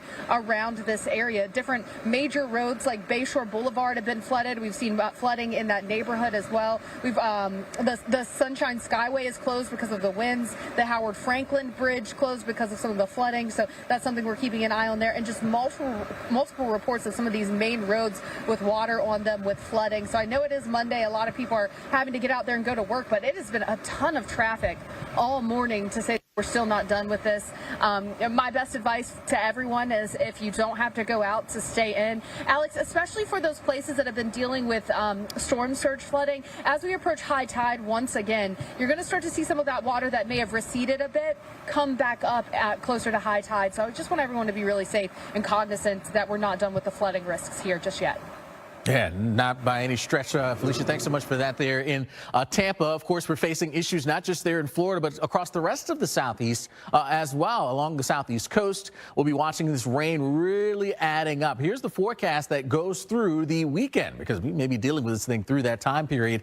But really concentrating here, South Carolina into Georgia, where we could be talking about some pretty widespread 8 to 12 inch totals, maybe even some 12 to 18 foot to a foot and a half, if not even more. It would not be surprising to see some areas get up over 20 inches of rainfall before all is said and done. So we are getting closer to territories that we don't want to be in. We look back here and look on some of these state rainfall records here, thanks to some of these tropical cyclones in Georgia. We had back in 1994, that was Alberto, brought in nearly 28 inches of rain. Florence, that was back in 2018. Both North and South Carolina broke records there. In South Carolina, it was over 26 inches. In North Carolina, it was up over 35 inches of rain there. So we are approaching those types of numbers that will be possible here for us in the coming days. Here's that closer view here as we head into South Carolina and Georgia. And that pink area, that's where we're talking about getting up over a foot. But again, there could be even higher amounts. This is the kind of zone where we could be getting up over 20 inches here before it's done here as we work our way through the weekend. And again, the reason why is because this thing is going to be hanging around for so long. As we head to our Monday, you can see how that rain continues to kind of roll on through into Tuesday. It's still around. There's the center of the circulation now, which may actually try to work its way just offshore as we move our way on into Tuesday night and Wednesday. It moves offshore. Could it try to strengthen a bit more? Certainly not out of the realm of possibilities, but at the very least, it's going to be raining in these areas. Plus, we've got wind to contend with as well. We'll see those winds increasing tonight.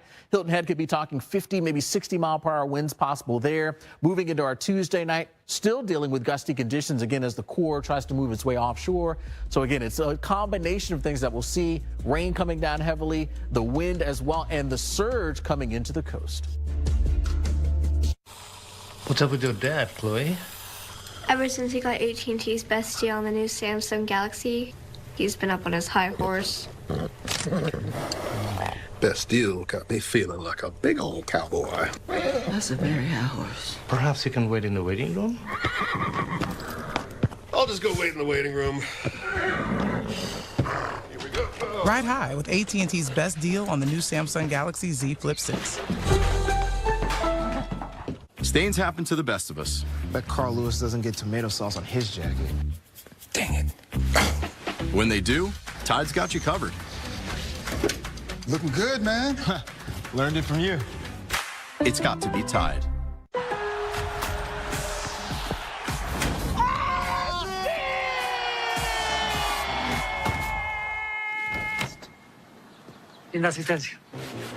Lowe's knows what a great assist can be to them.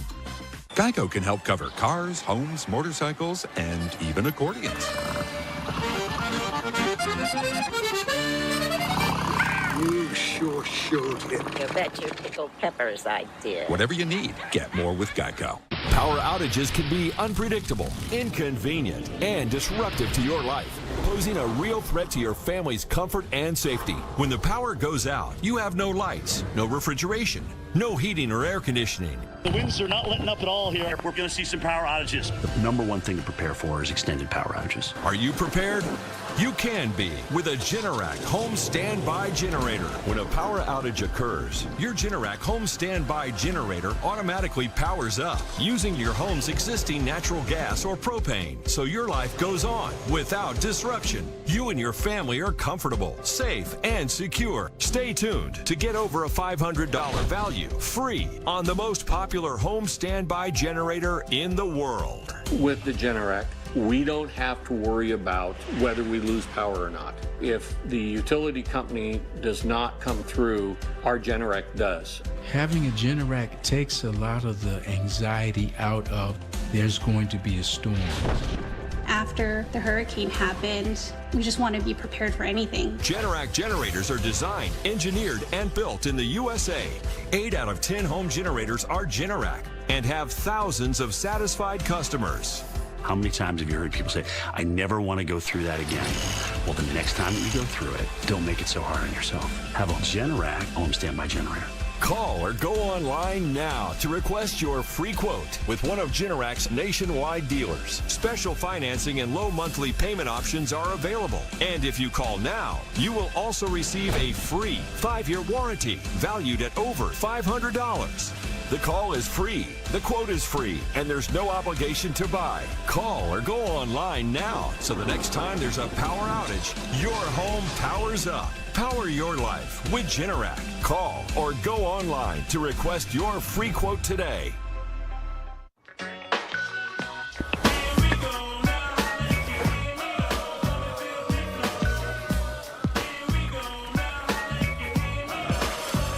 All the gear to go back in style.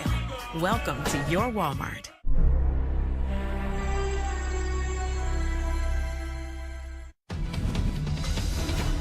All right, welcome back. The latest advisory now from the National Hurricane Center has Debby now as a tropical storm, a 70-mile-per-hour tropical storm. Very likely there are no sustained winds of 70 miles per hour in the interior inland of Florida, but gusts up to 70 miles per hour are possible in some of those areas right now along the I-10 corridor. The system is not moving very quickly. In fact, it is now decelerating. It's moving more slowly as we go through the morning and early afternoon hours. We're going to see it almost come to a halt, moving only at 8 miles per hour, meaning the very heavy rain will continue to pile up in parts of North Florida, Georgia, and eventually even in South Carolina. So overall, this system, yes, technically is weakening, with the rain being the primary danger as we go through the next couple days, because we know that Debby is going to be sticking around for a while. Here's the cone from the Hurricane Center showing you that perhaps the center comes back out over water, let's say tomorrow or even Wednesday.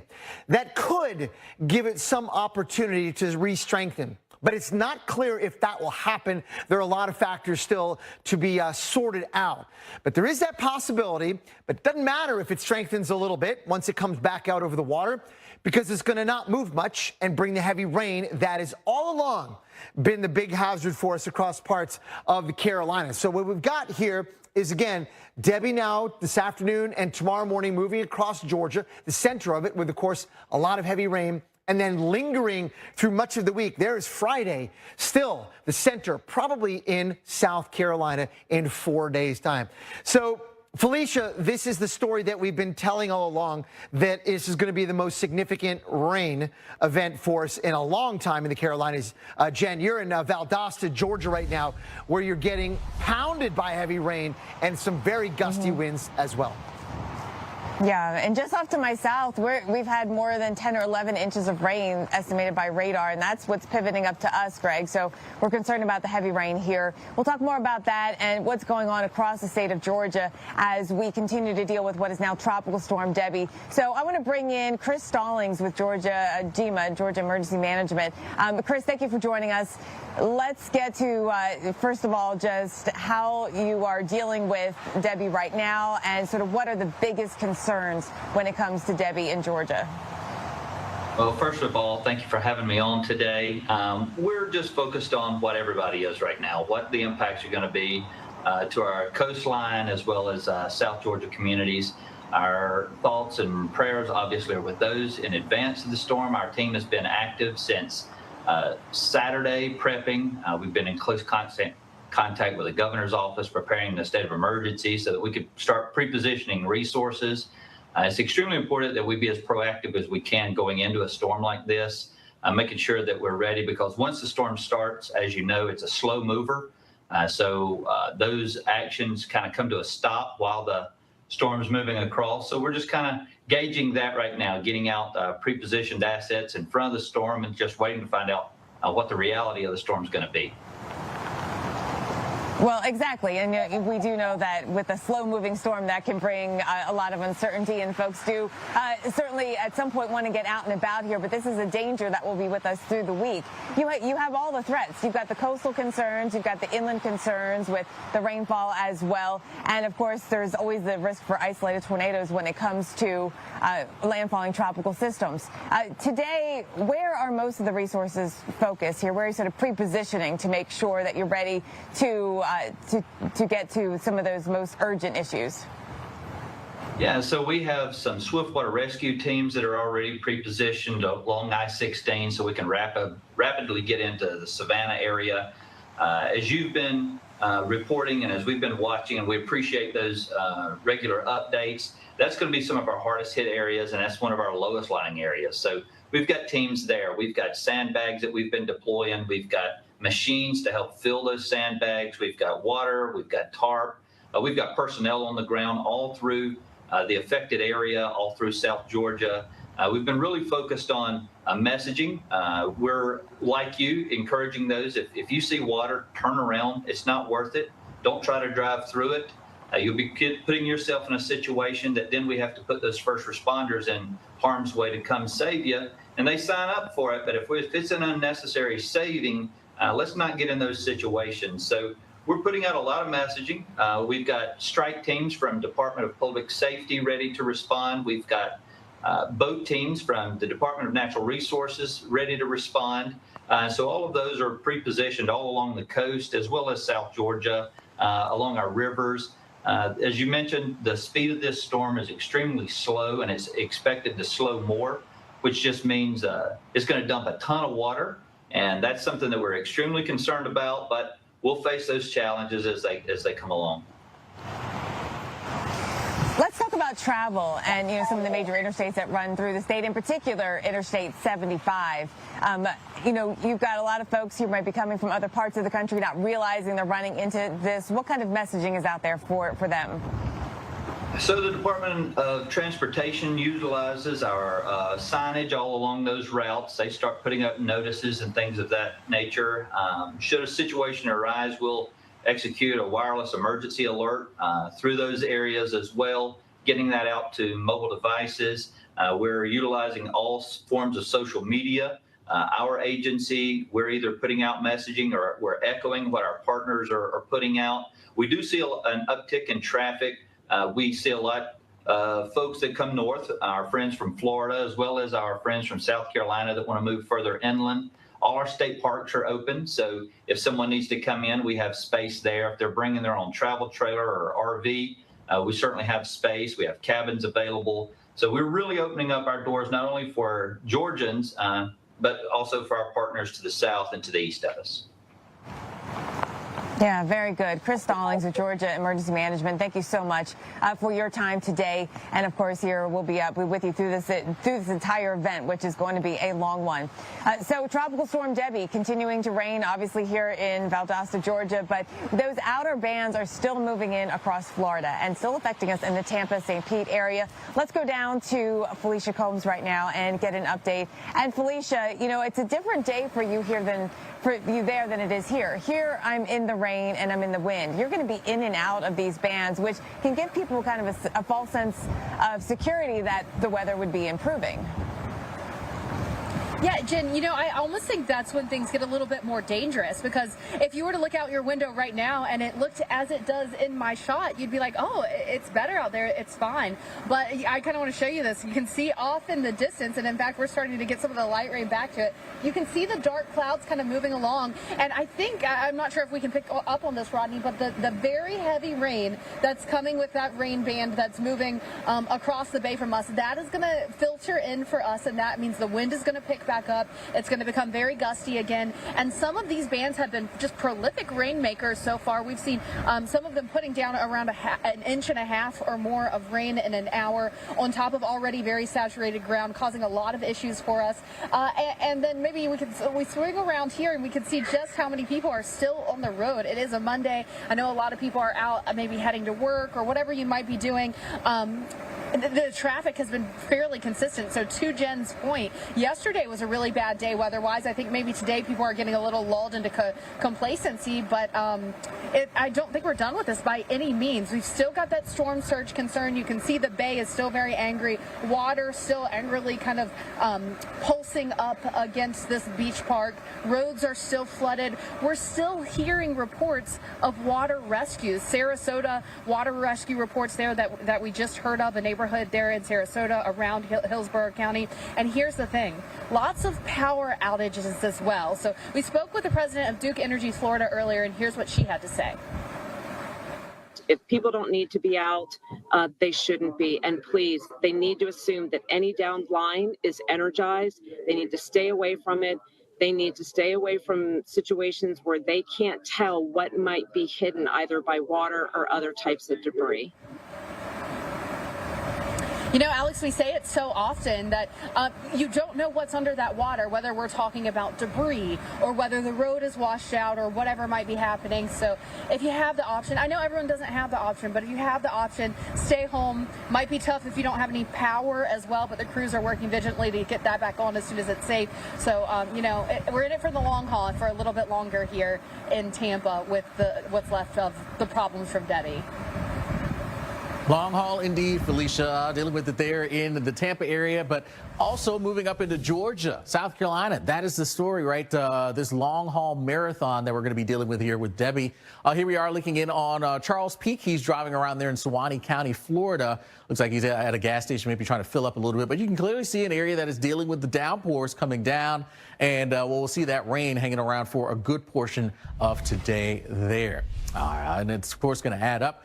We've seen the winds that have been quite gusty as well. Of course, that has led to power outages. That continues to be a problem here for us. Up around 284,000 customers without power here in Florida. You can see where that's really had an impact here. Generally here, the western portions of the state, moving up into the north central portions as well as they're around the Big Bend area. That's where we're seeing the vast majority of those outages here across the Sunshine State. Again, those are customers. One customer, that's one household that could have 3, 4, 5 people, a business. So there are way more people right now that are without power, thanks to Debby. And we will continue to see some of those stronger winds getting up into Georgia, and so we'll probably see more outages showing up there before we're done. Tallahassee, you're seeing gusts about 44 miles per hour right now. Jacksonville, 45. You've seen your wind gusts in Jacksonville get up over 50 at times. So it's been a very gusty time, even around Orlando. So again, these are some areas that are well away from the coast, dealing with some of these strong wind gusts, which are expected to continue here through the afternoon and evening. So we do have tropical storm warnings that are in place here. Those are the spots that are in that red. And you can see that extends all the way up into even close to middle parts of Georgia and along the southeast coast of South Carolina. Still dealing with hurricane warnings in place there in a few counties there into Florida as well, closer to where the core of where this system is. And again, it's not moving very quickly at all. We've been watching sort of the center of the circulation here, just right around Perry. It's right here from Madison to the southeast, that northeastern kind of eye wall where the heaviest the rain and the strongest of the wind gusts are at this current time. That's going to try to rotate and move its way and nudge closer into Georgia and maybe close in where we find our very own Jen Carfagno there in Valdosta. Jen, certainly getting ready for some more rain, dealing with that, and of course some strong winds.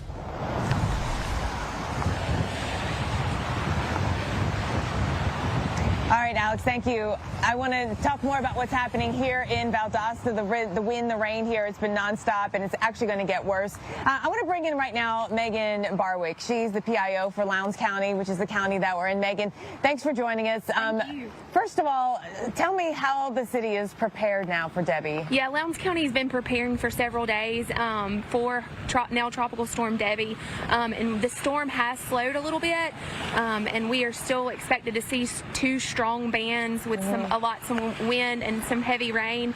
So we're really encouraging our residents to stay vigilant, stay off of the roads, and shelter in place through the duration of severe weather. Yeah, I appreciate you coming out in this here weather. It is tough out of standing out in the storm.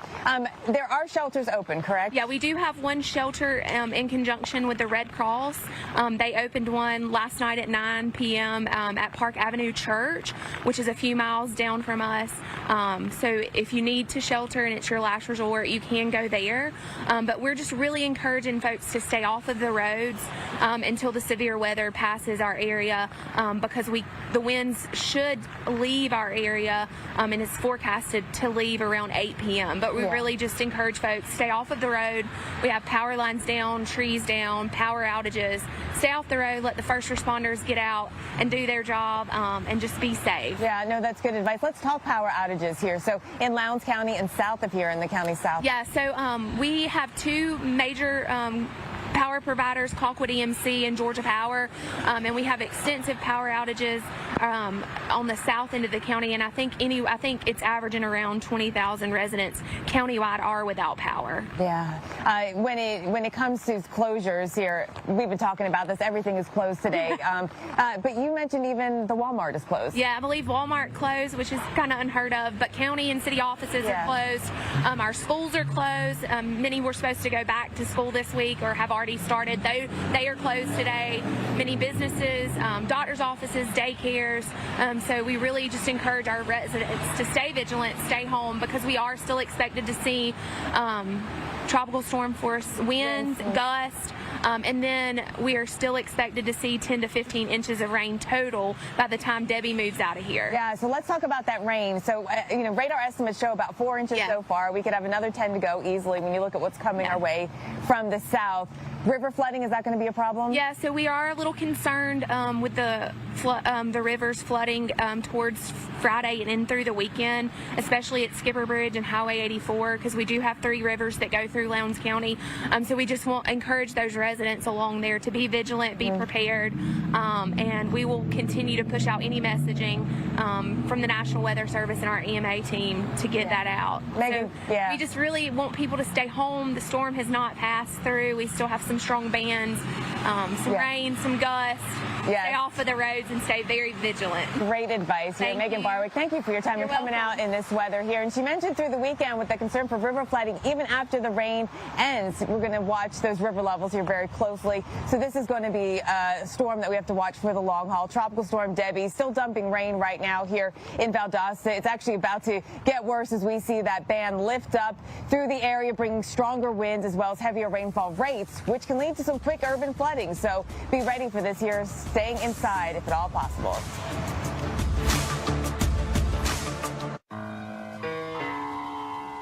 Allow me to reintroduce myself. My name is...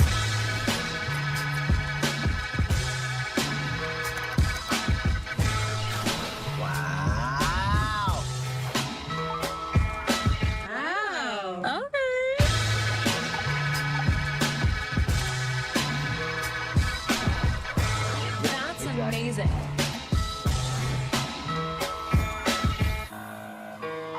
NetCredit is here to say yes to a personal loan or line of credit, even when other lenders won't. Apply online in minutes and get funds deposited the next business day or sooner.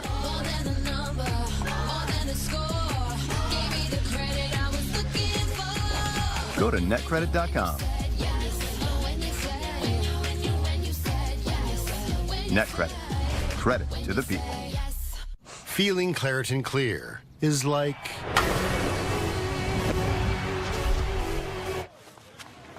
Is she? Claritin Clear.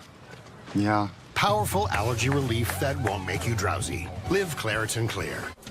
You know, if you were cash back and you could earn on everything with just one card, Chase Freedom Unlimited. So if you're off the racking or crab cracking, you're cash backing. Cash back on flapjacks, baby backs, or tacos at the Taco Shack. Nah, I'm working on my six-pack. Switch to a King Suite. Or book a silent retreat. Silent retreat? Oh, hold up. Yeah, I can't talk right now. I'm at a silent retreat. Cash back on everything you buy with Chase Freedom Unlimited with no annual fee. How do you cash back? Chase, make more of what's yours. If I was back at the beginning, I would choose SNHU all over again.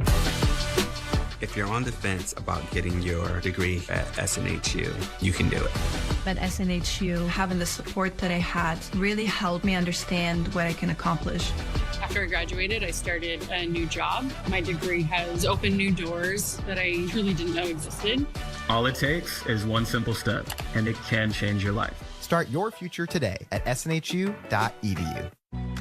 If you have heart failure, entrust your heart to Entresto. Entresto helps improve your heart's ability to pump blood to the body. Don't take Entresto if pregnant. It can cause harm or death to an unborn baby. And don't take Entresto with an ACE inhibitor or aliskiren, or if you've had angioedema with an ACE or ARB. The most serious side effects are angioedema, low blood pressure, kidney problems, or high blood potassium. Ask your doctor about Entresto for heart failure. Novartis may help you save on your prescription. Introducing Milo's Rewards, the new way to unlock savings from the palm of your hand. With every purchase, all loyalty members earn points toward Milo's money. Plus, you get free gifts and free shipping. The all-new Milo's Rewards program is here. Download the app to join, earn, and save today. Watch the Weather Channel for ongoing coverage of Debby. Get trusted updates only on the Weather Channel and the Weather Channel TV app. My visiting angel's caregiver has been by my side. I would be lost without her. And my daughter doesn't have to worry about me like she used to. My visiting angel makes sure I'm safe and sound in my own home. She's not just a caregiver. She's essential to me and my family. Join us in celebrating 25 years of personal home care. What's the #1 item in a crisis? Food. Because when the world goes sideways, grocery shelves get picked bare and people worry they'll go hungry. That's why you need 4 Patriots' best-selling 3-month survival food kit. Food designed to last for 25 years, tastes great, and is easy to make. Packed with 688 servings and 24 delicious meals for breakfast, lunch, and dinner. Get your food kit with free shipping and free mini kits at 4patriots.com.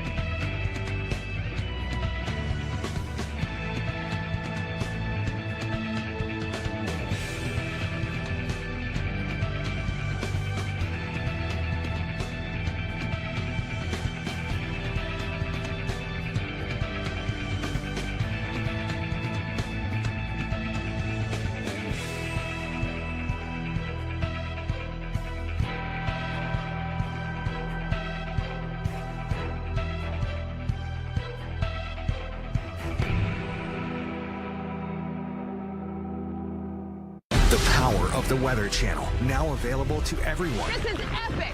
Trusted live coverage when it matters most is now yours to stream with the Weather Channel TV app, real-time radar, and maps that let you track all the action. Let's get into the details. Personalization, customization, hundreds of hours of your favorite shows, and so much more. There's never been a better way for everyone to watch the Weather Channel. Available now on these platforms. Download now to start your free 7-day trial. Welcome back to our continuing coverage of Tropical Storm Debby. If you are just joining us, the latest advisory down just a bit from hurricane status now to tropical storm status here. Tropical Storm Debby, though, still is bringing us issues. Jacksonville here in the northeast portions of of the state of Florida. We've been dealing with the rain coming on through, about 1 inch to 2 inches in and around the city, at least so far. And we've seen that rain really get going and picking up here over the last several hours. But about 1 inch to 2 inches here. Winds have been quite gusty there at the Naval Air Station there. We had seen winds gusting, peaking at about 58 miles per hour. Some of the stronger wind gusts showing up there with the Naval Air Station there right on the St. Johns River. So it has been a gusty and windy time around Jacksonville, and that's something that we're going to be dealing with here for a good portion of the day. We head back to the west coast of Florida, and that's where we find our very own Felicia Combs there in the Tampa area, and that's a spot that started to feel some of the impacts from Debby a bit earlier. And Felicia, have you heard of any problems in terms of flooding when it comes to issues there in and around the Tampa area? Oh, yeah, Alex, a multitude of problems actually around this region. A lot of the flooding issues coming from the actual coast, the Gulf of Mexico coast there for like Sarasota, Clearwater, St. Pete, those areas where you're a little bit closer to the water or on the water. We saw more reports of that storm surge flooding, but we've had our own issues around Tampa Bay as well. Some neighborhoods around here have experienced flooding. In fact, Bay Shore Boulevard, one of kind of the main roads here, it does flood pretty easily if you get a good thunderstorm or so, but pretty extensive flooding on that road. Multiple roads impassable because of the flooding, so that has been the issue. And when we were talking about 15 minutes ago and you saw my shot, I pointed off into the distance and I said this rain band is going to move in, and that's what we'll be dealing with. And now we've gotten some of the rain band to move through, some slightly breezy winds, and then you can see some of the clearing behind it. And that is kind of the pattern that we're stuck in here in Tampa. You get the rain band to move through, then you get some clearing. In fact, I think this is probably kind of the clearest that we've seen it, way far off in the distance, going over through Courtney Campbell Causeway. Of course, Tampa Bay still churned up. We're headed toward high tide. The forecast for about maybe 2 to 4 feet of storm surge going forward as Debby continues to kind of pull away and weaken, still with that possibility for a bit more storm surge. Not done with that, just simply because we have that onshore flow that we're going to be experiencing. And Dr. Postel, high tide here once again around 3:30. Of course, not really helping either that we had the new moon yesterday, which tends to bump up the tides just a little bit anyway. So, lots of reports of flooding around this area, even with Debby making landfall well away from us here in Tampa.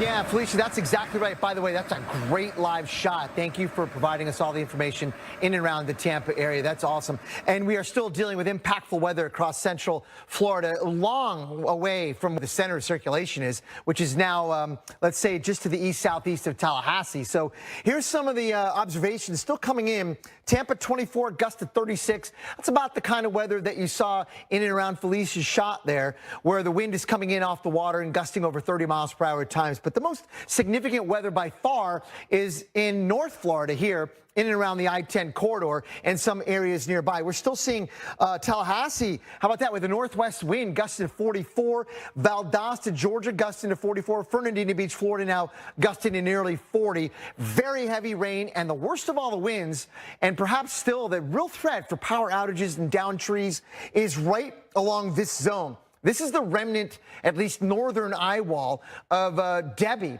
And we can tell that the winds aloft, just about 2,000 feet or so above the ground, are still really strong. The inbound component of the wind here is nearly 80 miles per hour. It's about 2,000 feet up.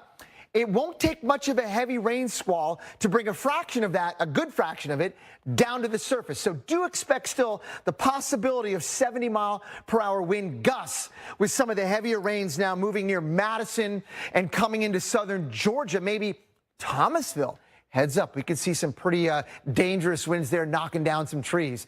There is also another threat here, and that is the threat for tornadoes. A tornado watch until 4 o'clock this afternoon. And remember, that is largely along and to the east of where we think Debby is ultimately going to go. There's the expected track of Debby, with the tornado threat on the east side, where all those ingredients are kind of accumulating.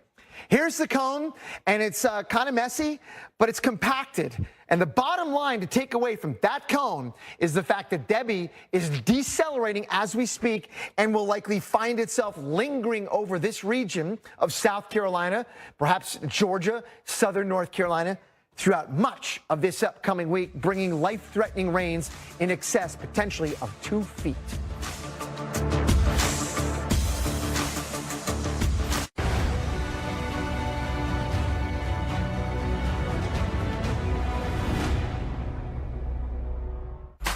Whoa, Nelly. iPhone 15 with tons of storage. I really want one. Yo, you've won 14 times on the LPGA Tour. Since when is one enough for you? That is true. Get your head out of the sand trap, switch to T-Mobile, and get 4 iPhone 15s on them. And 4 lines for just $25 a line. And you can save on every plan versus the other big guys. Swing big at T-Mobile. Get 4 iPhone 15s on us and 4 lines for $25 a line. 4. Breathing Claritin Clear is like... All the pretty girls walk like this. Is he? Claritin Clear? Yeah. Fast relief of allergies with nasal congestion so you can breathe better. Claritin plus decongestant. Live Claritin Clear. Introducing Milo's Rewards, the new way to unlock savings from the palm of your hand. With every purchase, all loyalty members earn points toward Milo's money. Plus, you get free gifts and free shipping. The all-new Milo's Rewards program is here. Download the app to join, earn, and save today. Geico can help when you're locked out with their easy app and 24/7 help. Dad, you don't have to make this so tough on yourself. Geico can help us get into our locked car. See? Yeah, but where's the fun of that? Maybe I'm just nostalgic for the good old days. Before we had Geico's great coverage and 24/7 help. All set, guys. Oh. Let's go again. Whatever you need, from coverage to service, get more with Geico. So, I didn't think I needed Swiffer until I saw how easily it picked up my hair every time I dried it. It only takes a minute. Look at that. The heavy-duty cloths are extra thick for amazing trap and lock, even for his hair. Wow, you'll love Swiffer or your money back. At Domino's, we know there's a lot of pressure to tip these days. Great set, bro. Now take a look at this screen real quick. Which is why we want to say, thanks for the tip. By tipping you back. Tip your driver $3 or more online and we'll tip you $3 to use on next week's order.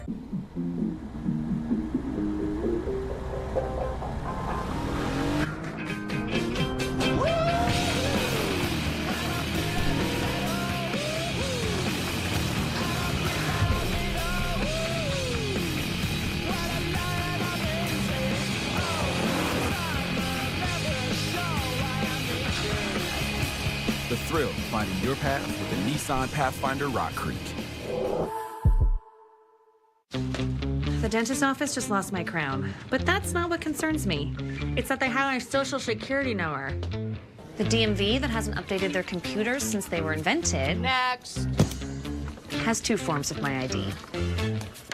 And the online pet store that was breached? They have my payment information. Think of all the places that can expose your info.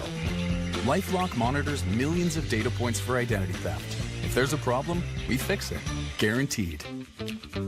I love my kids, but I also love not being broke. So this back-to-school season, I'm just gonna spend less on them. Amazon has low prices on everything kids need. Like a water bottle they definitely won't lose. Tablets. Sports stuff, for whatever sport this is. All the latest, lit, Brizzy Riz clothes. And lunch boxes for a homemade meal that they'll barely touch. What? So spend less on your little freeloaders with Amazon. You founded your kayak company because you love the ocean, not spreadsheets. You need to hire. I need Indeed. Indeed you do. Indeed Instant Match instantly delivers quality candidates matching your job description. Visit Indeed.com/hire.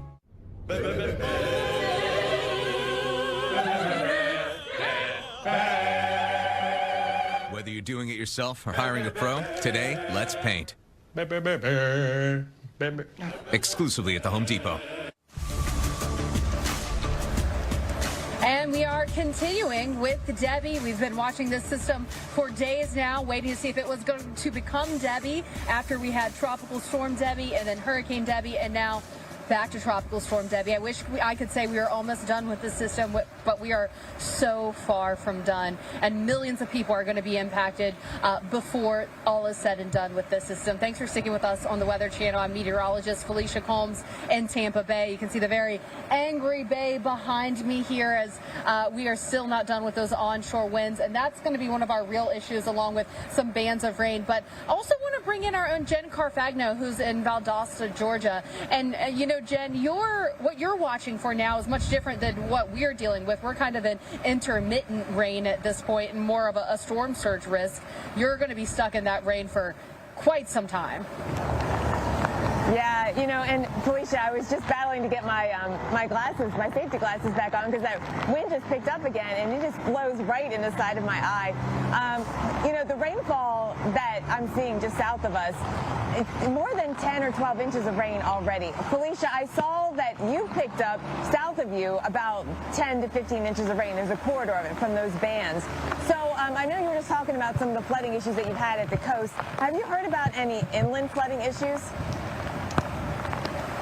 You know, I was actually a little surprised when I looked at some of the higher rainfall totals, Jen, because south of us, kind of on the southeast side of the bay, Sun City Center was one of the highest rainfall reports that we saw, which is, it's not, I wouldn't say, you know, it's inland, but it is not on the coast. It's inland from Sarasota, and they got about 11 inches of rain there. So from the rainfall flooding, we've been having reports of inland rainfall in that way. But I will say I still think that most of the flooding reports that we've seen have come from some of our coastal areas where we got the storm surge coupled with that rainfall. Yeah.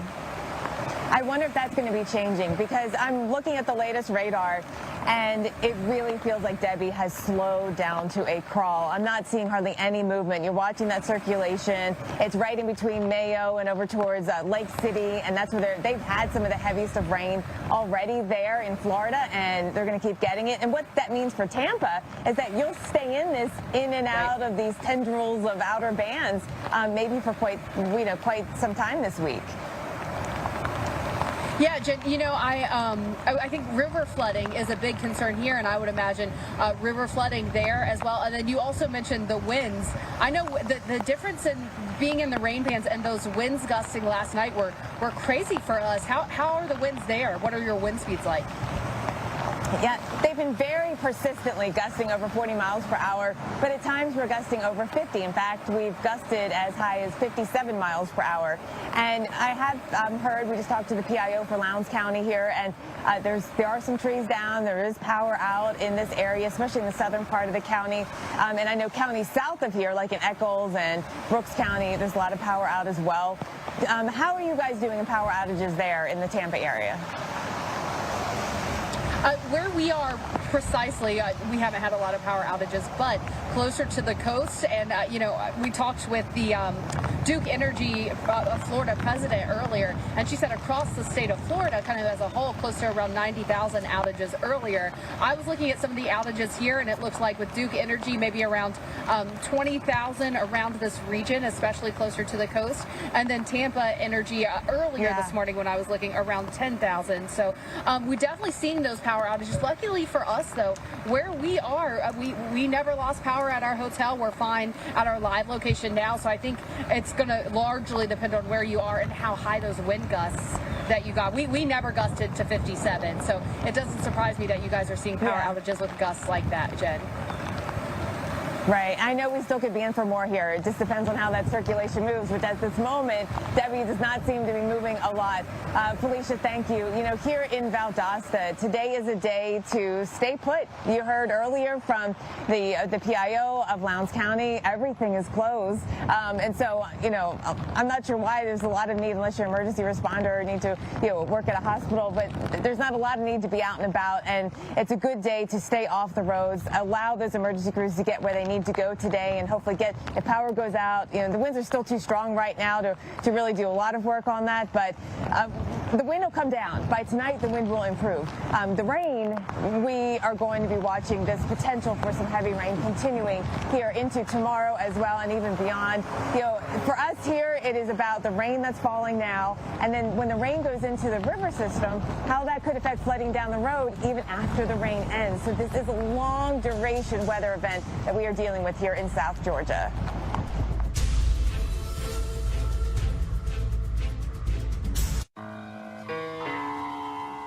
Allow me to reintroduce myself. My name is...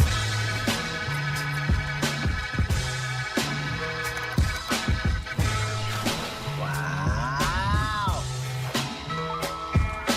Wow. Okay.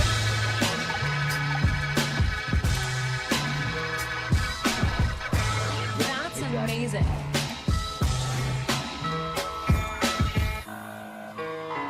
What will you do when the power goes out? Power outages can be unpredictable and inconvenient, but with a Generac home standby generator, your life goes on uninterrupted, because when your Generac detects a power outage, it automatically powers up, giving your family the security and peace of mind they deserve. We don't have to worry about whether we lose power or not. If the utility company does not come through, our Generac does.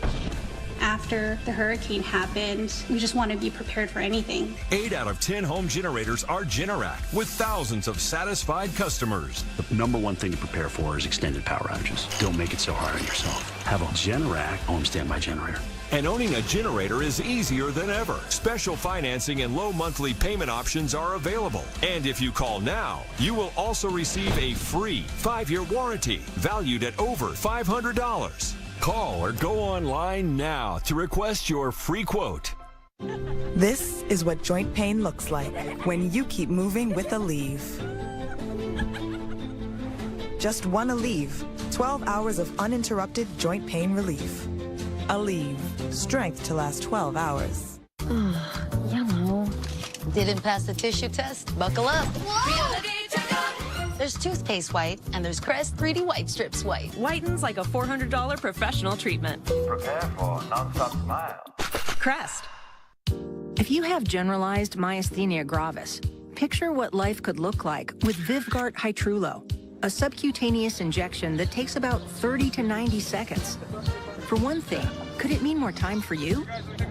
Vyvgart Hytrulo can improve daily abilities and reduce muscle weakness with a treatment plan that's personalized to you.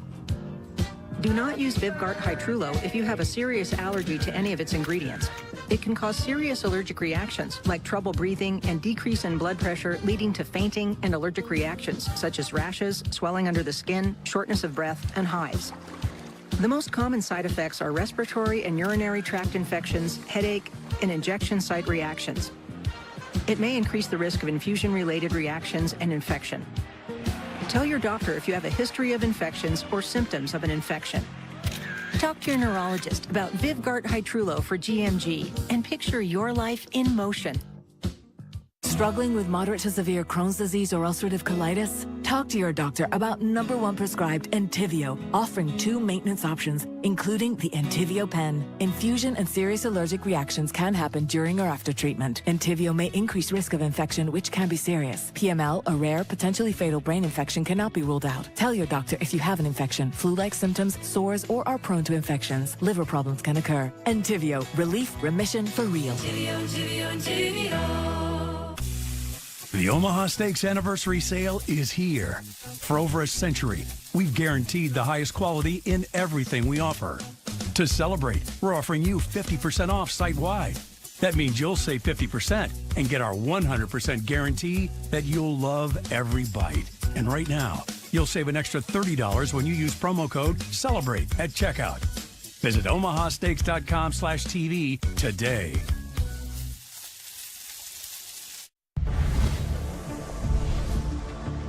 Continuing coverage of Tropical Storm Debby as we're taking a look at how things are faring for us. Of course, impacts being felt across the southeast, including here. We're looking in on Indian Rocks Beach here in Florida.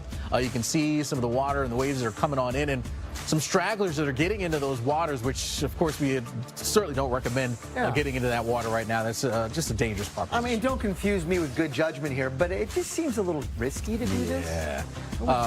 Yes, things not to do. Get into waters when a tropical system is basically on your doorstep. Things not to do. Let's go to Tallahassee, Florida. Have a look at this live shot. What do we got? Well, you know what? I'm going to guess that's looking probably to the west, because just to the west of Tallahassee, the rain shuts down, but it is still breezy. I know it says there 18 miles per hour, but I've got a better number for you here. I think that's the weather stem station. How about at the airport, TLH, 26 gusts to 44, so it is still breezy in this area of Florida. Absolutely. So we go from Florida, and then how about move up into South Carolina? This is in Charleston, where we are starting to get in on some of the rain as well. Looks like, at least according to the observation here, wind just under 10 miles per hour. This is an area where we anticipate to see conditions continue to go downhill as we head on through today and into tomorrow, with more rain, and the wind as well will start to kick up as well. And of course, flooding. You know how Charleston can get here in just a regular thunderstorm. So it could be really a mess. Yeah. Well, have a look at this mess, Alex. Speaking, storm surge swept through Cedar Key, Florida this morning, just a few hours before making landfall, with 7 to 10 feet of dangerous storm surge. At peak, potentially, we saw some values near there. Overall, conditions are improving now, thankfully. But still, a very flood-prone area of Florida got hit pretty hard. Absolutely. My goodness. All right. Well, of course, we've been talking about Florida, but of course, South Georgia also getting into the thick of things with some of that rain and some of the gusty winds as well. Our very own Jen Carfagno is live in Valdosta. And Jen, it's been heavy rain. The winds have been gusty. Have you seen people kind of heeding the weather conditions and staying out of it? Well, not as many as I would think, considering everything seems to be closed here today. So there's been a decent amount of traffic coming through, so I'm not sure that maybe there's a few small businesses open still. But for the most part, things are shut down. You just heard earlier from the PIO for Lowndes County that even the Walmart was closed. So, I mean, of course, the schools, the government, everything else is shut down here. But when you got a big business like that here, folks are taking it seriously. I did go to the store on my way down, but I didn't come all the way down here because I was curious if, they cleared out the water, etc. I think they're very aware. This has been a much talked about storm, Alex and Greg. And so I think folks are, certainly with all the closures, aware that they're going to hunker down for this. Absolutely, no doubt. And of course, hunkering down, Jen, because it's not just hunkering down for, a couple of hours. We're hunkering down for several hours, days, in fact, for some of us here as this system hangs around. Yeah, I want to talk about that because I'm looking at the latest radar and it's not moving anymore. If you look at Debby and the circulation, it has really slowed down tremendously here. What are you seeing when you look at the radar? I'm looking at it on a rainy screen.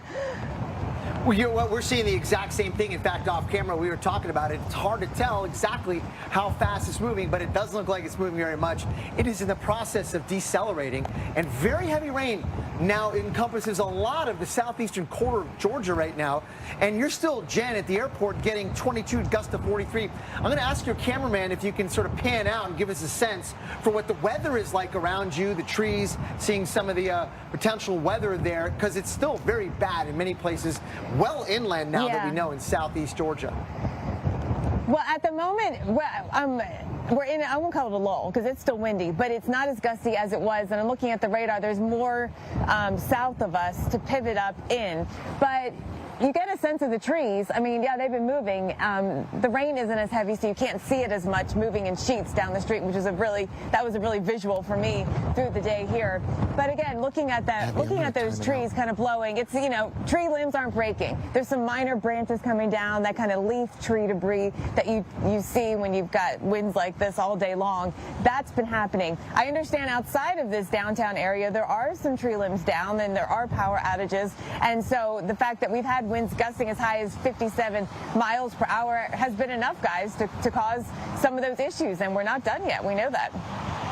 Yeah, Jen, not done at all. In fact, we can kind of work our way and kind of step forward here and get a sense of how this is going to play out as we work our way through at least the rest of the day, heading into tomorrow. And in terms of how far this thing is going to go, not very far here in the next several days. Yeah, Jen mentioned that it doesn't look like it's moving, and you and I sort of were observing the same thing on the radar. Here's this future radar. Tomorrow morning, very heavy rain still in some of these very same areas and getting stuck thereafter tomorrow night and into Wednesday. And this is only half the story because we know it's going to be with us very likely through Thursday and potentially into Friday, delivering historic rainfall amounts. It really is. So really a function of the fact that the steering patterns are just breaking down. There's nothing to get it and kick it out of the way here. So we are stuck with it. Of course, we're going to be here tracking it with you for the next several days.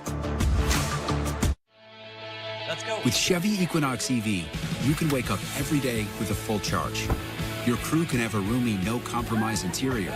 And starting around $34,995, you and your money can go further in America's most affordable EV with over 315 miles of range. Equinox EV, a vehicle you know, value you'd expect, and a dealer right down the street. Go EV without changing a thing. Chevrolet, Together, let's drive. What's up with your dad, Chloe? Ever since he got AT&T's best deal on the new Samsung Galaxy, he's been up on his high horse. Best deal got me feeling like a big old cowboy. That's a very high horse. Perhaps you can wait in the waiting room? I'll just go wait in the waiting room. Ride high with AT&T's best deal on the new Samsung Galaxy Z Flip 6. NetCredit is here to say yes to a personal loan or line of credit, even when other lenders won't. Apply online in minutes and get funds deposited the next business day or sooner.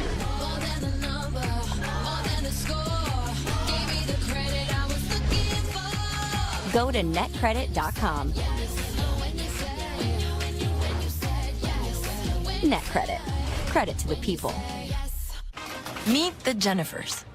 Gen X, Gen Y, and Gen Z. Each planning their future through the Chase mobile app.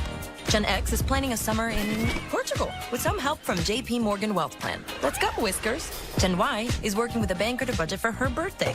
You only turned 30 once. And Gen Z, her credit's golden. Hello, new apartment. 3 gens getting ahead with Chase. Solutions that grow with you. One bank for now, for later, for life. Chase, make more of what's yours. Give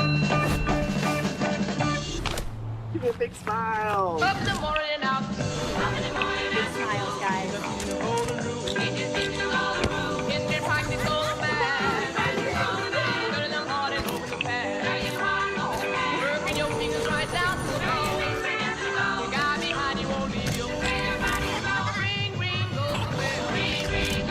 All the gear to go back in style. Welcome to your Walmart. If your car's out of warranty, your next breakdown could cost thousands, unless you have endurance. There was an issue with my air conditioner. I had a seat sensor that went out. There was a problem with the cooling system. Broken axle. Potentially a $4,000 repair. It's like $5,000. A little over $1,100. $1,400. Endurance paid it. They covered a $14,000 engine replacement. Just 2 claims saved us over $1,700. I've had 5 claims, and that is $3,500 that I've kept in my pocket. So, who's gonna pay for your next car repair? You or Endurance? Call right now to get $300 off any plan, plus a full year of our top-tier elite benefits, a $2,000 value free. And all Endurance plans come with a 30-day money-back guarantee. Call 1-833-440-4179. Call now. This hurricane season, America's most trusted news network is putting your safety first with minute-by-minute coverage. This is a dangerous hurricane. Receive instant information from our team of meteorologists and landfall cams that bring you every angle on our TV app. This hurricane season, protecting America only on the Weather Channel.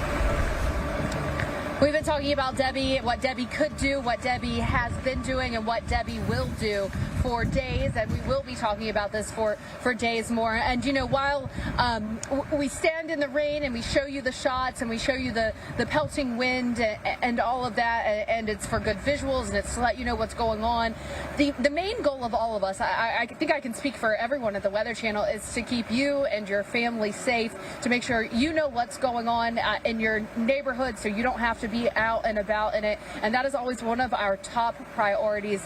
And sadly, we've just gotten confirmation of a death from the conditions from Debby. Hillsborough County Sheriff's Office confirming that there was a death when a semi-truck overturned off of I-275 and ended up in a bypass canal in the water. The person driving the truck sadly passed away. So, you know, we hate to see that. Such a dangerous condition to be driving for anyone in these conditions, but especially for those high-profile vehicles when maybe you're seeing gusts 50, 60 miles per hour. You know, people have work to do. We know you have places to go. And of course, we're always thinking of those who are trying to you know, drive the trucks, get us the things we need, or our first responders that have to be out on the roadways. But my advice, as always, if you don't have to be out, just stay home. It keeps everyone in less danger, and we hate to hear of any sort of loss of life or injuries coming from these systems. You can see here I'm in Tampa Bay, and Tampa Bay still churned up. Kind of the look around the bay, we are out of a rain band right now, but there's still rain bands passing through. I want to take you on a little bit of a tour of where we are. So here's the bay, obviously starting to come back up as high tide is at 3:30 this afternoon. Just beyond the bay, you'll see Courtney Campbell Causeway. And what I want you to see is just how many cars are on the roadway. So we have had so much traffic today. I know it's a Monday. There are a lot of people having to go to work and, you know, continue on with their day. But if the story that I just told you gives you any pause on whether you should go out, roadways are still flooded. The winds are still gusting. We can follow this around and go all the way across the bay over to that bridge very far in the distance. That's Courtney Campbell Causeway as well. It wraps kind of all the way around. Multiple bridges spanning Tampa Bay, whether you're going from Tampa Bay to, or from Tampa to St. Petersburg. Portions of, or at least one lane of the Howard Franklin Bridge is closed. I believe it's the northbound lane of the Howard Franklin Bridge closed because of some damage from the water, from some flooding as well. The Sunshine Skyway has been closed as well because of the winds. So it's just not a good time to be on the roadways here around Tampa. We've also heard of multiple roads that are impassable because of flooding. Bay Shore Boulevard has been experiencing flooding, which is one of the main roads around here. And then multiple neighborhoods experiencing both rainfall flooding and then storm surge flooding. I wish I could say that we're completely done with all of these threats, but as the wind begins to pick back up once again here, Alex, we're preparing for another rain band to move through. That's kind of your telltale sign there's another rain band coming when those winds start gusting again. And then, of course, the storm surge risks as we approach high tide once again this afternoon with that onshore flow continuing. Yeah, Felicia, a lot to track there still in the Tampa area, including still the risks there for isolated tornadoes. Can't rule that out. Tornado watch is still in effect there. In Tampa and across a good chunk of Florida. Well, let's talk about what else we'll be facing, and it's that heavy rain that's going to be encompassing and taking over. We've got that for southeastern Georgia into the Carolinas.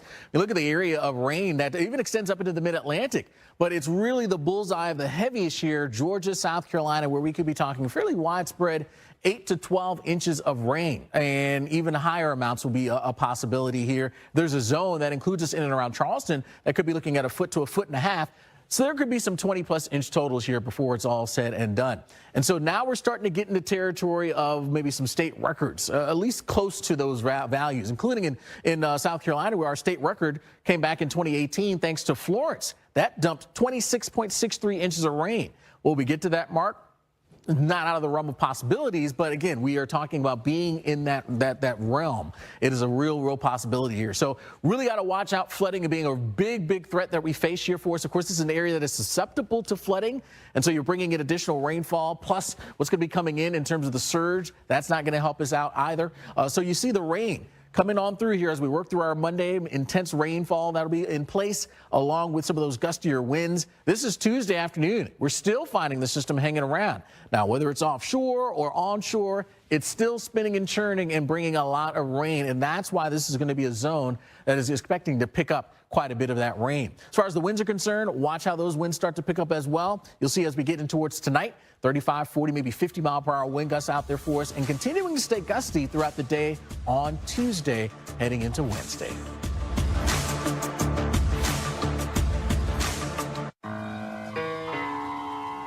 Allow me to reintroduce myself. My name is...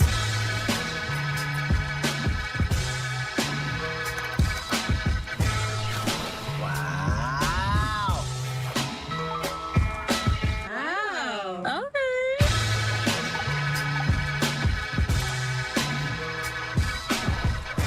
That's amazing.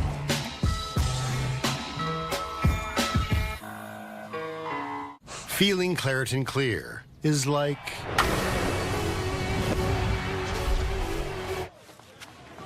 Is she? Claritin Clear. Yeah. Powerful allergy relief that won't make you drowsy. Live Claritin Clear. Entresto is the #1 heart failure brand prescribed by cardiologists. It was proven superior at helping people stay alive and out of the hospital. Don't take Entresto if pregnant. It can cause harm or death to an unborn baby. And don't take Entresto with an ACE inhibitor or aliskiren, or if you've had angioedema with an ACE or ARB. The most serious side effects are angioedema, low blood pressure, kidney problems, or high blood potassium. Ask your doctor about Entresto for heart failure. Novartis may help you save on your prescription. Introducing Milo's Rewards, the new way to unlock savings from the palm of your hand. With every purchase, all loyalty members earn points toward Milo's money. Plus, you get free gifts and free shipping. The all-new Milo's Rewards program is here. Download the app to join, earn, and save today. In my business, it's easy to tell whether someone's done the work.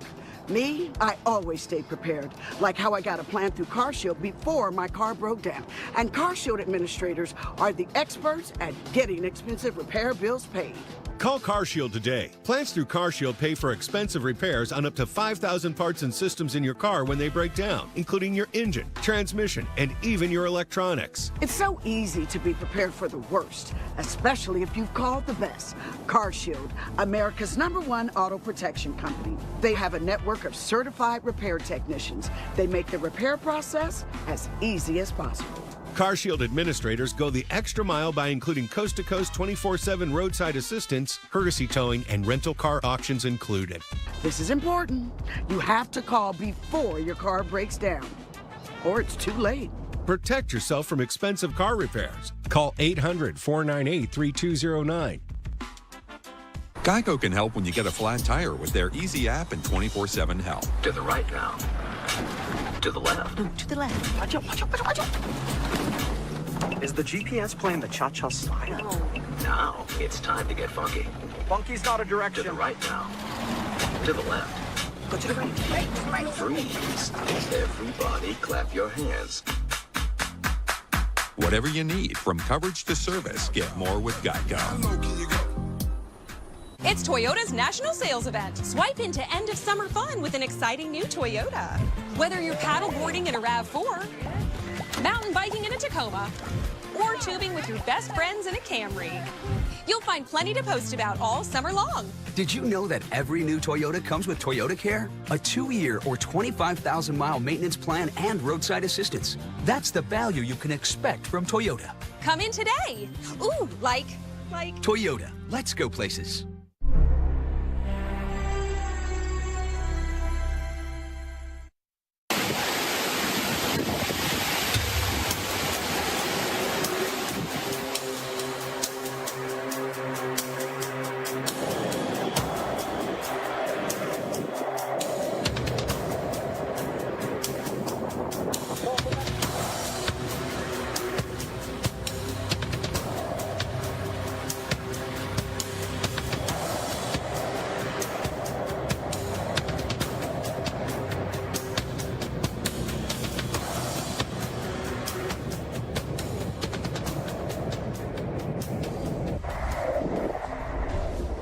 And Debby made landfall as her second hurricane of the season earlier today in Steinhatchee, Florida. And now Tropical Storm Debby continues to move very slowly over northern Florida, bringing rain and spreading wind all across northern Florida into southern Georgia, where I am live here in Valdosta. I'm meteorologist Jen Carfagno in Valdosta. And here in South Georgia, it is all about the rain and the wind and the rain. Here, let me add that a second time, because the rain is going to be with us as we get into the coming days. And the amount of rain that we are expecting is on the order of 10 to 15 inches. We've had about 4 inches so far here in Valdosta.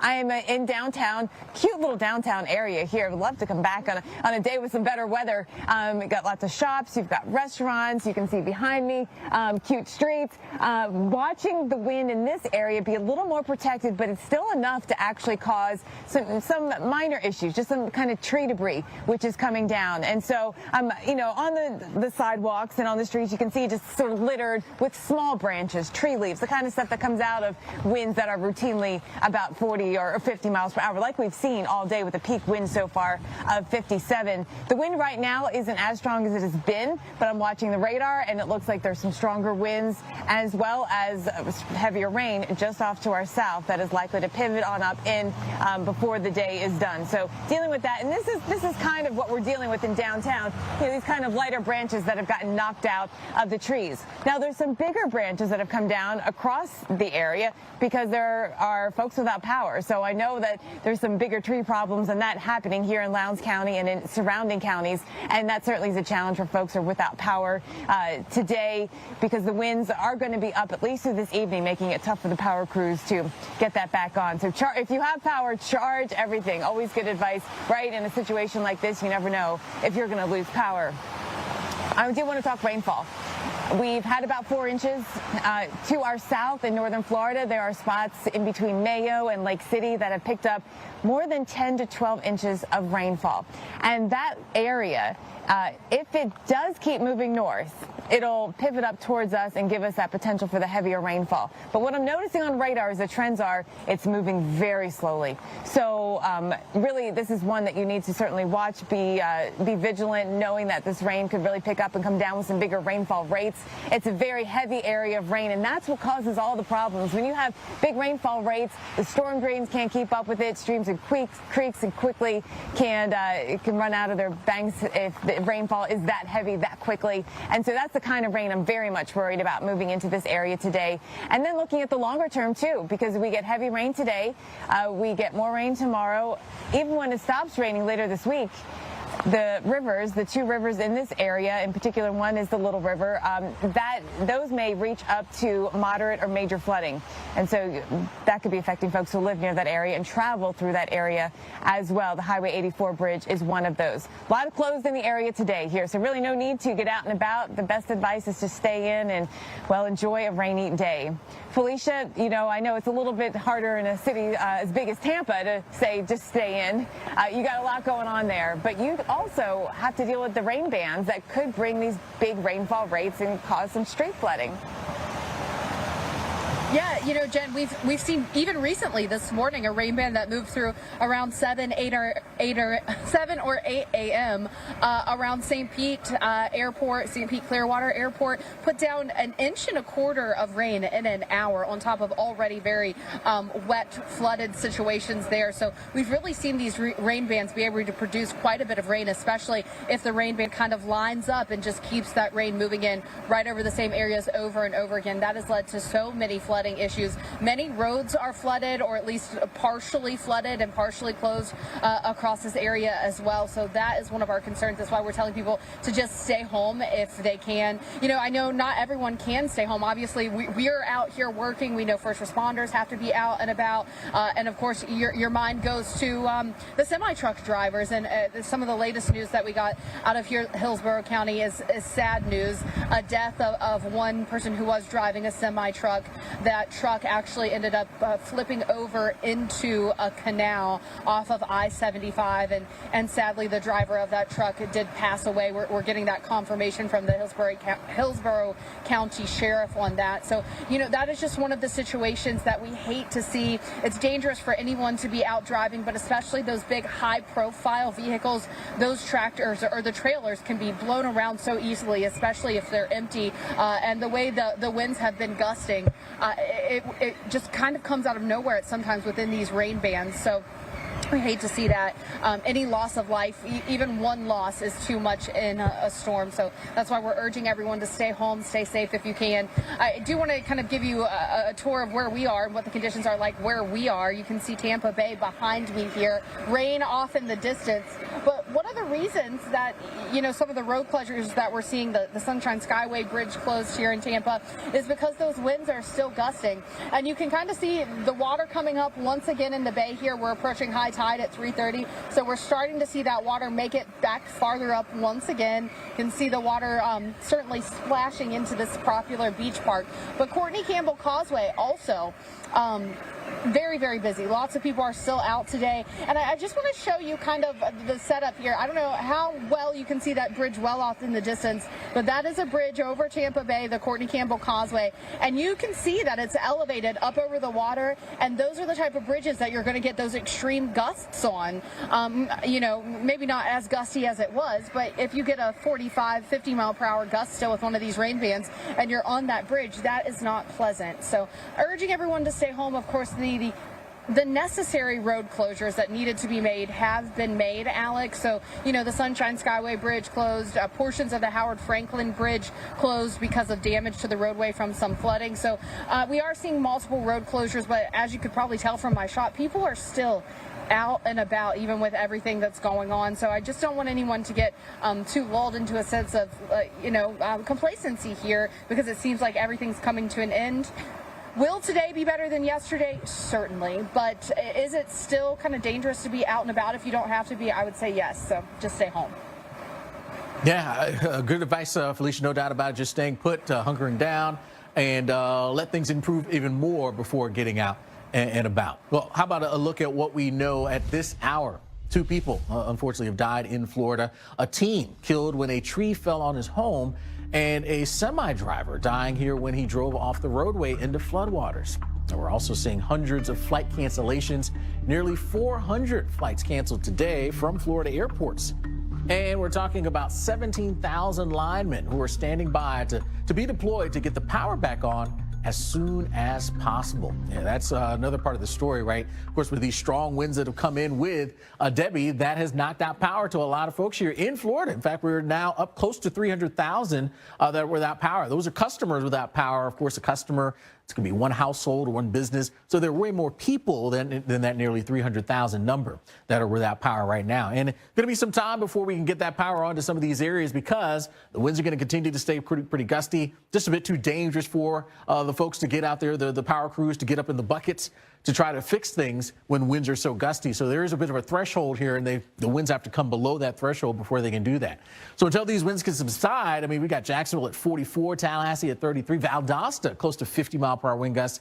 That's going to take some time before we can get the power crews out to help us out.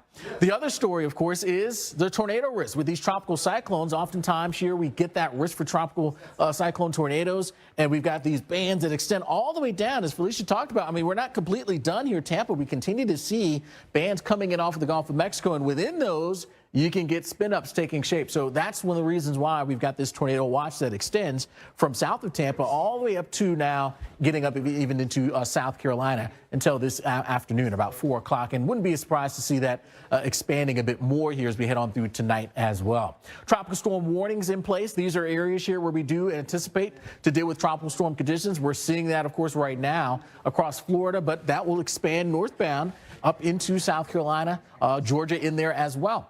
Not just the wind risk, but heavy rain as well. And this is going to be basically with us for the next several days. Flood watches that are in effect, many of these going through the end of the week. Again, a function of the fact that we're going to be dealing with Debby for that long of a period of time. In fact, here's the forecast in the near term, tracking its way from Florida into southeastern Georgia, and then it may try to work its way just offshore, Can't rule that out here as we work our way through the mid part of the week and then potentially moving its way across and up into the mid-Atlantic as we get into the weekend. But overall, this thing is going to be slowing down, spinning and churning and dumping a lot of rain.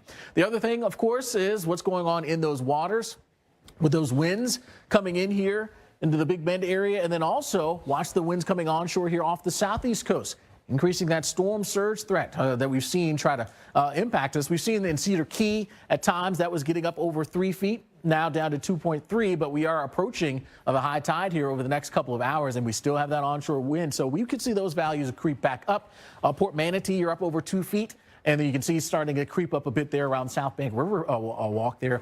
That's as you head northbound up over a foot there. So that's going to be another concern that we face when it comes to the system. The onshore flow, not just here in the Gulf, but also off the southeast coast, driving up. Wave heights as well. They're on the order of about a foot here, well offshore. But nonetheless, that's going to be an issue that we continue to deal with here. So even though things slowly pushing its way northbound here, impacts still being felt here along the west coast of Florida. And eventually we're going to see more impacts along the southeast coast of the U.S. Of course, Dr. Postel, you're watching how this is all playing out and how it'll play out over the next few days. Yeah, we got some new video here from Anna Maria Island. Roads filled with water. Again, this is part of Florida that is so susceptible to storm surge. And by the way, the highest storm surge measurement that we've gotten so far at Cedar Key is about a little over 4.5 feet. So that is very significant. Think about that as the water depth above the normal high tide, tip of the high tide mark. So that's a lot of water that is coming inland and is still going to be the case as long as we have those winds moving from the water toward the land. So the wind-facing shorelines at risk for storm surge still, as Alex is mentioning. But freshwater flooding is going to become an entirely new issue for us if it hasn't started already. Many areas in the southeast over the coming days are going to see well over a foot of rain. In some cases, we may see up to 2 feet in spots. Now, there's still uncertainty in this forecast. The maximum amounts, the locally higher amounts, may shift from one cycle forecast to the next because we still don't know exactly where Debby is going to go. But one thing we are for sure about is that it's not going to go very far. And that is because there's not a whole lot of steering to bully it around and push it out of the way. Let's go to very early tomorrow morning. A lot of the strong jet stream winds are way over here, and Debby is all by itself, kind of stuck in the middle. Remember that song, Stuck in the Middle with You? Well, there it is. It's just like hanging out with nothing really to get it ongoing. And it will be bringing heavy rain across parts of Georgia, especially the eastern part, and South Carolina, North Carolina as well through Wednesday. How about this? It goes into Thursday morning. We're dealing with a system that is not wanting to move, and there's no real impetus for it to. So with that in mind, we have a very high risk here, I should say very high risk, even though it says high risk, of flash flooding, and that does include parts of Florida and Georgia. That takes us through tomorrow morning. This continues, moves a little farther to the north in Georgia and in South Carolina, another high risk for flash flooding. And if that weren't enough, we're going to continue this on into Thursday as well. You know, this is an extreme event, Alex, and the rain yet to come over what's already fallen is likely to exceed a foot, and in some cases quite a bit more than that. But you got more on explaining these risks from the Weather Prediction Center on that flooding threat. Yeah, you talked about it, the high risk, right, that we face here over the next 3 days, 3 days worth of high risk days. You just don't see that very often. If you're going to find a string of days like that, it's a tropical cyclone more than likely that's impacting you. And the reason why we're so concerned with a high risk day, because look at this.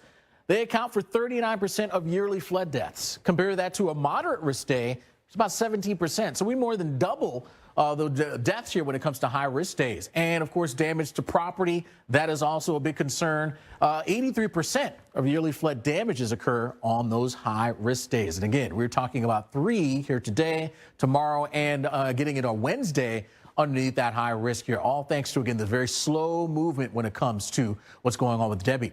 So this is no doubt going to lead to some flooding. That is basically a certainty. There will be flooding. We've seen flooding already. There will be more to come. So we got to be mindful of that and some of the impacts that can be felt from that. Just 6 inches. That's not a lot. 6 inches of flowing water, though, that can knock you off of your feet. So it doesn't take much to cause problems for folks who may be trying to walk through that water. Not recommended. cars. We see this all the time, right? Cars going through that water. We certainly don't recommend that. 2 feet of flowing water, that can float a vehicle.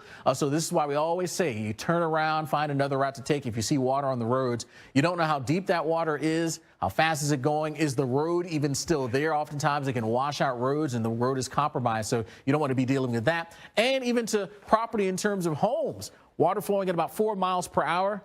That has enough of force that it can actually cause damage to even homes. So when it comes to flooding safety, avoid driving through that water. Test that drinking water as well. That can become a problem. Don't use food that is impacted by flood waters, and staying away from down lines. And particularly in this situation, as we've got these gusty winds bringing in all that potential power outage issue. I'm Martha Stewart, and this is one of my new kittens. Of course, I want to give them the happiest, healthiest life possible, which is why I choose Pretty Litter. We love this litter because it's tough on odor and helps keep tabs on their health by changing color to show high, low, and typical pH levels. Pretty Litter is also low dust. And whether you're a new cat parent or a lifelong cat lover like me, this low-maintenance litter is the game changer. Try it today. Go to prettylitter.com. What will you do when the power goes out? Power outages can be unpredictable and inconvenient, but with a Generac home standby generator, your life goes on uninterrupted, because when your Generac detects a power outage, it automatically powers up, giving your family the security and peace of mind they deserve. We don't have to worry about whether we lose power or not. If the utility company does not come through, our Generac does. After the hurricane happened, we just want to be prepared for anything. 8 out of 10 home generators are Generac, with thousands of satisfied customers. The number one thing to prepare for is extended power outages. Don't make it so hard on yourself. Have a Generac home standby generator. And owning a generator is easier than ever. Special financing and low monthly payment options are available. And if you call now, you will also receive a free 5-year warranty valued at over $500. Call or go online now to request your free quote. Okay, Limu, you said it. Then as I spike it, I'll tell them how Liberty Mutual customizes car insurance, so they only pay for what they need. Got it? Did you get that? Only pay for what you need. Liberty, liberty, liberty, liberty. When is my allergy spray gonna kick in? You need Astapro. Astapro? It's faster, bro. 8 times faster than Flonase. It's faster, bro. It's faster, bro. It's faster, bro. It's mom to you. Astapro starts working in 30 minutes. Astapro and Go. What Tractor Supply customers experience is personalized service made possible by T-Mobile for Business. With T-Mobile's reliable 5G business internet, employees get the information they need instantly. This is how business goes further with T-Mobile for Business. While other sauces rush, we take it slow. Simmering sweet Italian tomatoes in open kettles. Slow is good. Unless you're being chased by a bear. Rayo's homemade. Make every day delicious.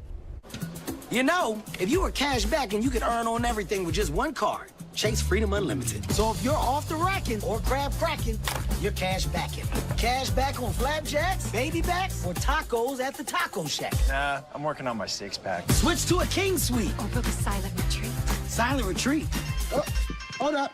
Yeah, I can't talk right now. I'm at a silent retreat. Cash back on everything you buy with Chase Freedom Unlimited with no annual fee. How do you cash back? Chase, make more of what's yours. Watch the Weather Channel for ongoing coverage of Debby. Get trusted updates only on the Weather Channel and the Weather Channel TV app. In a crisis, your number one need is food. But if you wait to stock up, all you'll find at the grocery store are empty shelves. But here's the good news. 4 Patriots is offering a special buy one, get 2 free deal on its best-selling 72-hour survival food kits. This kit has 20 servings of delicious food for breakfast, lunch, and dinner, all designed to last for 25 years. Go to 4patriots.com. This deal won't last. Go to 4patriots.com now. It's important to know that you're staying safe at home. Visiting Angels is committed to your safety and comfort. Our compassionate caregivers provide one-on-one essential home care services for our senior loved ones. At Visiting Angels, personal home care is our passion. We're here for you. Join us in celebrating 25 years of personal home care.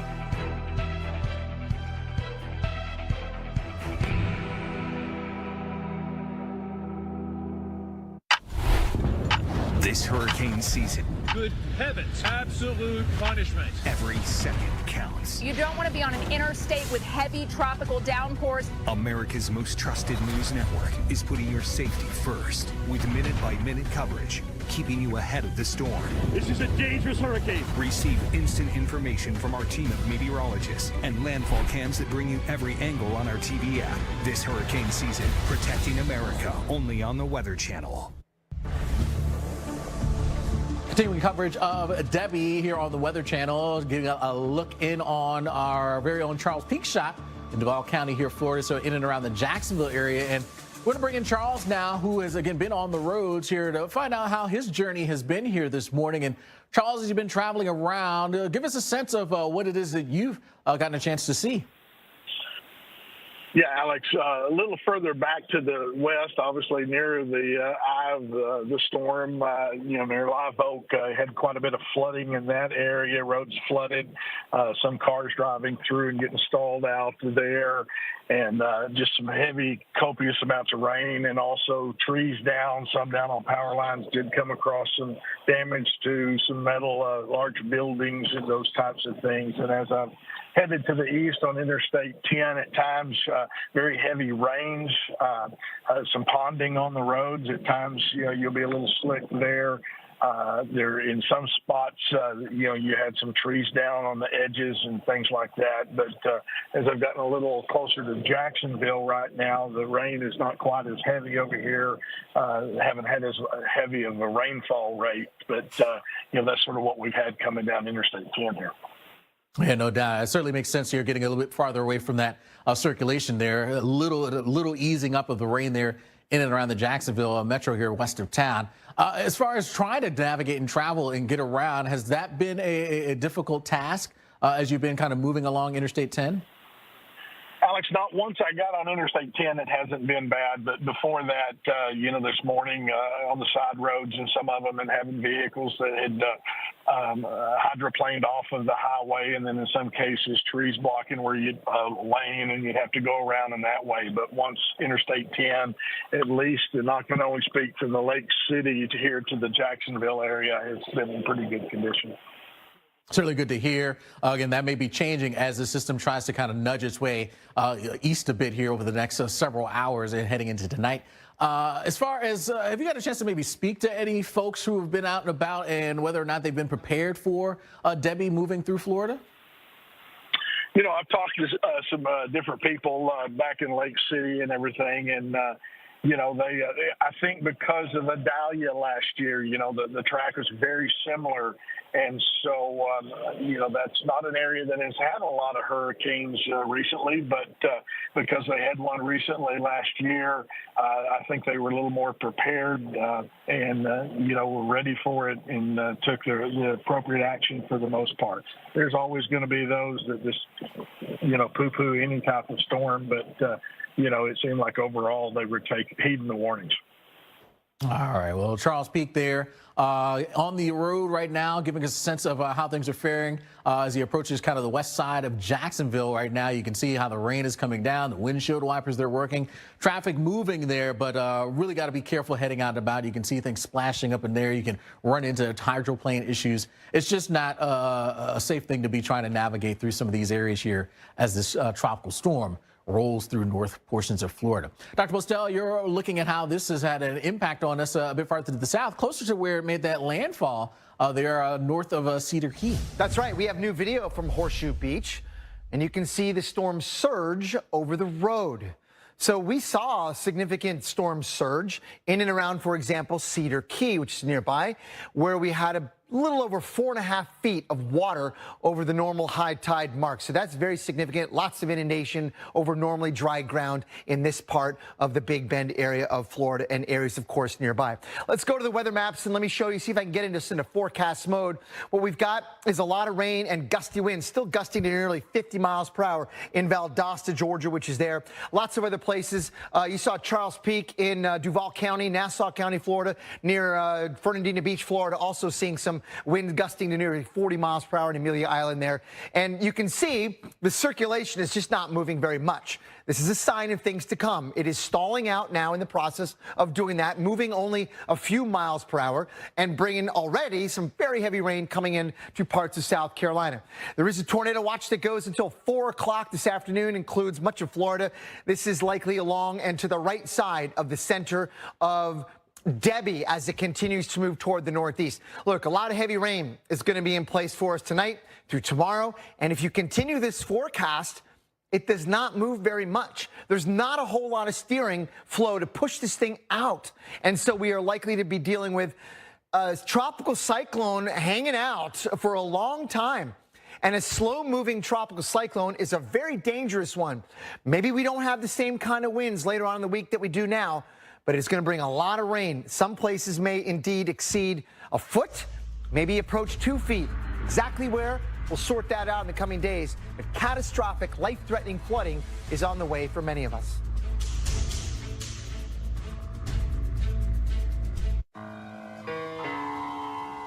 Allow me to reintroduce myself. My name is...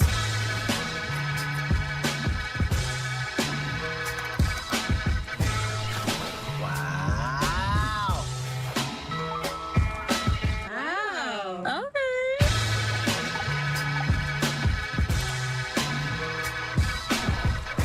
That's amazing.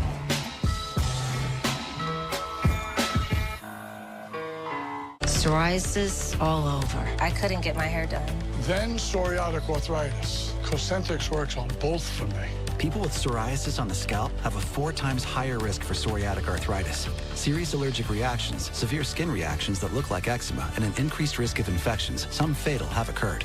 Tell your doctor if you have an infection or symptoms, had a vaccine or plan to, or if IBD symptoms develop or worsen. Still working for me.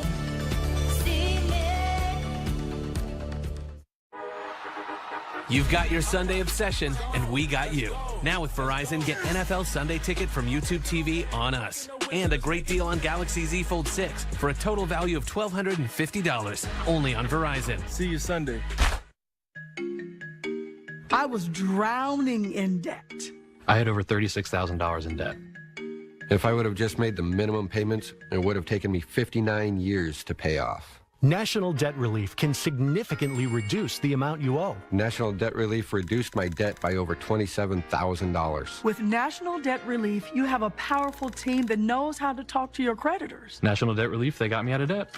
Call or visit nationaldebtrelief.com to get started. NetCredit is here to say yes to a personal loan or line of credit, even when other lenders won't. Apply online in minutes and get funds deposited the next business day or sooner.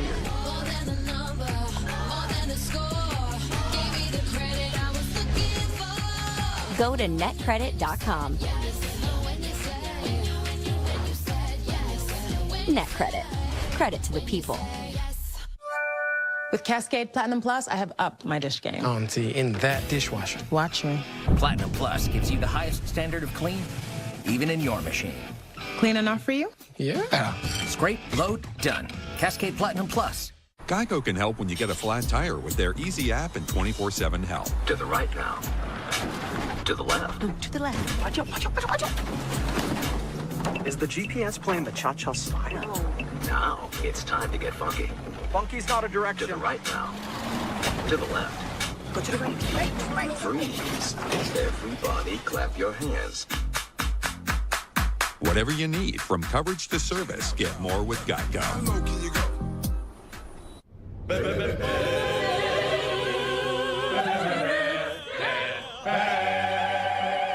Whether you're doing it yourself or hiring a pro, today, let's paint. Exclusively at the Home Depot. Gold medal grace under pressure is an everyday occurrence at nap time. Get up to 25% off activewear during the really big active sale and earn Kohl's Cash. Kohl's. The power of the Weather Channel, now available to everyone. This is epic! Trusted live coverage when it matters most is now yours to stream with the Weather Channel TV app, real-time radar, and maps that let you track all the action. Available now on these platforms. Download now to start your free 7-day trial. Of course, it is a time of year where we expect to be dealing with tropical systems. Debbie, though, has thrown us several different curveballs, and that forecast is still something that we're trying to hone in on in the coming days. Of course, our coverage here is continuing. Thanks for sticking with us on the Weather Channel. I'm meteorologist Felicia Combs. I'm in Tampa Bay, where we've experienced power outages, certainly tropical storm force wind gusts, flooding around the city with certain roads that are impassable, and storm surge still a concern, as well as the possibility of river flooding as we head through this week. Of course, we are kind of on the back end of the main edges of rain for us here in Tampa, but that is not the case for our own Jen Carfagno in Valdosta, Georgia. Jen, I was just checking out the radar near where you are, and it looks like you guys are kind of very near the brunt of Debbie right now. Yes, and you know what, Felicia, it literally just flew in as you were talking. I came out here to stand in place to talk to you, and it was raining and it was windy, maybe like 40 miles per hour, but we just got a gust that came through, and I think that's pivoting up now into us. The heavier rainfall rates, as well as the stronger wind gusts. We had a wind gust of 55 miles per hour that happened just before the top of the hour, and then since then it's been mainly about 40, a little over 40 miles per hour. But I still think there's that potential that we get in over 50 and up to 60 mile per hour wind gusts. It's possible with that core, which is sitting just off to our south and just excruciatingly slow moving. Felicia, I'm really concerned that now we might be seeing that slowdown happen even sooner than was expected, because there's not a lot of forward movement with Debbie in the last 2 hours. Yeah, Jen, you know what I also noticed because I've kind of been focused on where I am in Tampa and looking at the rain bands, seeing when those were moving in. When I finally expanded out the radar and really looked at the bigger picture, I was still really impressed at the amount of very heavy rain, just that extremely heavy rain shield that Debbie is still managing to kind of keep intact and kind of ring out over southeastern portions of Georgia, northern portions of Florida. When you're talking about it moving so slow, when I see still so much moisture with this system, that lends me to think that we're going to start to see more flooding issues from the rain, and then of course river flooding issues as well. Yeah, you know, it's pretty bad right now in northern Florida. I'm looking at places with radar estimates up over 12 to 14 or 15 inches of rainfall in communities like Live Oak, also in between Mayo and Lake City, so right in between there. Live Oak is right in between there. Brandon, I think, is another one of the communities that's just south of there. That area has just gotten inundated already. You've already had the 12 plus inches of rainfall, and Debbie is now sitting right over that region. So I'm concerned about more flooding that's going to happen, which I know it's already flooding in that area. I know south of you, there was some bands that dropped more than a foot of rain, too, in the Tampa area. Felicia, where you are, though, have you been dealing with street flooding? I mean, you've been in and out of some pretty heavy rainfall rates. When it happens, do you get ponding of water on the roadways and any other issues with street flooding? Yeah, Jen, you know, we have driven through no terrible street flooding where we are. We are very close to our hotel. So I'd say my whole driving within, you know, the actual rain bands was less than 2 miles. We didn't want to be too far away in case we would run into flooded streets. So my producer Dave went out earlier this morning to look for flooded streets to see if it was feasible for us to kind of move around the city and show you what's going on. And there are so many streets flooded here. Bayshore Boulevard, the neighborhood off of Bayshore, certain just, you know, side streets that flood pretty easily, still dealing with flooding. Portions of Sarasota have been very flooded as well, and that's kind of in that region that you were talking about, Jen, where we saw so much raindrops. So certainly seeing some of that street flooding around. I will say now that the rain has let up a little bit, that is good news, but the problem is we're heading toward high tide, so the storm surge is continuing to come in, so it's not allowing any of that rain to really, you know, evacuate quickly when you have still the storm surge coming in toward high tide. Yeah, that's a really important point, Felicia, because it's happening there. And your storm surge, the direction of the wind is worse than yesterday, because at least yesterday you had it sort of paralleling the coast. Now it's pushing onshore, and that just prevents the outflow of the drainage. I'm really worried about that happening in coastal Georgia, in coastal South Carolina as well, because they'll have, just based on the circulation of Debby, the winds will be onshore. And even if it's not super strong, it still will be onshore, and it will just be slowing the outflow coming out. We're definitely picking up some heavier rain here. You guys can probably hear it, I'm sure, on my hat and on my hood. I can hear it, The wind has seemed to pick up as well. Yeah, you can hear it, can't you, Felicia? I'm watching the traffic lights. They're bouncing a little bit, so I guess the wind is still probably about 40, 45 miles per hour. It will get stronger here as we get into some of the worst of Tropical Storm Debby. This is Protection, the everyday skin protection ritual that protects your skin from mosquitoes. Off, the #1 best-selling mosquito repellent brand, Everything. Off, prevention is the best protection. SC Johnson. The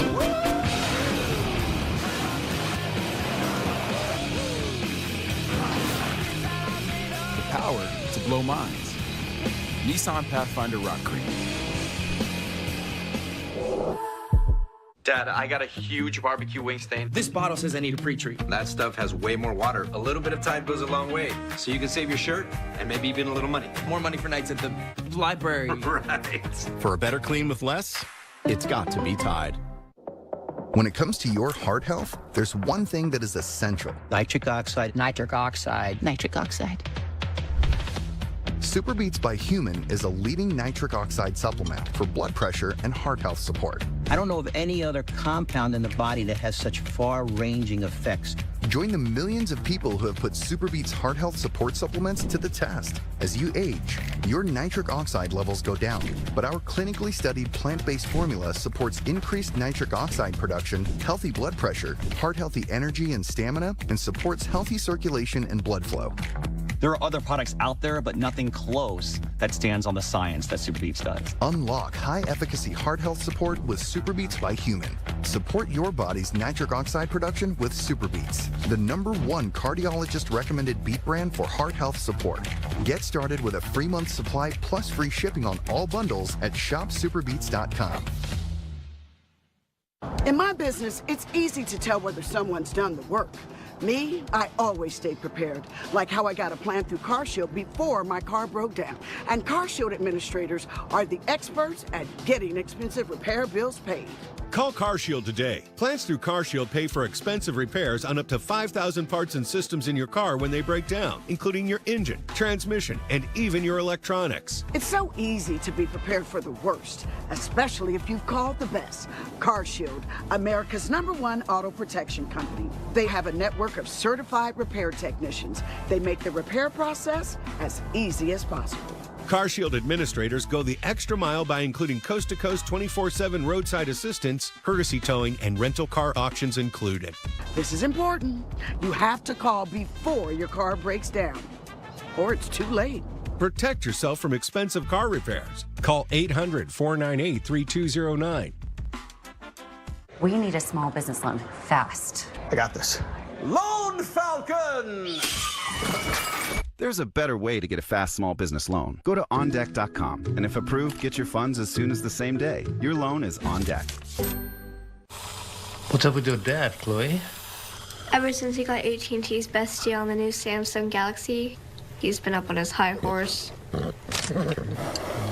Best deal got me feeling like a big old cowboy. That's a very high horse. Perhaps you can wait in the waiting room?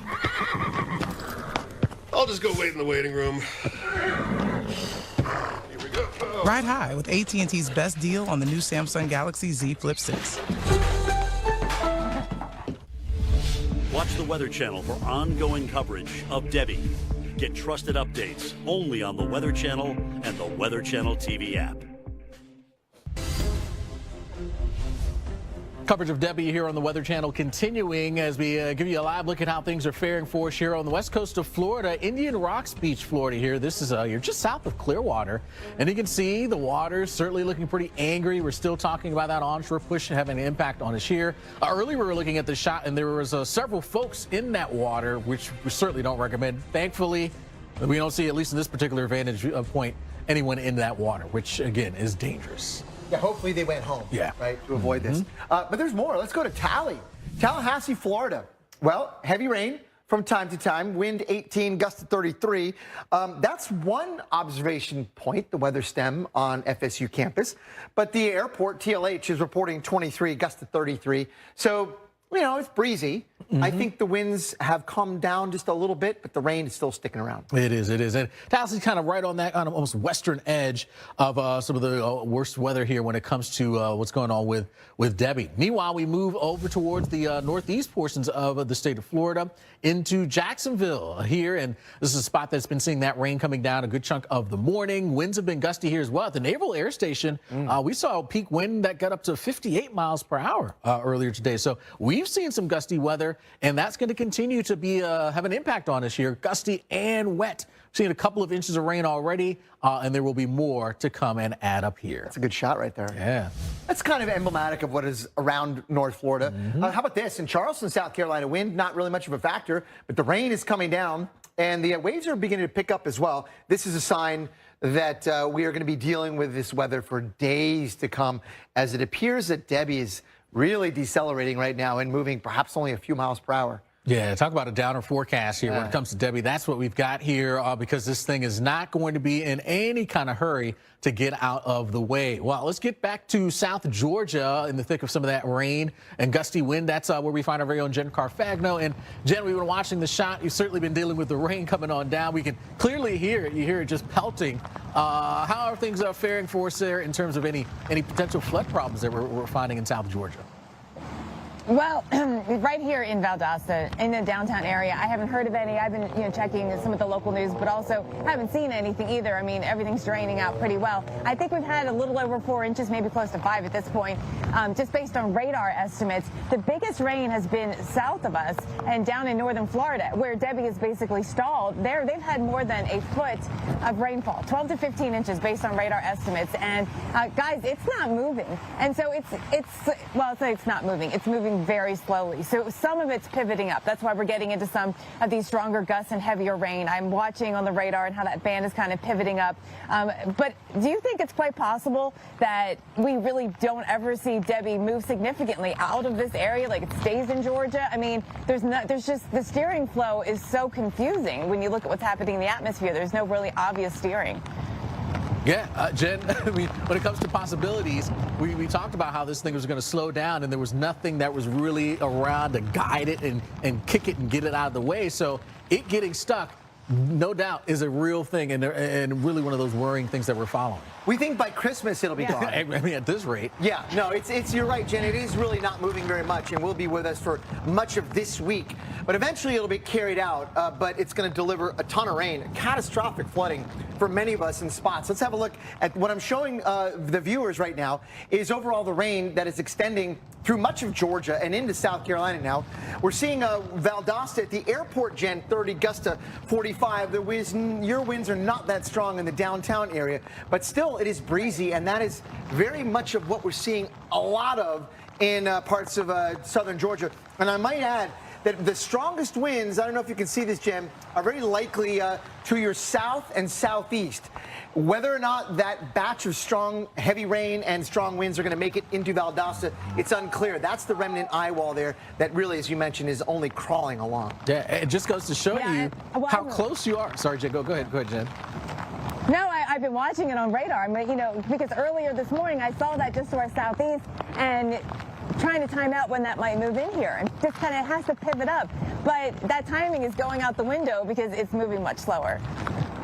So slow. And again, because the gradient between some of the strongest of the winds and the not so strongest of the winds is so tight that just a little deviation of a mile or two here and there can make all the difference in the world in how bad the weather could get. Yeah. So, Yeah, the rainfall too. And you know, you guys have talked a little bit about the flooding. I do want to talk about the river flooding here because they're concerned about the Withlacoochee. I talked to some of the folks who live in this area. The Withlacoochee is a small river that runs just to the west of town, and it's forecast to get into minor flood stage. But we are looking at that possibility of it maybe getting to moderate or beyond if we get that much rain in this area. And the flooding would happen after the rain ends, just because of all the drainage that comes down here too. So, you know, this long duration event is when it's happening, but also even when the rain is over, because of we know how river flooding works. When the rain ends, sometimes that's when the rivers are still rising. Yeah, and let's take a quick peek at the forecast, Jen, before we go. If you can put this on Max 48, we'll show people how much longer this is going to be sticking around for parts of southern Georgia and North Florida, at least through tonight, and then on into tomorrow. Things shift into South Carolina and stick around through the end of the week. Allow me to reintroduce myself. My name is...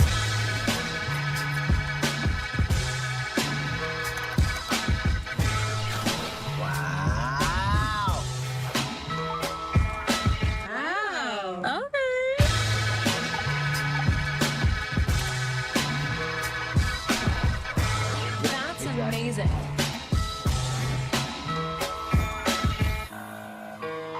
Pretty Litter was the one that changed my world when it comes to cats. My house never smells like cat litter. I don't have to worry about, you know, if he's sick or not because I could tell by the color of the health monitor. Because Pretty Litter changed colors, I was able to get my cat Larry to the vet and get him the help that he needed. My favorite part about having it delivered, it's convenient, it's there when I need it. It's different than any litter I've ever seen or used, which is why I love it. So give it a try. Visit prettylitter.com today. It's Toyota's national sales event. Swipe into end of summer fun with an exciting new Toyota. Whether you're paddleboarding in a RAV4, mountain biking in a Tacoma, or tubing with your best friends in a Camry, you'll find plenty to post about all summer long. Did you know that every new Toyota comes with Toyota Care? A 2-year or 25,000-mile maintenance plan and roadside assistance. That's the value you can expect from Toyota. Come in today. Ooh, like... Toyota. Let's go places.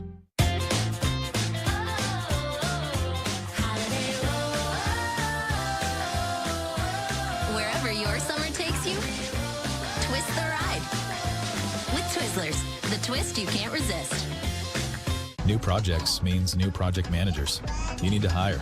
I need Indeed. Indeed you do. When you sponsor a job, you immediately get your short list of quality candidates whose resumes on Indeed match your job criteria. Visit Indeed.com/hire and get started today. Introducing Milo's Rewards, the new way to unlock savings from the palm of your hand. With every purchase, all loyalty members earn points toward Milo's money. Plus, you get free gifts and free shipping. The all-new Milo's Rewards program is here. Download the app to join, earn, and save today. It ain't my dad's razor, Dad. Hey, watch it. It's from Gillette Labs. This green bar releases trapped hairs from my face. Game changer. While the Flex, this contours to it. So the 5 blades can get virtually every hair in one stroke. For the ultimate Gillette shaving experience. The best a man can get is Gillette Labs. Discover the precision and power of a DR trimmer mower. Trimmed precisely without arm fatigue. Mow where a bladed mower can. The DR has up to 5 times the power of a handheld trimmer, and our durable heavy-duty cord is ideal for the toughest mowing tasks. Shop the sale today. All DR trimmer mowers are now on sale, and free shipping is in effect. Hurry, this offer won't last. That's drtrimmer.com. Waterline broke. Replacing could cost thousands. Not covered by homeowners insurance. Honey, wake up. Here's Tom Rusin, CEO of HomeServe. A plan from HomeServe pays for the covered repair cost for water lines, and we send a qualified contractor. The American dream of owning a home doesn't need to be a nightmare. Sleep well with HomeServe. Plans from HomeServe start at just $7.99 a month. Call 1-800-355-9794. Visit homeserve.com. This hurricane season, America's most trusted news network is putting your safety first with minute-by-minute coverage. This is a dangerous hurricane. Receive instant information from our team of meteorologists and landfall cams that bring you every angle on our TV app. This hurricane season, protecting America, only on the Weather Channel.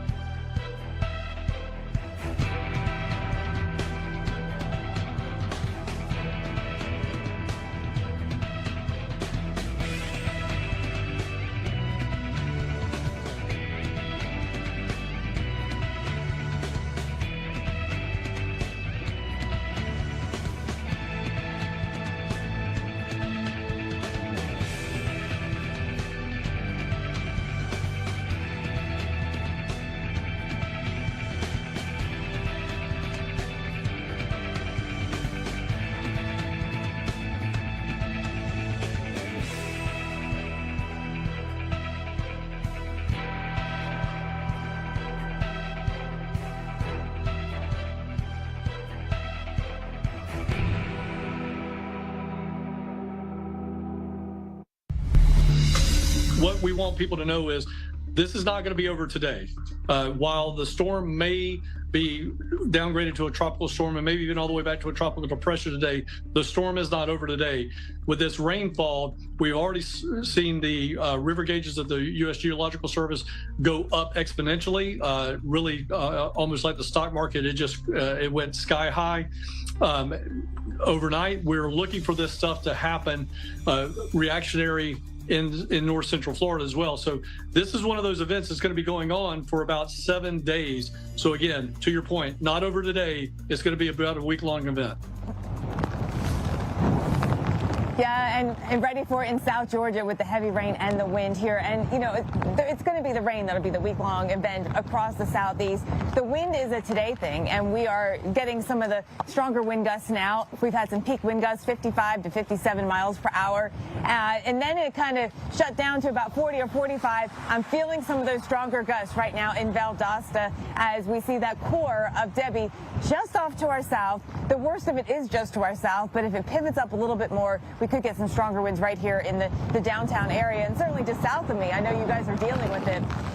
Into northern Florida, you are dealing with the wind and the rain, where we've had more than a foot of rainfall in northern Florida. I've seen pictures of streets flooding, concern about interstate travel, I-75 as well as I-10 because of this very heavy rainfall. The kind of rain that is blinding and will easily pond on roadways, lead to hydroplaning. These are just some of the basic hazards, you know, and of course then you get to flooded roadways that are just too dangerous to drive over, and we have some of that happening in northern Florida too because of this kind of rain. With a system like Debby, a tropical storm that is crawling, it is moving so slowly.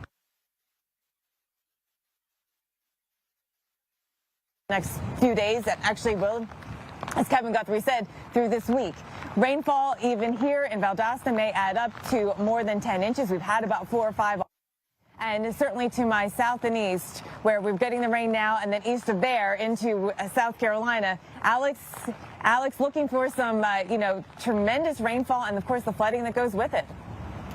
Yeah, absolutely, Jen. As this thing is, slowly crawling along here. And again, as you mentioned, the heaviest of the rain just off to your south and the east. And man, it's a close call on whether or not it'll make its way into Valdosta proper. But no doubt close enough that we got to be careful heading out and about there across south portions of Georgia. Jen, thanks so much for that report there. Meanwhile, we check in on Cross City, Florida. This is the Big Bend area here. This is actually from very early this morning here as Debby was making its way towards the coast. You can clearly hear the wind that was whipping in, the rain as well that was driving through here. So again, this was another area feeling the impacts here of that sideways rain, thanks to, at that point, which was Hurricane Debby. Now a tropical storm, but again, spreading its impacts farther inland here away from the coast. And that's going to be the case here for us over the next several days. And I think that's going to be the main calling card when it comes to this the system. When it's all said and done, it's really going to be that rainfall that people remember. Yeah, and the fastest wind that I could find so far today was about 60 miles per hour. That was in Perry, Florida, and still bringing some 60 probably mile per hour wind gusts and some of the heaviest rain moving through the region. But you mentioned it's the rainfall that's going to be the most significant impact, the most dangerous of the hazards by far, and that goes not just today, tomorrow, but through the end of the week. This is an accumulation map that takes us through Saturday. Very heavy amounts yet to come on top of what we've already seen. Jen was showing some radar estimates in North Florida in the 10 to 12 inch range already.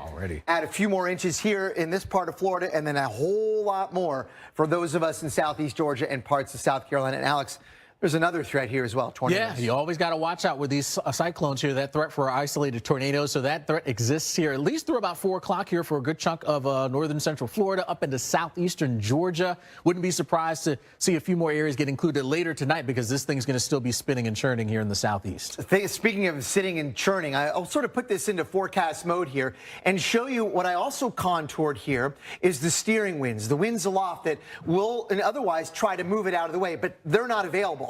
Right? We have some strong winds, yeah, indeed, aloft here over parts of the Carolinas well up to the north. We have some stronger winds there, but Debby is sitting in between all of that and not really getting enough wind to push it out of the picture. It is stuck in this relatively weak steering current, and it is not going to be going very far anytime soon, Alex. And as you saw, there's a possibility this thing could try to emerge back over the Atlantic waters. As that happens, could we see maybe a re-strengthening? Maybe at least a little. It's a little bit unclear how that would work completely. There's uncertainty there. But regardless whether or not it strengthens wind-wise, we're going to get a whole lot more rain to the tune of 1 to 2 feet across parts of the coast of Carolina. I think that's the thing that we really have to focus in on is that rain threat, no doubt about it. Plenty more to come here as the Weather Channel has live coverage here as we continue to track Debby. Meet the Jennifers. Gen X, Gen Y, and Gen Z. Each planning their future through the Chase mobile app. Gen X is planning a summer in Portugal with some help from JP Morgan Wealth Plan. Let's go, Whisker.